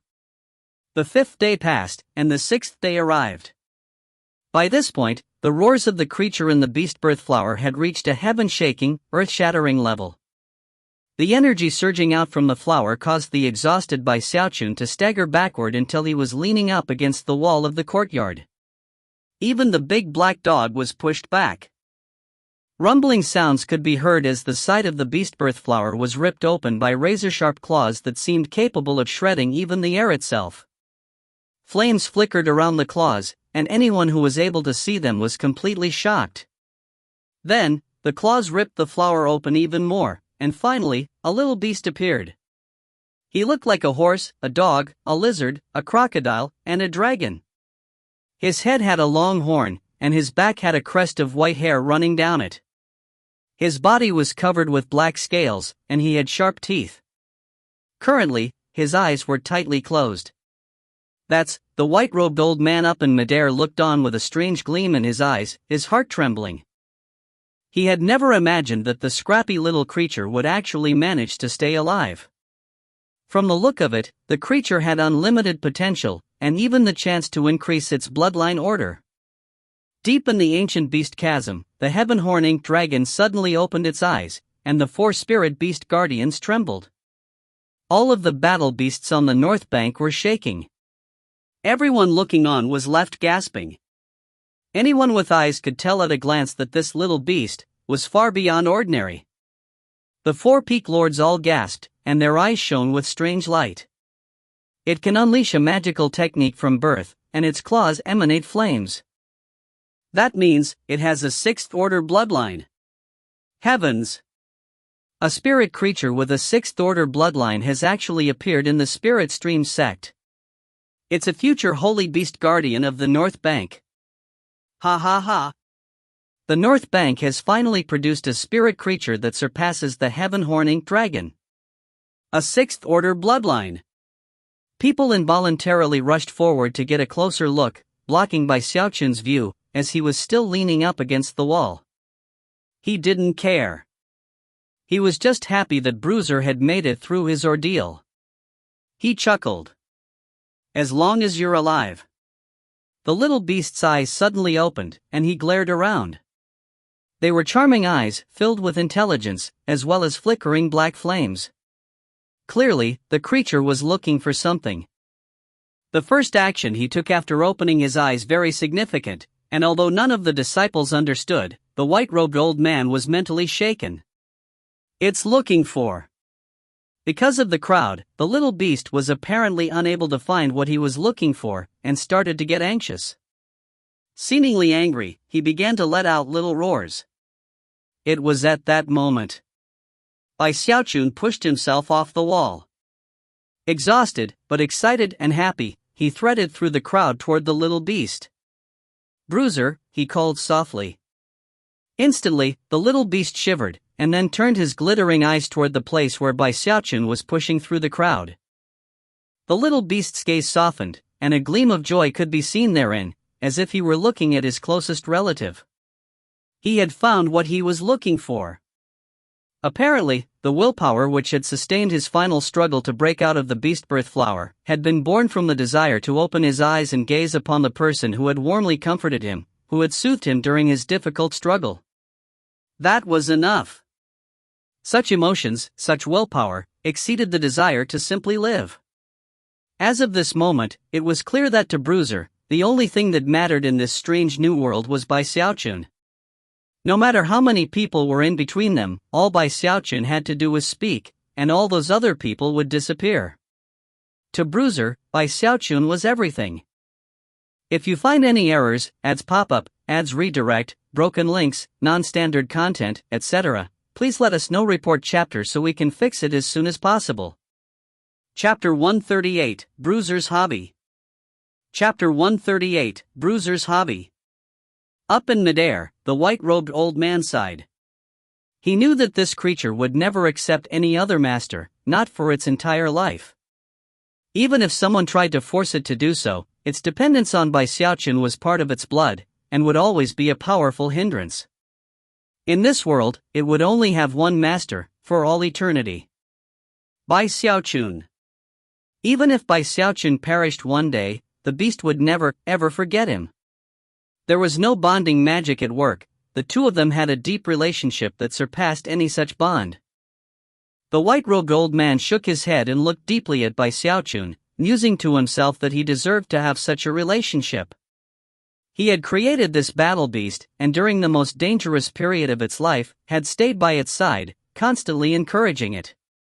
Perhaps the only thing that could truly move a sixth-order bloodline battle beast to accept someone is the kind of pure-hearted sincerity this kid has. He didn't have any schemes, just a strong desire that the beast keep on living. I hope that this kid can remain pure-hearted like this for the rest of his life. Hopefully no unexpected event changes that heart of his, years down the line. The man turned to leave, looking somewhat melancholy as he thought back to how pure and inexperienced he had been when he took his first steps into the world of cultivation. Eventually, the crowds began to depart. The female disciples were reluctant to leave, the little beast's wide, charming eyes were completely captivating. However, the beast didn't spare a single glance for the female disciples. The peak lords looked enviously at the newborn little beast, and then reluctantly left. Soon, the beast conservatory was quiet. Xiaochun was left alone with the newly born beast and the big black dog, which had also been shoved off to the side by the crowd earlier. Xiaochun was grinning from ear to ear as he petted the little creature's head. It had the body of a horse, the head of a dragon, black reptilian scales, the clawed feet of a pangolin, and even more shocking, its teeth emanated a seven-colored glow. As for its solitary horn, it looked just like the heaven horn-inked dragon's, long and sharp. If you looked closely, you could find things about it that were similar to other animals. Apparently, things had ended up exactly as Xiaochun wanted. The best parts of countless battle beasts had formed together, into a completely unique and unheard-of living being. From now on, you are Xiaochun's battle beast. Don't worry, I'm going to take you everywhere in the cultivation world. Laughing, he petted Bruiser's head, who lay there next to him, looking up at him with wide, charming eyes. The black dog hurried over as well. It always had its guard up, and would never forget its hatred for Bai Xiaochun, but with Bruiser here, its expression was both protective and fearful at the same time. Bruiser looked over curiously at the dog, and after a moment, seemed to accept it. Time passed. During the following month, Bai Xiaochun frequently took Bruiser out of the Beast Conservatory on walks around the North Bank. He would lead the way, and Bruiser would follow along, looking around curiously at his surroundings. The black dog would trail behind in secret, watching protectively over Bruiser. When passing disciples caught sight of Bai Xiaochun and then Bruiser, their expression were those of amazement, jealousy, and other mixed emotions.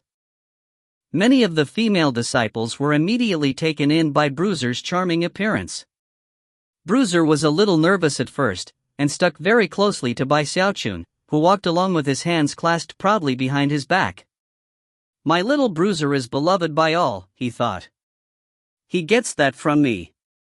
Clearing his throat, he took Bruiser to many of the crowded places on the North Bank. The eyes of so many disciples on him caused his heart to swell with pride and happiness. Sticking his chin up, he took Bruiser here and there, until he was familiar with the whole North Bank. Gradually, Bruiser's fear and nervousness faded away, and he began to frolic along happily when they went on their walks. However, he tried to keep his chin stuck up in the air, apparently in imitation of Bai Xiaochun. Even the look in his eye was one of loftiness and pride. He almost seemed to be showing off, as if he wasn't afraid of anything in the world as long as Bai Xiaochun was there. The sight of it left passing disciples quite shocked.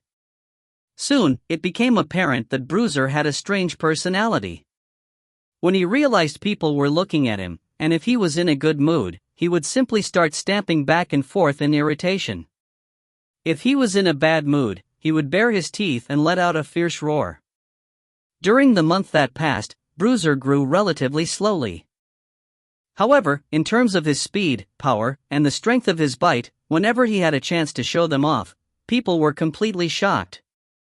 Actually, his speed was on equal footing with the black dog, and he was powerful enough to knock the 30-meter-long pangolin from the Beast Conservatory back a few meters. In terms of intelligence, he had already reached a shocking level. He was now as smart as a teenage human, and in many ways, even smarter than that. To Bai Xiaochun's delight, Bruiser was adept at controlling fire.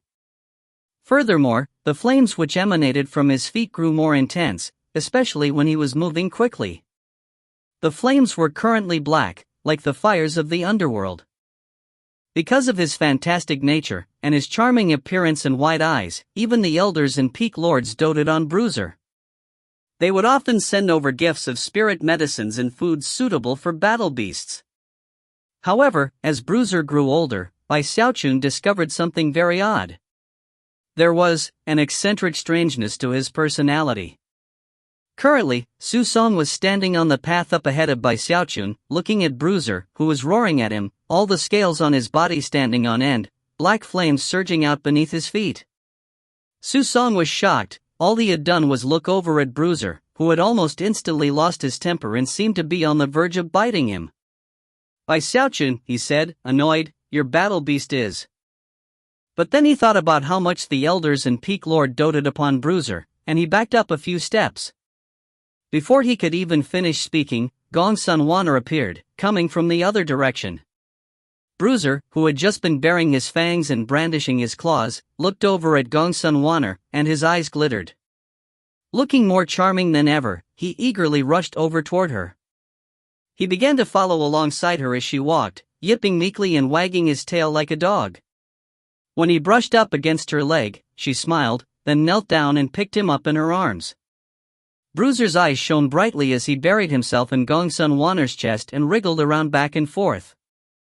Gongsun Wanner laughed, and from the expression on Bruiser's little face, he was clearly enjoying himself. Su Song's eyes went wide, and Bai Xiaochun chuckled wryly. During the past half-month or so, he had noticed that Bruiser would always bare his fangs at the male disciples, seemingly ready to bite them without hesitation if they touched him. However, when it came to the female disciples, he would always act very charming and couldn't wait to be held in their embrace. Bai Xiaochun wasn't sure why this was, and could only attribute it to Bruiser's bloodline. The only explanation that made sense was that he had inherited this hobby somehow. This behavior only continued to intensify, to the point where it was a bit preposterous. Bruiser would treat the male and female disciples completely differently.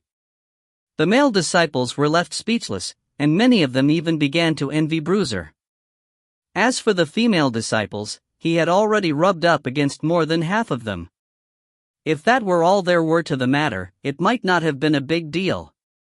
But soon, Bai Xiaochun went into secluded meditation to break through to the great circle of the 10th level of qi condensation. During that time, Bruiser's hobbies changed. The black dog would often take it to the places on the north bank where the female disciples would bathe, and they would look on in secret. The black dog only found it mildly interesting, but Bruiser quickly grew addicted. Eventually, he became familiar with the bathing routines of the female disciples, and would excitedly rush out of the Beast Conservatory in the morning, and wouldn't return until the sky was dark. It was hard to say how many female disciples he could see bathing during a full day. Of course, Bai Xiaochun was focused on his secluded meditation, and the advancement of his cultivation base, so he didn't pay much attention to what was happening. Another month passed, and Bruiser's habits changed yet again. In addition to being held in the close embrace of the female disciples, and secretly watching them bathe, he developed a new taste. When watching the female disciples bathe, he would secretly take away their bras, and then hide them in a safe location. 1. Eventually, the female disciples realized that a lot of their bras were going missing, and it reached the point where virtually all of them had experienced such a thing.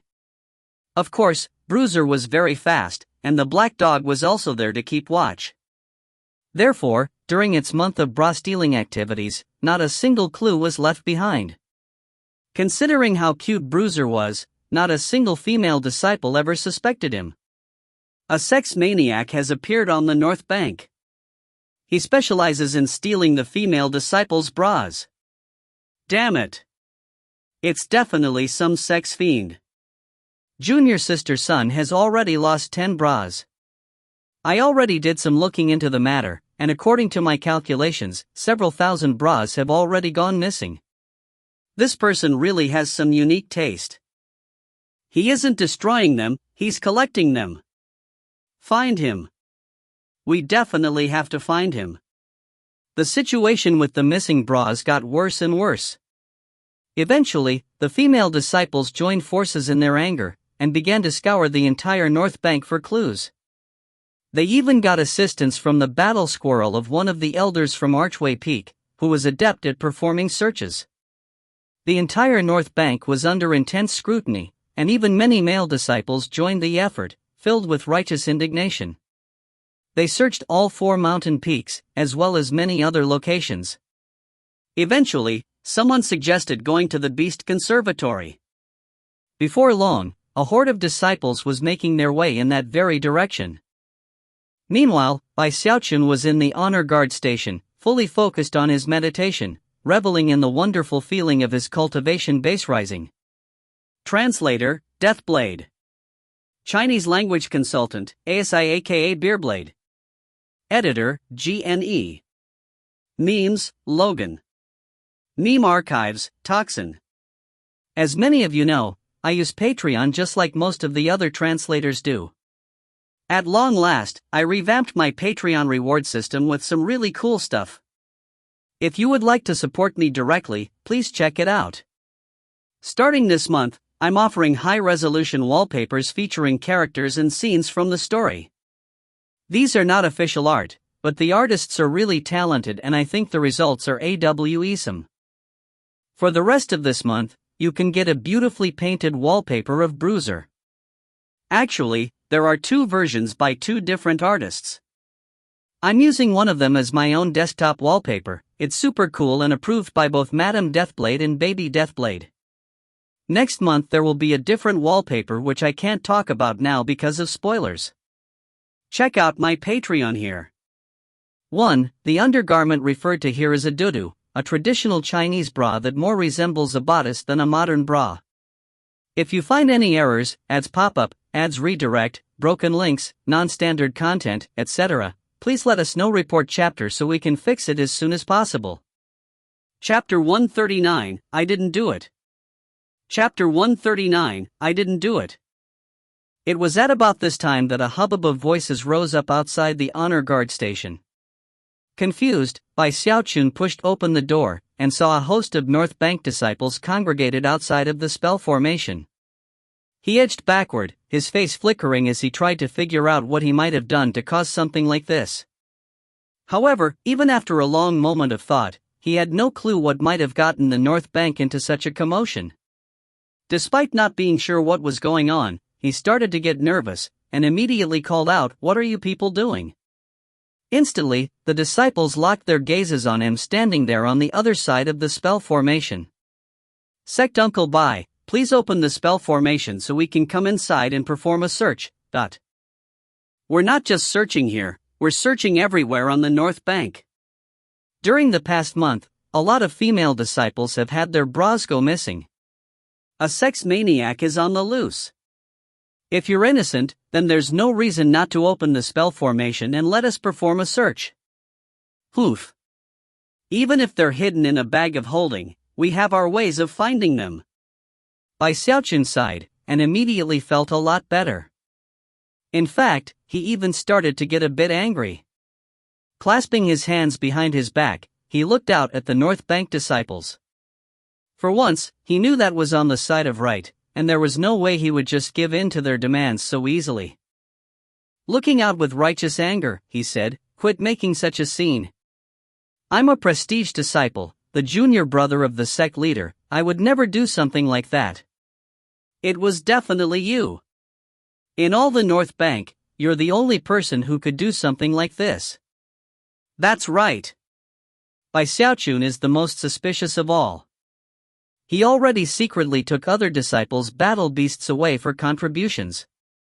That's the perfect example to show how skilled he is. The junior and elder sisters' bras were all stolen without anyone detecting a single thing." Looking at the clamoring crowd, Xiaochun chuckled coldly and then waved his sleeve, opening the spell formation. "Very well, then. You may enter and perform your search. When you come up empty-handed in a few moments, I'll be very curious to see how you'll compensate me for this little charade." Xiaochun felt utterly calm, and completely in the right. His pure and unwavering confidence got many in the crowd to doubt their suspicious. After all, they had absolutely no evidence to support their claim. Then, Xiaochun suddenly opened the spell formation. At first they just stood there exchanging awkward glances, but then the female disciples whose bras had been stolen gritted their teeth and stepped inside. First they clasped hands toward Xiaochun, then began to search around. One of the female disciples even procured a crimson squirrel from her bag of beast raising. The instant the squirrel appeared, it let out a high-pitched shriek and burst into motion. Everyone in the crowd was taken aback. During the past several days of searching for the missing bras, they had relied on this special squirrel to help them. It had a very acute sense of smell, and would be able to detect even the slightest whiff of its target, even if it were in a bag of holding. Moments ago, many in the crowd had been wavering in their determination, but now their eyes went wide, and they rushed into the area protected by the spell formation. Xiaochun looked on blankly, truly confused by what was happening. He also followed along with the crowd, until the squirrel reached one of the side rooms in the honor guard station. When the door was pushed open, a whooshing sound could be heard as a cascade of brightly colored bras of all types spilled out, thousands of them. "Xiaochun, are you still gonna try to convince us you didn't do it? So, it was you after all. Xiaochun, why you are so completely shameless." As for the male disciples in the crowd, their rage burned particularly hot. Xiaochun gasped, and instantly began to shiver. "Impossible!" he shrieked. Even as the words left his mouth, the female disciples' gazes came to fall upon him, and they seemed to contain bloody murder. Xiaochun's scalp went numb, and he immediately tried to offer an explanation. "I really didn't do it. I had no idea those were there." Swallowing hard, he began to back up, feeling more wrong than ever. He really wasn't sure how to explain the situation. The female disciples were glaring at him furiously, and some of them were even starting to perform incantation gestures, as if they were going to attack him right on the spot. Damn it, what's going on? He thought, feeling like he was going mad. He had spent all his recent time in secluded meditation, focused completely on cultivation. He hadn't even left the honor guard station, nor had he even opened the door to the side room. It was at that point that he looked out and noticed Bruiser running along, holding a red bra between his teeth, looking intoxicated. However, before he reached the spell formation, Bruiser suddenly stopped in his tracks. When he saw the mob that had formed, he quickly dropped the red bra. At that same moment, countless eyes turned to look in his direction. As for Bai Xiaochun, he immediately felt a headache coming on. After all, no other disciple could go in and out of the spell formation while Bai Xiaochun was in secluded meditation. Not even the big black dog could do that. The only one who could freely enter or exit the spell formation was Bruiser. Bruiser began to tremble, not out of fear of the anger of the other disciples, but because he feared getting Bai Xiaochun mad. Bruiser seemed to be on the verge of tears as he prostrated himself on the ground and began to whimper. Strange expressions appeared on the faces of the disciples and the mob. As for the female disciples, they almost couldn't believe their eyes. Inside and outside the honor guard station, everything was completely silent. After a long moment passed, one of the female disciple murmured, "Bruiser wouldn't do something like this. He's so cute. Someone must have put him up to it." Immediately, people began to echo her words. Yeah. Bruiser is way too charming and pure. Someone must have put a spell on him and forced him to do it. It was Bai Xiaochun. He's Bruiser's master. It didn't take long before almost all of the female disciples were convinced, and looked over angrily at Bai Xiaochun. Although some people knew the truth, Bruiser was normally so cute, and currently looked so scared, that he had won over the hearts of all present. However, the situation was simply too odd, so those disciples didn't say anything. Instead of causing any further trouble, the disciples glared at Bai Xiaochun, then made their way off. Soon, things quieted down again, and Bai Xiaochun took a deep breath and stared up into the sky, looking like he was about to cry. Considering the blank look in his eyes, Bruiser knew that he had made a mistake. He quietly slunk over to Bai Xiaochun and started rubbing up against his legs. Bai Xiaochun sighed and knelt down to pat his head. "Bruiser, you're usually so smart. How could you have been so dumb this time? You can steal bras if you want, but you can't screw me over in the process. I created you. I'm kind of like your father. You definitely can't screw your father over, . Okay, remember, don't screw over the people who are close to you. As for all those bras, hiding them in that room isn't gonna work. You can't hide stuff like that in your own home. Silly Bruiser. You have to be a bit smarter. Think things out ahead of time, and make sure you don't get caught." Bruiser bowed his head and whimpered a bit, aware of his mistake. Seeing him act in such a way softened Bai Xiaochun's heart, and he decided not to reprimand him any further. With that, he returned to the honor guard station, a bit down, but just as focused on meditation and cultivation. Outside in the courtyard, Bruiser lay there whimpering for a bit. But then, a fierce look appeared in his eyes as he glared off in the direction of the North Bank disciples. When the night was dark, he crawled to his feet and then vanished, headed out to the North Bank. The following morning, as the first rays of dawn were just beginning to spread out, a miserable shrieks could be heard coming from one of the disciples' residences. Damn it! Who was it? Who stole my beast spirit pill? I had a hard time getting my hands on that pill. I was gonna give it to my battle beast to advance his level. As soon as the cry rang out, more similar surveys could be heard. Ag! My myriad spirit grass. I've been growing it for 5 years, and now the only things left are the roots. Gone. All gone. Somebody ate it up. A thief. This is unbelievable. All of the battle beast food in my immortal's cave is gone. That was 3 years' worth of food. Heavens! It was just yesterday that I finally got that third-order bloodline beast bone from Elderly. I was going to extract the bloodline power from it, but now it's gone. Gone. Similar cries could be heard in both the outer and inner sects. In the end, several hundred people were crying out in anger. Without exception, all of them were male, and all of them had been to the honor guard station the day before. As they cried out in pain and anger, they suddenly caught sight of Bruiser, running along with a blood-colored bone in his mouth, crushing it to pieces. A miserable scream rose up from one disciple. His hair was disheveled, and his eyes bloodshot as he wept, seemingly crazed. "No! I borrowed that third-order bloodline beast bone from an elder. Og hi! Don't eat it, dot. Crunch crunch." Holding his head proudly, Bruiser was a blur that none of the disciples could even come close to catching. Speeding off into the distance, he continued to munch on the bone until it was gone.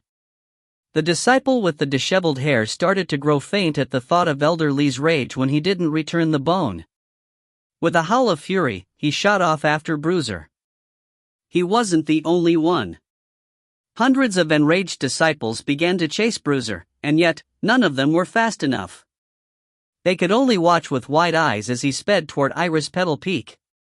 Even as the crowd chased after him, a cold snort suddenly echoed out like thunder.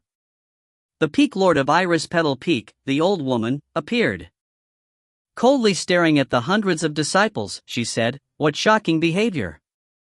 Look at all of you, staring poor little Bruiser half to death. Seems to me you people need something better to do to occupy your time." The disciples shivered and clasped hands in greeting. As for Bruiser, he cowered behind the old lady, looking very charming with his wide eyes as he rubbed against her leg. The disciples raged inwardly, but none of them dared to say a single thing. Their hatred for Bruiser continued to rise to new heights. "So what if he ate a few things here and there?" The old woman continued. "Big deal. Whatever he ate, I'll compensate for. Now get out of here and stop bullying Bruiser." After giving the disciples a final glare, the old woman looked down kindly at Bruiser and pet him on the head. Bruiser responded by looking even more charming than usual. He even licked her hand like a puppy might. The disciples could only grit their teeth in their anger. In their minds, they weren't bullying Bruiser, he was bullying them. However, considering that a Peak Lord was siding with him, there was nothing they could do.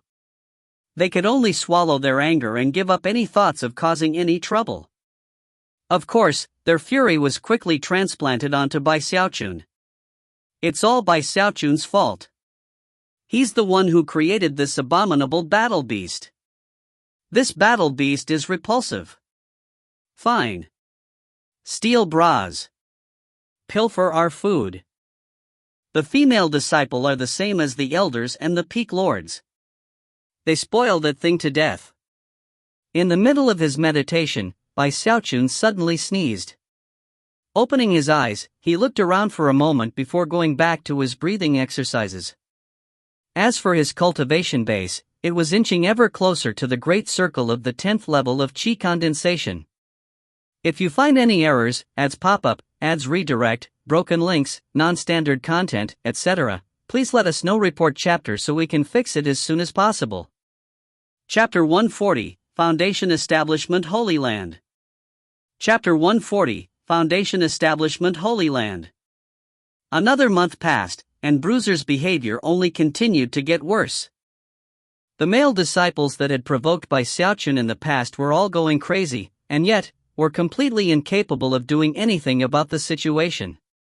That was around the time that Xiaochun's cultivation base eventually entered the great circle of the 10th level of Qi condensation. Apparently, he had reached a barrier that would be very difficult to pass. The only thing left is foundation establishment. He thought, taking a deep breath, his eyes shining with anticipation. Foundation establishment was divided into a few different types: mortal string, earth string, and the legendary heaven string, all of which added different amounts of longevity, to be specific, 100 years, 200 years, and 500 years respectively. Xiaochun had never even considered the possibility of reaching heaven string foundation establishment, considering there was almost no chance of it happening. In the entire 10,000-year history of the Spirit Stream sect, only a handful of people had ever reached Heaven String Foundation establishment, and had only done so by randomly acquiring some Heaven String energy. Generally speaking, most people reach Mortal String, which requires a Foundation Establishment pill. Earth String Foundation Establishment requires Earth String energy. Of course, even Earth String Foundation Establishment is divided up into strong and weak. It all depends on the very moment of reaching foundation establishment, and how many tide flows occur within one's spiritual sea. At the very least there will be 1, and at the most, 9. And then there's my fleshly body power. I'm already at the point of being able to make contact with the first shackle. Whether I make a breakthrough with my undying gold skin, or use the power of the dragon mammoth sea-forming scripture, I should be able to break through that shackle. If I break through with both of those methods, who knows how powerful I'll be. From what Xiaochun remembered, foundation establishment pills could be purchased with merit points from the sect. They came at a hefty price, but considering how much he had saved up, he could afford them if he wanted. But he wasn't willing to do such a thing. After all, Mortal String Foundation Establishment, also known as Mortal Dao, only added 100 years of longevity. After some more thought, Xiaochun produced a transmission jade slip and then sent a message to Li Qingho asking for some more information about Earth String energy. It didn't take long before the jade slip lit up with soft light as Li Qingho returned his message. Xiaochun immediately sent some spiritual power into the jade slip, whereupon Li Qingho's voice began to echo in his mind. I'd originally planned to wait a bit longer before telling you this, but in 3 months, 150 people from the North Bank and 100 people from the South Bank, all of them inner sect disciples in the 10th level of Qi condensation, will gather at the Grand Hall on Mount Daoseed. The reason is that the 3 Foundation Establishment Holy Lands will be opened. As for you, you will be going to the Fallen Sword Abyss, where you will compete with everyone else to acquire Earth String energy, and then use it to reach Earth String Foundation Establishment. If you succeed, you will acquire an additional 200 years of longevity. That will be a major step for you as you pursue your dream of living forever. A tremor ran through Xiaochun as he looked at the jade slip, panting. Earth String Foundation Establishment can add 200 years of longevity. His eyes glittered with longing for a moment, but then he hesitated. Competing with everyone else will definitely involve fierce fighting. But that's 200 years we're talking about. He continued to struggle with the matter, his obsession with being able to live forever causing his eyes to rapidly become bloodshot. Xiaochun wasn't the only chosen to be given advance notice about what was to come, so soon, the news about the 3 Foundation Establishment Holy Lands being open spread throughout the North and South Banks. The 3 Foundation Establishment Holy Lands were the Fallen Sword Abyss, the Lone Hell Pocket Realm, and the Primordial Spirit Hollow. Once per 60-year cycle, they would be simultaneously opened, and that time was now at hand. Of course, the Spirit Stream sect wasn't the only sect qualified to send people into the 3 Holy Lands. All 4 of the strongest sects in the cultivation world of the eastern lower reaches would send disciples. The Spirit Stream sect was only one of those 4 major sections. The Fallen Sword Abyss was considered the best of the 3 Holy Lands, with the Lone Hell Pocket Realm and the Primordial Spirit Hollow being secondary. The reason for the Holy Lands being ranked in that way was that, according to the legends, the Fallen Sword Abyss contained a strand of Heaven String energy. These legends had been around for a long time, but on all the occasions in which the Fallen Sword Abyss had been opened, never once had anyone acquired any Heaven String energy. The competition for Earth String energy would be a blood-soaked fight in which only the fittest survived. The discussions about the 3 Foundation Establishment Holy Lands spread far and wide on both the North and South Banks. All of the inner sect disciples in the 10th level of Qi condensation were talking about it with complete and utter excitement. It's definitely going to be bloody carnage in there. Of the people who qualify to compete for Earthstring Foundation establishment, quite a few die. By the way, I heard that for the first time, the four sects are all going to be formally competing against each other. The number of people from a given sect who succeed in reaching Earthstring Foundation establishment will affect how many people get sent in the next time. Ah, this isn't fair. The difference between Mortal String and Earthstring is huge.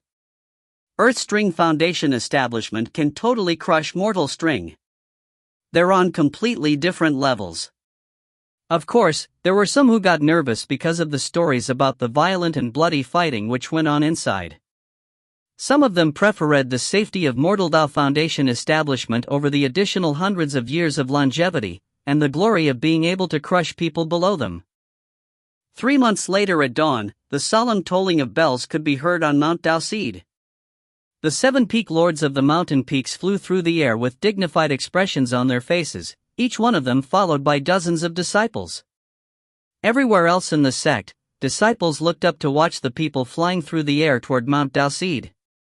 All of those people were so well known that the other disciples could identify them by name. From the north bank came Beihan Lai, Su Son, Gongsun Waner, Beihan Feng, Gongsun Yun, and in the lead position, surrounded by swirling black mist, Ghostfang.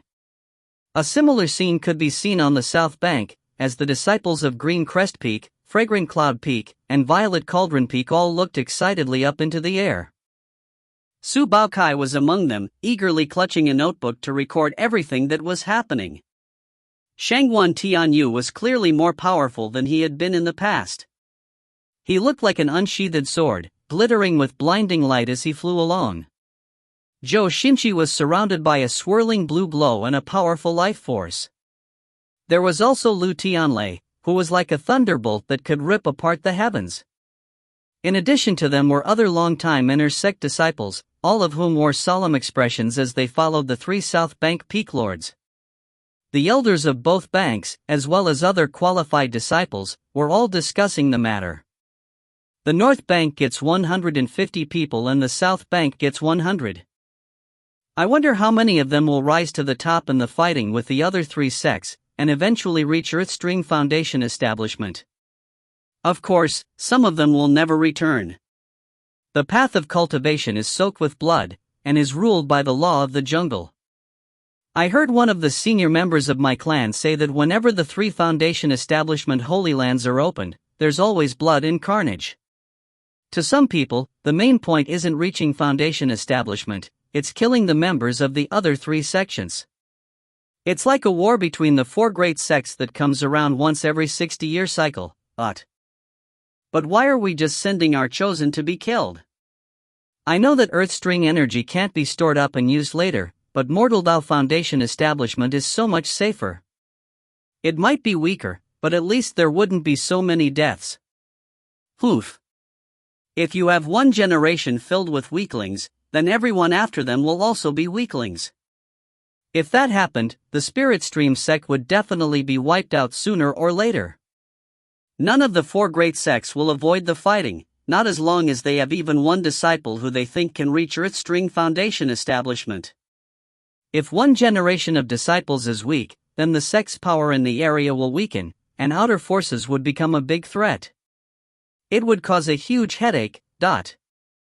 A perfect example is the Pillstream sect. Long ago, they avoided the fighting 3 times in a row. But then their overall battle prowess dropped. After that, powerful warlords rose up in the sect's territory and started establishing their own little fiefdoms. Our Spirit Stream sect even managed to occupy about 20% of their former territory. Their hand was forced, and after joining the fighting again, they managed to get some Earthstring Foundation establishment disciples. Of course, a lot of other disciples died in the process, but at least they were able to get things back to the status quo. Soon, the disciples from both banks were landing outside the Grand Hall on Mount Daoseed, led by their respective peak lords. Everyone had very solemn expressions on their faces. All of the disciples were aware that their next destination would be one filled with both opportunity and bloodshed. They looked around at each other, measuring each other up. Soon, everyone was shocked to find that one certain person was missing. Xiaochun isn't coming? They weren't the only ones to be surprised. The 7 peak lords stood there thoughtfully, looking in the direction of the Beast Conservatory on the north bank. Li Qingho's expression was the same as ever. He was confident in his analysis of Xiaochun, and was sure that although he was naughty, mischievous, and fearful of death, his obsession with living forever would win out in the end. In the Beast Conservatory, Xiaochun sat there listening to the bells ringing. After a long moment of thought, he gritted his teeth and rose to his feet. During the past 3 months, he had focused completely on cultivation. He had spent massive amounts of merit points to get over 1,000 paper amulets, leaving him armed to the teeth. He had also worked hard to achieve a breakthrough with his undying silver skin. Unfortunately, although he made some progress, he never achieved the breakthrough. His bags were packed, and he was ready to go. He refused to allow Bruiser to come along, as he wasn't ready for such an event. Stepping onto the Golden Crow sword, he shot through the air toward Mount Daoseed. On the way, he stopped by the Spirit Stone Pavilion, where he spent some more merit points on Earthflame crystals, which he could use as a substitute for actual Earthflame, and be able to concoct medicine anywhere he wanted. At the moment, his eyes were completely bloodshot. Although he had made his decision quite some time ago, he always liked to be absolutely prepared. Therefore, he had spent a lot of time poring through the ancient records, and had learned about how brutal and bloody the Foundation Establishment Holy Lands were. He also knew that it was a chance for the sects to show off their might to the others. The more he came to understand the whole thing, the more his heart trembled. That was especially true when he read about how 800 years ago, only about 10 disciples returned to the Spirit Stream sect from the fallen Sword Abyss. The brutality of that event left Xiaochun completely shaken. Of course, that was an isolated incident. According to the records, the barbarity of that instance 800 years in the past was because a terrifying chosen rose up from the Bloodstream sect. He was known as Master Limitless, and he crushed everything in his path. It wasn't just the Spirit Stream sect who suffered heavy casualties, all of the other 3 sects did. Virtually all of the disciples of that generation and the other 3 sects were wiped out, and that was how the Bloodstream sect had surpassed the Profound Stream sect to become the top force among the 4 great sects. As for that Master Limitless, he was now known as Patriarch Limitless of the Bloodstream sect. On the other occasions in which the 3 Foundation Establishment Holy Lands were opened, the casualties weren't so horrific. At the very most, half of the disciples might die. Even for those who didn't reach Earthstring Foundation establishment, as long as they were careful, it was possible to make it out alive. Even still, a casualty rate of 50% left Xiaochun shaking in fear. He really wanted to pass up the opportunity, and simply settle for the safe bet of Mortal Dao Foundation establishment and its extra 100 years of longevity. However, his dream was not to live for an extra 100 years. He wanted to live forever. I want more than 100 years. I want forever.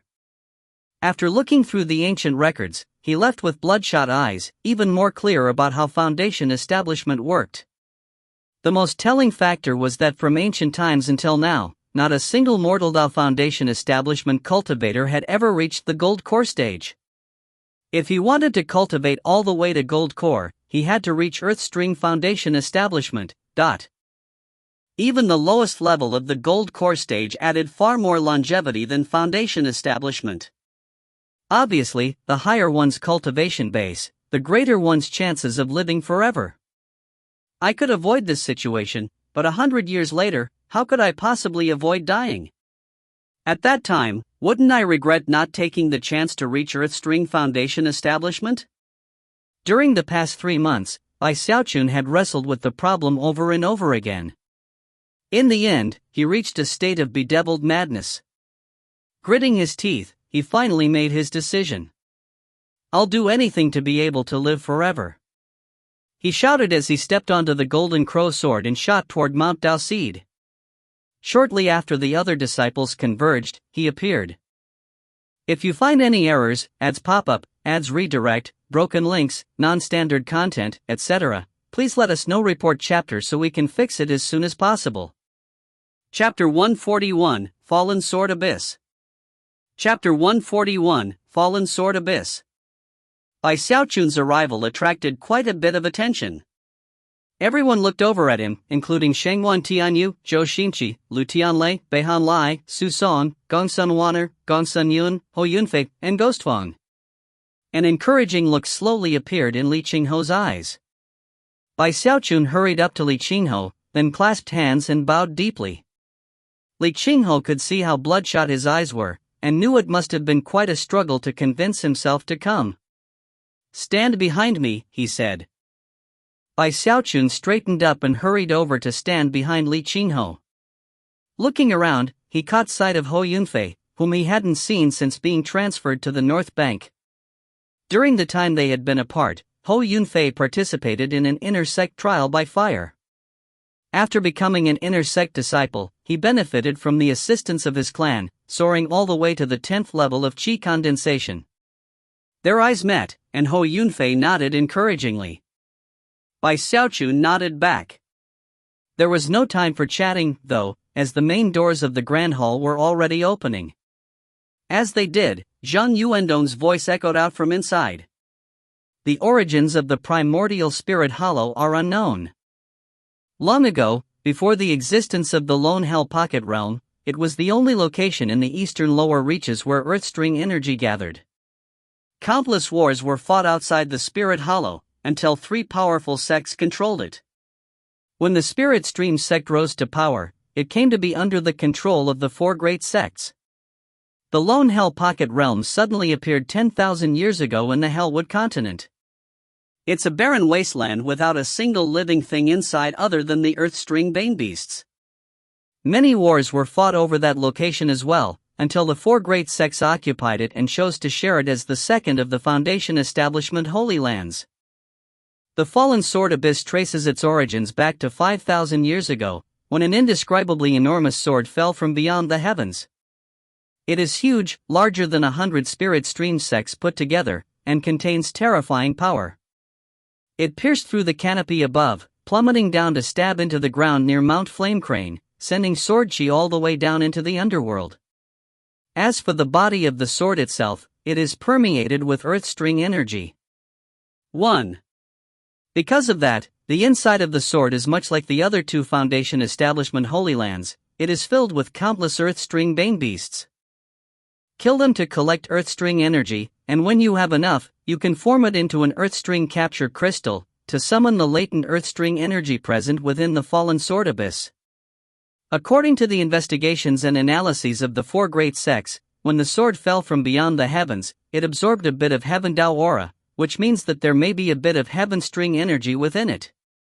Of course, Heaven String Foundation Establishment is also called Heaven Dao Foundation Establishment. At this point, Zhang Yuandong paused for a moment and looked out at the crowd, his eyes sparkling as if with lightning. The path of cultivation is cramped and narrow, the only way to walk it is to tread upon countless corpses. Only then can you have a chance to make contact with the Supreme Great Tao. During this Foundation Establishment trial by fire, all of you must do your best to kill the disciples of the other 3 sections. After all, it is a trial by fire, but also a war between the 4 sects, and even more importantly, directly related to the destiny of the Spirit Stream sect. I will reveal more to you about that upon your return. I have no doubt in my mind that the disciples of the other 3 sects will do their best to kill you. In the Foundation Establishment Holy Lands, the chance to reach Foundation Establishment is not presented to everyone. Resources are limited. This is a competition for a great Tao. Zhang Yuandong swished his sleeve as his thunderous voice echoed out in all directions.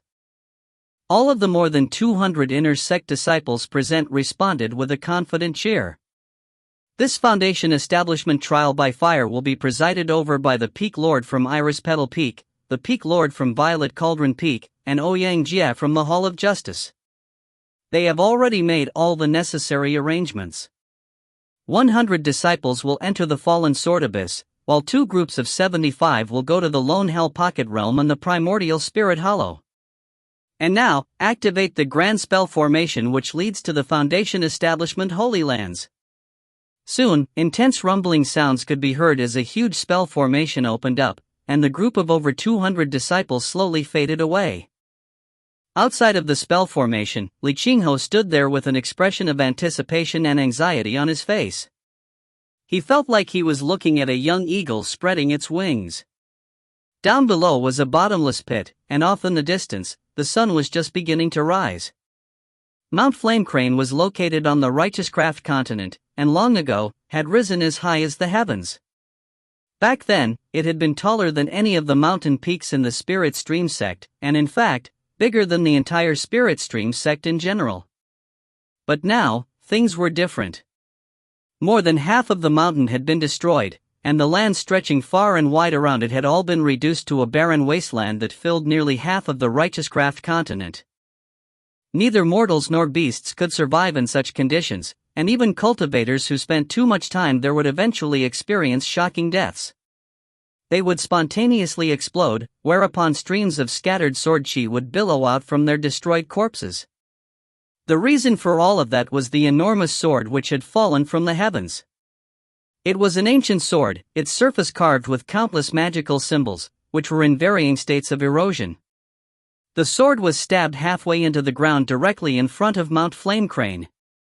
Crevices spread out from the sword in all directions, the narrowest being a few meters wide, the largest being 30 or more meters across. The crevices themselves were pitch black, and pulsed with intense coldness. The entire surface of the ground around the sword was covered by a glittering shield, which prevented anyone from entering. The sword was enormous, even the portion of the blade that was visible, along with the hilt, rose up far higher than Mount Flamecrane. If the sword were compared to the size of a hand, then the mountain would be like an ant. Of course, when you compared the cultivators to the mountain was like the hand, and the cultivators standing at its summit were like ants. Two sects had already assembled at the top of Mount Flamecrane. One group contained 80 disciples, and the other, 100. Both were led by Foundation Establishment cultivators, who were currently engaged in idle chatting. The two groups of disciples, on the other hand, were staring at each other with open hostility. On the left-hand side was the group of 80 disciples. They all wore white robes, the sleeves of which were embroidered with the image of a medicinal pill. Furthermore, the entire group emanated a medicinal aroma. They were none other than the Pill Stream sect. Opposite them was the group of 100 disciples. They wore deep blue robes, and emanated profound cultivation base fluctuations. If you looked closely at some of the disciples, it was possible to see that certain parts of their bodies rippled and blurred in strange ways. They were none other than the Profound Stream sect. Even as the two parties measured each other up, the clouds up above began to churn, and countless magical symbols appeared. At first, they flickered back and forth between the shape of a cauldron and the shape of a sword, but in the end, they resembled an enormous ink dragon, roaring at the top of its lungs. The leader of the group from the Pill Stream sect was a middle-aged woman. Looking up with glittering eyes, she murmured, "The Spirit Stream sect is here." The cultivator leading the Profound Stream sect was an old man with numerous oddly bulging protrusions on his face that gave him a very sinister appearance. The pupils of his eyes were vertical like a cat's, and every time he blinked, anyone who was looking him would be filled with a very bizarre sensation. Currently, he was looking at the Spirit Stream sect spell formation forming up above. Before long, a beam of light shot down and landed in another area of Mount Flamecrane. More than 100 people slowly materialized, with Ouyang Jia at the front. When the woman from the Pill Stream sect and the old man from the Profound Stream sect saw him, their faces flickered with surprise. "Taoist Jackal." Ouyang Jia chuckled in a grating voice and then said, "Fellow Taoist, hi." "Fellow Taoist Lin. Long time no see." After all of the disciples materialized, he waved his hand, dispelling the protective shield created by the spell formation. With that, he stepped forward. As the Foundation Establishment cultivators began to confer, Xiaochun rubbed his eyes and looked around, feeling a bit dazed. The sight of the enormous sword left him gasping. Looking up, he realized that he couldn't even see the end of the hilt. It disappeared into the clouds above. It was a very shocking sight indeed. Light gasps could be heard around him as other Spirit Stream sect disciples also looked up in shock at the huge sword. It was at this point that Xiaochun noticed that there were a lot less people around him. 200 had been gathered upon their departure, but now there were only 100 people with him. Zhou Xinqi was nowhere to be seen, nor was Lu Tianlei. However, Shangwan Tianyu, Ghost Fang, Beihan Lai, Gongsun Waner, and Hou Yunfei were all present in the crowd, all of whom were currently studying the shocking sword in front of them. It didn't take long, though, before they all started to sit down cross-legged and produce jade slips. After pouring some spiritual power into the slips, they then began to study the disciples from the Pill Stream sect and the Profound Stream sect. Likewise, the disciples from the other sects turned to look at the newcomers. Quite a few disciples were looking at Xiaochun. The expressions of the faces of the disciples differed from group to group when they saw Xiaochun. Those from the Pill Stream sect seemed skeptical, as if they didn't quite believe what they had heard about him. As for the Profound Stream sect, they wore looks of derision. Xiaochun was a bit surprised by all this. Moments later, Hou Yunfei approached and handed him a jade slip. "You showed up late," he said quietly. "Before you came, the Peak Lords and Ouyang Jia explained the bitter struggle we'll face in more detail. They said that the best way to stay safe was to kill as many disciples from the other sects as possible. They also gave us jade slips with information about the fallen sword abyss, as well as the disciples of the other sections. Presumably, the other sects have information about us too." Xiaochun took the jade slip and poured some spiritual power into it. The first thing he saw was a detailed introduction to the fallen sword abyss. The fallen sword abyss was also called the fallen sword world, and had descended from above several thousand years in the past. More than half of the sword was buried deep in the earth. The sword itself formed a tilted world, the depths of which were filled with increasingly powerful earth-string beasts, whose bodies contained large amounts of earth-string energy. The entrances to the fallen sword world were the numerous subterranean holes which had been punctured into the body of the sword during its fall. Within the world of the sword, there were not only earth-string bane beasts formed from earth-string energy, there were also bane souls. Many people believed that they were the souls of people slain by the sword, who materialized due to the presence of the earth-string energy. Although they did not possess the same battle prowess they had before death, they were still dangerous. Thankfully, they weren't intelligent, and wouldn't take the initiative to attack. When Xiaochun read about that, he took a deep breath and resolved to pay close attention to the Bane Souls. As far as he was concerned, they were basically the same thing as evil ghosts.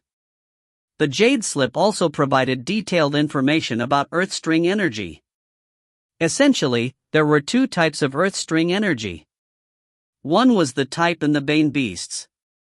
When a Bane Beast was killed, it would release some faint earth string energy, which could be collected into a Dao bottle and transformed into an earth string capture crystal. That crystal was like a key which could unlock the method to collecting the second type of earth string energy. The truth was that 99% of the earth string energy was fused with the world itself, and couldn't be collected directly. It had to be summoned. The amount of earth string energy in the world was limited. Upon reaching foundation establishment, a certain number of spiritual sea tide flows would occur depending on the latent talent possessed by a given individual. Because of that, the earlier one reached foundation establishment, the better.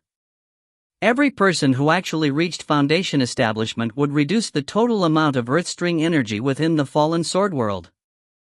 Generally speaking, unless some incredible disciple came along who achieved 8 tide flows, there would be enough earth string energy for 30 people to reach foundation establishment. Those who reached foundation establishment sooner rather than later had a huge advantage. If someone was too slow, it would become difficult to absorb enough earth string energy to cause a tide flow, thus making it impossible to reach foundation establishment. 1. This flame crane is a type of bird from Chinese mythology. I couldn't find any good articles about it in English. According to the Baidu article I found, it represents an omen of imminent destruction. The name of the bird in Chinese by Fong supposedly comes from the sound of burning wood or bamboo. The bird somewhat resembles a red-crowned crane, except that it has one leg, blue feathers, red spots, and a white bill. Whenever it appears, it means that fiery destruction will soon occur. If you find any errors, ads pop up, ads redirect, broken links, non-standard content, etc., please let us know. Report chapter so we can fix it as soon as possible. Chapter 142, A Host of Chosen. Chapter 142, A Host of Chosen. After finishing with the introduction of the fallen sword abyss, Xiaochun felt more than ever that the place was profoundly dangerous.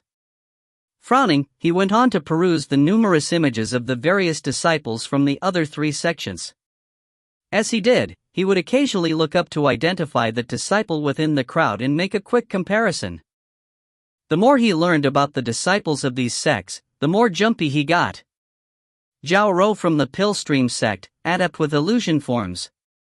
She once simultaneously fought 3 disciples in the same cultivation stage and slaughtered them all. Wow, so incredible! Her abilities seem on par with Gong Sun Wanner's illusion magic. Xiaochun blinked a few times, and then looked furtively over at a young woman in the Pillstream sect group. She was incredibly beautiful, with soft, supple skin. Currently, she was staring into the eyes of Gong Sun Wanner. Clearly, the two of them were already measuring each other up. Lei Shan from the Profound Stream sect, a body refinement cultivator with a lightning flame profound clone. Incomparably powerful, with exquisite magical techniques. He was once chased down by a Foundation establishment cultivator, but survived for 7 days without being killed. Is suspected to possess a fire spirit body, and has extraordinary healing abilities. After reading the description, he looked over at the Profound Stream sect disciples and quickly spotted Lei Shan. He was a burly, muscular young man, who was sitting there cross-legged, lighting and flames swirling around him. He looked impressive to the extreme. Seemingly sensing Xiaochun's gaze upon him, he looked over and smiled viciously, his eyes flickering with killing intent. He'd be a good opponent for Lu Tianlei, Xiaochun thought. They both love their lightning. Looking away, Xiaochun continued on with the information in the jade slip. Fong Lin from the Pillstream sect, their number 1 chosen of the current generation. Relatively unknown half a year ago, whereupon he suddenly rose to fame. Adept with the Tao of poison, and a decisive killer. Successfully cultivated the Heaven-Earth Furnace Cauldron, and has power that exceeds the peak of Qi condensation. Very difficult to match. Has only fought 2 true battles. In one, he slaughtered 8 rebel cultivators, all of them in the great circle of Qi condensation. He wasn't even harmed during the fighting. In the other battle, he destroyed a defensive treasure comparable to the Foundation establishment level, and killed a spy sent by the Spirit Stream sect. Xiaochun's eyes went wide, and he quickly identified Fong Lin in the crowd, a young man with an expressionless face. 9 Isles from the Profound Stream sect. The first chosen in the Profound Stream sect in the last 3,000 years to successfully cultivate the exterminating obliteration technique. Supposedly, that technique can obliterate all life forms, and leaves nothing behind in its wake. It creates obliteration threads that not even mortal Tao Foundation establishment cultivators can match up to. Scalp tingling, Xiaochun looked over and caught sight of a cold-faced young man sitting there in the crowd. Xiaochun wasn't sure if he was seeing things or not, but it seemed like he had faintly visible magical symbols surrounding him that formed something like chains. Just looking at him for a few moments caused Xiaochun's eyes to hurt, and his vision to begin to fade. He quickly looked away from the terrifying young man. It was at this point that Xiaochun realized that there were descriptions of almost all of the disciples from the Pillstream sect and the Profound Stream sect. However, the information on the Bloodstream sect disciples only had 2 entries. Su Xiaochun from the Bloodstream sect. Ordinary talent, but a direct descendant of the founding patriarch of the Bloodstream sect. Incredibly high position, silk pants personality. Possesses endless magical items. Song K from the Bloodstream sect. Number 1 chosen, sometimes called Ascendant Limitless. closely resembles Master Limitless. No details about his techniques, but in one heaven-defying battle, he killed a Foundation Establishment cultivator while he was only in Qi condensation. An unprecedentedly dangerous threat to all Qi condensation disciples. Special reward for killing him. The first entry among the Bloodstream sect disciples wasn't very impressive, but the second caused by Xiaochun to gasp, and his eyes to open as wide as saucers. Killed a Foundation Establishment cultivator? Bai Xiaochun's heart trembled with disbelief. After some thought, he decided that Song Ke would be the perfect opponent for Ghostfang. As for his own poor little life, he most certainly wouldn't throw it away by taking him on. The terrifying nature of the disciples from the other sects was difficult to accept. Then, his heart suddenly trembled. Do the other 3 sects' jade slips have information about me? I wonder what they say. As his curiosity grew, he was just considering trying to find a friendly disciple from one of the other sects to trade jade slips with when suddenly, a wave of pressure descended from above. The sky turned completely blood red as the Bloodstream sect arrived. Their spell formation was very different from the Spirit Stream sects. A shocking, blood-red severed hand appeared up above, blotting out the sky and obscuring the sun. Everything up above became completely crimson. Shockingly, in the palm of the severed hand was a huge eye, completely bloodshot, and coldly bizarre to behold. The eye blinked, and all of Mount Flame Crane trembled. Moments later, a group of over 100 figures began to materialize in a fourth location at the top of the mountain. As they became visible, more pressure weighed down from above. Apparently, if anyone dared to launch a sneak attack at this moment, the enormous severed hand would descend with destructive power to destroy the ambushers. Heaven and earth shook violently as the Bloodstream sect appeared. They had the largest group of any of the 3 sects, a total of 121. Without the Foundation Establishment expert who was their leader, they had brought a total of 120 disciples. They all wore long red robes, and had icy expressions on their faces. They all seemed ready to kill at any moment, and looked at the disciples of the other sects the way that wolves will look at sheep. Each and every one of the Bloodstream sect disciples seemed fierce to the extreme, with intensely murderous auras. None of them seemed to trust each other, either. As soon as they materialized, they edged away from each other and then sat down cross-legged to meditate. The disciples of the Pillstream sect seemed shaken, except for Zhao Rou and Fang Lin, whose eyes glittered with interest and vigilance. The Profound Stream sect disciples had a similar reaction. Other than the chosen disciples, everyone trembled at the intimidating sight of the Bloodstream sect. Gasps could also be heard among the Spirit Stream sect disciples. Bai Xiaochun's eyes went wide, and he instantly thought back to the introductions he had just read. The Bloodstream sect and the Spirit Stream sect couldn't be more opposed in their philosophies. The Bloodstream sect was ruled by the law of the jungle, and the threat of brutal violence and even death constantly hung over the heads of their disciples. They were almost a devilish sect, and the disciples who rose through the ranks were all brutal and merciless. What a bunch of devils! Bai Xiaochun thought, swallowing hard. They even allow disciples to kill each other. How terrifying! The Spirit Stream sect is definitely way better. Resolving to be very careful around the Bloodstream sect, he began to look for the 2 faces he recognized from the descriptions. Obviously, the person to watch out for most was the heaven-defying chosen named Song Ke, who had killed a Foundation Establishment cultivator. It didn't matter how he'd accomplished such a task, the mere fact that he'd succeeded showed how terrifying he was. It didn't take long to find him. He was a young man with ordinary features, but who radiated intense coldness. He wore different garments than his fellow disciples. His were not pure crimson, but instead, a darker magenta color. When he sat down cross-legged to meditate, not a single disciple dared to sit within 3 meters of him. His murderous aura was intense to the extreme, and vastly surpassed all of the disciples around him. It even seemed to physically distort the air around him. As soon as Bai Xiaochun spotted Song Ke looked back at him, as if he had been waiting to lay eyes on him. Their gazes met, and Bai Xiaochun was instantly filled with such terror that he almost wanted to flee in the opposite direction.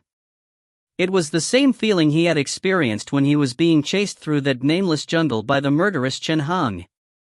If you find any errors, ads pop up, ads redirect, broken links, non-standard content, etc., please let us know. Report chapter so we can fix it as soon as possible.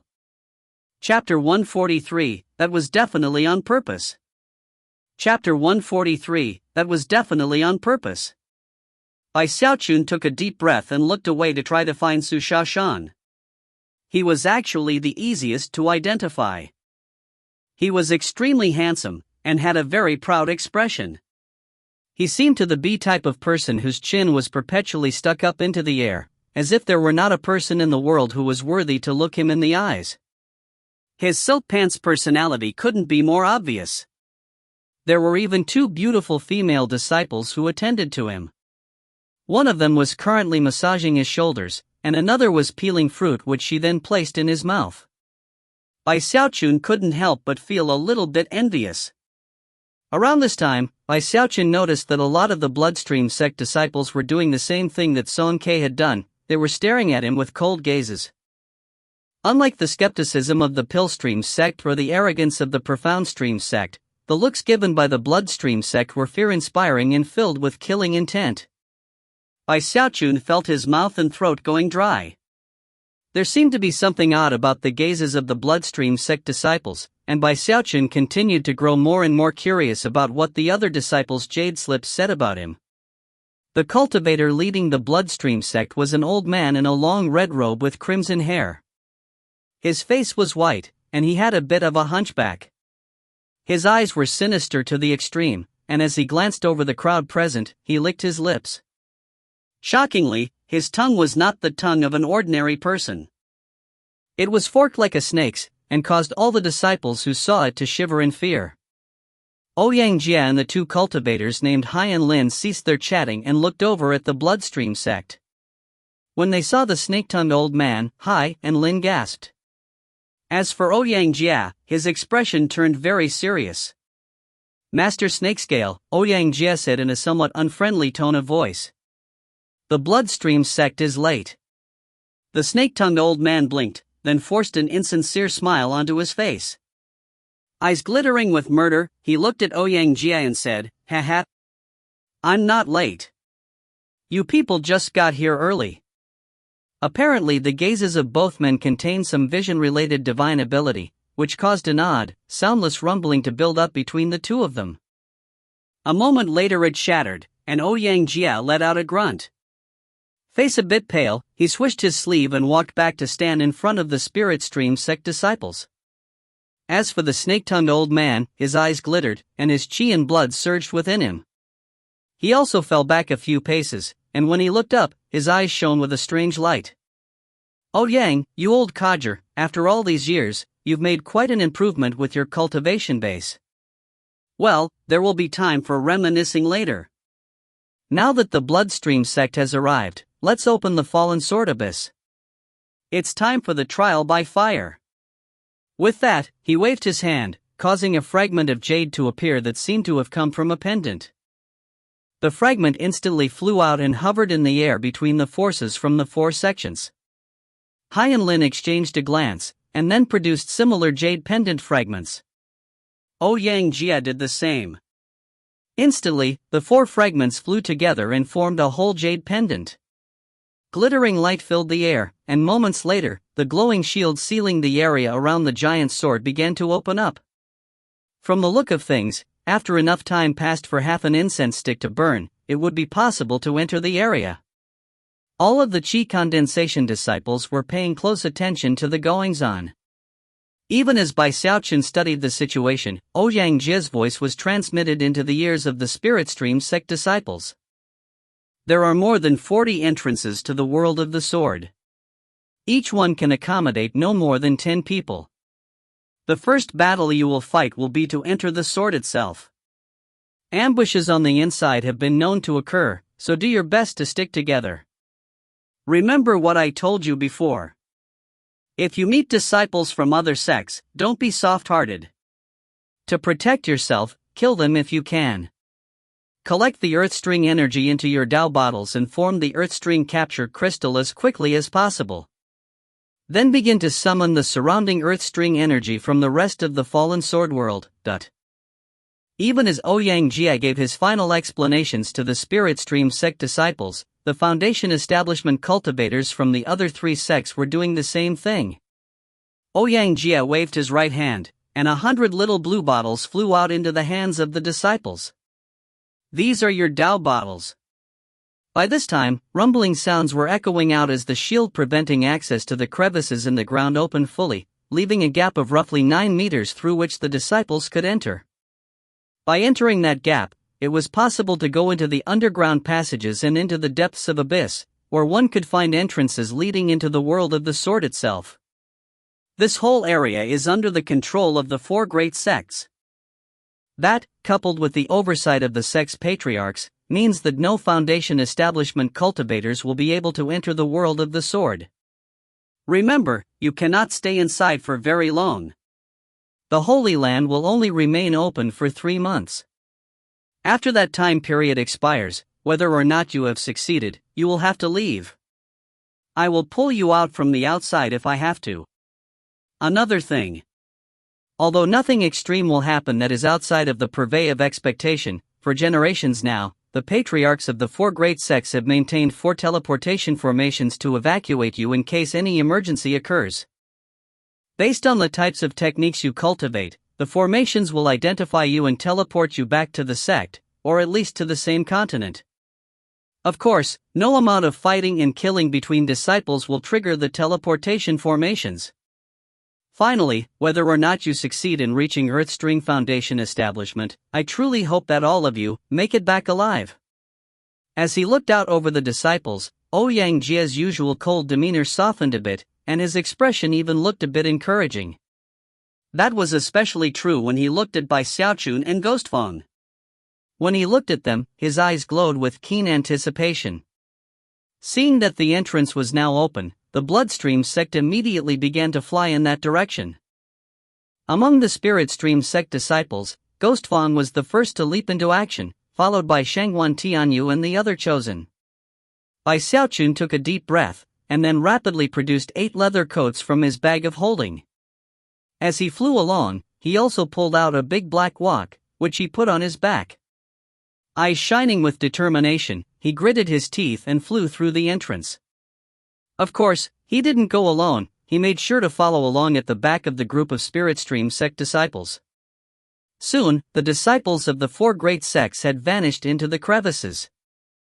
Ouyang Jia, the snake-tongued old man, and the cultivators named Haiyan Lin all exchanged glances, and then sat down cross-legged around the entrance, looking around vigilantly as they stood guard. There were many crevices leading underground, some large, some small, and the Spirit Stream sect disciples didn't all stick together. Ghostfang, Beihan Lai, Gongsun Waner, and some of the other chosen chose to go alone. The rest of the disciples split up into 2 groups, one made up of North Bank disciples, and the other made up of South Bank disciples. The forces from the Pill Stream sect and the Profound Stream sect acted similarly. However, the disciples from the Bloodstream sect didn't seem to have much trust amongst themselves, and either acted alone, or split up into groups of 2 or 3. Bai Xiaochun looked around cautiously as he followed the South Bank disciples into the depths. As soon as he was underground, he could sense the pulsing coldness rising up from below. It seemed to want to pierce into his body, to freeze his qi and blood. However, he was wearing too much clothing, making it impossible for the cold to reach him. The further down they got, the colder it became. Thankfully, they weren't very far from the surface. Combined with the level of their cultivation bases, they weren't in any harm. Soon, the South Bank disciples noticed that Bai Xiaochun was in the very back, and strange expressions appeared on their faces. However, those expressions quickly transformed into smiles of joy. After all, with Bai Xiaochun there, they felt a lot safer. Although they were all in the 10th level of qi condensation, and very proud of that fact, they knew that Bai Xiaochun was far more powerful than them in every way. Soon, they began to make room for him, stepping off to the side and clasping hands in greeting. Greetings, Sect Uncle Bai. It's the just and righteous sect Uncle Bai. He's not like Shangguan Tianyu and those others who went off on their own. He's sticking with us. Now that's what the South Bank Chosen should be like. Sect Uncle Bai, it's me, Zhou Yudao. Do you still remember me? You really got me good in that acid rain incident. Bai Xiaochun looked at the group parting way to let him up to the front, and was initially shocked. Actually, he had hoped to find a bit of safety by remaining in the back of the crowd. But after hearing how everyone was talking to him, he blinked and then cleared his throat. Sticking his chin up, he assumed the posture of someone of the senior generation. Ha ha ha. None of you have a thing to worry about. With an important person like myself here, no one will dare to cause any problems for you.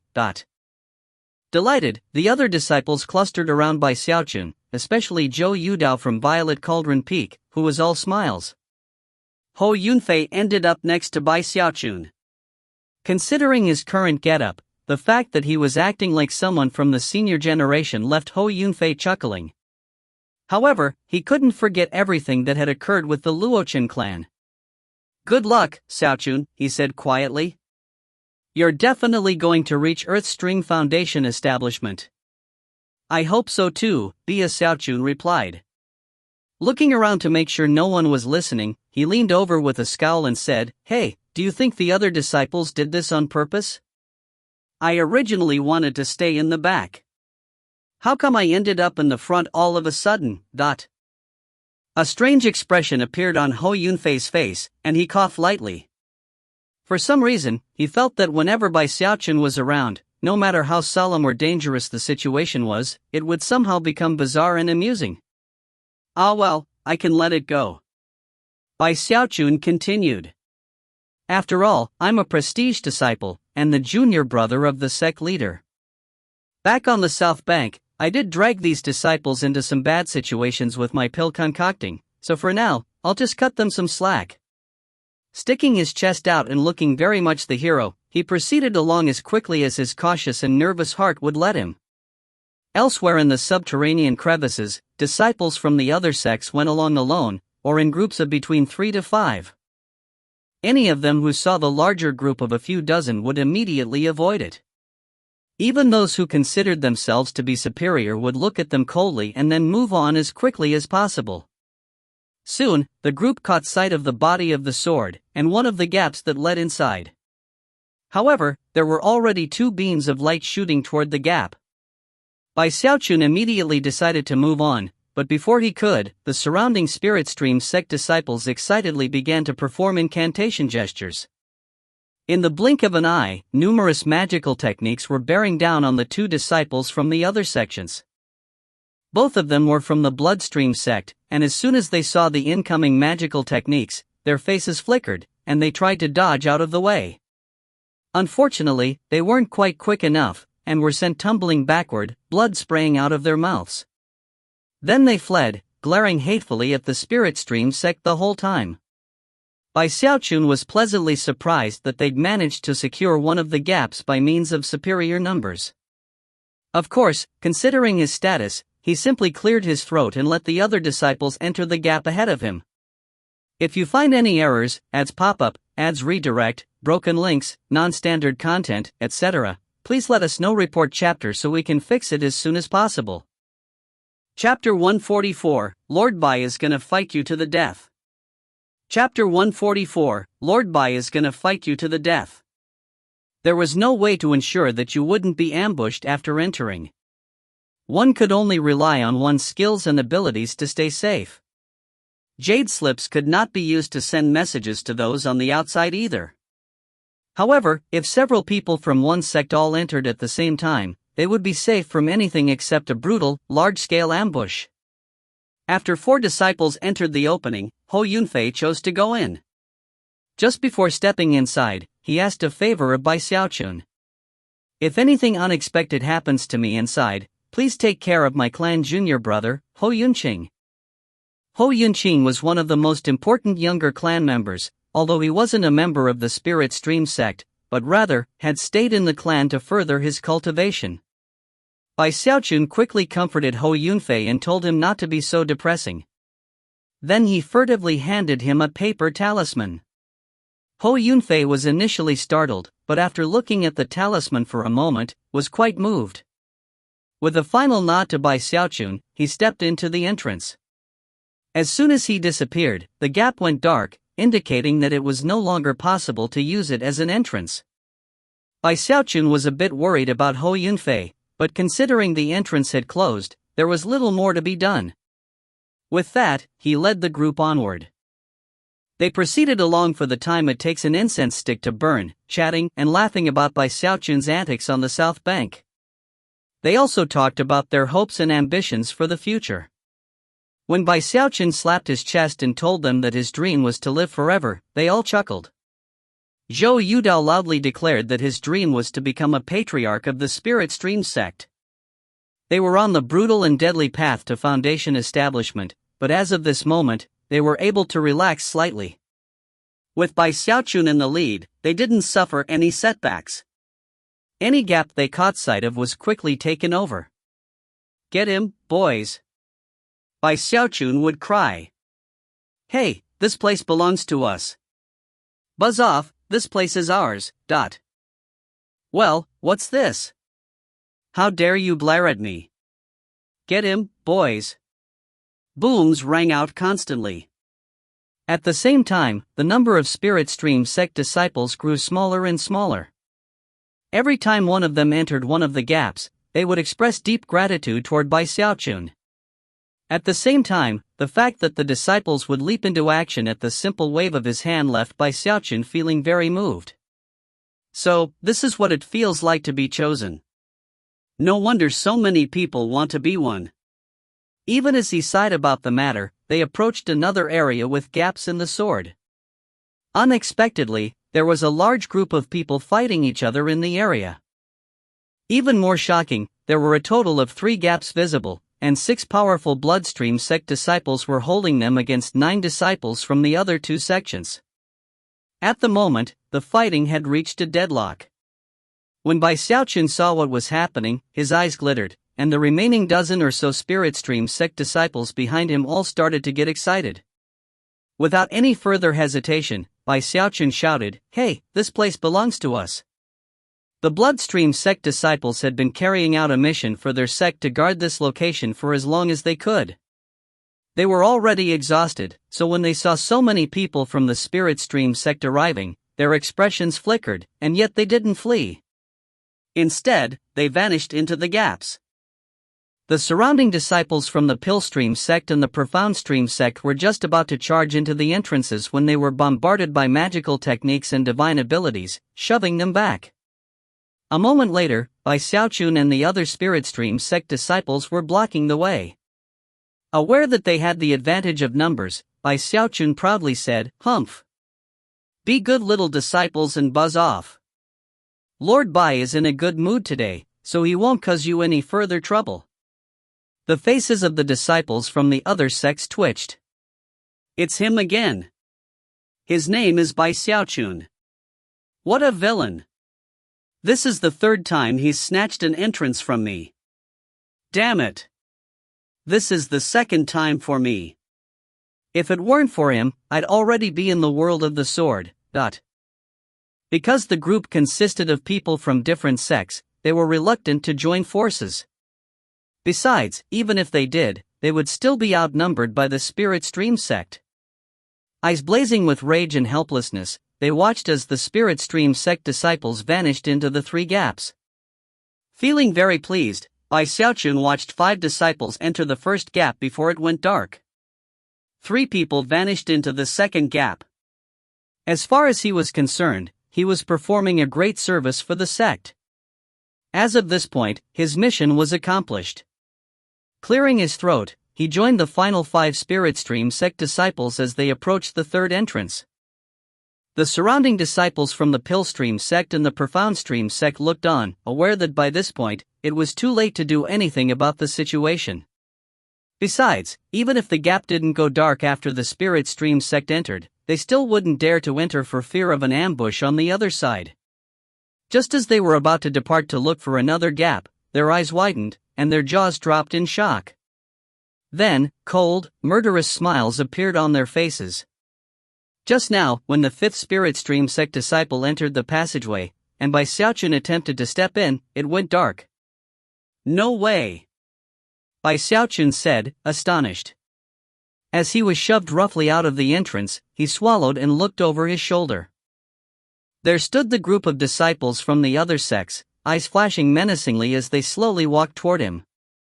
Each and every one was in the great circle of the 10th level of qi condensation, and in their own sects, they were chosen who everyone looked up to. Although they weren't the type who other disciples despaired of ever surpassing, they were still far beyond ordinary in terms of their natural talent. "Why don't you go in, Bai Xiaochun? Hurry up, step into the entrance."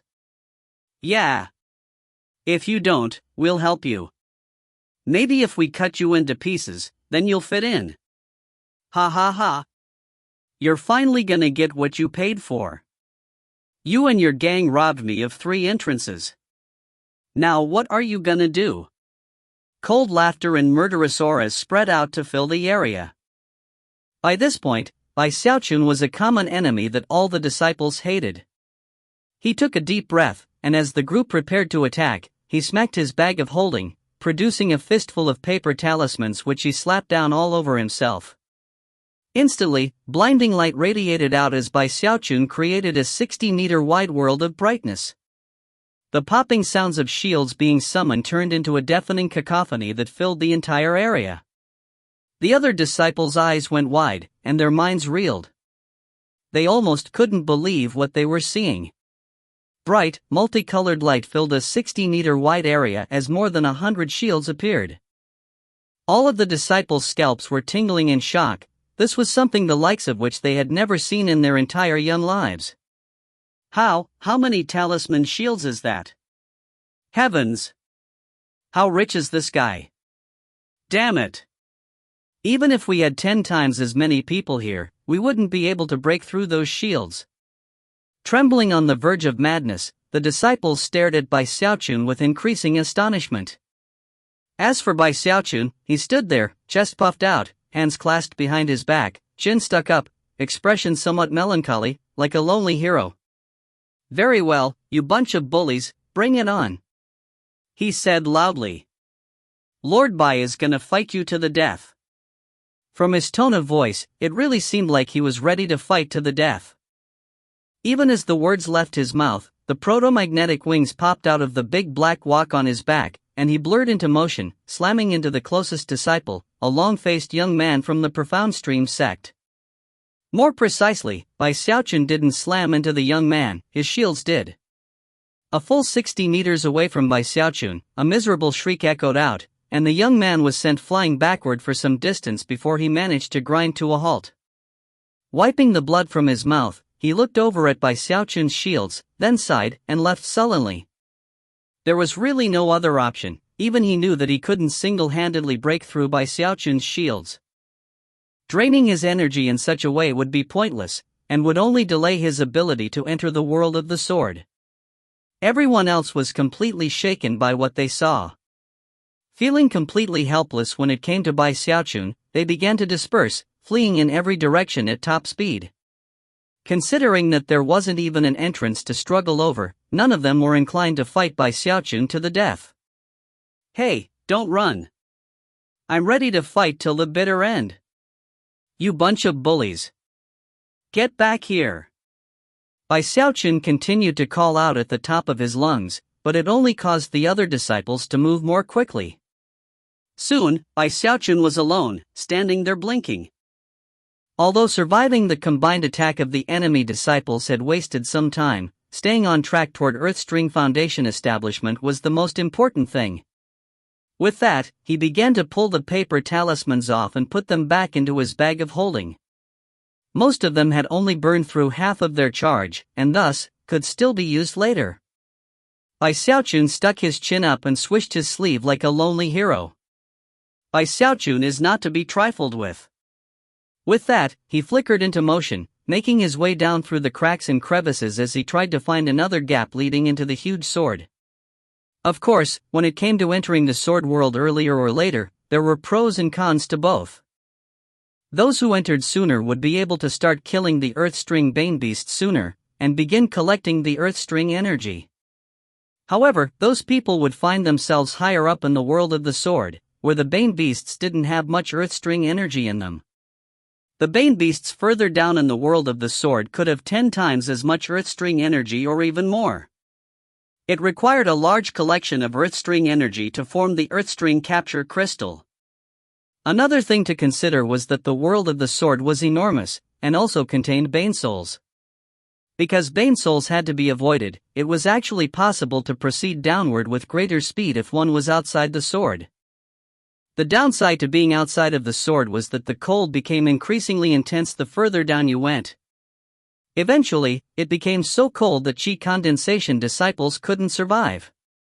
At a certain point, there was no other option than to enter the world of the sword, for one's own safety.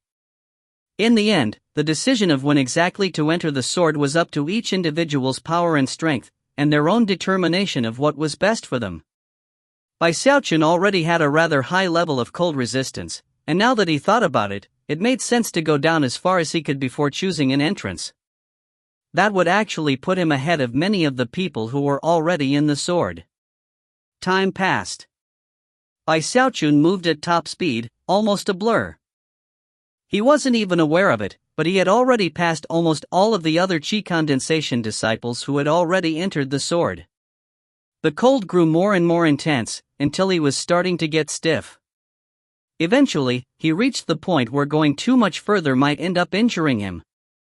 He took a deep breath as he looked down into the pitch black below. I think I can go another 300 meters. He tried to use some paper talismans to stave off the cold, but they did little good. Shaking his head, he started looking around for a gap. All of a sudden, he noticed a spot roughly 90 meters down, where a young man was standing next to the body of the sword.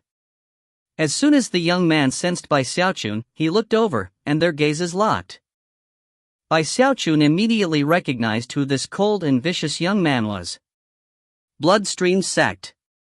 Song K. Spirit Stream Sect. Xiaochun. If you find any errors, ads pop-up, ads redirect, broken links, non-standard content, etc., please let us know. Report chapter so we can fix it as soon as possible. Chapter 145, Sentenced to Death. Chapter 145, Sentenced to Death. Xiaochun's scalp was tingling so hard it felt like it might explode. The person standing in front of him was capable of killing Foundation establishment cultivators, and had already forged an unprecedented legend of heaven-defying ferocity. From what Xiaochun knew, he should have been able to enter the world of the sword much earlier on. What could he possibly be doing so far down outside the sword? As soon as Song Kei's eyes locked onto him, Xiaochun felt a sensation of deadly crisis, and a brewing killing intent that seemed as if it might explode if Xiaochun made even the slightest move. Song Kei was equally shocked. He had never imagined that a second person other than himself would reach this level. Considering the coldness, this place was clearly beyond the limit for the chi condensation stage, and even most other chosen wouldn't be able to reach it. However, Xiaochun didn't seem to have any trouble here at all. As he stared at Xiaochun, Song Kei recalled the information that he had read about him in the jade slip given him by the sect. The two of them looked at each other, remaining completely motionless. To Song Kei, Xiaochun was a mysterious and unfathomable individual. Although he didn't seem to possess any killing intent, Song Kei's intuition told him that if he tried to attack, one of the two of them would most likely die. Furthermore, he wasn't completely confident that he would be the one to make it out alive.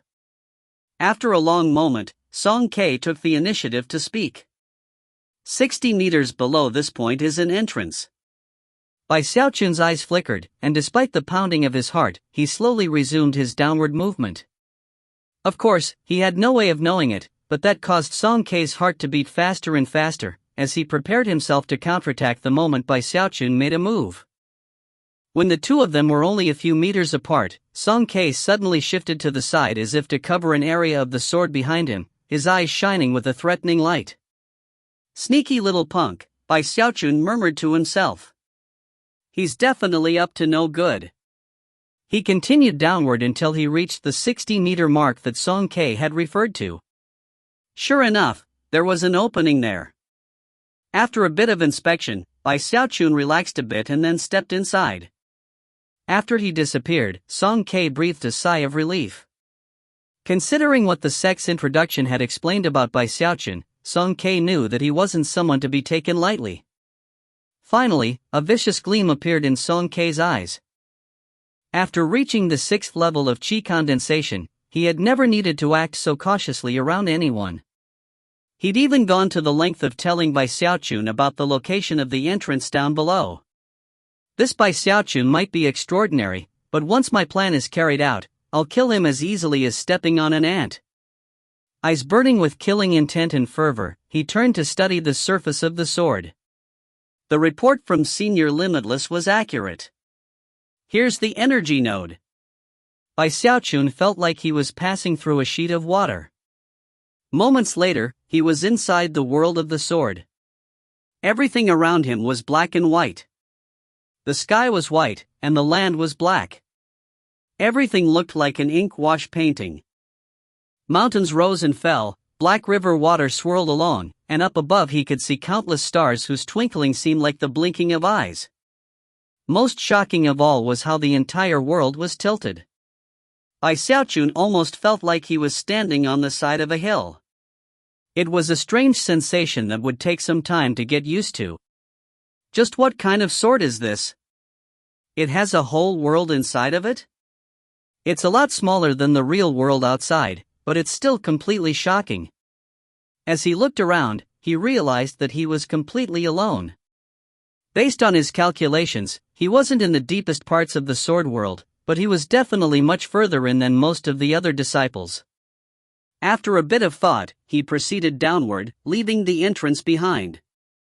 After enough time passed for half an incense stick to burn, he reached the crest of a small mountain, whereupon his expression flickered. His right hand shot out, shining with silver light as he snapped his 2 fingers in the air off to the side. Ripples spread out as a black snake appeared next to him, only as wide as a finger. Before it could do anything, it flew into his hand, and he grabbed it behind the jaw. The snake let out a piercing cry that instantly broke the silence, simultaneously wrapping around Xiaochun's forearm and squeezing down tightly. Xiaochun was shocked by the snake's strength. Were it not for the fact that his fleshly body could already make contact with the first shackle, the snake would most likely have been able to break free.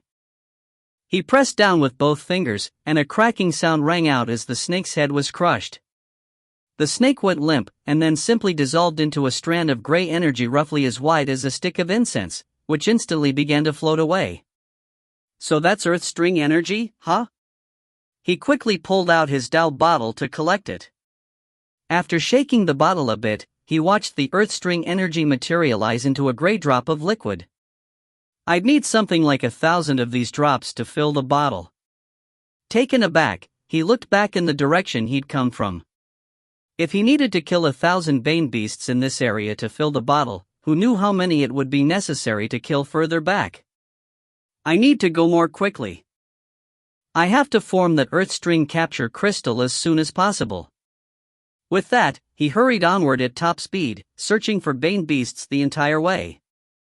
3 days later, he had about 30 drops worth of gray fluid in his Dao bottle. During those 3 days, he'd killed dozens of Bane beasts just to get that small amount. He felt like he was moving at a snail's pace. At this speed, it's going to take more than 2 months to get that earth string capture crystal. He stood there with gritted teeth as he realized that the best thing to do was go even deeper. With that, he proceeded onward at top speed. After about 2 hours, he suddenly stopped in place as he caught sight of 2 corpses up ahead. These were the first people Xiaochun had seen inside the world of the sword. Clearly, they had proceeded at top speed to get here so quickly, or perhaps had some other means of reaching this point.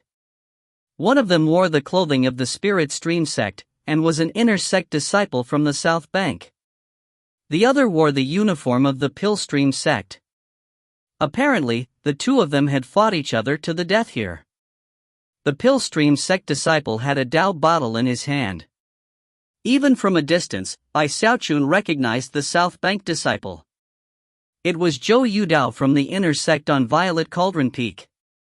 He was one of the group of 5 who had entered the last of the 3 entrances. He had been very enthusiastic about addressing Xiaochun as sect Uncle Bai, and on the underground journey outside the sword, had fought well against the disciples from the other sections. Xiaochun would never have thought that he would end up dead. A strange, indescribable feeling rose up in Xiaochun's heart. Only a few days ago, he had been laughing and joking with Zhou Yudao. The next time he saw him, they were eternally separated by death. It almost felt as if this entire world were permeated by ruination and mortality, creating a crushing pressure that instantly reminded Xiaochun of the danger around him. The slightest misstep could leave him dead. It was even possible that people might use his corpse to set traps for other disciples as well. Fury began to burn in Xiaochun's eyes, and his fists clenched into balls. Other than Feng Yan from years ago, this was the first fellow disciple Xiaochun personally knew who had died, and it caused sorrow to grip his heart. He couldn't forget how Zhou Yudao had talked about his dream of becoming a patriarch of the Spirit Stream sect. Immortal cultivation is supposed to be about living a better life. It's about achieving your dreams. Why? Why does there have to be all this fighting and killing? Is it worth it? It only took a glance for him to realize that the 2 corpses were a trap. Despite that, he chose to proceed forward. As soon as he neared the corpses, rumbling sounds echoed out from the ground. Apparently, some medicinal pills had been hidden in the area which were now exploding, sending plumes of toxic gas up toward Xiaochun. At the same time, a flying sword shot like lightning toward him, a sword surrounded by an illusory scorpion, which emitted high-pitched shrieks.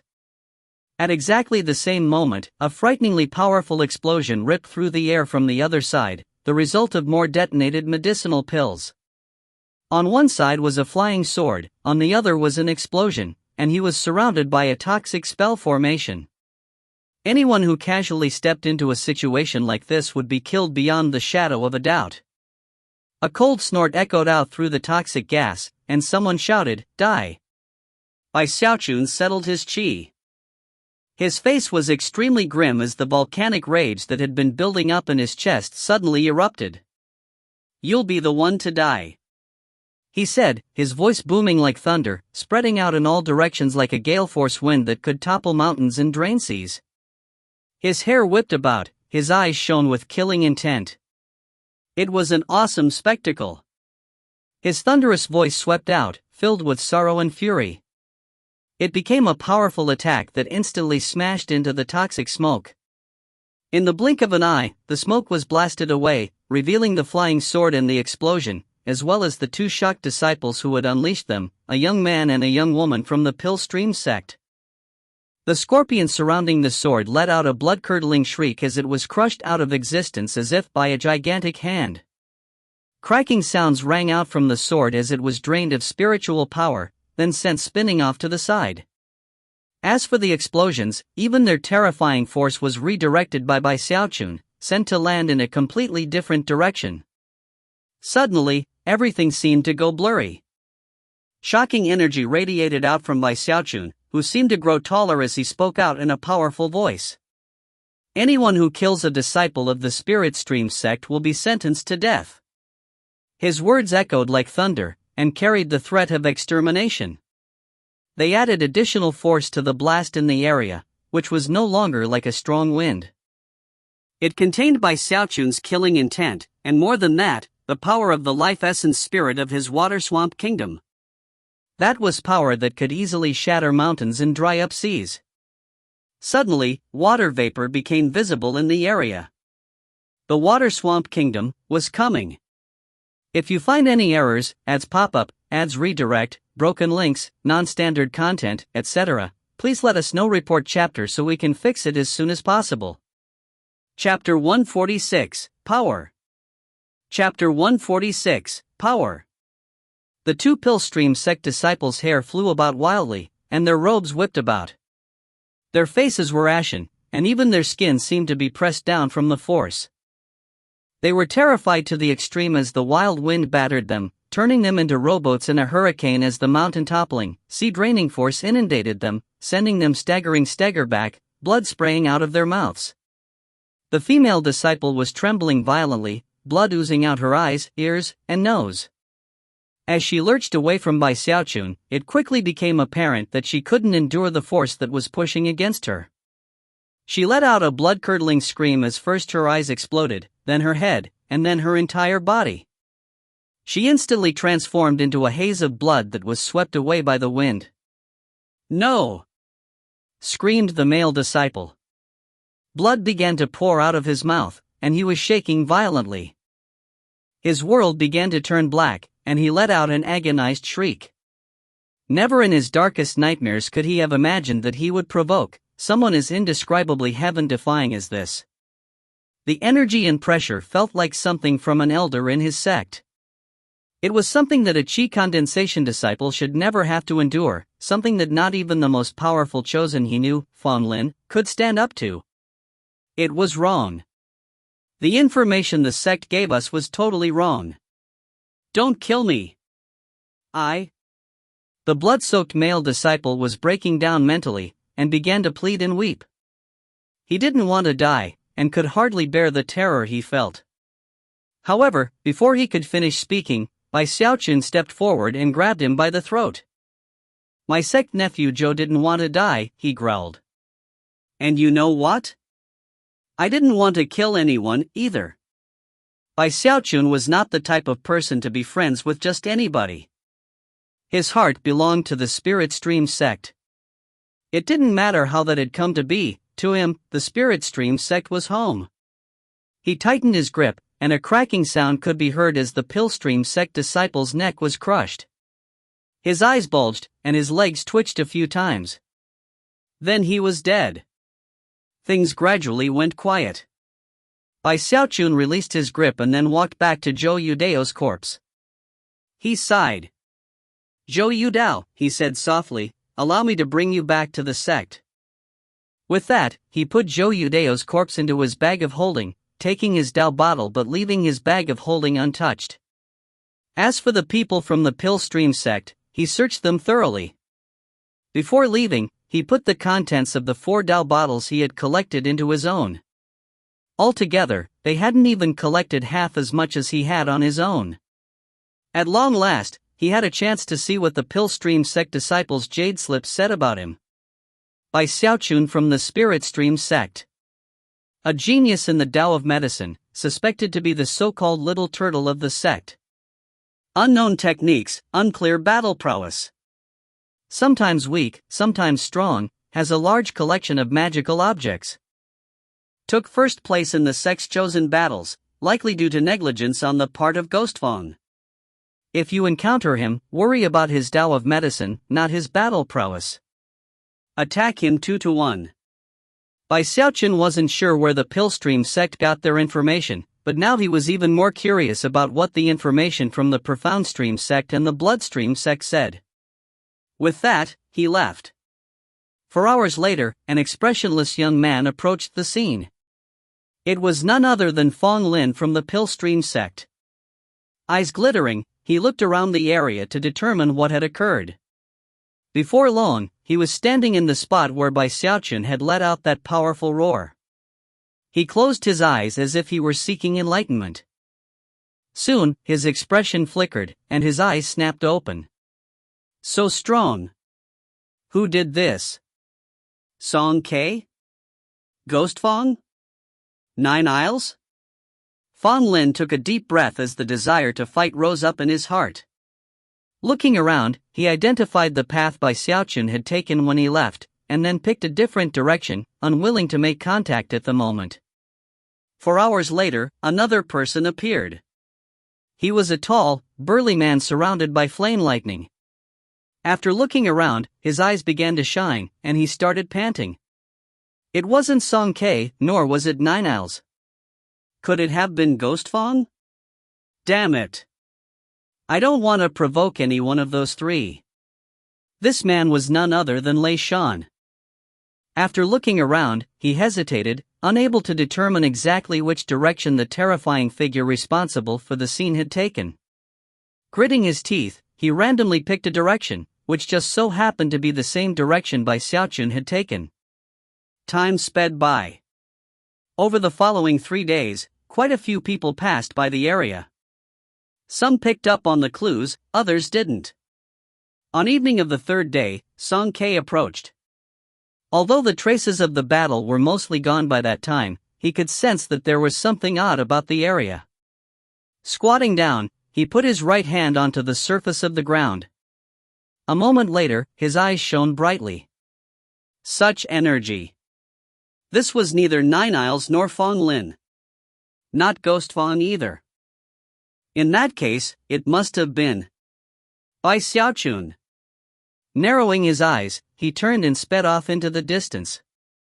Around that same time, Xiaochun was also speeding along through the world of the sword. Whenever he encountered an Earthstring Bane beast, he would kill it and collect its Earthstring energy. More gray liquid was building up in his Dao bottle, but he was still quite a ways away from being able to form the Earthstring capture crystal. In the current area, the Bane beasts provided a lot more Earthstring energy than those from further back, but unfortunately, they were harder to find. Much of this time was wasted traveling to and fro. Apparently, the Earthstring Bane beasts were partly illusory and partly corporeal, making it possible for them to merge into the air itself. They were very difficult to track down, and sometimes even randomly disappeared in the middle of a fight. Were it not for Xiaochun's exceptional senses, he might not even have been able to detect them. They would only materialize if you got very close to their hiding spot. Otherwise, they would remain hidden. I need to figure out a better method. The best way would be to get a bunch of Earthstring Bane beast in the same area. My current method is too slow. Even attacking disciples from other sects wouldn't be fast enough. Even as he pondered the matter, he suddenly stopped in place. A whooshing sound could then be heard as a scaled hand reached out as if to grab him. When it grabbed nothing but air, it began to pull back, but before it could, Xiaochun reached out and grabbed it. Then, he jerked his hand back, and a thunderous crash rang out like that of a giant mirror shattering. At the same time, a 3-meter-tall ape-like Earthstring Bane beast was dragged out of thin air. It had no hair, only black scales, and as Xiaochun dragged it out, it let out a powerful roar. Its eyes shone with ferocity, but very little intelligence. Almost immediately, it attempted to pounce on Xiaochun, whose eyes flickered as he extended his left hand and grabbed the ape by the neck. Instead of crushing it, though, he pulled it a bit closer and began to examine it closely. Soon, his eyes began to shine with a strange light. If I could concoct a spirit medicine that could attract these Bane beasts, that would definitely solve the problem. Then I could form the Earthstring capture crystal even faster. At the very least, it would be faster than trying to kill and rob other disciples. Having reached this point in his train of thought, Xiaochun made his way off to the distance, eyes glittering, ape in tow. His destination was a valley up ahead, where he found a secluded place to hide and study the Bane beast. His powerful gaze left the thing shivering, as though by merely looking at it he could see everything about its internal structure. Of course, the truth was he couldn't do that.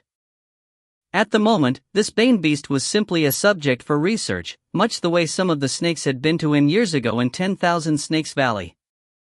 If he wanted to make a spirit medicine that would specifically target this kind of beast, then he obviously would need to study them on many levels. Eyes burning with passion, he reached into his bag of holding and pulled out a flying sword. Soon after, he was slicing open the Bane beast's chest. The next day, his eyes were bloodshot as he left the valley.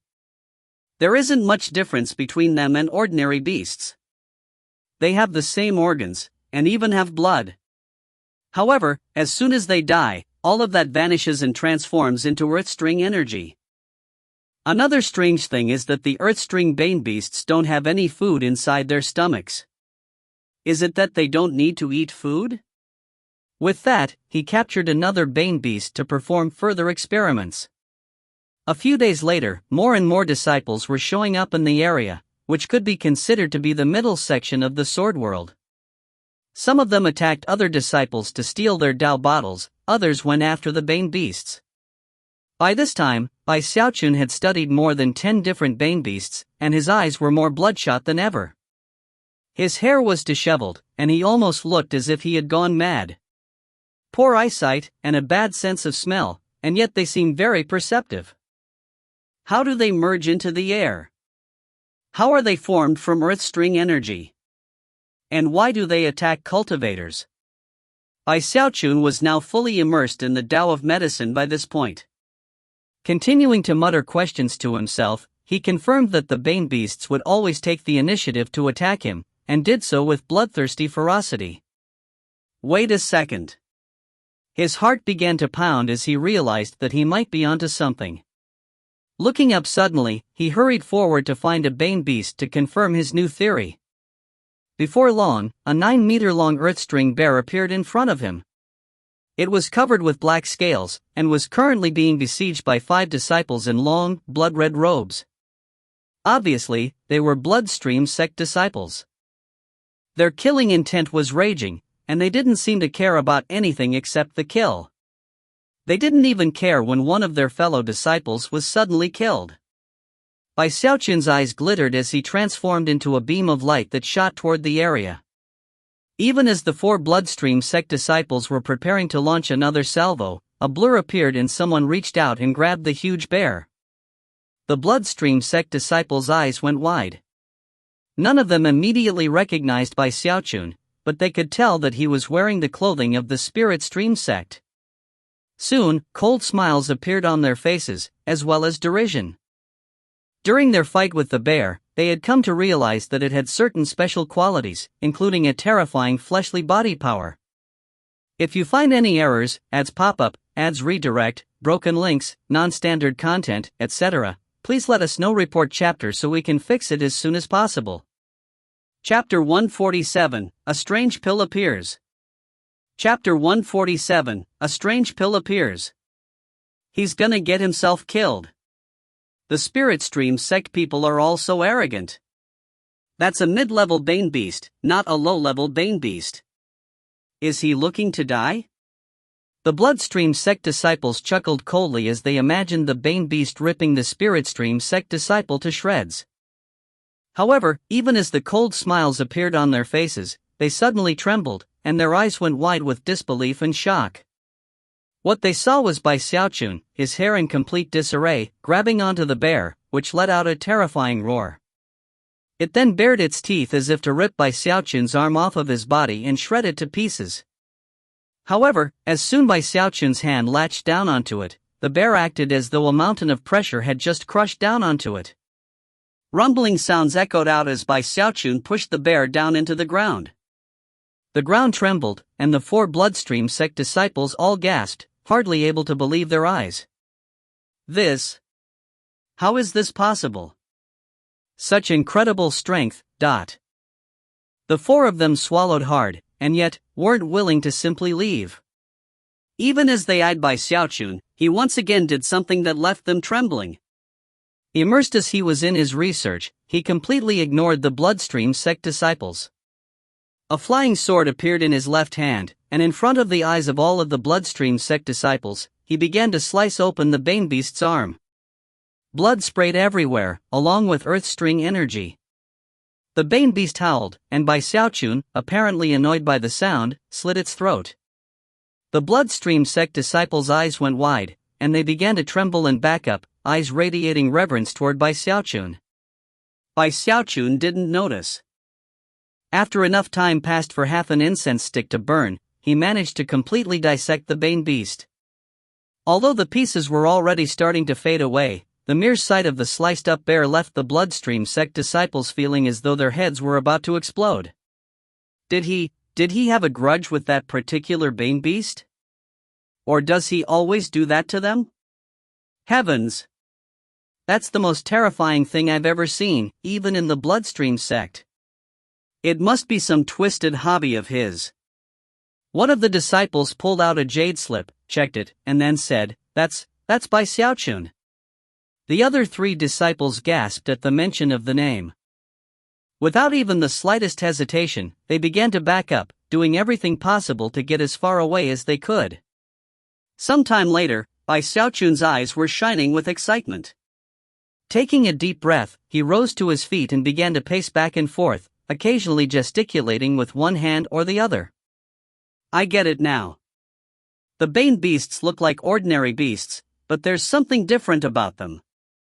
Spiritual energy is as useful to them as earth string energy is to cultivators trying to reach foundation establishment. That's why any disciples who get eaten by them instantly disappear into nothing. They get totally absorbed. Ha ha ha. I can definitely concoct the pill I need. He threw his head back and laughed uproariously, then looked around, somewhat surprised to find that everyone had left. Shaking his head, he blurred into motion, heading off into the distance to find a cave. Once he found a suitable location, he produced some earth flame crystals and began to concoct. He had the pill formula in mind, which he followed based on his understanding of the Bane beasts. In addition to the medicinal plants, he added in some of his own blood. Worried that that might not be enough, he called upon the principles of mutual augmentation and suppression to adjust things perfectly. He spent 4 hours concocting, after which the pill furnace began to rumble. When the sound died down, a medicinal pill appeared. Xiaochun grabbed it and set off to look for Bane beasts. After finding one, he threw out the medicinal pill, but was disappointed to find that it didn't have any effect whatsoever. This can't be right. What went wrong? The next few days, he spent more time researching the Bane beasts. By that time, it had been 20 days since the opening of the Fallen Sword Abyss. Most of the disciples of the four sects had reached the depths of the world, and were in different areas fighting and killing Bane beasts. The Bloodstream sect was truly strong, and incredibly vicious. The Profound Stream sect and the Spirit Stream sect were about evenly matched, with the Pillstream sect being the weakest of them all. There were even fights that broke out between some of the top chosen from the various sections. The most noteworthy fight was when Ghostfang fought Nine Isles from the Profound Stream sect. It lasted an entire day, and shook everything in the area. In the end, Nine Isles was seriously injured and fled. Having come out victorious, Ghostfang came to be known as the one person who was qualified to fight Song Quebec. Gongsun Wanner and Zhao Rou fought a few times, and although there were always clear winners and losers, neither managed to kill the other. Shangguan Tianyu put on quite a show. In the middle of killing a Bane beast, he saw Fang Lin, the number one chosen from the Pillstream sect, and the two of them fought a fierce battle. In the end, it was hard to say who came out on top. Song Ke from the Bloodstream sect was like a shadowy specter. He never attacked anyone, and few people even saw him. As for the other person listed in the information about the Bloodstream sect, Xiaochun, he also began to make a name for himself. People bristled with anger at the sheer amount of magical items he had at his disposal. When he unleashed them in battle, any opponent he fought was left shocked. One disciple who quickly came to be known as a dark horse in the competition was Beihan Lai from the Spirit Stream sect. Not much information about him had been made available to the other three sects, and therefore, people took him to be an ordinary chosen. Who could ever have imagined that when he encountered Lei Shan from the Profound Stream sect, a massive battle would ensue? In the end, Beihan Lai seemed to be on the same level as Lei Shan, which was shocking considering that other than Nine Isles, he was considered to be the top chosen of his generation in the Profound Stream sect. Very few people could hold their own in a fight against him. Before, he was simply a chosen from the Spirit Stream sect. For him to be able to do such a thing left many people shocked. In addition to the friction and fighting between the famous chosen, there were many fierce battles between the other disciples. People died on a daily basis, and some unlucky people were eaten by the Bane beasts. As for the disciples who survived all of the fighting, their collections of Earthstring energy grew. Soon, it was getting harder and harder to find the Bane beasts, which meant that the fighting between disciples started to grow fiercer. People ganged up on others. People set traps. Some people simply overwhelmed others with direct force. All sorts of tactics were unleashed, until the fallen sword abyss began to devolve into chaos. Eyes were bloodshot as people fought back and forth in the struggles for Earthstring energy. Nobody wanted to be the last person to collect the energy they needed, and everyone wanted to be first. Xiaochun was aware of the murderous atmosphere around him. However, he didn't go out much. He spent most of his time doing research or concocting medicine. Even still, he ran into the corpses of 17 Spirit Stream sect disciples. Whenever he did, he would carefully store the corpses in his bag of holding to take them back to the sect. When he went out looking for Bane beasts, he went about his work as quickly as possible. He would strike like lightning, grab the Bane beast, and then take it away to study. Afterward, he would go back to concocting. Before he even realized it, his Dao bottle of gray liquid was about a third full. However, he didn't pay much attention to that. He focused mostly on concocting. By this point, he had failed dozens of times. On a few occasions, he failed 5 or 6 times in one day. However, he didn't give up. As he grew more familiar with the anatomy of the Bane beasts, he slowly slipped into a frenzy. At one point, he even personally went to observe how a Bane beast would go about killing a cultivator. At that point, he realized that the attacks weren't physical, but rather an absorption of life force. Suddenly, all of his experiences and research up to that point coalesced into an epiphany. He quickly selected a remote mountain cave and set about concocting, his eyes completely bloodshot. This session lasted for 5 days, during which time he didn't set a single foot outside. He failed dozens of times. However, on evening of the 5th day, as the sky grew dark and fighting filled the lands around him, intense rumbling sounds began to emanate from his pill furnace, spreading out to fill half of the entire fallen sword world. Boom, dot. It was like heaven-rending, earth-crushing thunder that spread out in all directions. Shockingly, black clouds appeared above the cave, which pulsed with strands of white energy. All of the disciples of the 4 sects who were in that part of the fallen sword world looked in the direction where Xiaochun was concocting medicine. Everyone was completely shocked. Ghostfang had been in the middle of speeding along on a task when he suddenly heard the rumbling sound, and his eyes glittered. In another location, Song Ke was in front of a nondescript stone wall, studying it carefully. When he heard the sound, his eyes widened. What's that sound? Xiaochun from the Bloodstream sect felt his heart began to pound. Is a precious treasure appearing in the world? Eyes widening, he picked up speed, heading in the direction of the sound. Lei Shan from the Profound Stream sect was relatively close to the source of the sounds, and was just as intrigued as Xiaochun. Eyes shining with excitement and curiosity, he sped off toward the sound. The bizarre thunderous rumbling didn't just attract the attention of the cultivators. It also attracted Bane beasts. And also, in some mysterious location within the fallen sword world, it caught the attention of Bane souls. Chapter 147, A Strange Pill Appears. Translator, Deathblade. Chinese language consultant, ASI aka Beerblade. Editor, GNE. Memes, Logan. Meme archives, Toxin. I forgot to take the chapter title off the sneak peek chapter, but had intended to keep it as a spoiler title. My bad. My gum swelled up last night, leading to a splitting headache, plus BDB woke up at about 5 a.m. and wouldn't go back to sleep. This is going to be a long day. Well, off to BDB's art class. If you find any errors, ads pop up, ads redirect, broken links, non-standard content, etc., please let us know. Report chapter so we can fix it as soon as possible. Chapter 148, Come play with me, big bro. Chapter 148, Come play with me, big bro. In the half of the fallen sword world that was affected, countless areas began to distort and twist. It seemed as though countless slumbering Bane beasts within the air itself were suddenly being awoken by the crashing of thunder. Somehow, they could sense Xiaochun's spirit medicine, and trembled, slowly opening their eyes.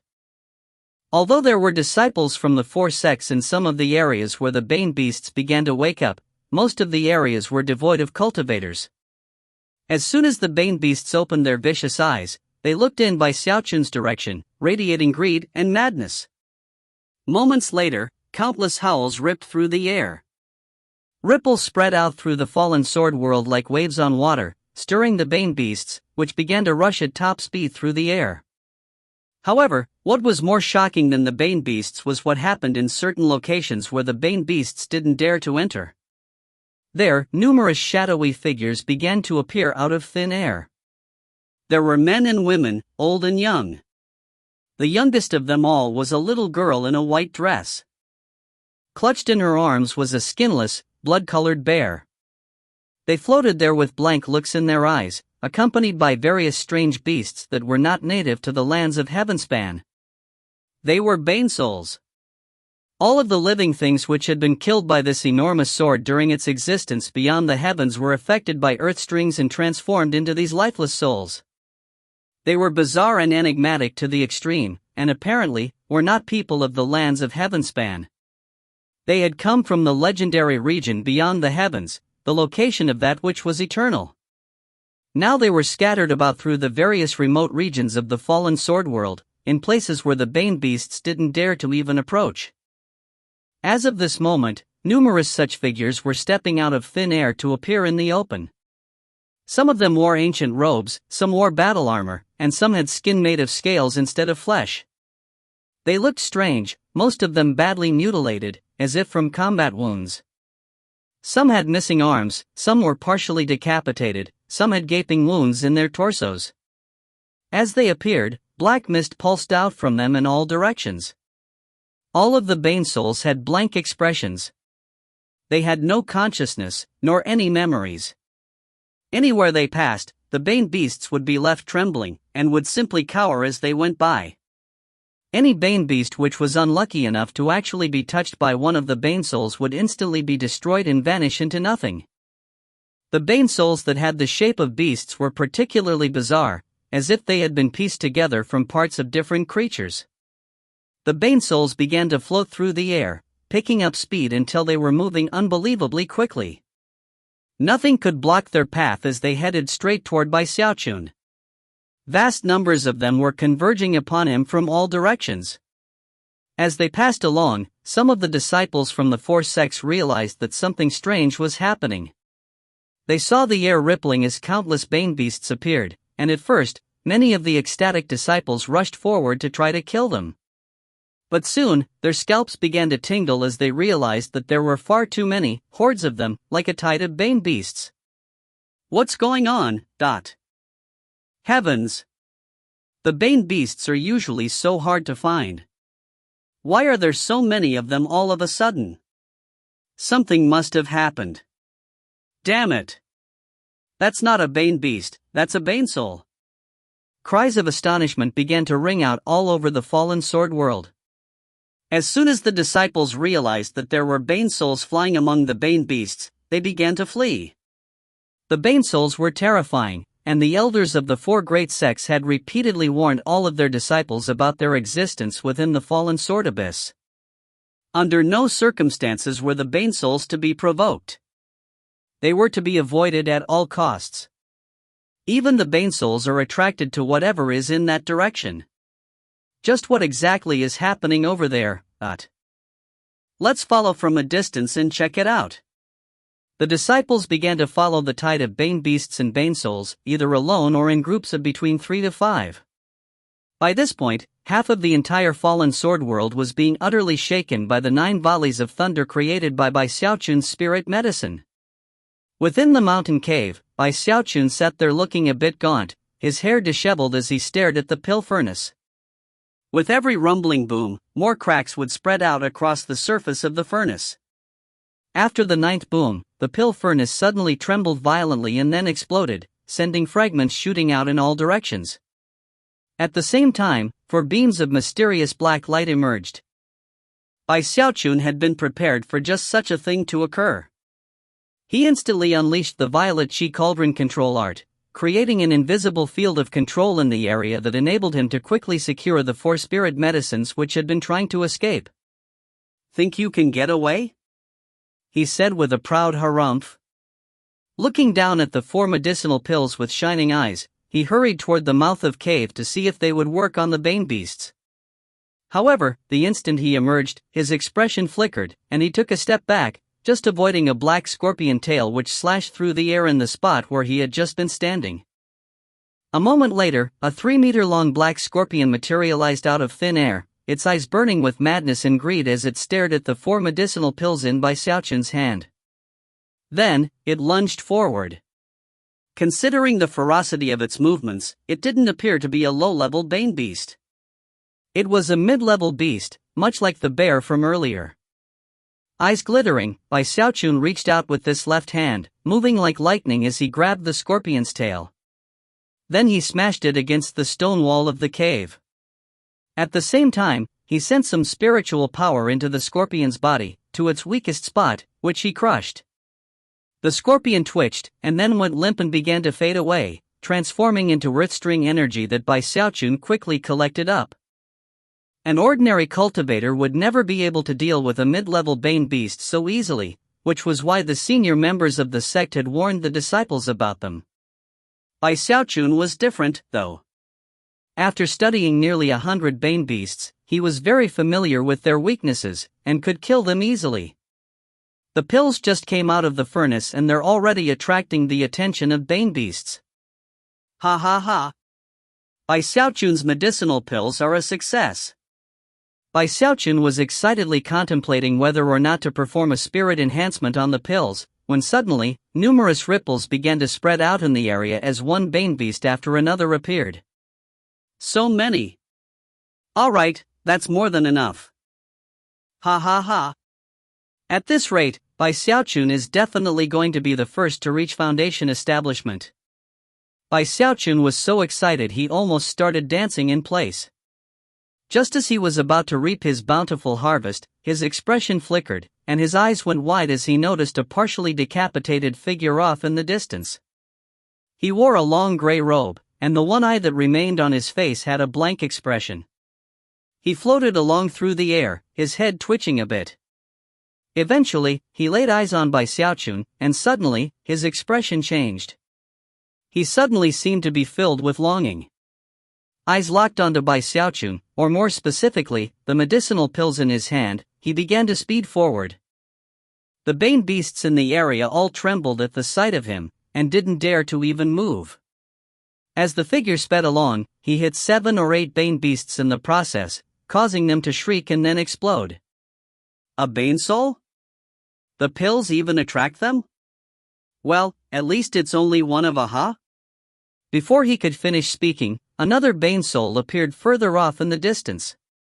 This one was missing its arms, and had wildly disheveled hair. It wore a set of dilapidated armor, and was also staring longingly at Bai Xiaochun as it sped toward him. Things weren't over yet.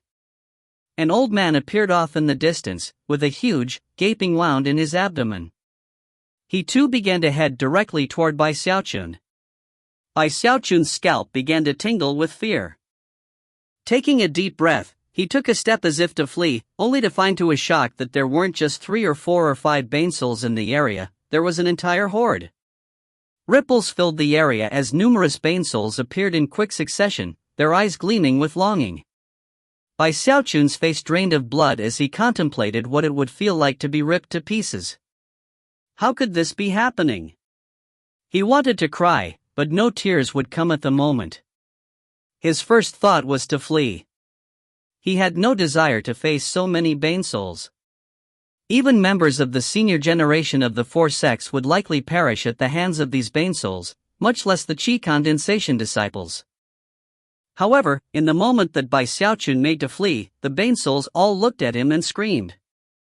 The power within their voices caused the bane beasts to tremble even harder.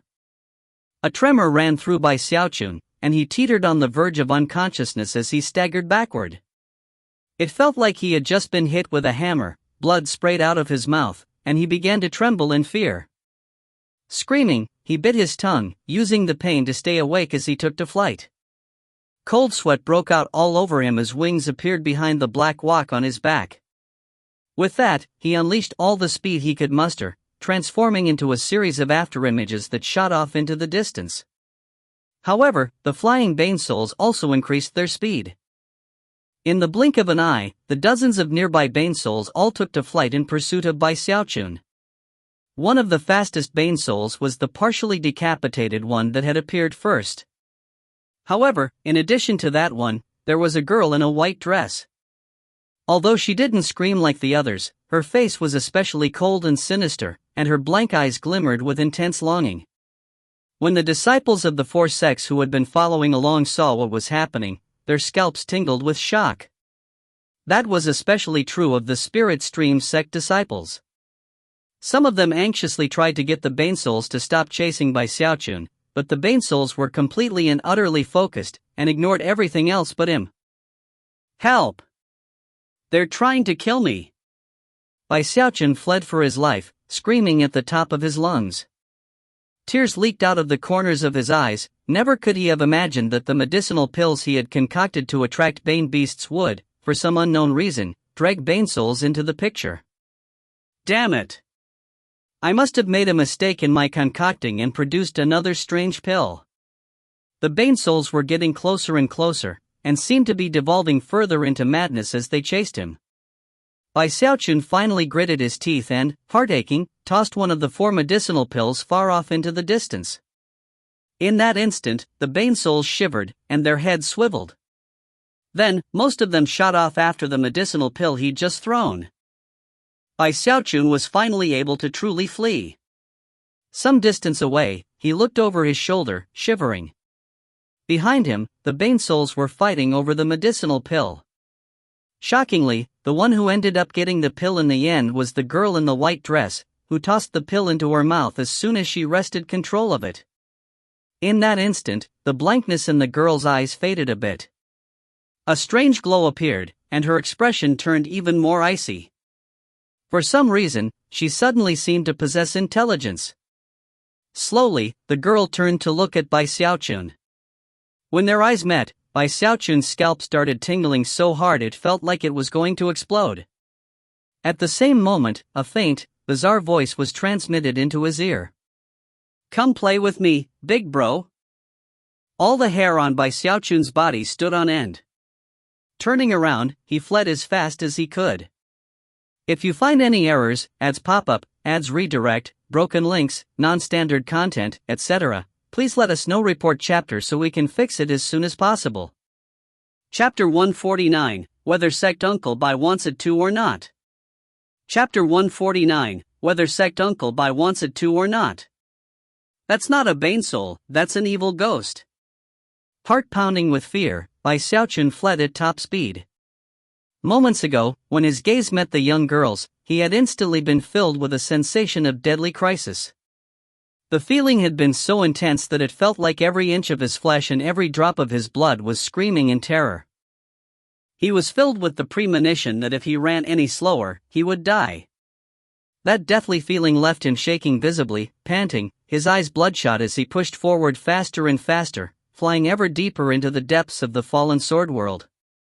The next day, he looked over his shoulder to confirm that he wasn't being chased by any Bane Souls, especially the little girl. When he saw that he was alone, he let out a long sigh of relief. However, fear still lingered in his heart regarding the events of the previous day. Something was really fishy about that girl in the white dress, he thought, scowling miserably. At first she looked like all the other Bane Souls, but after she ate that strange pill, her aura completely changed. Just where exactly did I go wrong with that batch of pills? He thought about giving up on the idea, but the truth was that his medicinal pill had attracted the Bane beasts. In the end, he couldn't just give up that easily. Gritting his teeth, he went out to find more Bane beasts to research. At the same time, he studied the medicine formula he had used. 3 days later, after making some adjustments, he steeled himself and once again pulled out a pill furnace to start concocting. This time, there wasn't any thunder nor any other strange signs. 4 violet medicinal pills appeared, which he carefully took outside to test, preparing ahead of time for what to do if Bane Souls showed up. Soon, ripples filled the area as one Bane beast after another appeared. However, Xiaochun didn't dare to make a move on them. He flew away at top speed, and then studied the area carefully. Before long, the medicinal pill had attracted over 20 Bane beasts, and not a single Bane soul had appeared. Finally, Xiaochun breathed a sigh of relief, and even started to get excited. "It worked!" he exclaimed, laughing loudly. As he removed the paper talismans he had stuck all over himself, the glow of the shields faded, and he hurried over to the Bane beasts. Soon, his wooden sword transformed into flashing beams of light as the fighting began. One Bane beast after another fell in death, and Xiaochun's eyes shone with wild delight as the streams of earth-string energy flew into his Dao bottle. After slaughtering the entire group, he looked in satisfaction at the gray liquid inside the bottle. In a very short moment, he had added more liquid into the bottle than he had in the past several days. Taking a deep breath, he headed to another area. There, he threw out another medicinal pill and sure enough, Bane beasts began to flock to the area. Laughing heartily, Xiaochun immediately began to cut them down. Time passed. Because of the medicinal pills, the gray liquid in Xiaochun's Dao bottle continued to build up at a shocking rate. Now he was collecting earth-string energy far more quickly than anyone else. A few days later, it had been a full month since Xiaochun entered the Fallen Sword world. As for his Dao bottle, it was now 80% full of earth-string energy. Only 20% to go. He thought, more excited than ever. He wasn't sure how others were faring in their collection efforts, but he doubted many of them had surpassed him. However, being the perfectionist that he was, it was at this point that he decided that the best thing would be able to fill 10% in a single shot. "I need more Bane beasts." Licking his lips, he headed further down into the Fallen Sword world until he found a wide open plain. There, he took a deep breath and then pulled out 2 medicinal pills. Hoping to attract even more Bane beasts than before, he crushed the pills and then scattered them around. It didn't take long before the air rippled as numerous Bane beasts appeared. Xiaochun immediately began to attack them, causing rumbling booms to fill the area. Every Bane beast he slew caused earth-string energy to stream into his Dao bottle. Because of how he had crushed the pills, and also because of the favorable position he had chosen, which was close to the deepest parts of the Fallen Sword world, there were plenty of slumbering Bane beasts in the area. Soon, it wasn't a group of dozens that was converging on the area, it was closer to 100. Almost all of them were mid-level, with a few here and there that were high-level, the type that would normally require an entire group of chosen to take down. Xiaochun's speed in killing the Bane beasts couldn't match the speed with which new ones appeared on the scene. Soon, there were 200 gathered in the area, and their numbers only continued to grow. Any cultivator who managed to catch sight of such a huge number of Bane beasts would go wild with joy. In fact, some of the disciples of the 4 sects did notice what was happening, and gathered on the periphery to snag whatever beasts they could. One of them was a young man who attacked with utter ruthlessness, and immediately caused quite a stir among the nearby Pillstream sect disciples. Eventually, Xiaochun noticed him, and recognized him as the number 1 chosen from the Pillstream sect, Fang Lin. Xiaochun wasn't too happy that he had drawn all these Bane beasts here only to have other people slaughter and take them. However, considering that he couldn't even keep up with the growing numbers, he simply gave a cold harumph and then ignored them. Gradually, a group of over 40 cultivators had gathered in the area. It was only at that point that they managed to get on equal footing with the Bane beasts. Elated, they began to join forces to make things go even faster.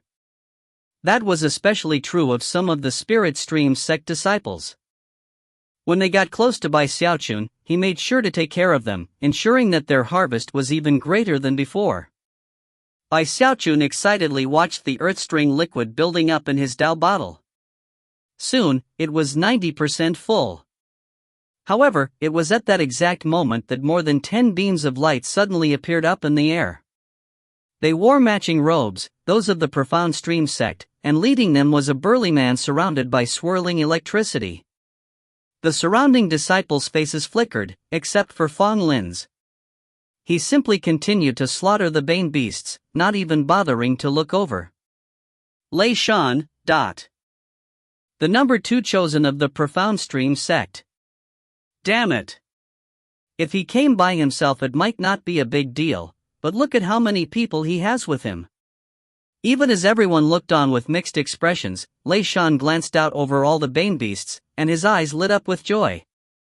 He'd heard from some fellow Profound Stream sect disciples that a strange tide of Bane beasts had appeared, which was why he had hurried over in this direction. Only 40% of my bottle is empty. When it's full, I can form the Earthstream captured crystal. I can probably do that by killing all of these Bane beasts here. Xiaochun threw his head back and laughed uproariously. When the Profound Stream sect disciples at his side realized what he intended to do, one of them, a long-faced young man, chuckled darkly and stepped forward. Listen up! He bellowed to the disciples in the area. If you're not from the Profound Stream sect, beat it immediately. This place is our territory now. The disciples from the other 3 sects bristled with rage, while the Profound Stream sect disciples began to laugh as they joined Xiaochun's group. By that point, they were roughly 30 strong. Under Xiaochun's leadership, the group of 30 prepared to drive everyone away, and fight with deadly force against any who resisted. Chaos quickly ensued. You have 10 breaths of time to get the hell out of here, and leave your Dao bottles behind, but if you don't want to go, then be prepared to lose your life. As the Profound Stream sect disciples glared around them, the Bloodstream sect disciples exchanged glances and then began to fall back. Most of the Bloodstream sect were on their own, like lone wolves, and didn't want to provoke Xiaochun. The Pillstream sect disciples were at a bit of a loss, and had no other choice than to fall back. Xiaochun hesitated for a moment when he realized that Fong Lin was in the crowd. He still suspected that the terrifying magical massacre which had been carried out a month before had been enacted by Fong Lin, and thus didn't wish to provoke him. Because of the terrifying nature of the battlefield he had come across, he decided to simply let the Pillstream sect disciples leave. As for Fong Lin, he resolved not to do anything to offend him personally. As the Bloodstream sect and Pillstream sect disciples fled, the Spiritstream sect disciples turned to see what Xiaochun would do. Xiaochun was incensed, but the group led by Xiaochun was simply too large. He only had about 10 people on his side, and if they got into a fight, he knew that while he might be able to make it out unscathed, they would have a harder time. There would likely be many serious injuries and even deaths. Alright, let's go, he said. It's just a flood of beasts, after all. Your sect uncle will go start another one for you. Gritting his teeth, he was just about to leave when Xiaochun looked over and suddenly laughed. The Bloodstream sect disciples were ferocious, and he didn't have any wish to tangle with them. As for Fong Lin from the Pillstream sect, he also preferred to steer clear of him. But when it came to the Spiritstream sect, once he realized it was Xiaochun he was dealing with, as well as a few ordinary disciples, he recalled the information from his sect about Xiaochun, and his expression became one of derision. You people from the Spiritstream sect can leave, he said, his eyes flickering with killing intent, but your Dao bottles stay behind. Comply, or don't even think about leaving. The Spiritstream sect disciples' faces fell, and Xiaochun's anger grew. You want to steal my animals and then rob my Dao bottle? You people are nothing but bullies. With a cold snort, Xiaochun began to fly toward the Spiritstream sect disciples, joined by the rest of the Profound Stream sect, who were cackling viciously. If you're being bullied, you should blame the fact that you don't have any powerful experts on your side. Sect Uncle Bai. Sect Uncle Bai, what do we do now? The Spiritstream sect disciples were trembling in anxiety, and Xiaochun's eyes were completely bloodshot.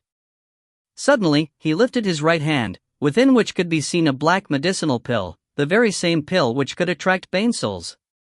Expression somber, eyes bloodshot, he turned to the Spiritstream sect disciples and said, "Just wait until I throw out this medicinal pill, and then you guys." However, before he could finish speaking, the surrounding Spiritstream sect disciples gasped, the terror on their faces vastly exceeding their terror at seeing the Profound Stream sect closing in. They immediately began to flee at top speed. Is that the legendary aphrodisiac pill? Heavens! No wonder he can control the Bane beasts. Sect Uncle Bai is a god. The only thing that determines whether that pill works on the Bane beasts is whether Sect Uncle Bai wants it to or not. Let's get out of here. If we're too slow, we're dead. If you find any errors, ads pop up, ads redirect, broken links, non-standard content, etc., please let us know. Report chapter so we can fix it as soon as possible. Chapter 150, Big Bro has something else to do. Chapter 150, Big Bro has something else to do. The Spirit Stream sect fled in abject terror. The Profound Stream sect wanted to block their path, but no threat could cause them to tremble like Bai Xiaochun's medicinal pills could. Bai Xiaochun's jaw dropped at the sight of his fellow disciples fleeing in such a fashion. Worried that he had pulled out the wrong pill, he looked down to confirm which pill he was holding. Clearing his throat, he then gave a mighty shout as he launched the pill into the air. It shot up and then exploded, becoming swirling black mist that spread out in all directions. Xiaochun frowned, and the Profound Stream sect disciples scattered, worried that the mist might be toxic. As for the Bane beasts in the area, as soon as they caught a whiff of the destroyed medicinal pill, their eyes lit up with madness, and they began to howl. At the same time, Xiaochun's eyes flickered as if with lightning as he watched Bai Xiaochun attempting to flee at high speed. Snorting coldly, he said, "Think you can leave just like that? Leave your Dao bottle behind." With that, he flicked his sleeve, causing thunder to boom, shoving the black mist away from him. Then he shot after Bai Xiaochun, moving with incredible speed. Lightning danced around him, and flames burned beneath his feet. As he closed in, he waved his right finger through the air. Rumbling could be heard as a sea of flames appeared, which then rose up into a huge wall that blocked Bai Xiaochun's path. Within the wall of flames, bolts of lightning appeared which then shot toward Bai Xiaochun. When the Profound Stream sect disciples saw this, their eyes glittered with derision. As far as they were concerned, Bai Xiaochun was dreaming if he thought he could escape from Xiaochun. A rogue Foundation establishment cultivator once chased elder brother Xiaochun for 7 days but never caught him. Even eldest brother Nine Isles praised his speed before. And then there's his flame lightning magic. Elder brother Xiaochun has already reached the pinnacle. Nobody in this generation could possibly match up to him. Bai Xiaochun is courting death. Even as the Profound Stream sect mocked him, Bai Xiaochun's anxiety increased. He knew that the Bane souls could show up at any moment, and that the best thing to do was leave this place as quickly as possible. Seeing that his path was blocked, his eyes flickered, and he slammed into the incoming bolts of lightning. Boom! As soon as the lightning bolts made contact with him, they shattered into countless sparks of electricity that scattered in all directions.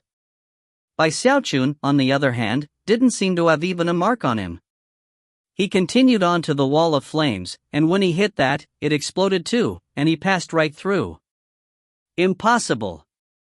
Xiaochun said, his eyes widening with disbelief and shock.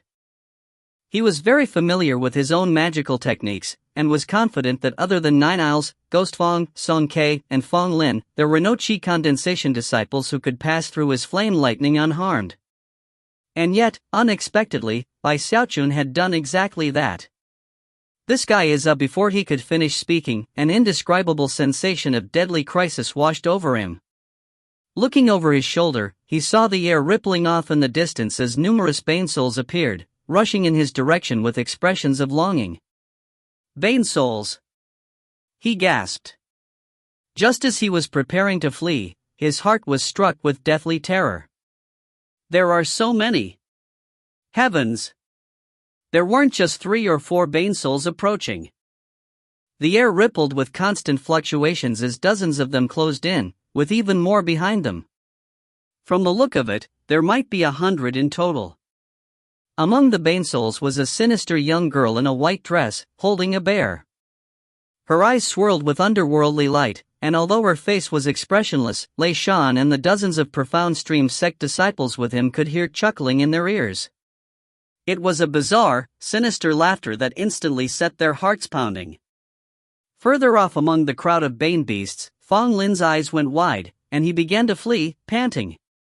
Bai Bai Xiaochun was further off, running for his life. He could also hear the chuckling, and it left his scalp numb with fear. Wings appeared behind the black walk on his back, and he blasted off at top speed. Humph! You think you can just steal my Bane Beasts? Those are Lord Bai's Bane Beasts. Nobody can just take them away.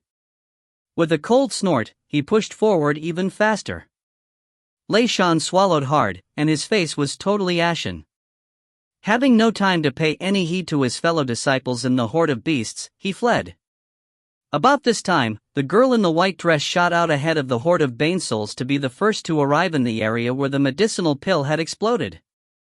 There, she took a deep breath, causing the surrounding black mist to be sucked in through her eyes, ears, nose, and mouth. At the same time, the surrounding Bane beasts began to tremble and then explode, transforming into ash. As for the few dozen Profound Stream sect disciples, their bodies were completely beyond their own control. White mist began to seep out of their own eyes, ears, noses, and mouths, and was sucked away with the black mist by the girl. "Come play with me, big brothers," she said. No longer was her face expressionless. Her lips twitched into something like a smile, a terrifying smile that would cause any cultivator who saw it to tremble. Her voice reverberated through the air, matchlessly sinister, echoing out in all directions. The disciples of the Profound Stream sect felt as if their souls were being ripped out of their bodies. Their flesh and blood withered, and they became like stiff corpses which hopped over to the girl's side, where they began to lurch and dance as if they were playing with her. Their withered bodies and stiff limbs provided a bizarre scene, and from a distance, Lei Shan and Fong Lin looked on with ashen faces. Hearts trembling, they began to flee in terror. What kind of Bane soul is that? The sect's information didn't list anything about Bane souls like that. It can even talk. That's impossible. Lei Shan and Fong Lin were both shaking as they fled in different directions, resorting to life-saving magics to flee as fast as possible. The other Bane souls around the little girl weren't able to absorb any of the black mist, and soon they calmed down, and began to float aimlessly with blank expressions on their faces. The little girl stood there in their midst, looking completely bizarre. By now, her eyes were pitch black. Momentarily ignoring the fleeing Lei Shan and Fong Lin, she slowly turned in the direction Bai Xiaochun had fled in. Then her lips twitched into something that almost looked like a smile, and she flew after Lei Shan.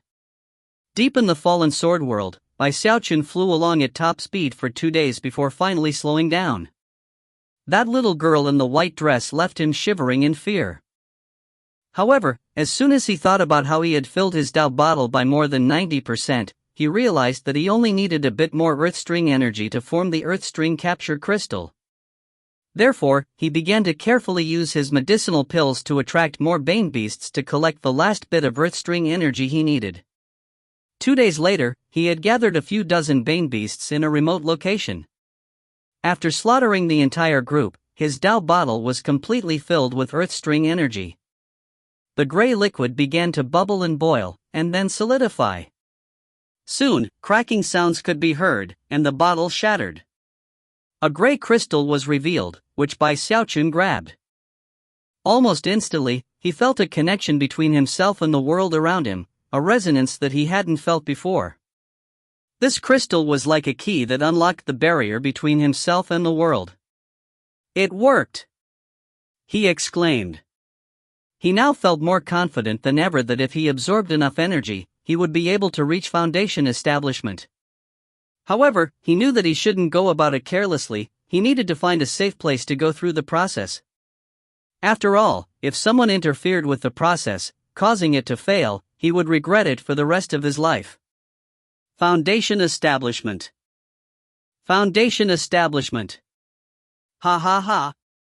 Suppressing his excitement, he was about to begin his search for a safe location when suddenly, he felt a chill run down his back and up his neck. Without even thinking about it, he looked over his shoulder, and saw a face directly behind him. It was a little girl's face, her lips twisted into a bizarre smile. Everything around him was deathly quiet. Bai Xiaochun's eyes widened, and his hair began to stand on end. The flame of his life force flickered a bit, as his intuition told him that this girl was extremely dangerous. Come play with me, big bro, she said in a sinister voice.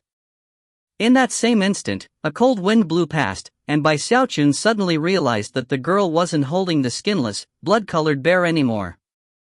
She was holding something else, and when Bai Xiaochun realized what it was, his heart began to pound. It was a tiny cultivator, skinned like the bear had been.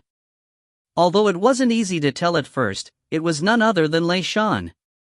The majestic number 2 chosen from the Profound Stream sect was being held in the arms of this little girl. Clearly, he wasn't dead either. He was trembling from the pain, and his tongue had been removed, making it impossible for him to speak. Bai Xiaochun's mouth and throat went dry, and he began to back away, shaking physically. All of a sudden, he realized that he had no idea how long the girl had been following him. Big bro has something else to do right now, he said, feeling like he was about to cry. Why don't you go find somebody else to play with? There's a guy named Song K, and another called Nine Owls. Oh right. There's also Fong Lin. Why you can go play with them, alright? However, the girl continued to advance on him, chuckling. As she neared, she suddenly began to breathe in deeply. Instantly, Bai Xiaochun's mind began to spin, and he felt his life force stirring, as though it were about to be ripped out of him. At that moment, any other person really would have lost their life force. But Bai Xiaochun's fleshly body was powerful. The silver light of the undying live forever technique flickered in resistance. Bai Xiaochun let out a piercing shriek as the sensation of imminent death washed over him. Without any hesitation, he pulled out his third strange pill and threw it off into the distance. In that instant, the girl's eyes flickered with mysterious light. Happily ignoring Bai Xiaochun, she went off after the medicinal pill. Face ashen, Bai Xiaochun took advantage of the moment to flee as fast as he could. The girl didn't chase him. After retrieving the medicinal pill, she put it in her mouth, and her eyes grew even blacker than before. A bizarre smile appeared on her face as she turned her head to look in the direction Bai Xiaochun had fled. Translator, Deathblade. Chinese language consultant, ASI aka Beerblade. Editor, GNE. Memes, Logan. Meme archives, Toxin.